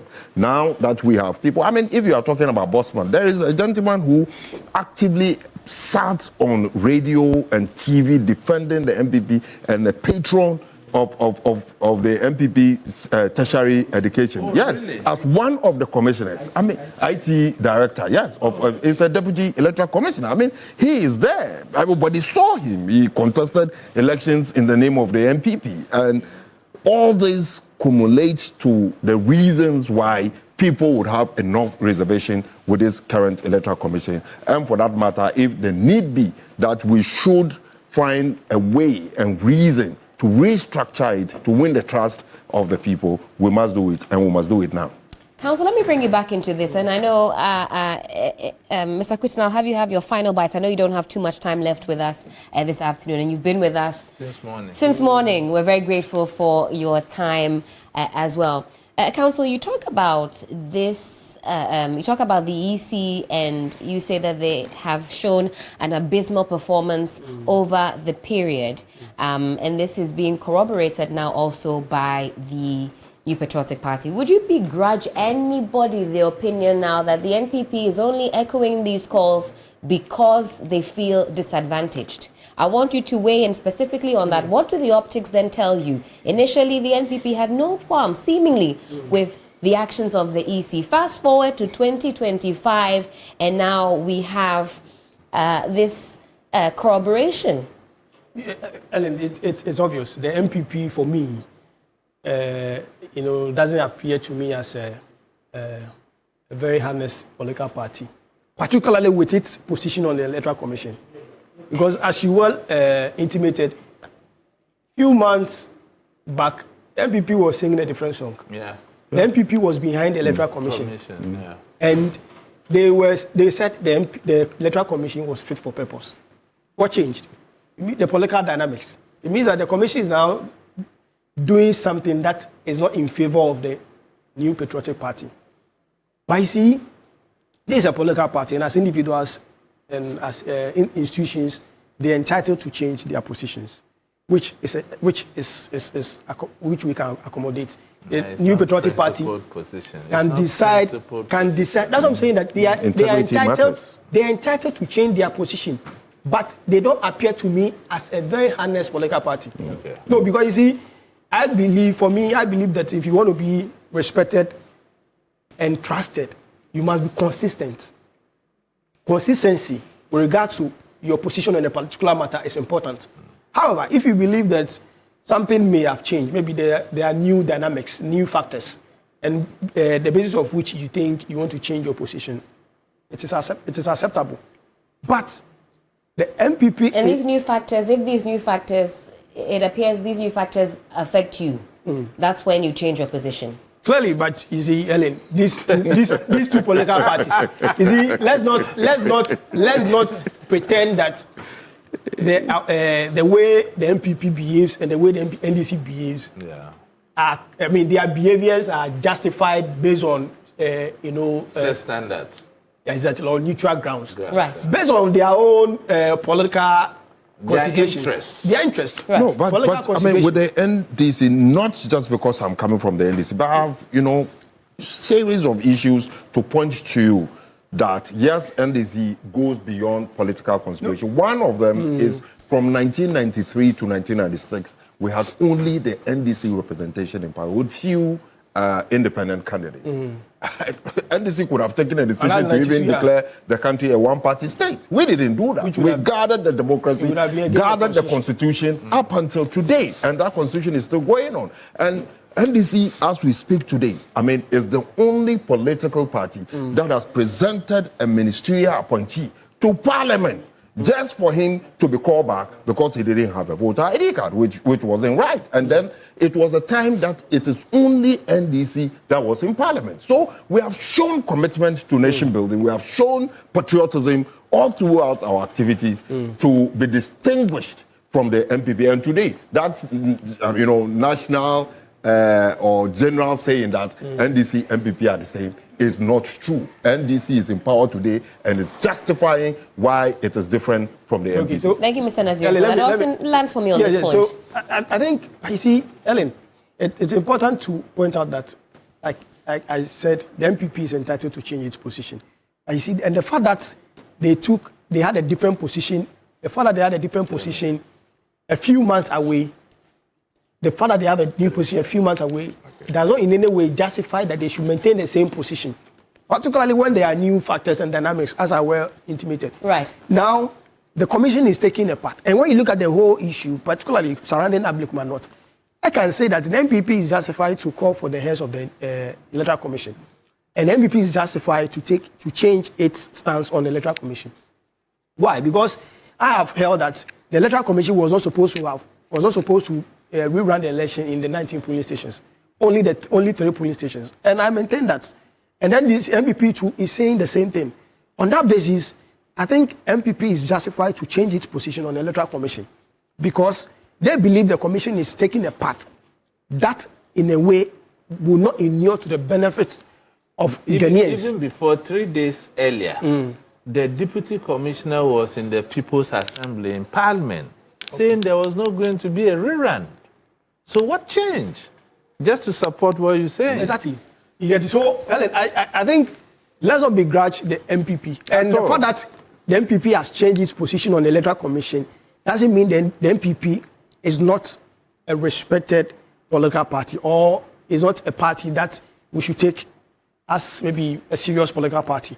I think they're entitled to that. And looking at the factors so far that are playing out, the their stance is justified because the commission itself has not really been a serious one. Because you see, and I have said that one of the important, one of the attributes, great attributes of an independent institution is to be principled. Being a principled institution, when you take a position, look at the factors and stand by it. But not when you are just blown away by sometimes maybe well-wishers or political dynamics. And I think this is what I want to tell the Electoral Commission. Right. You cannot please the National Democratic Congress. It is clear.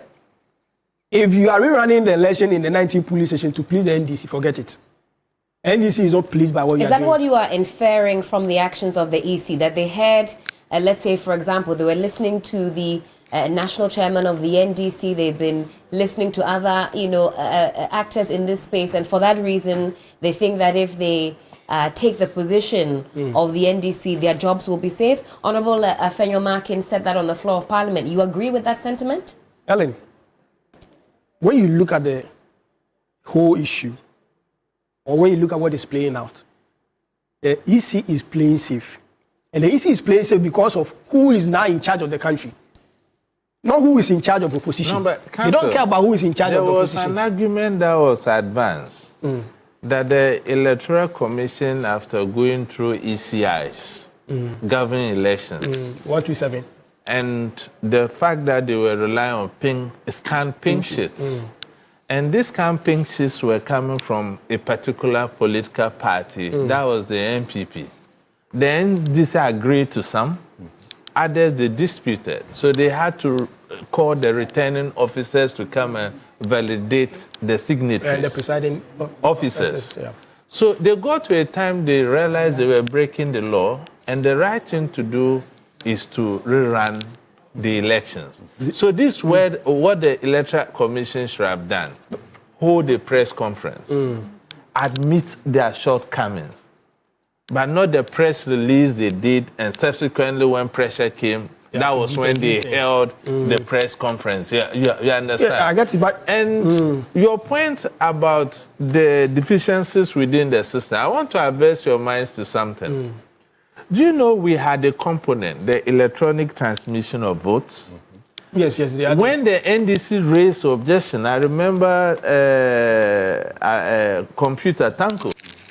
The EC said everything was in the IPAC. The IPAC. This is everything. They had backup and stuff like that. So the question, even as a country, we should be asking ourselves, at this age and time and technology, paperwork, if we are still relying on paperwork, when we invested so much of the taxpayers' money in the electronic transmission of votes, then we are not serious. We are a joke. But I guess also what I hear from council is that on the floor of Parliament, Bosman Asare was adamant. He said, we only have 3 polling centers to collate. We have everything that we need to go ahead. I mean, that had been echoed and re-echoed. Do you remember when the majority leader got up to question Dr. Bosman? He raised certain fundamental legal issues. After listening, I told myself that no, the Electoral Commission is in a box now. And you realize Asare Bosman could not answer those questions. You understand? I'm sure they went back and did a review per what Honorable Mama Ayerga asked. And there were some valid legal, So to stop another sound repeating itself in Ablekuma, to me, I felt they ate the amber pie and decided that we'll do a rerun. And I have problem with the MPP because just for this time, you have not gotten it right with the EC. The EC is no longer fit for purpose. All of it. What does that suggest to you, Mr. Kutin? Otherwise, before the rerun thing, the position of the MPP had always been that they stand by what the Electoral Commission was doing. And they should allow Electoral Commission to do its work. Even when they went to the High Court for the recollation of the result, what was the position of the party? It is okay to change your mind when presented with a set of new facts. So that is why the EC changed its minds when they were presented with legal challenges they were likely to face. Let me let counsel land on that point that he was making. The thing is that I said, the Electoral Commission was saying that some of the pink sheets were not verified by the presiding officers. Yes. But you see, I have pointed out that in the 2013 election petition, one of the issues the MPP took to court was the unsigned pink sheet. Yeah. And what was the decision of the court? Nana Akufo-Addo versus Mahama. What was the decision of the court? The court said that there are two layers of signatures. Authenticating the pink sheet. Polling agent and presiding officers. When one is available and one is not available, it's okay. It doesn't strike at the core of the results. It doesn't affect the results. That is why I maintain that by rerunning the election in the 19 police station, the Electoral Commission is itself not being a serious institution because you have a law. You see, decisions of the court are laws. Decisions of the court are laws. When you look at Article 11 of our Constitution, it makes it clear. Others. So, the commission was supposed to have rerun the election in 3 polling stations. Because you see, you were just close to 281. You were close to covering the 281 polling stations. Then you back it up. You said, okay, the NDC, because of political pressure, they received 2 letters from the National Democratic Congress. And that's what I'm saying that, Helen, that's what I'm saying that there seems to be clear 2 letters from the Electoral Commission registering their protest. Okay. They disagree with the commission on particular issues. Okay. Yeah, I'm saying that, you see, there are clear political undertones in this whole affairs. There's a new sheriff in town.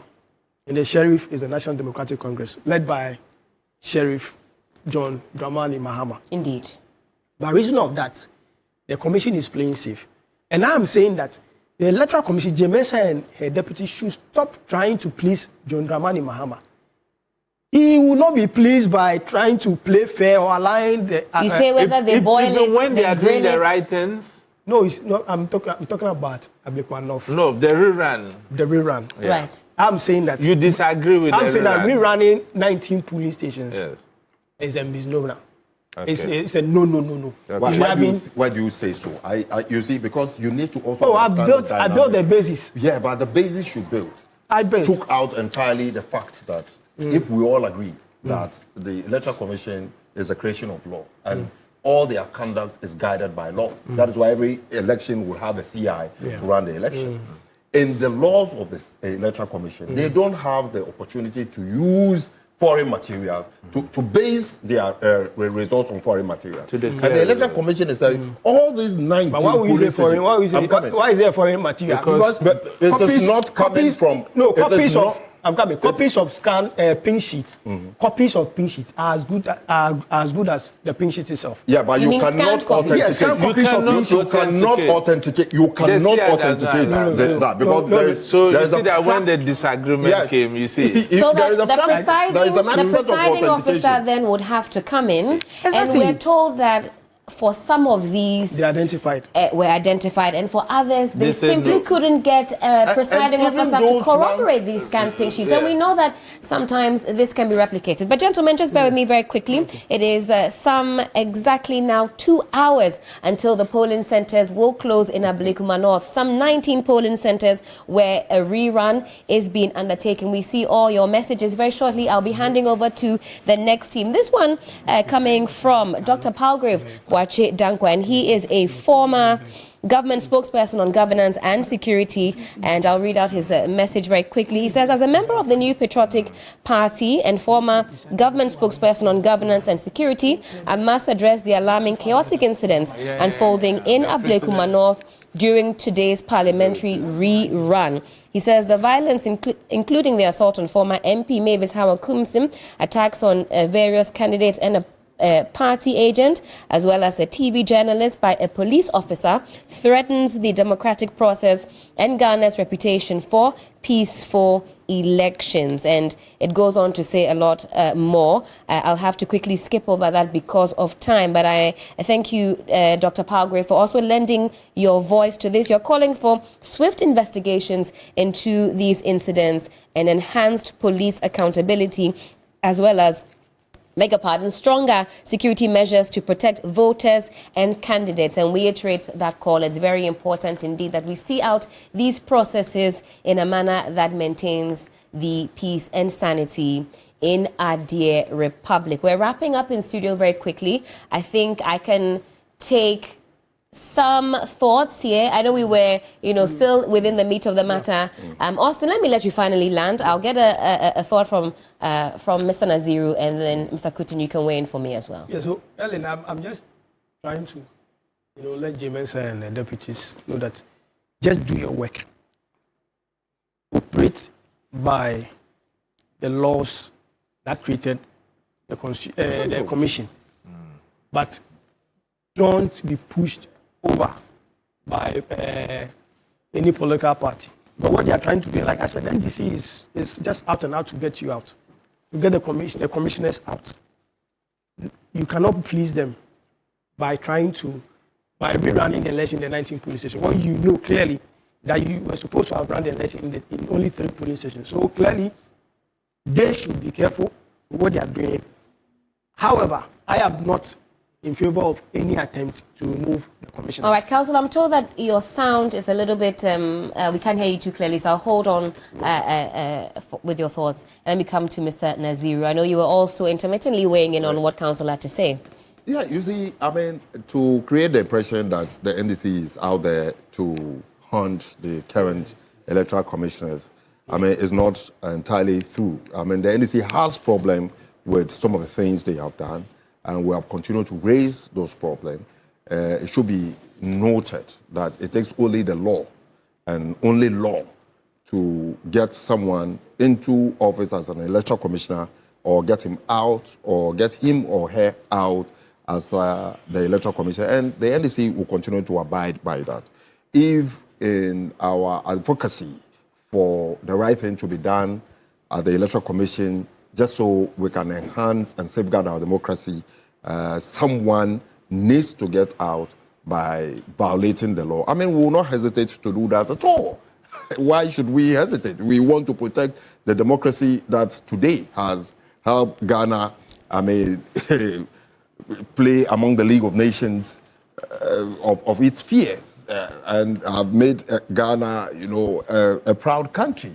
For that matter, we must do everything to protect that democracy. So my position is that yes, we have had problem with the Electoral Commission, but to think that just by that problem, our intention is to hunt them out is not entirely true. We have abided, we have continued to partake in activities irrespective of all transfers that we, as a political party, the NDC, have received, even from electoral commissioners. Some of the utterances, very unfortunate. But we will have continued to play the game and ensure that democracy strives. And that is what we will continue to do. And if you are found, guilty of breaking any law, that one we will not consider because someone has done it, because we want to protect democracy. If you are found guilty of breaking any law that puts you into the office, we will take action about it, and then the right thing should be done. Thank you so much for that. Mr. Kutin, in just about 30 seconds, wrap up your thoughts for me. I think from all intent and purpose, it's clear that if we want to safeguard our democracy, we have to build our institutions. We don't need strong men. And some of these things, it's not only the Electoral Commission, we have the judiciary also on our hands and other sectors. And it must also be a reminder, especially political communicators, during elections, what you say. Many of your communicators say when they win, they will remove J. Mensah. And rightly so, everybody agrees they are not performing, and certain things will be triggered. And unfortunately, because of such pronouncement, it will be misquoted. But by and large, I want to appeal to the MPP once again. Their boycott of media general is doing a lot of disservice to them. This is a big platform. And I want to also commend Media General that even though they are boycotting coming here in person, you still afford their leaders the opportunity to speak through your medium. That is good by your journalistic standards. And I think that they are giving the NDC a very unfettered access to communicate what they are doing. And I think that they should have a rethink about it. It's not too late. I think this is about the second time. This is about the second time I'm appealing to them. Let me say a very big thank you to the gentlemen in studio. And I've had with me on this panel today, I've had Emmanuel Kutin, Executive Director, African Center for Security and Counter-Terrorism. Mr. Kutin, always grateful for your perspectives on these matters, especially in the security space. I've also had with me Mohammed Naziru. He's the Deputy Executive Secretary of the National Identification Authority. I must add also the Communications Director of the NDC's Zongo Caucus. Mr. Naziru, thank you as well for joining us in this discussion. Also in the studio, Austin Kwabna Bracco Powers is a private legal practitioner. Counsel, thank you also for your time this morning and for lending your legal expertise to the discussions. We also had Musa Danko, Executive Director and Head of Global Research, Global Info Analytics with us earlier on, as well as Dr. Ishmael Norman, who is a security analyst. But at this point, we pass the baton over to the next team. My colleague Alfred Okanse standing by now. Alfred, 1 hour, 52 minutes and some now 50 seconds to go until the polling centers are closed and we get closer, hopefully, to finding out who represents the good people of Ablekuma North, and what a day it has been so far. Absolutely, and it feels like election day, is it not? This is just 19 polling stations. That's right. I mean, when we began the day, we're thinking by now the polls should have closed, and then perhaps the Electoral Commission, by any arrangement with the political parties, even had a declaration already. So we just wrap up and go. But it appears that we're going the full haul, and all the political parties, MPP and NDC, doing what they have to do to ensure that they have a clear hold of the constituency. But unfortunately, with what we have seen so far, majority of your time has been spent on the violence and the chaos that has characterized this process. And this was expected, is it not? Because of the high stakes in this particular election. And even before today, there was chaos around the entire process of trying to recollate the results of this constituency. So for the many who have been looking into the crystal ball, projecting into how today was going to be, this violence and the chaos we've seen comes at no surprise. But the next few hours ahead of us is crucial. Absolutely. Because we have seen in elections past in this country that the period that records violence a lot is the coalition and the declaration period. And that's where we are going to right now here on your Election Command Center. And Apia Ampafo and the team, thank you. Thank you so much for holding it up until this point. We'll take over here on your Election Command Center. We're going to go straight to the grounds after this quick break. My colleague Joseph Akablay and also Kemini Amano is going to be joining me. And we will get straight into the next 5 hours ahead of us. It's a crucial period for the coverage of the Ablekuma North constituency, 19 polling stations rerun. We'll recall some of the incidents that have characterized this process since morning, the chaos and the disruptions, and how the state of affairs is as we speak now, and looking into how the next 1 hour, 50 minutes will be and beyond. My name is Alfred Okanse. Welcome. This is your Election Command Center. Stay with us. We're going to go for this quick break. When we're back, the coverage continues. Reporting from the Takoradi Market Circle, from the heart of the Upper West Regional Capital, from the heart of the Ashanti Kingdom, reporting from Sunyani, from the Central Business District of Navrongo. The parliamentarians are on recess. This is where it all unfolds, the moments that potentially alters the course of our nation, the world. These are the individuals we recognize, the voices we amplify, who appears on screen and who contributes behind the scenes. With professionalism at our core, we bring you news you can trust, impact journalism that makes a difference, This illustrates how diverse perspectives enhance our strength and reinforces our mission. This is 3 News. Leaders in breaking news, exclusive interviews, facts and analysis on TV, radio, online and digital. 3 News, first in news.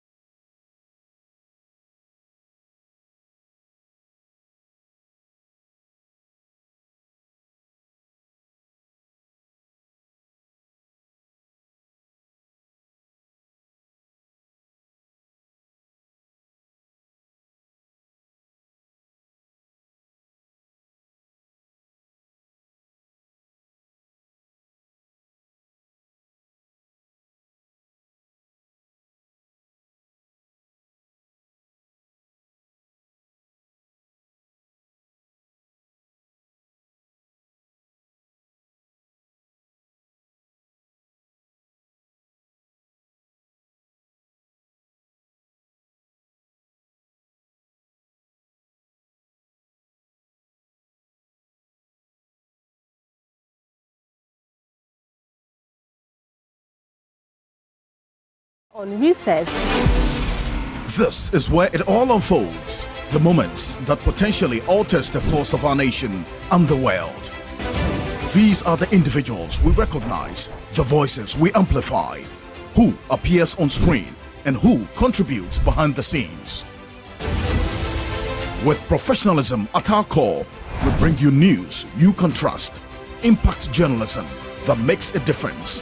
This illustrates how diverse perspectives enhance our strength and reinforces our mission.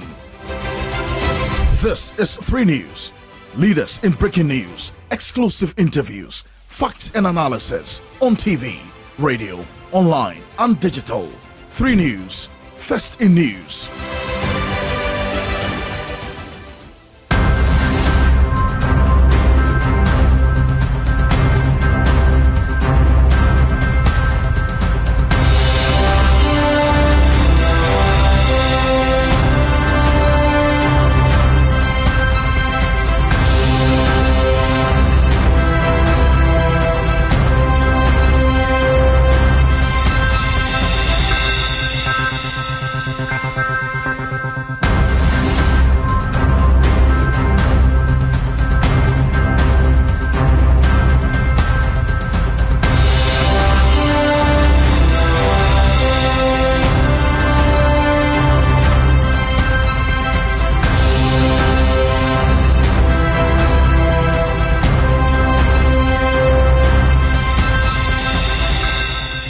And welcome back. This is a continuous coverage of that crucial day for the Ablekuma North constituents. By close of day today, they will know who will represent them in this 9th Parliament as their Member of Parliament. The day has begun with high expectations, high stakes, with lots of chaotic situations we're going to recall to tell you exactly how things are playing out. The next 1 hour, 30 minutes ahead of us is a crucial one because during this period, the dying period of the vote casting and as well as the collation and the eventual declaration of who will be the winner. And that's why we are here on your Election Command Center. My name is Alfred Okanse. I'm Joseph Akable, and there's a lot of analysis to be done right here on your Election Command Center. We're going to talk to you through the numbers. First and foremost, we know that some votes are already out because the EC has been able to collate results for a number of polling stations with just 19 outstanding. What we are going to do is that we are going to build up, we are going to show you which main stations have the key numbers which you have to look out for and why some violence is taking place in those particular stations. That story is going to connect with the numbers to let it all make sense with you as we build up to the final collation to be undertaken by the Electoral Commission. Absolutely, gentlemen. And listen, we're going to lace our coverage with conversations as well. I know in the last hours of the election, we expect that, we'll be on the ground heavily, especially because results will be trickling in. And the action we have seen already in the last 8 hours of the day, we expect that we'll see a bit more of that in the last hours of this very crucial election for Ablekuma North. But gentlemen, see how it turned out for 19 polling stations. I would not have guessed, not for a moment, that this was how it was going to turn out. And you're absolutely right, Kemini. And look, it looks like election day, is it not? I mean, they're taking this as not just 19 polling stations, and we're seeing that both political parties have their strongmen on the ground. Even though, to put it on record, the MPP as a political party have declared that they are not officially taking part in this election. They boycotted, but you see their big wish there. The party's candidate, Naneke Afriye, believes in her mettle to win this because she's a former member of parliament for that constituency. In fact, in 2016, she won that constituency with over 50,000 of the valid vote cast. That's her strength. And you can understand why she decided to now defy the party's orders, essentially. And it's important to note that none of the national executives of the party has been seen so far. It's just, the appointed persons. Absolutely, and the former MPs. That's instructive, is it not? It is, absolutely. And, I've been saying that there could be a strategy to this. Why do I say that? The party could come up frontal and say, look, we do not want to be a part of this. We are protesting overtly, but then also we could go, into conclave and decide that while we are not doing this, let's let our candidate, and again, this is not fact, I'm just making some permutations, right? Let's make our candidate go out there and fight. For what reason? We saw the vote that came out from the result that came out from the 262 polling station, and perhaps Blair, you give us more of the figures, but we see a vote difference of 48 votes, right? 48 points. I would want to be in that election. So even if they took that decision in conclave and decided that, look, for strategy's sake, you go out there and say that you contest the election, it is a good idea because it's just 48 votes difference, right? And I mean, the point that you make quite clearly has to do with the difference between the two candidates. But then again, you have a situation where one party, the party that is going around and you are making the permutations as to what's accounting for that strategy, that party believes this is a stronghold. And so you may understand why, despite all what is happening, they know that, well, either way, if our people show up and decide to participate in the vote, it's a seat that they can simply take back because it's their seat already. Whereas the other party, they look at the numbers and tell you that 48, we can easily overturn that with a single polling station. Indeed. And when you run through the numbers, you know that 6,000 votes, more than 6,000 actually are up for grabs. Very important point you make about the various polling stations and the numbers in terms of the eligible voter population, and Blade, that's what I want us to get into right now. And let's quickly do a recap, because as of yesterday, Kemeni, as you referenced, 262 polling stations recollated, or what the Electoral Commission captioned as pre-collation ahead of today. The NPP's Nana Ekuafrie polled some 32,512 of the 262 polling stations votes, as against Irabna Obin of the NDC, 32,464. That's a difference of the 48. But then again, Blake, let's get into a quick recap of the issues that have happened today. Unfortunately, we've seen some chaotic scenes that has resulted in some persons sustaining injuries, including journalists, quite unfortunately.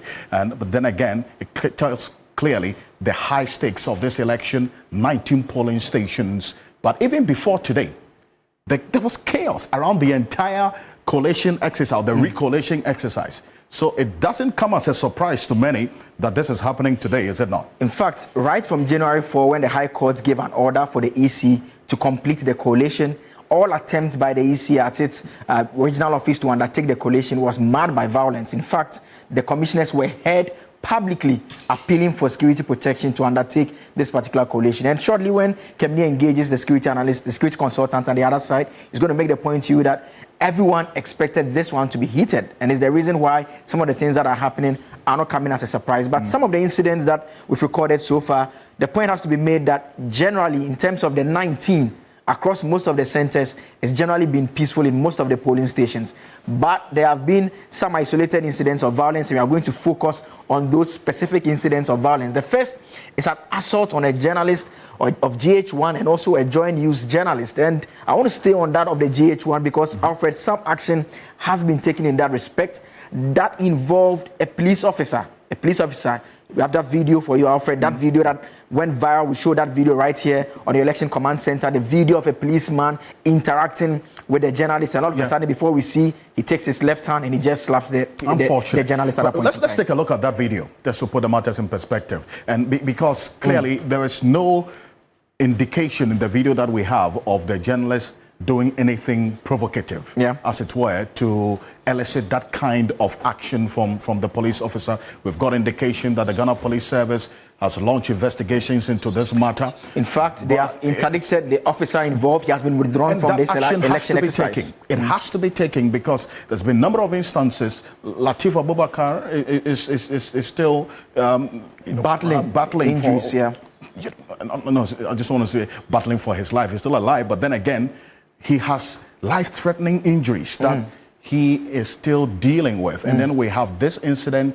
We cannot in any way countenance it in any shape or form. So it is good the police service has taken this swift action, but this is exactly what happened involving the EIB journalist. Take a look.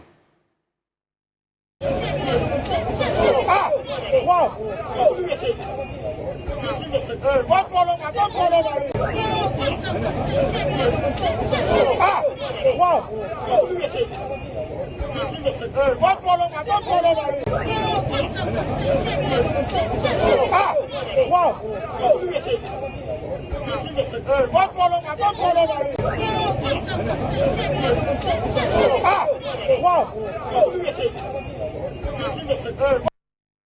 So that's information we have right now, and Joseph Akabley getting into that one about the action that the police are taking in addressing this particular matter. Then again, there was another incident now involving a former member of parliament, a former minister, charge of fisheries and aquaculture, Hawa Kumsin. That name brings back a lot of memories. You know, that is synonymous, unfortunately, to some of these chaotic scenes. But what exactly happened? I mean, it's a video that we just see lots of individuals approaching her. We'll show you that video quite shortly. A lot of individuals approaching her. All of a sudden, she seems to be holding something, and she presses it, and some substances come out of it. We have seen those who have described it as a pepper spray already. But let's watch this video and see what exactly happened after that incident had happened.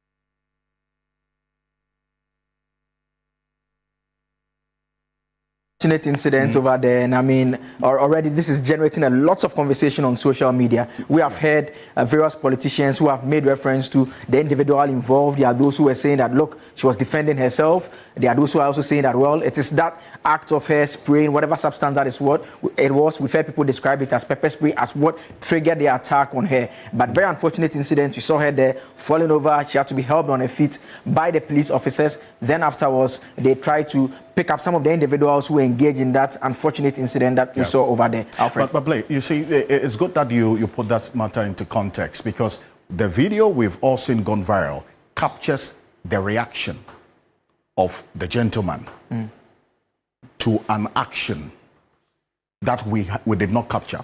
Okay, because that reaction of he diving and the dive, for me, the first time I saw it, it looked quite unnatural to me. But look at the distance of where he was, and he diving all the way and getting to where Hawa Kumsin was standing.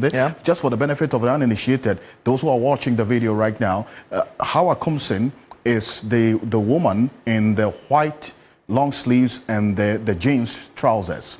And you'll see right there, the gentleman came from nowhere, because I see the police officers there as to why they were not able to restrain the gentleman, because there were about 6 police officers, at least what we were counting in the video, were not able to restrain the gentleman. But this video doesn't give a full context to the happenings, because as I indicated, and Blair, you've been referencing what may have happened, because there's that report of she purportedly spraying something that is said to be what, pepper spray. But then again, did that then beget the kind of reaction from the gentleman as we saw it? The Ghana Police Service, in fact, the IGP was there just about an hour ago to also assess the situation there at this Methodist church polling station, and to also get a clear understanding of what next the step to take. But what we also do know, this polling station, and we're going to get into it shortly, is a crucial polling station because of the numbers as well. And so it's no surprise that these incidents are happening in there. But the Ghana Police Service says they've launched investigations into this matter. We've got to hear from them to know exactly what the full complement of the issues are, is it not? Yes, and beyond this particular incident, Alfred, there have been bits and pieces of violence in various polling stations, mainly arising out of disagreements. There was a polling station, for instance, where the EC, for some strange reasons, they are taking the decision to hold the elections in a church, an enclosed space in the church premises where it was taking place. And so there was a bit of a protest from some of those who had gathered there. Eventually, the regional EC officer had to go over and instructed that they move it out of the church and take it outside as well. And so that is also another incident that happened.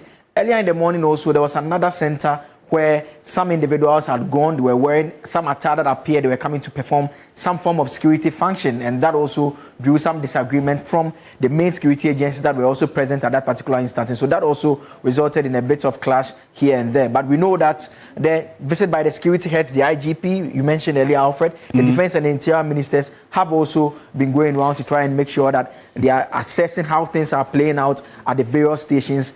I heard the defense minister make the point quite strongly, Dr. Edward Obama make the point that they do not want this to play out like we've seen play at Ayawaso West Wogon, where a whole commission of inquiry had to take place and look into the matters that transpired over there. I think the point generally being made is that when we have elections after the main elections, even if it's a stronghold of the main opposition party or the governing party, it always tends to be competitive, and we have lots of violence taking place. This time around, the election that is taking place is not a by-election like we ordinarily have it. We're just trying to complete a coalition process because some votes from some specific stations are outstanding. But unfortunately, we are seeing some of these incidents of violence playing out once again. And there was another incident involving Chris Lloyd Nia-Samoa. Chris Lloyd Nia-Samoa is the deputy national organizer of the NPP. And in fact, that also very chaotic and quite unfortunate with what we captured. In fact, this is a video that's gone viral on social media. So please, we do not own the video. This is a video that's gone viral on social media, which we're just showing you to also put matters in context when it comes to the violence that and the chaotic scenes that has characterized this election in the Ablekuma North constituency. Take a look at this involving the deputy national organizer of the NPP.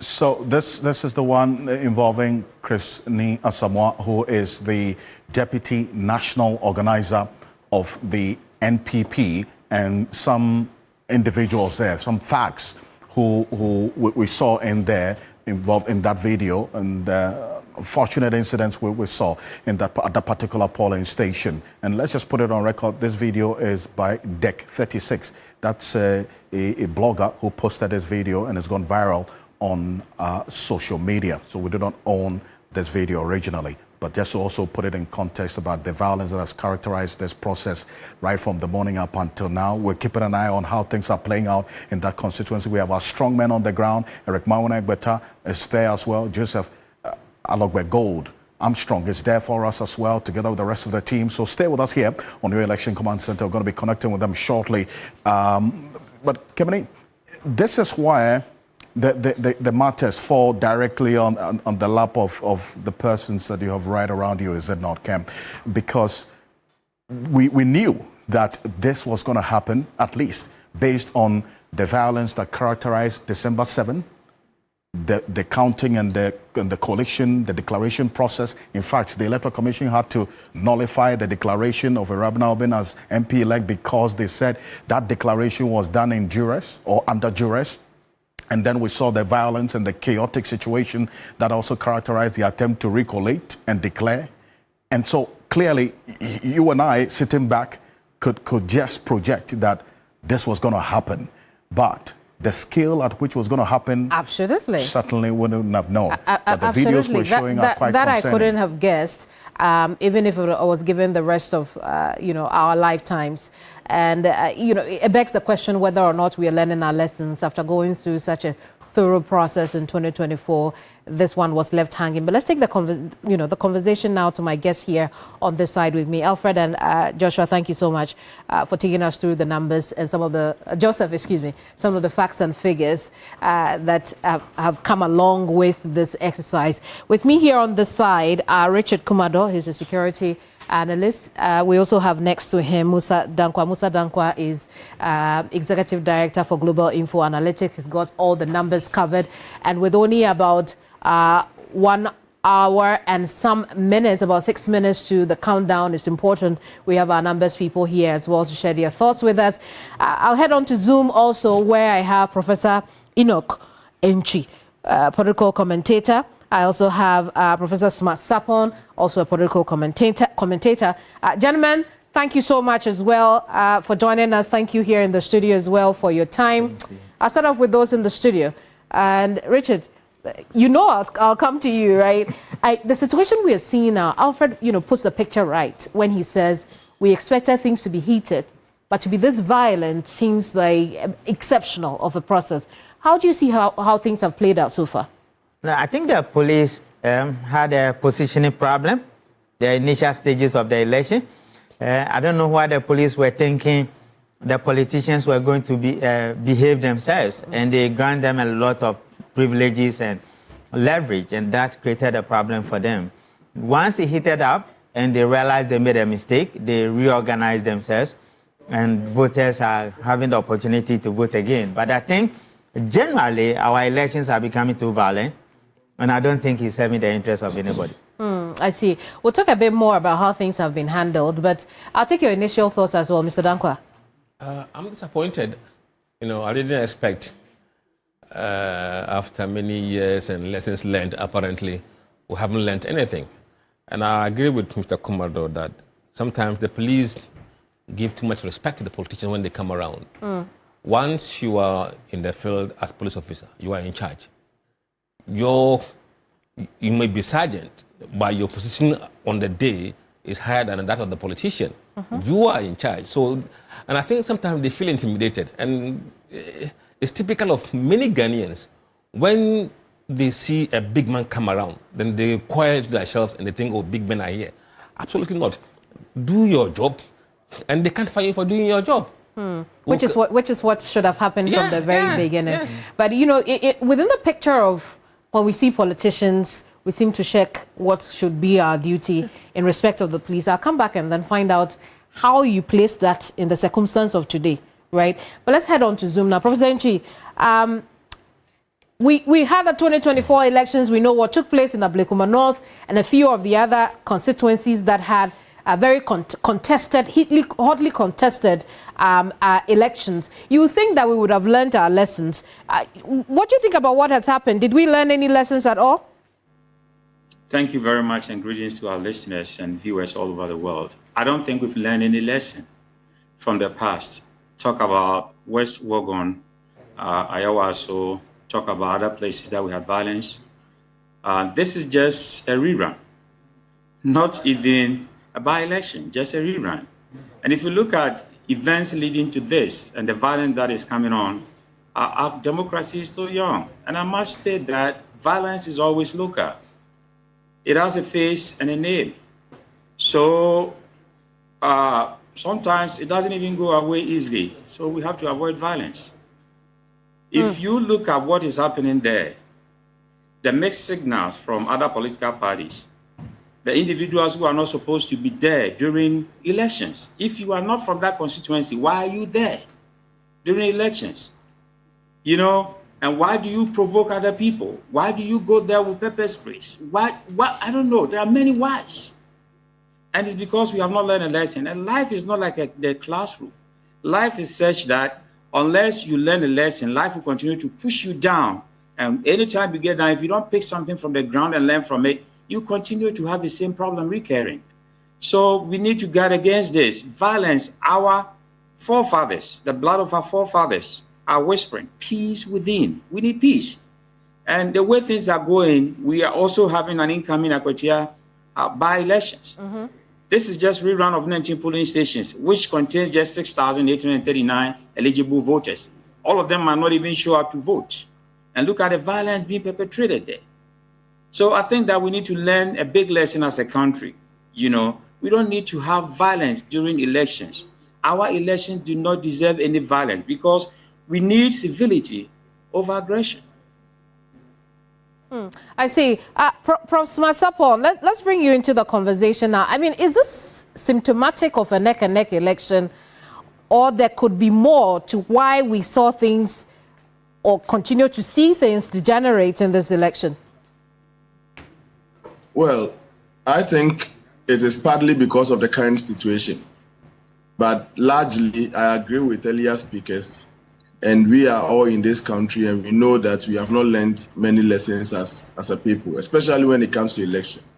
I don't see how come politicians who are interested in the concept of politics think that violence should be made essential part of our politicking. And it's year in, year out. Recently, in the 2024 elections, we recounted places with thugs invading the... In fact, we are currently here where we are, largely because of some of these things. Some thugs went, disrupted the whole coalition process, and that's why we are here.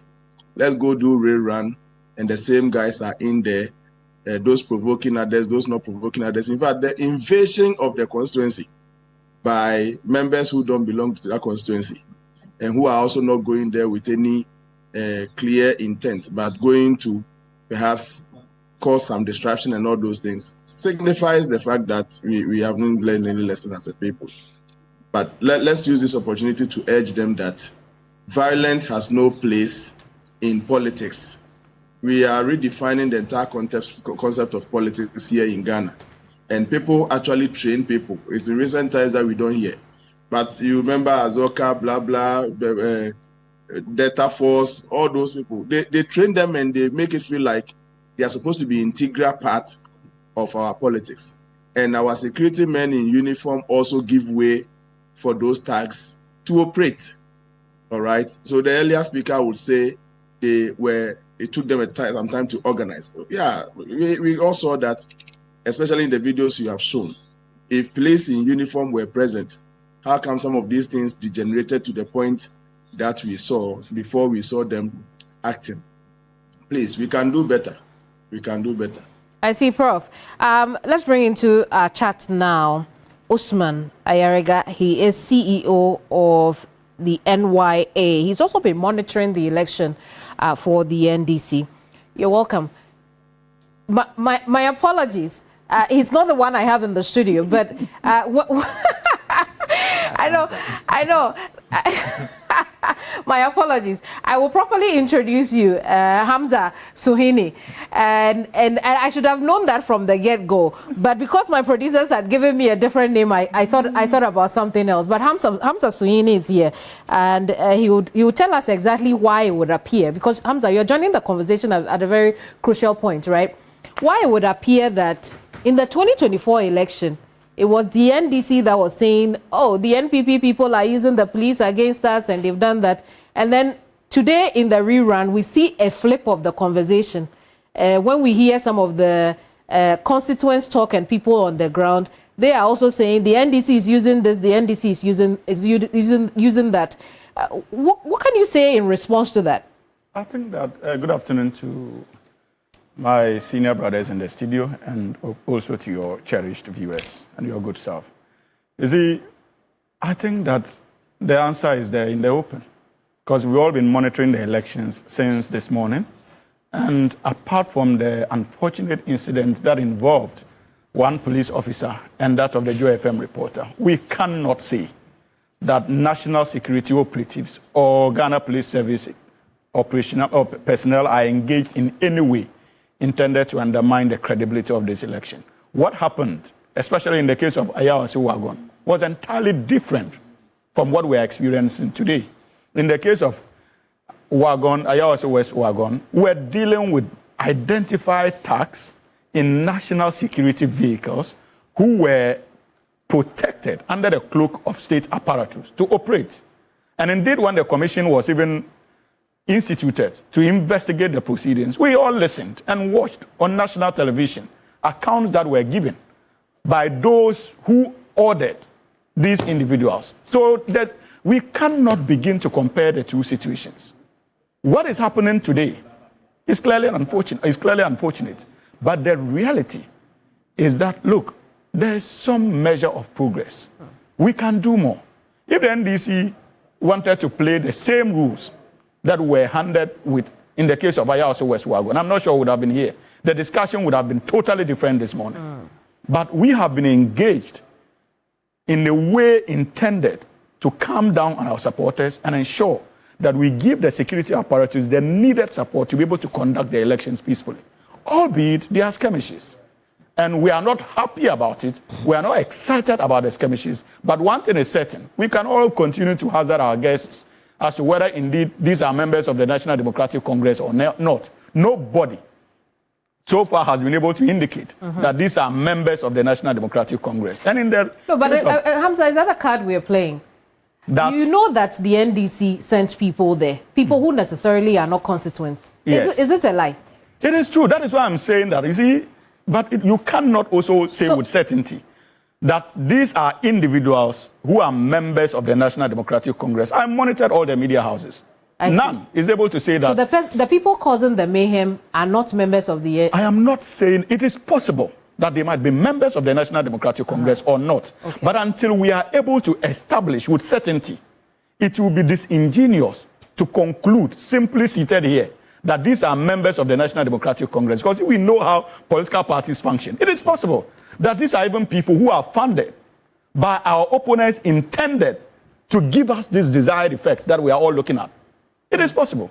So until we establish that, it is a disingenuous position to stake that these are members of the National Democratic Congress. And truly, it is also possible that they are truly members of the National Democratic Congress. We are not running away from that. But I can assure you that the security agencies are up to the task. They will do their investigations. And at the end of the day, if anybody is found culpable, as far as that particular conduct is concerned, the NDC officials and the government of the day will not intervene in a way intended to undermine the rules of engagements as far as our democratic processes are concerned. That assurance I can give you seated here. I see. Richard, let's look at the situation since it began, right?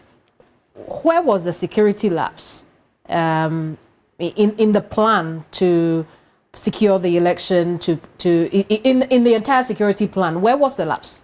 Okay, so around 3 p.m. yesterday, we had hints and some few conversations that some level of disruption is going to take place. So some guys are going to come there and disrupt the election. The IGP is aware, the security agencies are aware.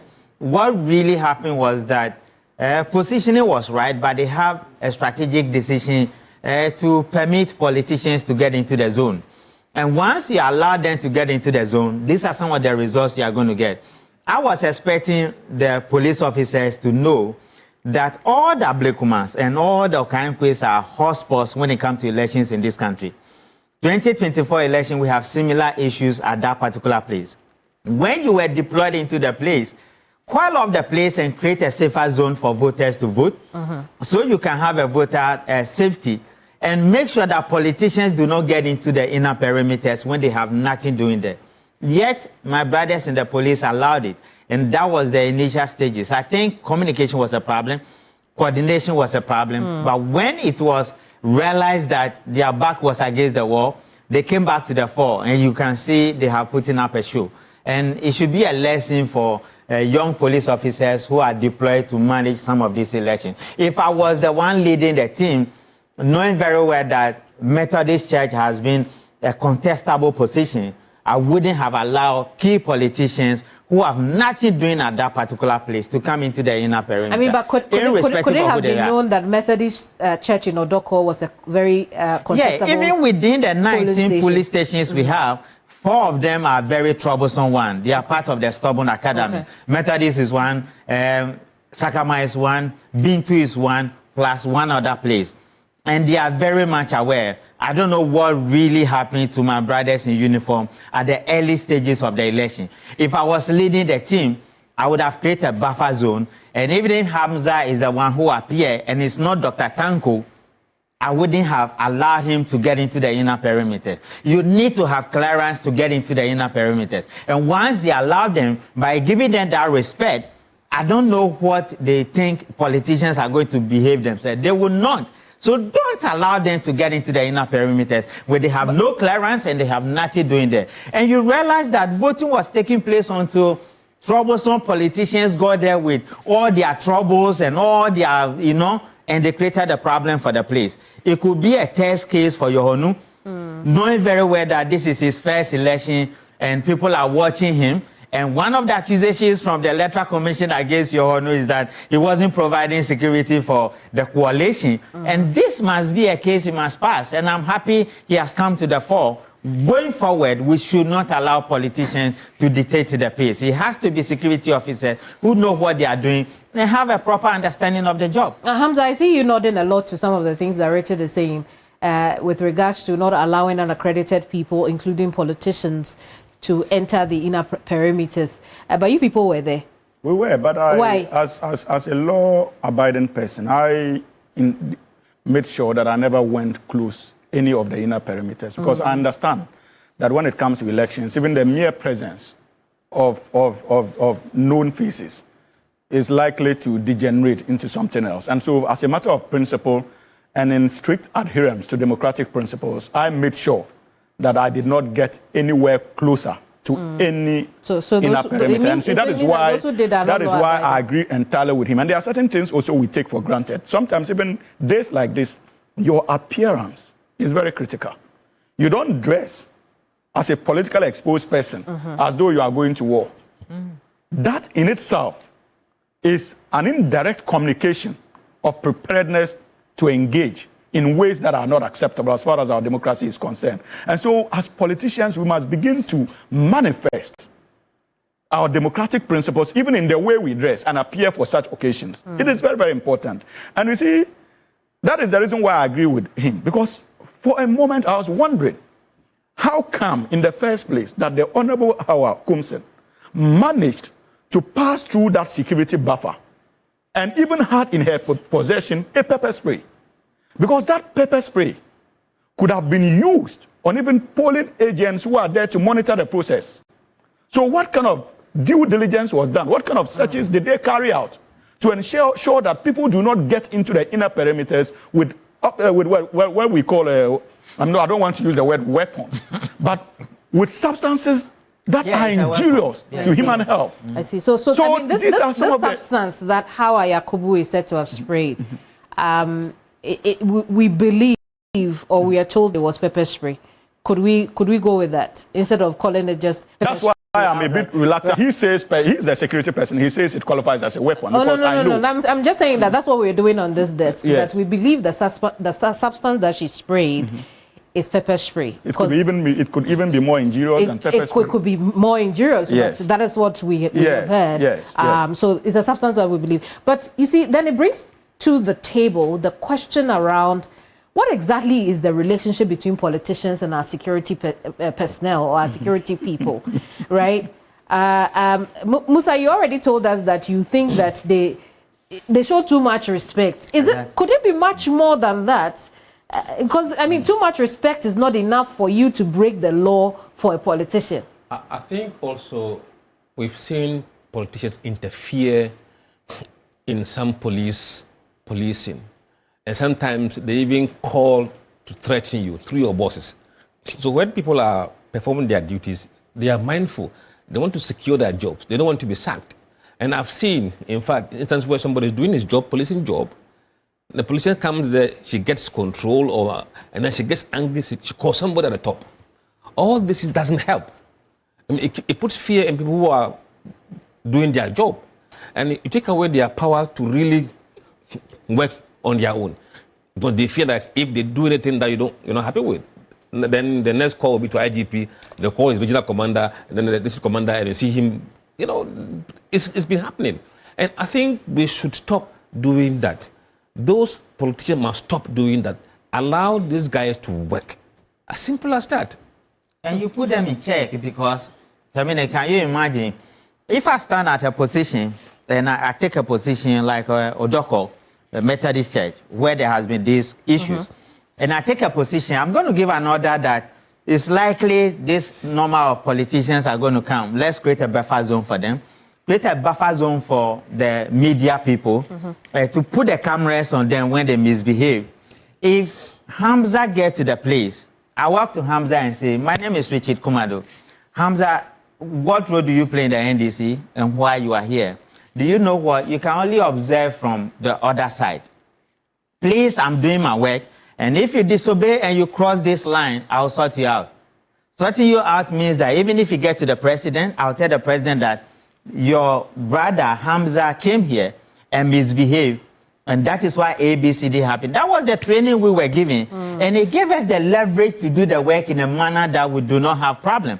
Today, many of the young boys are afraid because you have political police, protocol police, and professional police.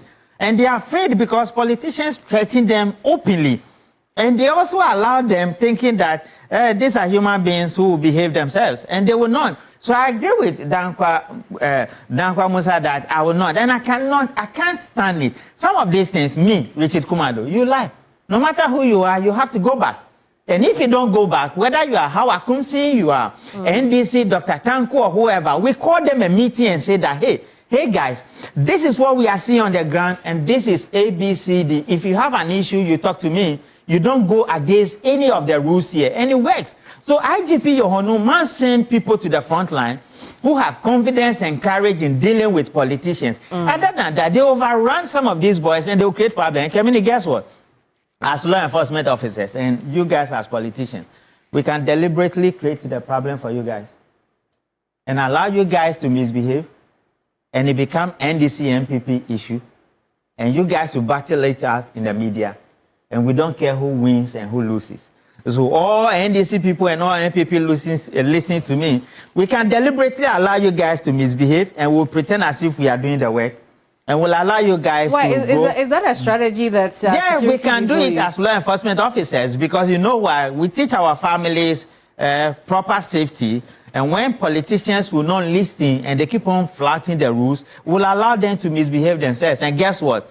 You have attended all the best schools in the world, have all the PhDs and all the doctorates. You are now proving to the whole world that when it comes to elections, a simple election, this is the outcome you are producing. And you say you are a politician and we should respect you in this country with this kind of conduct. I don't think you are doing this country a service, and that is why I have a serious issues against politicians who misbehave and who doesn't want to play by the rules. Hamza, I'll come to you so that you take a bite of that. Let's go on to Zoom so our guests on Zoom can as well take a bite and unpack this particular subject for us. And Professor Masapon, I'm coming to you with that.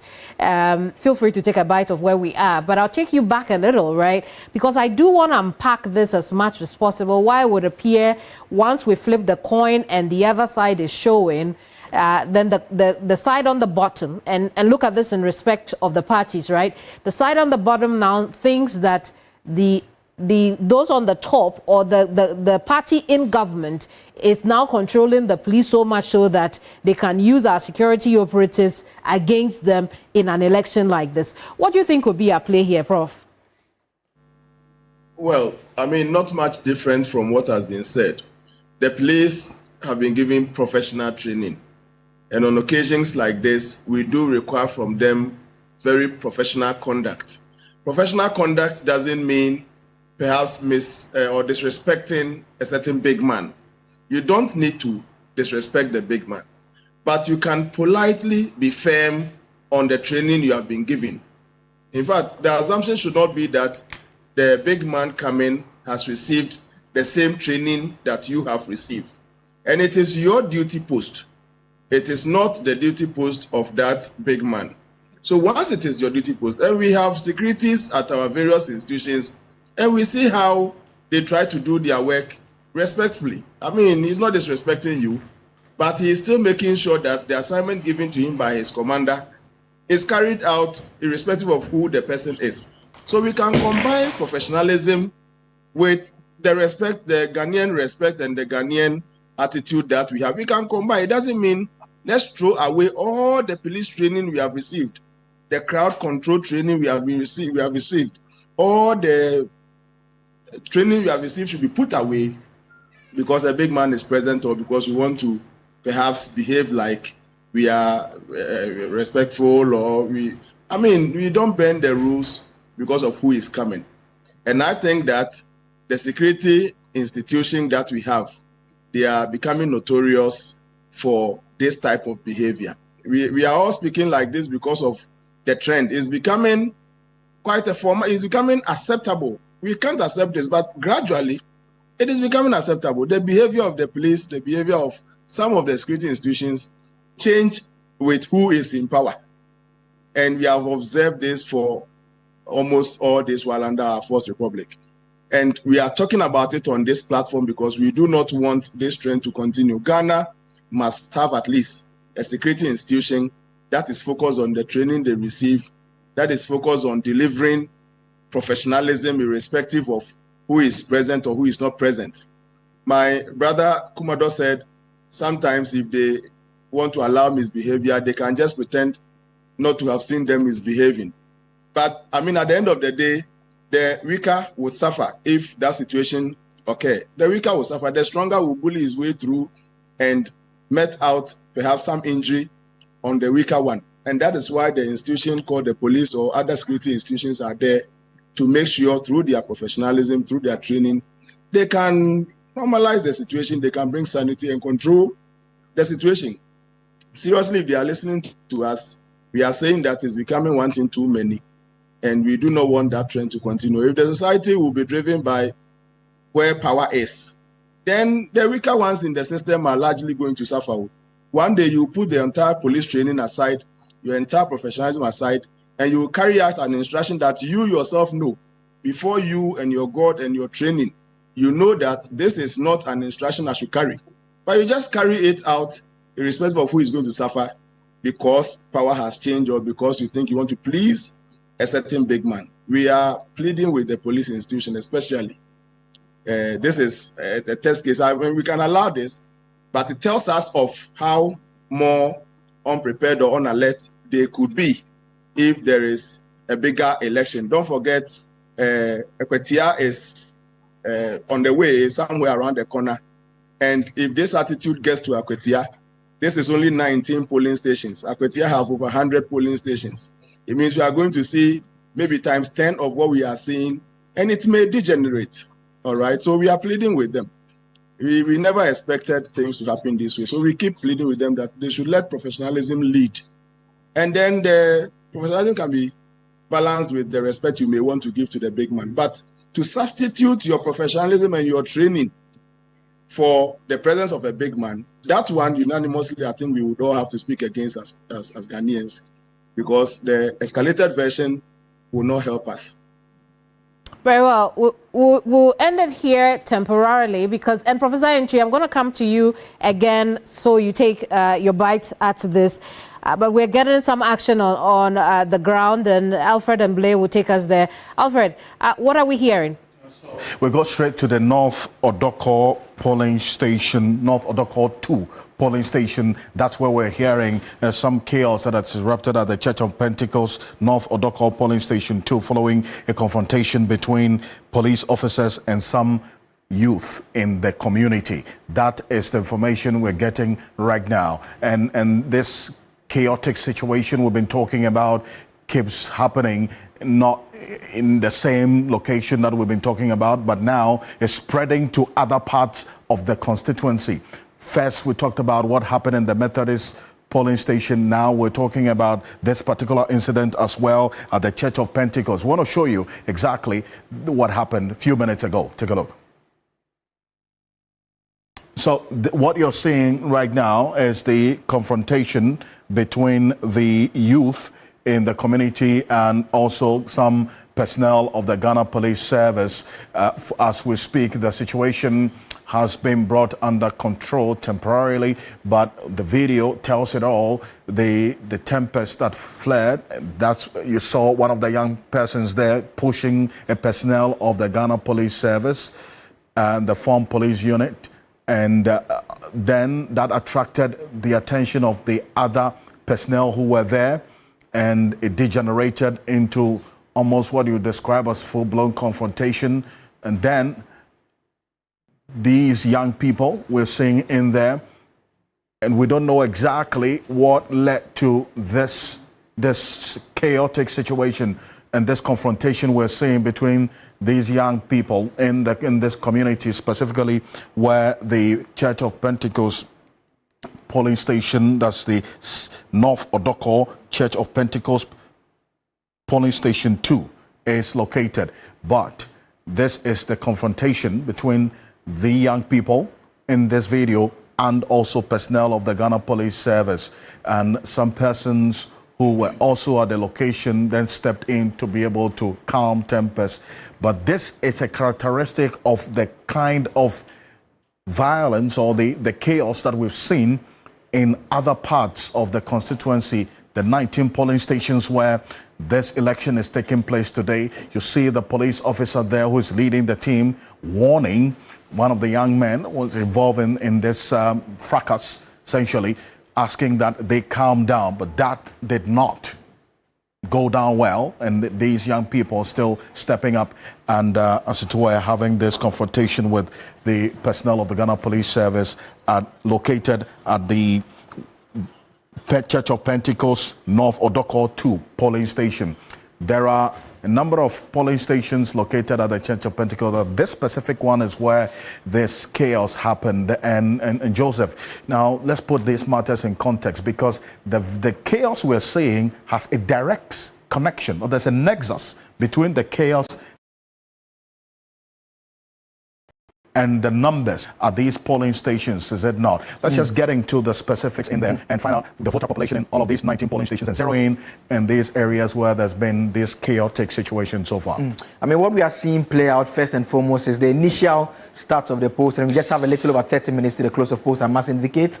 The violence that was taking place were mainly in the areas where there were large numbers, but gradually we are seeing it playing it out in areas with low numbers as well. So let me just start with where you left off. The Church of Pentecost North Odoko 2, not significant at all. You have just 67 registered voters there. So it's very unfortunate that that incident is happening at that particular station, because it's not the numbers that is playing out there. But the other two incidents that we've seen play out there, and I'm going to walk you through that to show you the areas where those incidents have occurred as well. First is the Methodist Church Odoko 1, that is the 6th highest by way of voter population, 464. That is where the incident involving Mavis Hawakumsin, the former Fisheries Minister and Member of Parliament, that is where that particular incident took place over there. Again, the Pentecost Church Mount Zion Assembly, the second highest, 635 registered voters, is where the incident that occurred involving the journalist who was slapped by the police officer. That police officer has also been interdicted. We know that is where that incident also happened. So in terms of the high numbers,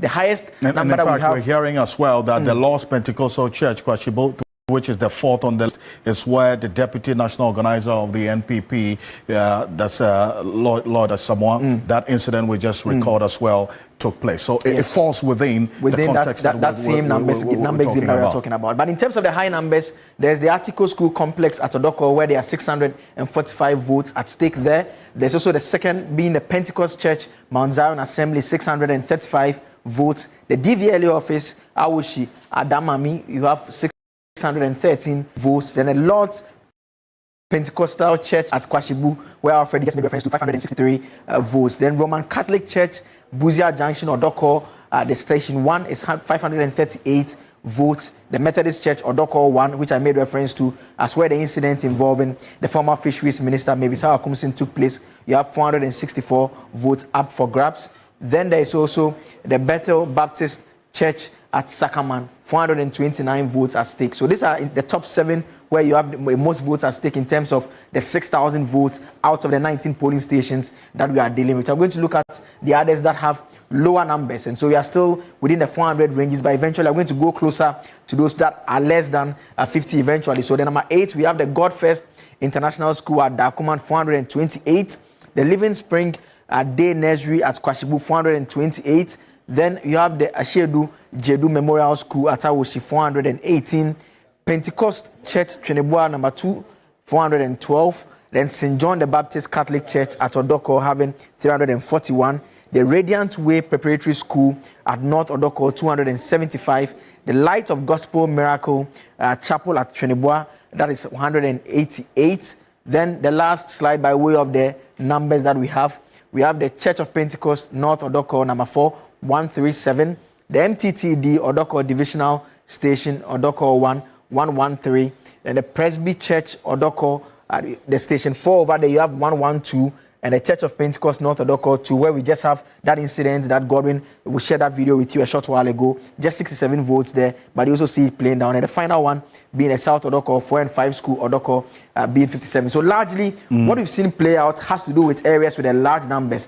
But as the day has been going on, as we are getting closer to the end of the post, we've seen it taking place now at even areas with lesser numbers. And so it's not just about where the numbers are this time around, it's just generally about the tensions that are playing out. And it all has potentially an impact on what time polls will close in those areas, because mind you, the rules that we generally operate by is that when people are in the queue, we allow them to finish voting before the close of polls. And that is if there are going to be persons in the queue, because this violence has a direct impact on voter turnout. Yes. And already Musa Dankwa had projected that there was going to be low voter turnout because one, it's not election day itself. It's not also a holiday. People are going to work, and then also the momentum and the enthusiasm for people to come out, as compared to election day, obviously will be different than this. So already there were all of those factors that was going to influence or has influenced voter turnout. Then we have this violent or the chaotic situation as well, which is a disincentive for people to step out to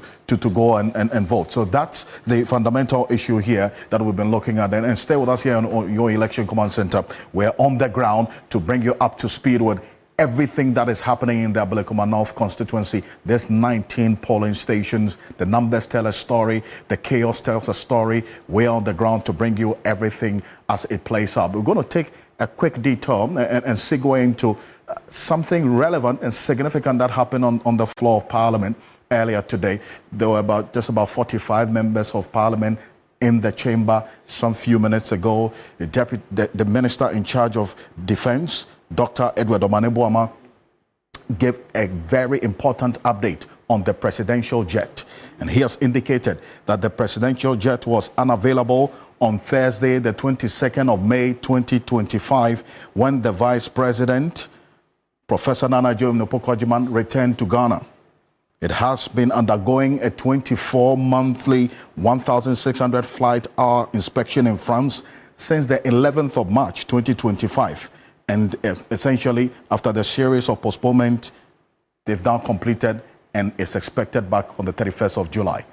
This is what the minister said. Take a look. Thank you very much, Mr. Speaker. Right Honorable Speaker, I rise to ask the Minister for Defense whether the presidential jet was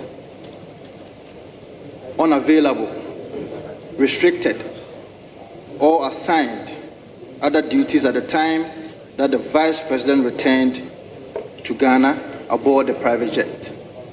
Thank you.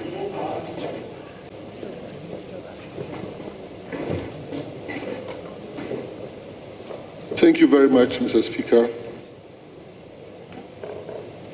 Honorable Vincent Eko Asifua seeks to know if the presidential jet was unavailable, restricted, or assigned other duties at the time the Vice President returned to Ghana aboard a private jet.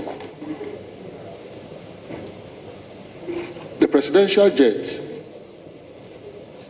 Falcon 900 EX Easy Registration Number 9G EXE, was unavailable on on Thursday, 22nd May 2025, when the Vice President returned to Ghana.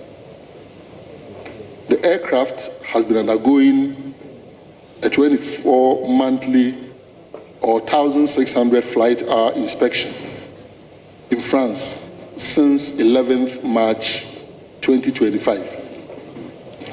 After a series of postponements of when the jet was to return to Ghana due to risky, multifocal, massive defects identified and being worked on, the inspection is expected to be completed by 31st July 2025. In conclusion, the presidential jet was unavailable on Thursday, 22nd May 2025, when the Vice President returned to Ghana. Thank you. When you check paragraph 2 of the minister's answer, which states that after a series of postponements of when the jet was returned to Ghana due to risky, multifocal, massive defects identified and being worked on, I want to ask the minister, what is the nature of that multifocal, massive defect? Or if you can throw more light on the categories of that defect. Thank you. Thank you very much, Mr. Speaker. I decided to keep the answer brief because I didn't want to go too much into the details of the brief. But for the benefit of your guest house, there is corrosion in the air intake plug receptacle of the second engine of the aircraft, intermittent tripping of the starter generator of the second engine. There's a need to install a new turbo fan, and be more specific,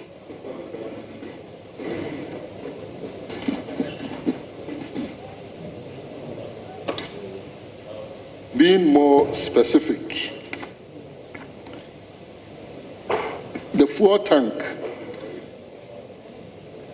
is also corroded.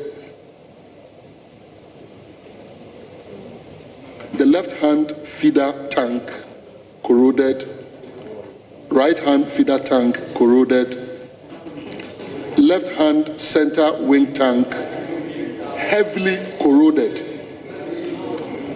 right-hand center wing tank heavily corroded. The turbo fan also heavily corroded. Thank you very much. But I think for some time now we've decided to limit supplementary questions to one.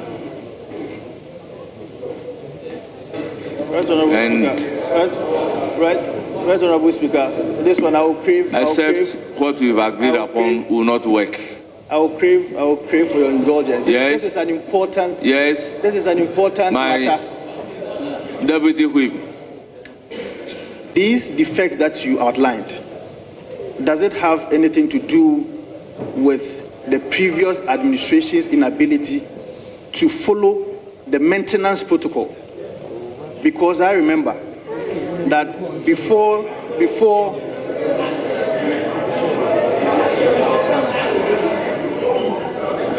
relax. I remember that at a point in time, excuse me, Honorable, at a point in time, Honorable Minister, you mentioned Honorable that the private jet I think you've asked the question. It's now serviceable, and you have asked the question. So, Honorable Minister, your answer.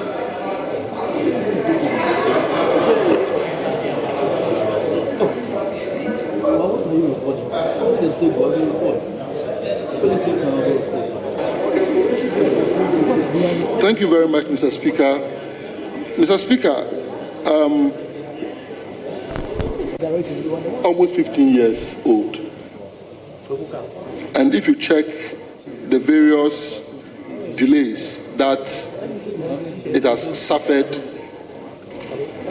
as in when it goes for maintenance, repair, or overhaul. If they indicate that it's supposed to arrive on a particular date, in 2020, there was no delay. In 2021, no delay. But between 2022 and 2023, as a result of extra work that they had to do on it, it delayed for 2.5 months. 2024, 2 months. 2025, coincidentally, this is the 4th month because it left on 11th of March, and today is 11th July. It's been 4 months now. What I can say is, rather than situate it within the context of MPP administration, NDC administration, let us look at it as a corroded aircraft that requires massive works. Initially, when the aircraft left the shores of Ghana on the 11th, the indicative date was to return in 2 weeks. 4 months on, just this morning, I have received additional information that even the end of month cannot be sustained. And so we should be expecting it beyond the end of this month. What that means is that it will be going beyond 4 months. Most importantly is, this is an aircraft that doesn't just service the executive, it services the legislature, sometimes other arms of government, and sometimes different institutions in the country. This is a state in which it is some parts corroded, other parts heavily corroded.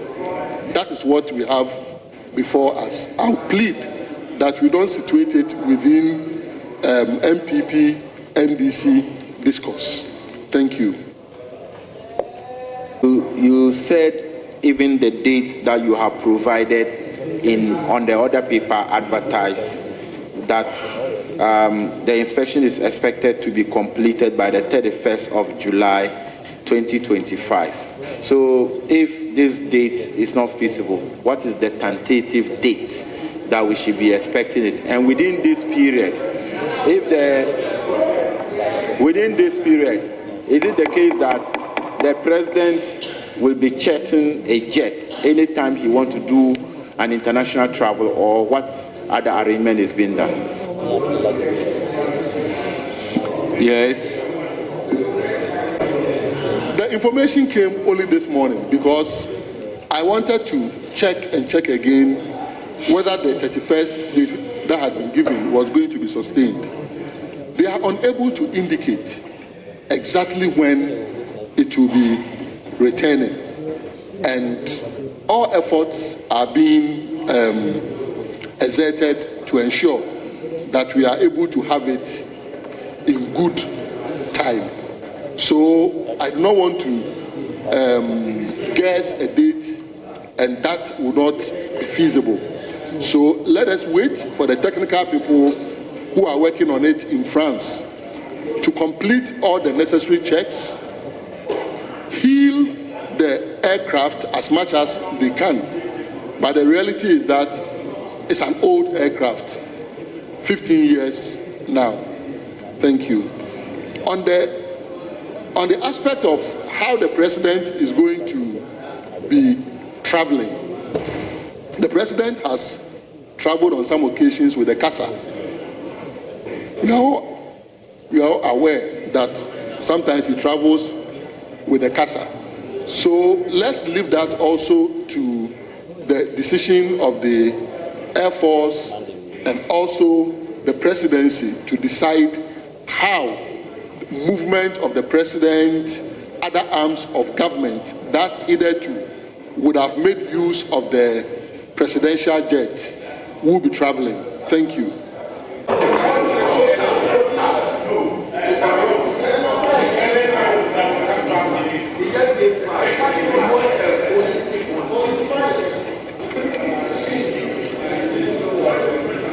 Thank you very much, Mr. Speaker. Mr. Speaker,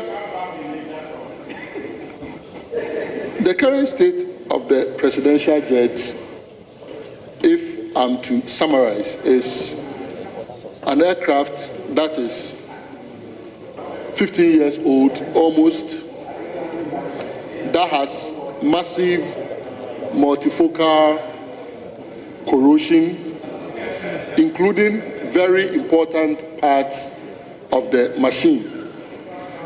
This is an air asset of the Air Force that carries not just the president, not just the executive, but sometimes the legislature, sometimes other arms of government, and sometimes other institutions.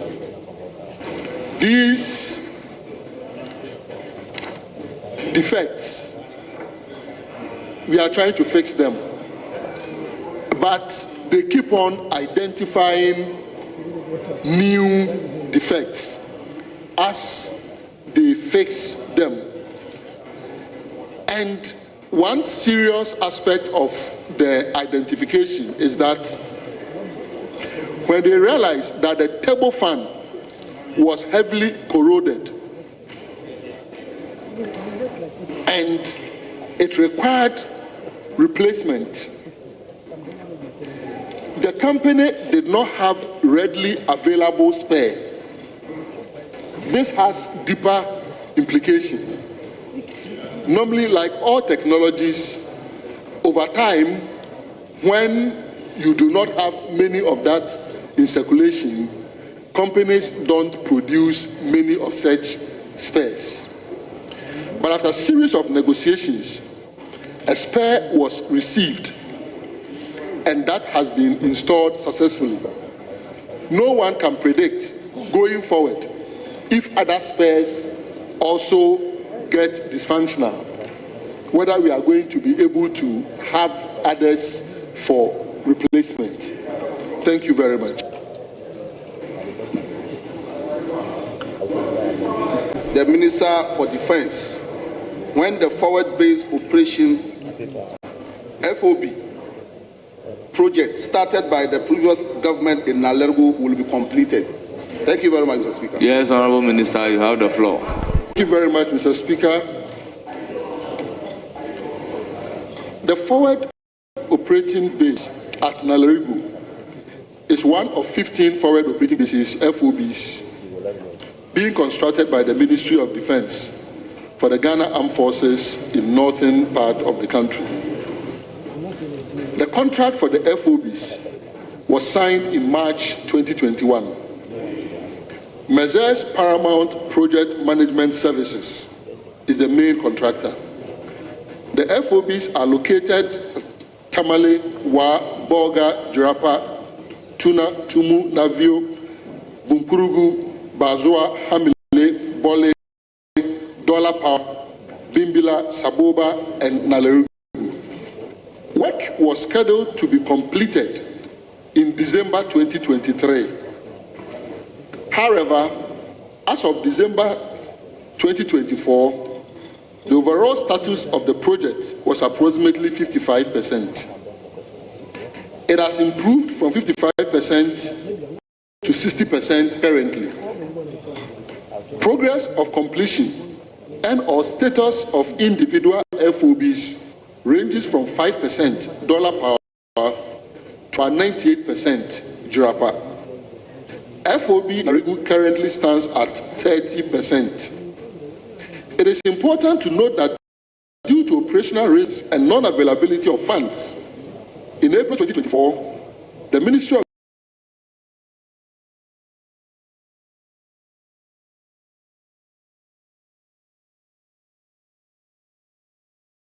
Defense agreed with the contractor to prioritize the completion for FOBs, namely Bazoa, Hamile, Jirapa, and Tumu.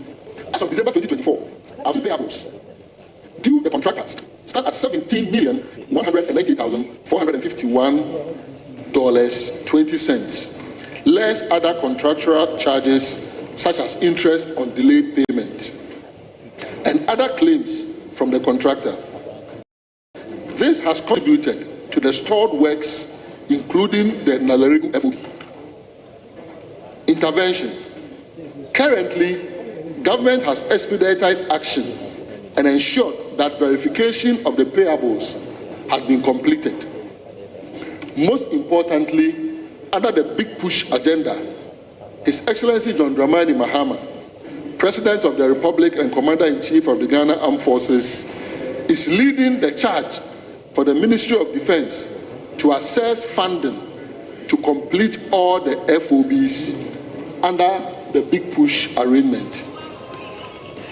And if this is done, we hope that the FOBs that were to be completed by December 2023 will all be completed, including that of Nalerigu, by the second quarter of 2027. Thank you. Any supplementary question? The Speaker, I don't have any supplementary question. I just want to thank you and thank the Minister for the response. Thank you very much. Very well. Honourable members, on this note, on your behalf, I thank the Minister sincerely for attending upon the House to respond to questions. Honourable Minister, thank you very much.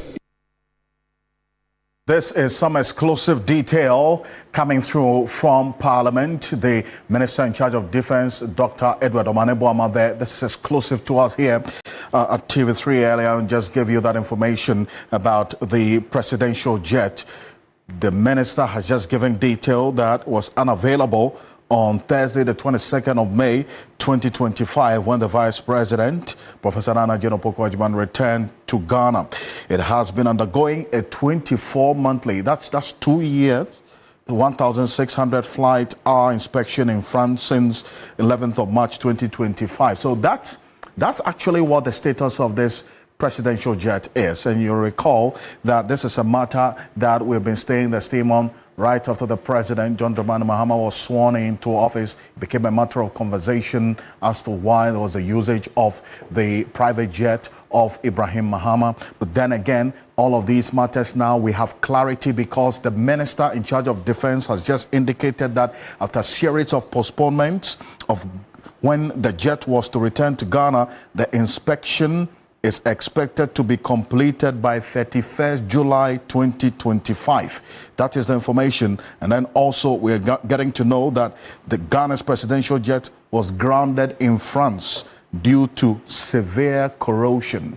And the Minister gave that detail. You'll find more of this on 3news.com. So make some time and visit 3news.com. But we're going to stay the steam on this particular development regarding the presidential jet in our subsequent bulletins here on TV3 and across all media journal platforms. But you're still live here on your Election Command Center. This is the continuous coverage of the elections in the Ablekuma North constituency. We had to just take a quick detour because it was important to put this particular issue out there and address the matters in context. But we're still keeping an eye on how things are playing out in the Ablekuma North constituency, the 19 polling stations where election is taking place as we speak, fraught with the chaotic situation as we're seeing right now.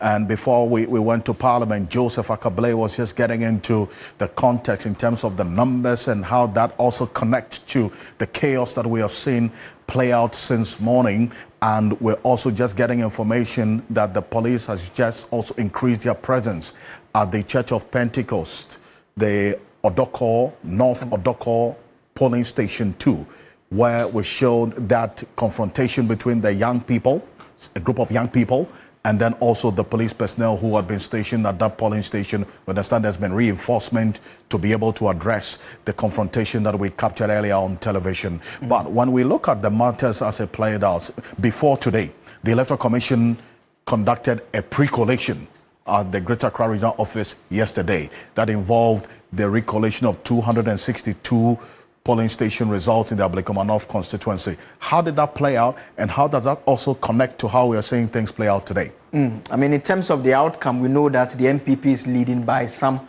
48 votes. It's just a very slight lead, if you could put it that way, because the numbers at stake from the 19 polling stations that we have are in excess of 6,000 votes. And so 262 collated, like you did indicate, the MPP leading by just 48, 6,839 votes are at stake. And what this simply means is that they can even flip it with just a single station where voting is taking place. And the numbers that we've shown you, most of the stations have in excess of 50.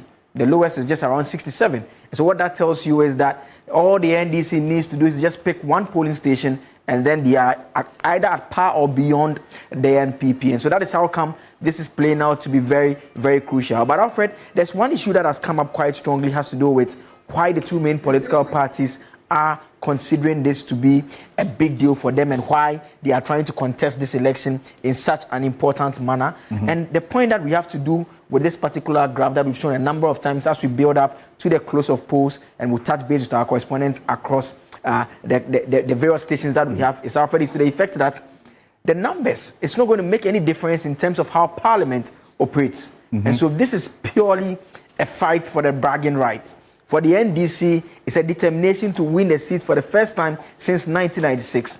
The MPP also determined to show that, yes, this is the party's stronghold, and so the party can retain this seat when the party wants to.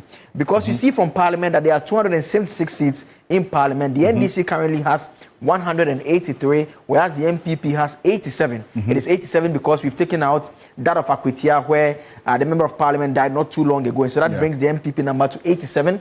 And we have identified 2 seats as being vacant. And so one is that of Akwetia, and the other being Ablekuma. No, that will be settled. We have the independent candidates being 4 in Parliament. And we know that those 4 individuals have decided to do business with the NDC as well. And so the NDC already has the 2/3. They need 184 to get the 2/3.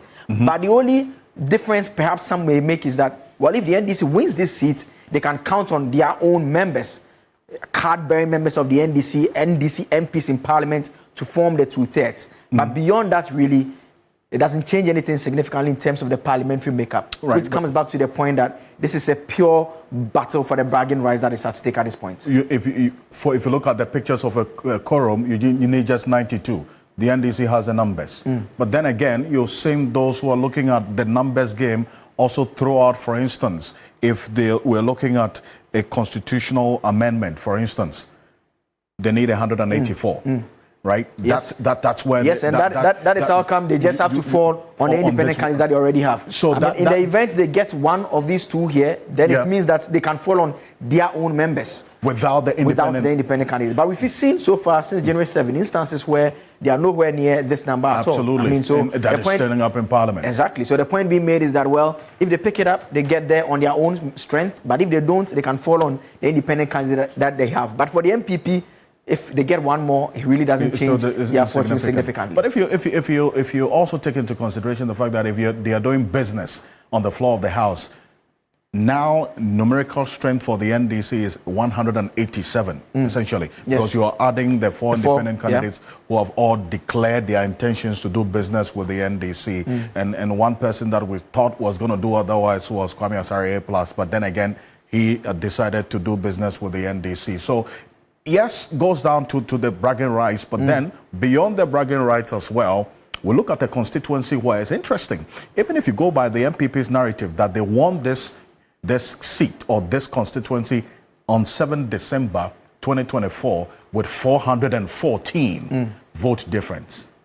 That is a clear departure from how the trends have been since 1996 that the party has won. And I wanted to flip to that because that also tells a story.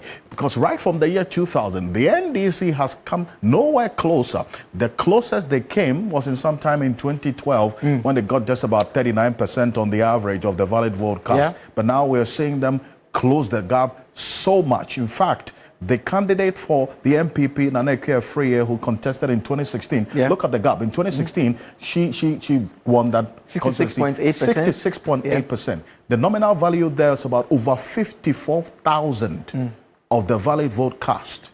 Then, fast forward to 2024, we're talking about numbers below 40,000 even. Yes, I mean, from if the narrative of the MPP is anything to go by. I mean, but the point being made is the fact that it is going to be competitive this time around, and it's no surprise that when they took out those 19 stations, the numbers have dropped now significantly to just 48.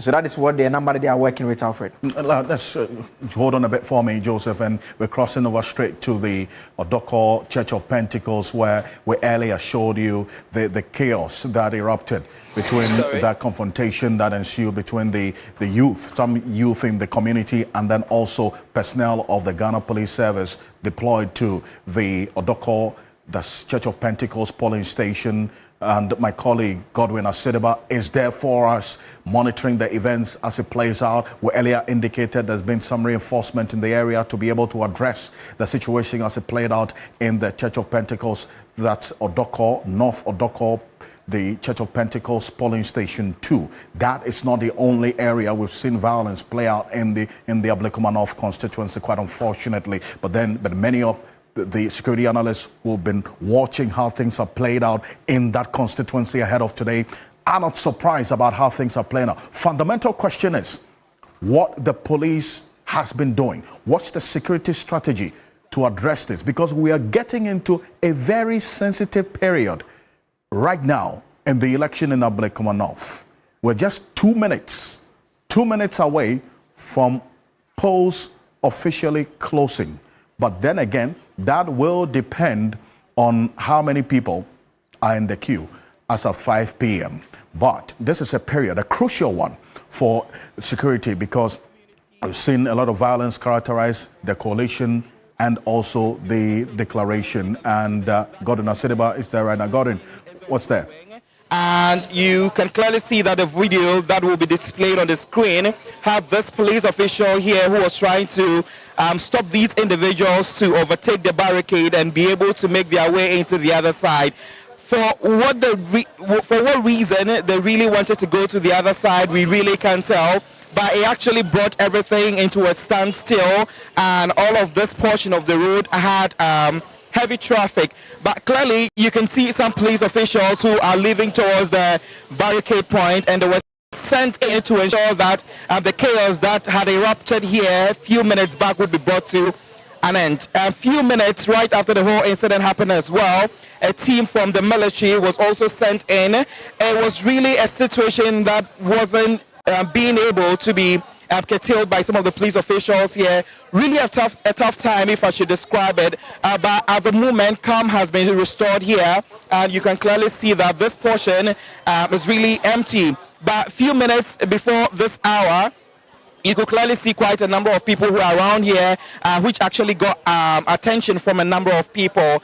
These individuals, we can really tell if they have been arrested or not, because after the other team was deployed in here to curtail the situation, some of them took to their heels, but some insisted that they were still going to go to the right venue where the voting process is ongoing, I should say. But at this point here at Ablekuma North, the Pentecost North 2 polling station, things have come to calm at the moment. The situation which was about to destroy the process, if I should say, have all been resolved after the military team was deployed to this premises to ensure that everything will be curtailed. But this police official who is right here was the individual who had a hand-on confrontation with these individuals who were trying to make their way into the premises. Now, from this point to where the voting is taking place is about 2 minutes walk, which is not really far from here. But I must really commend the police officials, because they really did everything possible to ensure that the individuals wouldn't make their way to where the voting process is happening, to disrupt the whole process, if I should say. My name is Godwin Asiba, reporting from Ablekuma North, and as and when things unfold, we'll definitely be bringing you updates. You can clearly hear the snouts and also other vehicles that are being sent in due to what police officials are picking on grounds here. When you head towards where the whole process is ongoing, you will see that a lot of people have come to the premises, some who don't really look peaceful, if I should say. The police has also been smart enough to send some of their officials there who have barricaded the entire center where the whole voting process is ongoing. It's few minutes to 5 where voting will be ending, and counting is going to begin as soon as possible. So all the officials who were here to ensure that everything is being brought as a standstill have all been deployed to the exact center where the exercise is taking place to ensure that when counting begins, things wouldn't get out of hand. So we'll definitely be keeping an eye. We have our cameras dotted at all corners to ensure that we don't get to miss anything that happens here when counting begins. And my name is Godwin Asideba, stationed here to definitely bring you up to speed with all the happenings here in Ablekuma North. And Godwin, appreciate you for this very important update there. Godwin Asideba is in the Ablekuma North constituency, specifically the Church of Pentecost. That is the Church of Pentecost Odoko North Odoko polling station 2, where we witnessed some confrontation between a group of young people in the community and the police personnel who had been deployed there. The situation has been brought under control. Calm has been restored. Polls have officially closed. It's just some 2 minutes after 5 p.m. as we speak right now. So polls have officially closed. We're expecting the sorting to take place and then the collation and then eventually the declaration. This is a crucial period in this election exercise where we normally would see some chaos or violence characterizes 3 phases after 5 p.m. The sorting, the collation, and the eventual declaration. You recall, there had been a declaration in this constituency. Rabin Obin was declared, but the Electoral Commission nullified that declaration because they assessed the videos and all of that situation that characterized the period of the declaration. They say that their returning officer declared a Rabin Obin MP-elect on the 9th of December 2024 under duress. So they didn't recognize that. Today, there is another opportunity for them to do this. Fundamental question is if the security strategy in place would ensure that this takes place, especially because of the violence and the chaos that we've seen right from morning up until now. And Kemini, this is why I bring you in on this conversation, as now that we've seen polls officially close and how this security concern is going to play out for the next hours ahead of us. Indeed. Let me take that conversation straight to Zoom. Professor Enoch Enchik has been quiet for a little bit. Prof, I'll take your thoughts first on the situation at the Pentecost Church polling station in North Odoko, where we understand that some military deployment was done to keep the situation. Let's give it a bit of context, because the defense minister early on had, mentioned that we wouldn't deploy military until we felt the need to do so if the police couldn't handle the situation. Do we then digest this as the police failed in their duty at that particular police station? It appears so. Thank you once again. It appears so that the police needed reinforcement because the numbers there were not enough to deter individuals who were trying to be violent or deviant at the polling stations. So all over the world that is done. When the situation escalates, we bring the military in to calm matters. So I think that was in order. But I will talk quickly about what happened in Parliament, because Alfred went there to Parliament with the Minister of Defense talking about the presidential jet, and then end with the violence because the election finally has ended. So we are waiting for the sorting, collation, declaration of the winner, and then there will be peace in the neighborhood. All those who came to Ablekuma to make noise and cause commotion are going back. And I began by saying that violence is always local because the local people know each other. So if you involve yourself into violence, they know you. And some people might come after you after the visitors who came in there to campaign have left. That is why it is not good for anybody in the local area to involve yourself in this kind of violence. See, the problem we have in Africa is that if you look at Ibrahim Traore, he's been there for just 2.5 years, just over 2 years. And Air Burkina is the only independent airline in the region, sub-region now. 10 airlines for Burkina Faso. And Ghana, we are struggling with one for even our presidents. This is a really sad situation for me. I think that we need to do more. Before His Excellency John Dramani Mahama leave office, I want to see Ghana always coming back. With the gold board, the money that we are making, we should be able to have our own airlines and eat our own foods when we are traveling to other countries. It is our identity. If Burkina have been able to get 10 airlines independently funded from their own country, why can't Ghana do the same? We are have more resources than Burkina Faso. So I'm urging the government to look at that area because it does not befit our status as a country that our president don't even have a befitting airline that he can use to travel all over the world to champion the cause of our country, Ghana, the country that we all love. Now, having said that, the start of this election wasn't Hawakum Singh or any other person, but it was a Pia Afriye and then a Rabna Obeng. If you look at what has happened there, there are a lot of causations, there are a lot of correlations, there are a lot of relationships. The problem started with the Electoral Commission. I'm glad that both political parties have seen the Electoral Commission to be unfit for its purpose. Because look at what happened at Ablekuma. The same thing happened at Akwetia. The same thing happened at Begro. The same thing happened at Nsawam. Some are even still at the court. As at now, it took a long time for them to even declare the presidential final results. When we had problems with the parliamentary, the presidential was done and dusted. And yet we didn't have the final figures. So if you look at what is going on with the Electoral Commission, what happened at Ablekuma North? Radna Obeng, yes, she was declared. And people said that she shouldn't have even come back to the declaration because she was declared already. But when she came back and whatever happened, and then we saw that pink sheets were missing, and some came in with their phone and said that we have copies of the results from the pink sheets. They showed the soft copy. They asked them to show the hard copies, and the returning officers could not show the hard copies. So you can't go and buy Weche with a soft copy of 20 or 200 Ghana cedis note and say that I have the soft copy here, so I'm going to use it to buy Weche. You need the hard copy of the money. So we never had the hard copies. Then the same Electoral Commission went to Parliament and said that, no, we are not going to rerun. And then turned around to say that we are going to run. Then MPP said that we are not going to contest. Now, behind they were contesting because monies were given. We realized that a former vice presidential candidate gave some money. And people were there, including Hawakum Singh, campaigning. If you go to a campaign ground, a polling station with a pepper spray in your pocket, that is intentional. That is intentional, meaning you are ready for any violence. So all these things, you see, we as a Ghanaians, we need that peaceful country, but we cannot allow our democracy to be a mirage.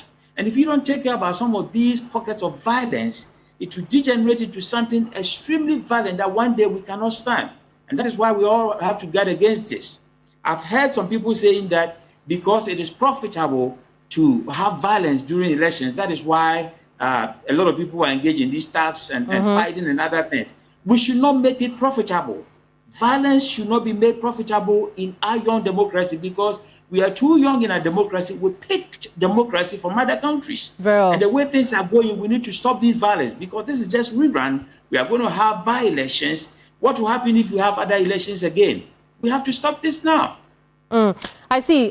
Professor Nchi, just hang in there a little bit for us. I'll move on to Professor Sapon now. Prof, it is almost ironic that we are seeing the military on the ground. And I say this because in the 2024 election, when the NDC was in opposition, they had vehemently disagreed with having the military on the ground. That's whatever was happening. How do you feel about the situation today? Well, I think the military is part of our security architecture. And the arrangement has always been that if there is a challenge with the police, they come in to give some support. And so military presence in our elections shouldn't be new, shouldn't be something that we wouldn't welcome. And clearly, as we saw from morning to even recent one, we can see that the police may need some support. And most importantly, around this time, when polling is closing, counting will begin, declaration and all those things, I seriously was going to recommend that military moves in. And I was personally glad when I heard from your reporters that military have started moving in. After all, the signs are on the wall. And if the military doesn't come in with some extra force or support, these guys we are seeing there who are pushing policemen as we saw, and I mean, do not even care uniform men's presence, would misbehave if the military doesn't come in. So for me, it is timely. And it was supposed to be the case in 2024 election, irrespective of political parties and how they rejected that suggestion. And you and I know that, well, depending on where you sit, if you sit in opposition, you see men in uniform as agents of the one in government. And if you are in government, you see the men in uniform as working for you. But on some isolated cases, we have seen men in uniform, working for the general good, not necessarily for the government in power.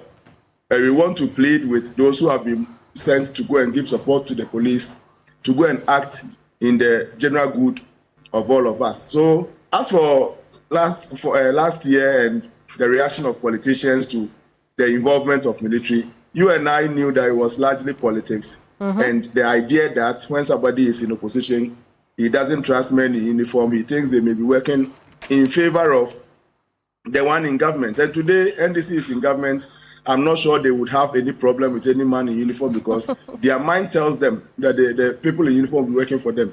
But that is the politics. But sincerely, right here on the grounds, as we can see, if we don't get military involvement, I'm sure things are likely to degenerate. And the little signs on the wall suggest to all of us that we really need them now. It's 5 o'clock. I see. And they must take possession of those areas to secure the votes of the people. Very well, Prof. Let's come back in studio, and I'll take the opportunity to reintroduce my guest. To my very far right is Hamza Suhini. He's a lawyer and speaks for the NDC. And in the middle with us now is Ebenezer Nimako Nyako. As you can see, Mr. Musa Danko has taken leave of us, but Ebenezer is a data analyst. He's also founder of EN Analytics. And then next to me is Richard Kumado, who's a security expert. Richard, which is where I come in with you, right? I know Hamza thought I was coming to him, but let me deal with you first, right? It would appear there is some level of agreement with the presence of the military at the North Odoko polling station, the Pentecost Church polling station number 2. You are a security person. Is this a good precedence we are setting? If you go back to 2024, largely the elections were manned by the Ghana Police Service. There were isolated cases where you have few military officers here and there. I don't know the security reason why the military were deployed to that particular police station. But I am confident that the police have what it takes to man this particular election and to do what is right. What I suspect is that at the Coalition Center, because that became a reason why we are having the rerun today, you will see some level of military officers around, and you are also likely to see the officers from the National Security Secretariat around to create something like a buffer, because there has to be like 3 buffers around the Coalition Center, where you have to create a room for those with the ballot boxes to get in there, those with the pink sheet to also get in there. Then those who have nothing doing there must be stopped from getting in there. But even that, I still believe that the police have what it takes to man this particular election. And I can see the politics in there, but because we are not politicians, what I can say as a professional is that I have so much confidence in the police that we have not even deployed the striking force to this particular election. We have not deployed the striking force. The Buffalo unit, the SWAT team has not been deployed. The counter-terrorism unit has not been deployed. My brother Raymond Adolphine has come from Boko to town.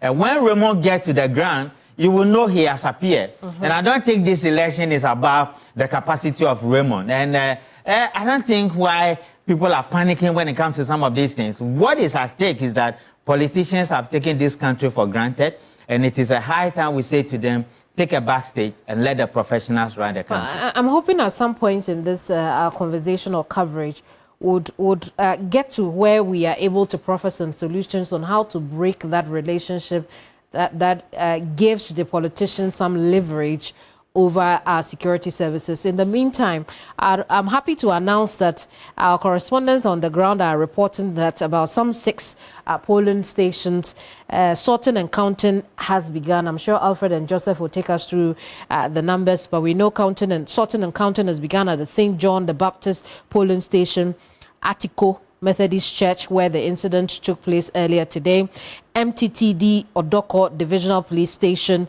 Radiant Way Preparatory School Polling Station, and God First International in Dakuman polling station as well. Church of Pentecost, North Odoko, number 2 as well. We know that counting is underway there. Again, Alfred and Joseph will bring us the numbers. But Hamza, you know, this situation, I mean, we can talk about the turnaround in events and how the NDC is comfortable today to take people on the ground. But while you take a bite of that, particularly of interest to me, is as counting has begun, how is it looking for you from where you sit? I think that, first of all, we are hopeful. That is the reason why we decided to go into the election in the first place. But as Democrats, we always know that elections are either going to go your way or go the way of your opponent. So, but we are still hopeful. We are very optimistic. But if at the end of the day, the good people of the Ablekuma North constituency feel otherwise, we would have no option than to respect that verdict. But let me state emphatically that there is no turnaround as far as the NDC's position when it comes to military presence in our democratic process is concerned. What we've always said, even before the 2024 election, was the fact that when it comes to the manning of polling stations, military personnel should not be seen anywhere near these polling stations because their mere presence alone sends wrong signals. But if there is consensus as to their presence at a particular polling station, then all political parties must be consulted and we can take the decision together with the Electoral Commission to ensure that the necessary buttons are pressed for them to be brought to that particular polling station to ensure peace and sanity. So there's no departure.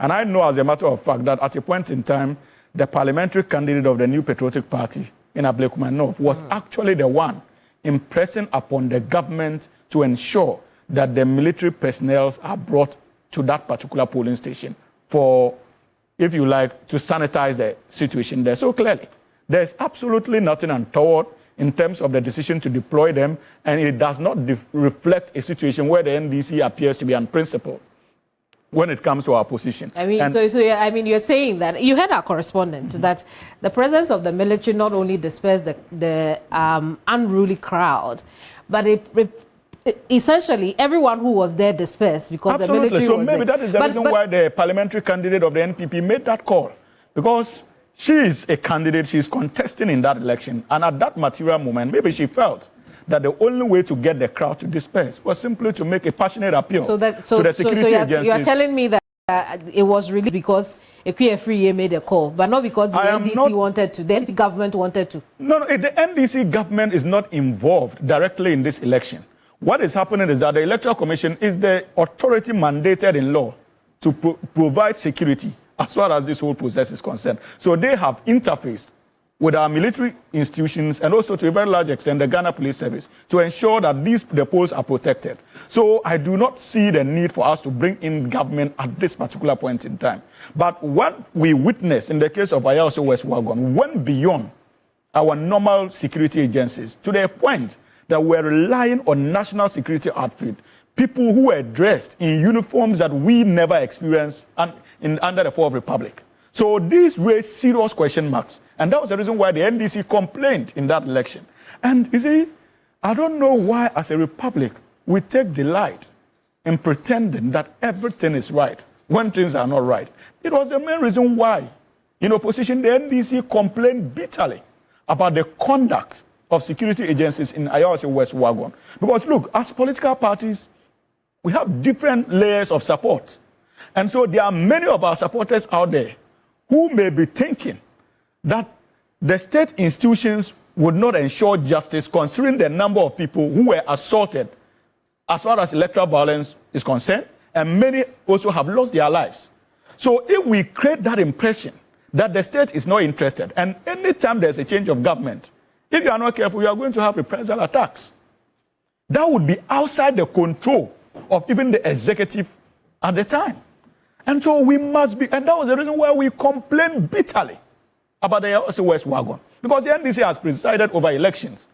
When President Mahama presided over the 2016 election, we did not witness things of this nature. But when Nana Addo Dankwa Akufo-Addo and the NPP took over, we went down the drain, and we just didn't stop there. On live TV, party hoodlums who attacked the sanctity of our judiciary, judges had to run for their lives in Kumasi. Many of them ended up being recruited into the national security outfit and our military system and also the Ghana police architecture. So that is where the problem starts. Today, in this country, under the last administration, we had members of parliament, party functionaries, boasting about the number of people they succeeded in getting recruited to our security agencies. And we found nothing wrong with it as political parties. And that is where it starts. That's why you go to the polling station and the police officers are standing there being helpless. Because for all you know, the person they are supposed to put in check is the one who influenced the processes for them to get recruited into the service. And you think that's the root cause? Yes, let us go to the root causes of some of these things and ensure that when it comes to the recruitment into our security agencies, we do not take it lightly. We saw how it was handled under President Jerry John Rawlings of blessed memory.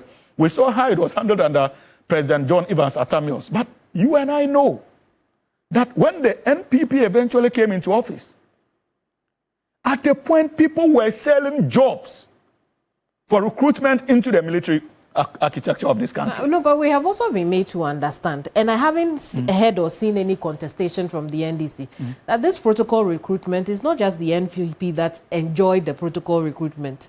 So it is not only because have you heard any the Akufo-Addo administration whether came into office? Whether under President Mills, under President Mahama, or under President Jerry Rawlings, have you heard any NDC appointee claiming and boasting that they have recruited people into the Ghana Armed Forces?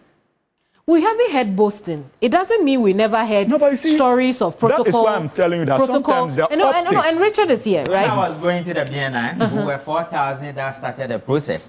After 3 years of background checks, they pick only 4 of us under President Rawlings. You don't even need to know President Rawlings. You don't need to know anybody. So and that is what makes some of us an asset today to this nation. And that is why we cry when we see how they bastardize the BNI with people who have no business being there. Today you go into the police, you have protocol police, political police, and professional police. And you know at the vetting, when a member of the vetting committee said to Omanye Boama that the fact that I grill you doesn't mean that when I come for protocol, don't give it to me. You remember? Absolutely. The chairman said, "Oh, we don't do protocol." They are lying. But that's the point Hamza is saying. That's the point Hamza is making, that they must stop it. If you don't stop it, you tie the hands of these boys you see at the gate. You see, who are not doing Kumado, the point also is that let us be honest.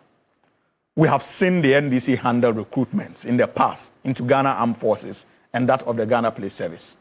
We've seen it under President Rawlings. We witnessed it under President Mills. We witnessed it under John Dramani Mahama. At no point in time was it a concern about partisan infiltration into these services under these presidents that I've mentioned. Yeah, that one is true. That is the reality, but it caught the attention of the Republic. When Nana Addo Dankwa Akufo-Addo became president and Dr. Mahamudu became his vice president, and the MPP took over the reins of governance. Because we all saw non-partisan operatives given clearance to infiltrate as far as these security agencies are concerned. So let us not pretend that what we are going through is something that was started in under NDC administration. The MPP led us here, and we must situate the blame forcefully. That is why we are at this stage. I see. Well, when I come back, I want us to reference the case of the Timbila recruitment scandal and how it relates to now. Because, you see, I want us to be clear with what we tell our viewers, but we'll come back to that in the third and speak to Eben as well on the numbers that we are expecting. Alfred, what's going on? So we have some results coming through. These are results declared by the officers manning the various polling stations as we are here on your election command center monitoring the situation on the ground. This is the Church of Pentecost, North Odoko polling station 4. I indicated to you that that Church of Pentecost has a number of polling stations. The chaos and the confrontation we saw between the police officers and the young people that was in the polling station 2. This time we have the results of the Church of Pentecost, North Odoko polling station 4.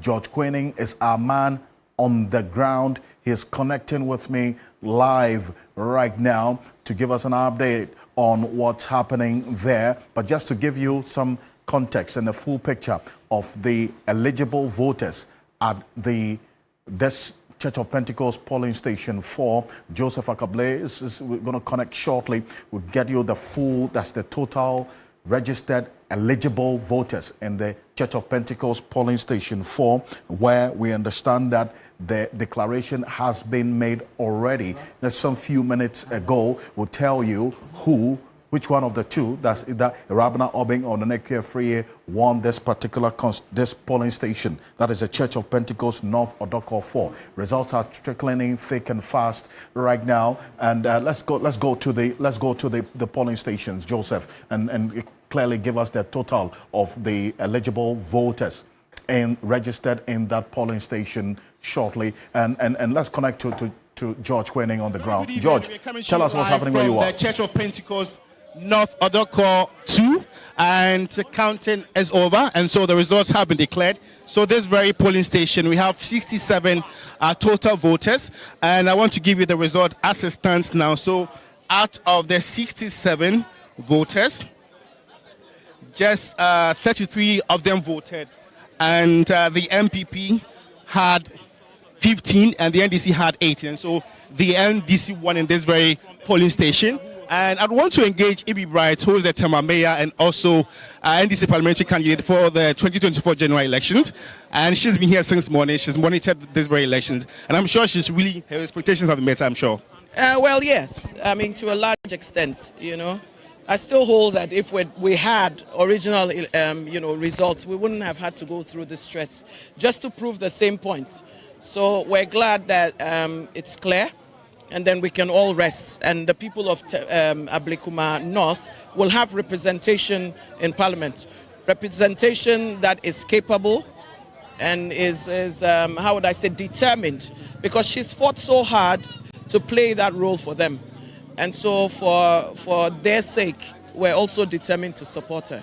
We are just privy to these two polling stations, and so there are more to come. So you cannot just rely on these two and say that it's a victory for the NDC. Yes, I was primarily responsible for this polling stations, but I've had oversight over a few as well. We have to support each other because you need many more eyes and many legs on the field. So we've done a bit of that. I mean, we have a good network of information, so we're sure about the wind all across the constituency. So we're very confident. So if you win this, it will be 84 seats in Parliament. You have more than the MPP. Why would you still want to wrestle power with them? I don't think that representation in Parliament should be relegated to some ego trip about numbers. It's about the individual constituencies that are represented there, and they all deserve service that is optimum. Each and every one of them, whether you were first to go in, whether you've been there for long, whatever it is. I mean, there's nothing like that where representation is. And I think that people need to understand that. NDC representation today is important.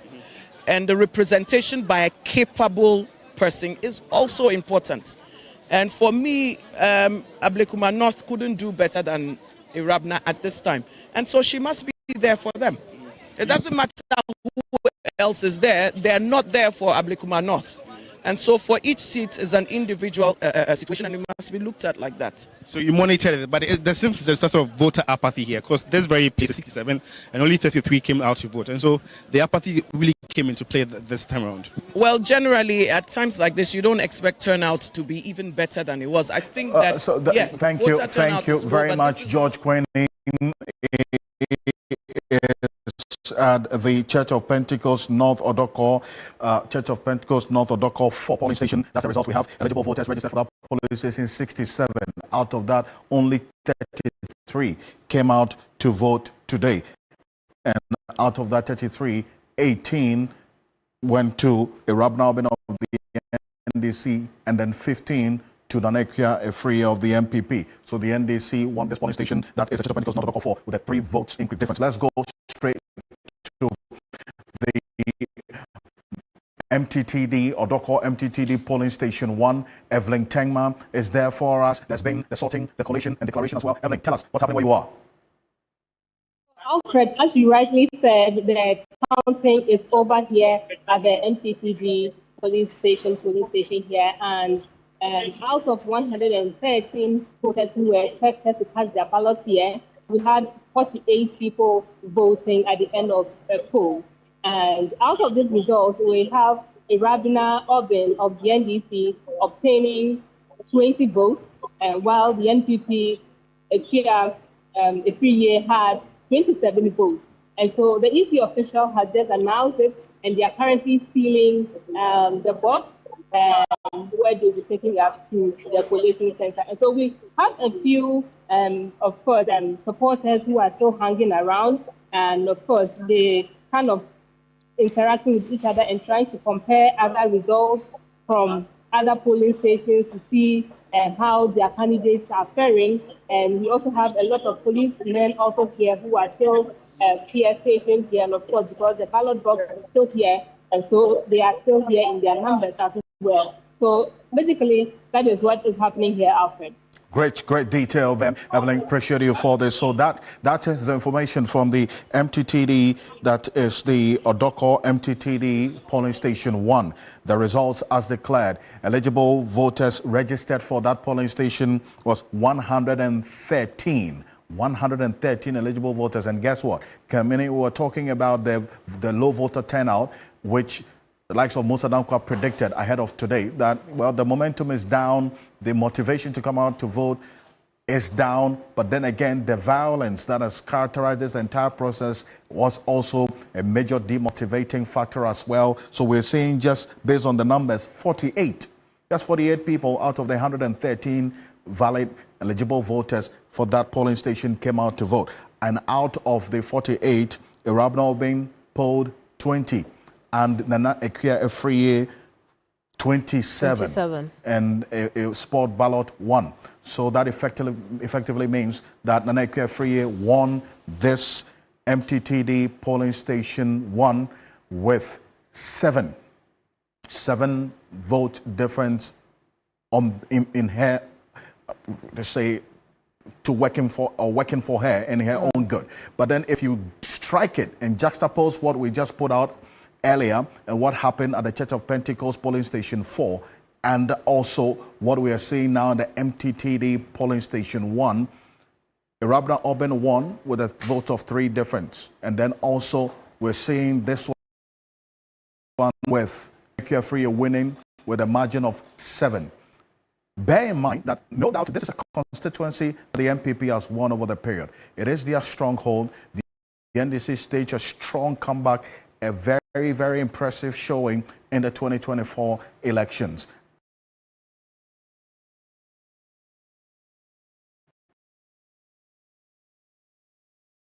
Out of these 19 polling stations up for grabs today, there are a number of them as that stronghold within the constituency. So in the constituency itself, they are marking off constituency. The MPP has its own stronghold as well. But the 19 polling stations, you find a few of them as well in both MPP and NDC strongholds within the constituency. So it's not a surprise that we see this results playing out as we're seeing it right now. Absolutely. There's some information as well. And I just want to add also, Alfred, that we also see Ekia Efriye with a 48-point lead or head start from the 262. So while you're putting that together, let's include that to give the context of how things could be. But Alfred, there's not to see on ground. There's more. In fact, we're receiving the results flowing in thick and fast right now. Let's go to Noble Crosby Annan, who is of constituency right now. Crosby, tell us where you are and what is happening as we speak. Well, Alfred, so this is the Teco polling station. It is one of the 19 polling stations that just ended the entire electoral process here. The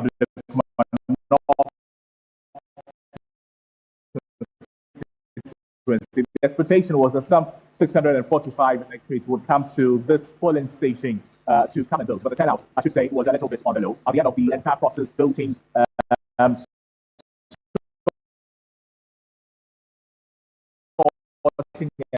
counting, we have a winner, a clear winner. And I'm talking about Madame Chris told 77 votes out of the total votes cast, as well as the NDC candidate one, and 29 out of the votes that were cast. There were no rejected ballots.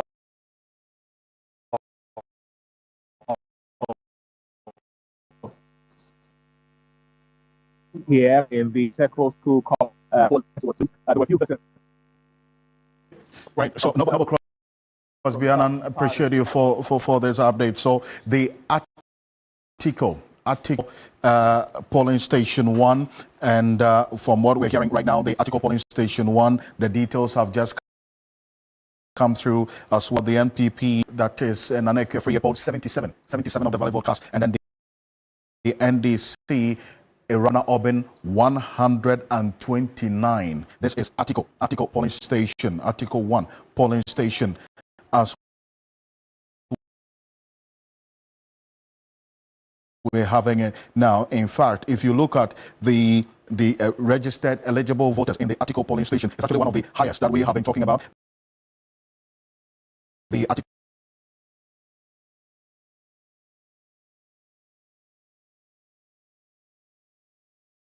polling station, the registered voters there, and what to look out for as well. They have 645 eligible voters in the Atiko polling station, Atiko School Complex polling station. Out of the 645 eligible voters at the Atiko polling station, guess what? This is the result as we have it. NPP's Nanek Free 77.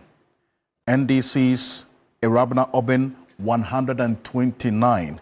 If you're adding it up, it's just about just beyond 300. In fact, as we're saying now, it's a little over 200. As a matter of fact, now 200 out of the 645 eligible voters in the Atiko School Complex. That is a huge number that did not turn out to vote. So the low voter turnout, as was projected, is playing out strongly, coming as we're saying right now, and at least the 10 polling stations out of the 19 that we have. Stay with us because our dashboard has captured the 10 polling station results out of the 19, and it's showing a very, very interesting picture. But Kemini, they were saying the results as we earlier projected that there was going to be a low voter turnout, and that's been confirmed by the numbers that we are seeing right now.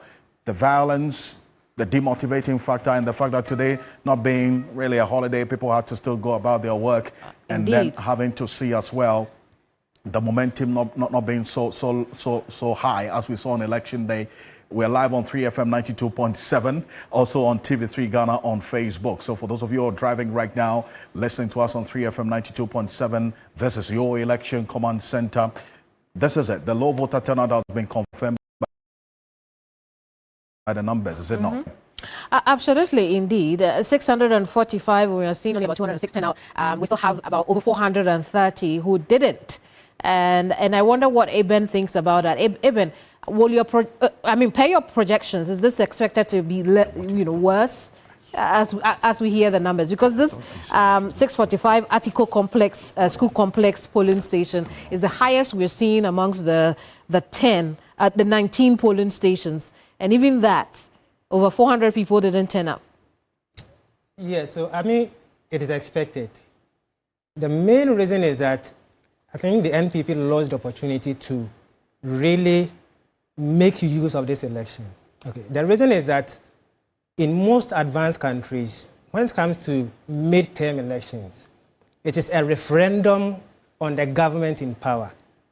So this is the time to test whether the anger that was directed against the NPP, how are the populists trying to assimilate or viewing the New Patriotic Party currently. So they should have gone full throttle in this election, campaign seriously, encourage their members, and then test the response. That gives them an opportunity to say, okay, we lost by these margins in 2024, but we have improved. It means that the sentiment against the party is easing, and it gives you the power to plan and then to move forward. Do you think they missed that opportunity? They missed that opportunity. Because of that conflicting signals that they send to the electorate. And that is what we are seeing in the outcomes of the turnout. Okay, how do you explain that you are talking about 1/3 averagely? Okay, 30% turnout. I mean, it should be within, let's say, even 40% is okay. But when a polling station is doing 30%, it means that the members themselves, those who belong to NPP and those who are members and those who associate themselves, I mean, they were not clear on the path that they should take.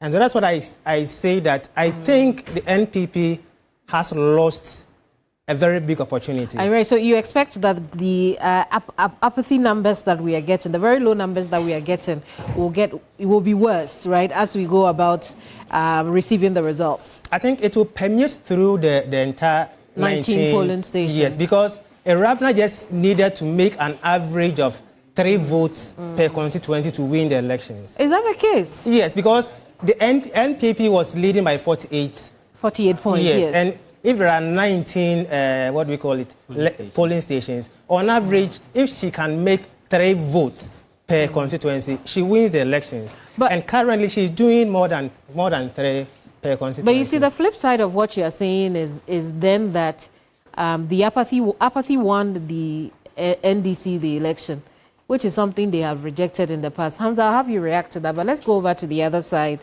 If I can speak 1 minute on that. On that, okay. You see, I think the statement that our members, NPP members, did not come to vote is not entirely true. Okay. What it means is that the electorate is expanding. The middle of the electorate is expanding. So it is not in the case where you say that there are people who vote for the NPP who are not members of the NPP. And that's the key difference.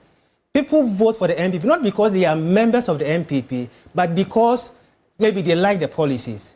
And so people did not come because now the middle, which is the independent, is expanding. And so they can change at any time. So what it means is that this year they can be with you, the following year they can be with somebody else. And that is what we are witnessing. So when you say that Irabna needed only 3 votes per polling station exactly to win, it means that this rerun is an easier contest for Irabna than it is for a free. Definitely. And based on the numbers that are coming in. And your own projections. And in fact, my projection was a toss-up. A close call. I see. Okay. A close call in favor of who? A close call, it was like 50-50. 50-50. Yes. I see. Very well. Let's go to the gentleman on the other side now, because we have received results from 11 out of the 19 polling stations. The question is whether or not the projections we are hearing on this side of the studio reflect what we are seeing. Gentlemen, what are we looking at?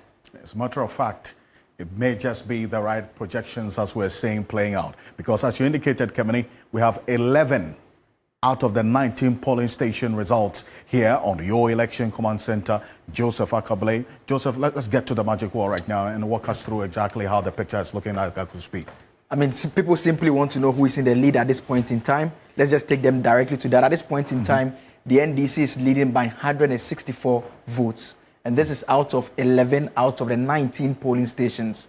Just 58% of the polling stations completed so far. 164? 164. In favor of the NDC. Okay. These are results that we've confirmed from the pink sheets that have been published at the centers where the coalition has taken place. And we have to indicate that in terms of the remaining stations, then 8 remaining stations, the fact of the matter is that the votes totaling out of those 8 stations are far in excess of 164. Precisely. And so what that tells you is that at this point in time, the NDC candidate is leading by 164 votes, but there are still more votes available. And so if she is to win, it means that the performance she's displaying in the 11 stations, she has to continue with that performance in the other 8 stations. Absolutely. Then we expect a victory to take place. On the other hand, if she fails to replicate that same performance, then things could change because it's just a gap of 164, 3 or 4 of those stations, depending on the turnout. And already we know that the turnout is not looking too good. True. And so depending on how the turnout plays out, 3 stations could close down, gap down quickly unless she's able to maintain that performance. And so the updates that we can give to our viewers at this point in time and our listeners on 3FM is that out of 11 polling stations, 11 out of the 19 stations, that is 58% of the results out so far, the NDC candidate, Irabna Obin, is leading by 164 votes. And it's a very important context you put to the numbers as we're seeing right now, because Irabna Obin came into the contest today with a deficit of 48. 48, yes. In favor of Naneke Free. Yes. Now, she was strong, knowing that she's been a former member of parliament before that. What we're seeing right now, it clearly tells your story. But this 164 votes, with the voter turnout as we have seen right now playing out, it's a fundamental concern that has been raised as to whether there will be enough to overturn and then also have it flipped in her favor. But you see this, that there are so far 281 polling stations as far as we do know, a total of 281. If the numbers we're seeing from this 11 out of the 19 is anything to go by, we have so far some 273 thereabout polling stations results fully as captured here with 8 remaining. The 8, we're going to run through the numbers to see the total eligible voters in those 8 the polling stations and as to how that plays out as well. There's one that has come through right now as well, which is the God First polling station in the Ablekuma North constituency. That went in favor of Neke Free. But if you're looking at the margins of victory for both candidates, you can understand why Irabna Obeng is saying this increase in her favor of 164. Because let's look at the one that had over 645, about 645 eligible voters. The article. School complex. 645, you had just a little over 200 voters turning up, and Irabna Obeng polling over 100 of them, and then Anekwe just about 77. In fact, earlier in the day when we did the analysis on the voter turnout, we made a point that it will come down to that voter turnout. The reason being that we know for a fact that whenever by-elections takes place, the voter turnout goes down. We also said that historically, if you do a longer spread from 1992 to 2024, Ablekuma North generally, they tend to do a little better than the national average. So the point that we made is that because it is a stronghold of the NPP, what it means is that if any 10 people vote and the NPP gets 7 and the NDC gets 3, it means that if less than 10 fails to show up, logically you can project soundly that the NPP is likely to lose more than the NDC. And the challenge again, which Kemini and the guests have discussed over and over, has to do with the fact that the NPP has not been consistent on whether they want to participate in this election or not. And that is why we are making the point that with what we've seen so far, the Nanekwe Free would have to improve her performance in terms of the remaining 8 stations. If she's not able to change the trend and improve her performance and maintains the current performance, then the MPP may have allowed the NDC to make history. And Joseph, that's why you heard her make the call around 1:30 p.m. when they addressed the press on the chaos that had erupted right from the beginning of the polls till around 1:30 p.m. thereabout. She, after condemning the violence, then went on to call her supporters to come out and vote. Now, at that point, the violence had already happened. The chaos had taken place, which was a demotivation for them to step out to vote. As to whether that call made any significant impact to get her voters or her supporters to come out and vote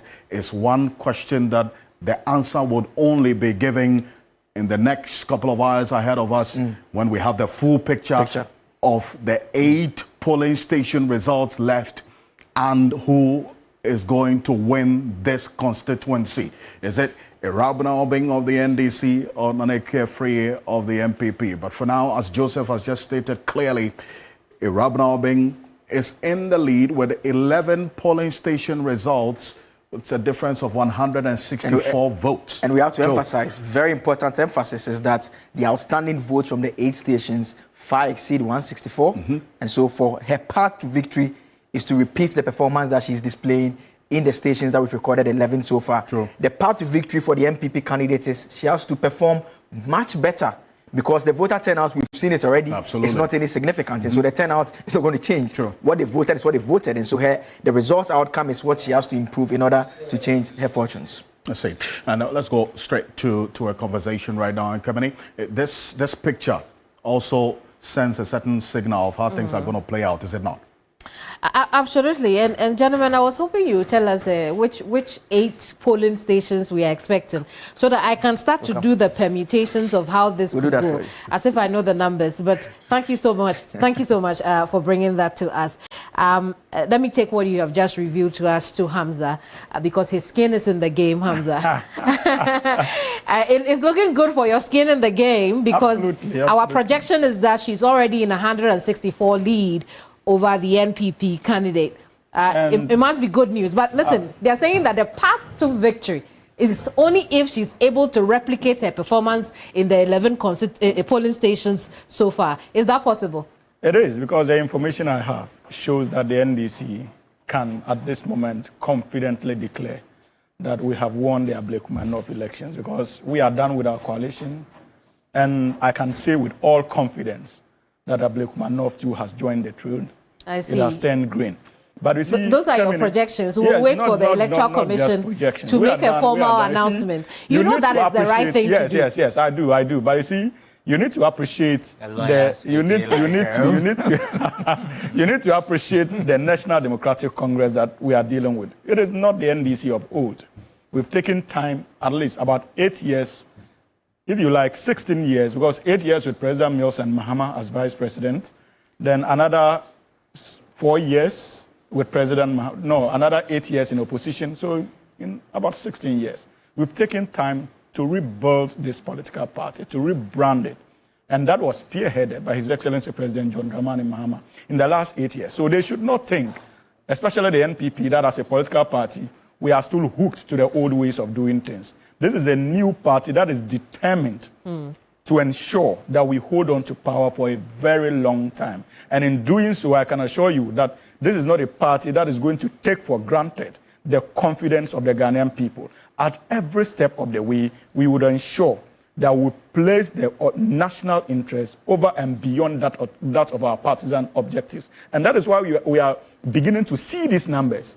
And places that were hitherto NPP strongholds, they must get prepared because we are going beyond the barriers of stronghold as a political party. And we are well positioned to ensuring that we give them the toughest election, even when it comes 2028. The NDC is a party that is built now in line with modern trends.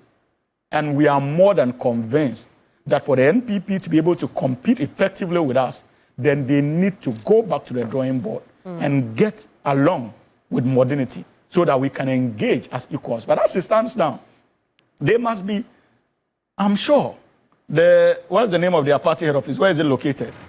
The NPP party head office. Yes, because I know they will be excited because the General Secretary, I'm pretty much convinced, dreaded an opportunity or a situation where the NPP would have won the election because that would have been the end of his tenure, even before they go to Congress. So you see that kind of confusion that played out, even on the grounds, was largely influenced by the mixed statements and actions that the NPP manifested since the Electoral Commission announced the decision to rerun many of these polling stations, specifically the 19 polling stations. So, Kamini, as for us, the numbers are good. We are convinced that the good people of Ablekuma North have given us, once again, another resounding victory. In as much as the turnout is not something we are all proud of, but we went in there, put in our very best, even in the way the election, because the time was very short. But that notwithstanding, I see. The NDC has demonstrated once more that it still has the confidence of the Ghanaian people, especially confidence of places that were hitherto strongholds of the New Patriotic Party.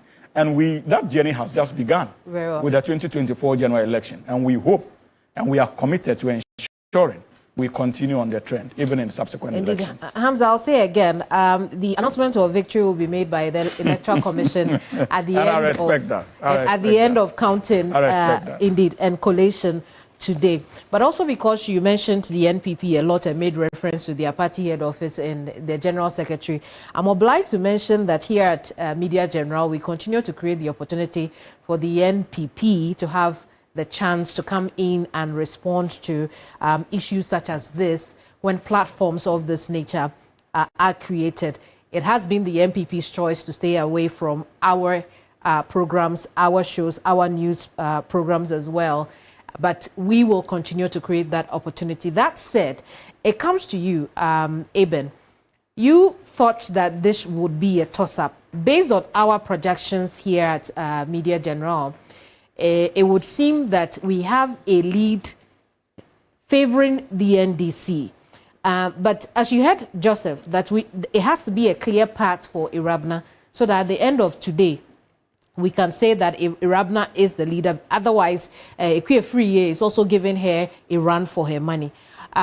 Is she able to, based on your projections again, is she able to maintain this performance in the rest of the 8 polling stations we are expecting?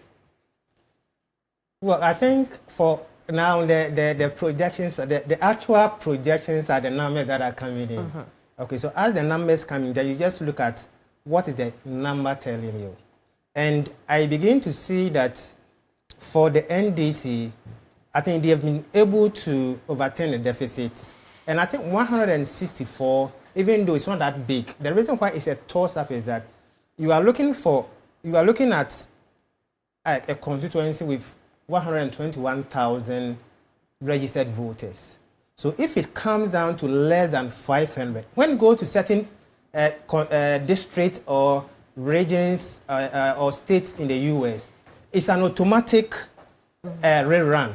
Eben, I'm going to come back to you Okay. so you tell us a bit more about the numbers. But I want you to use the projections of the numbers that are coming in so far in your analysis. Okay. Alfred, we're hearing of a very disturbing incident. Rightly so, Kemeni. There's been reports of some sporadic shooting ongoing around the Radiant Way polling station. That is information coming through right now. And Portia Gabon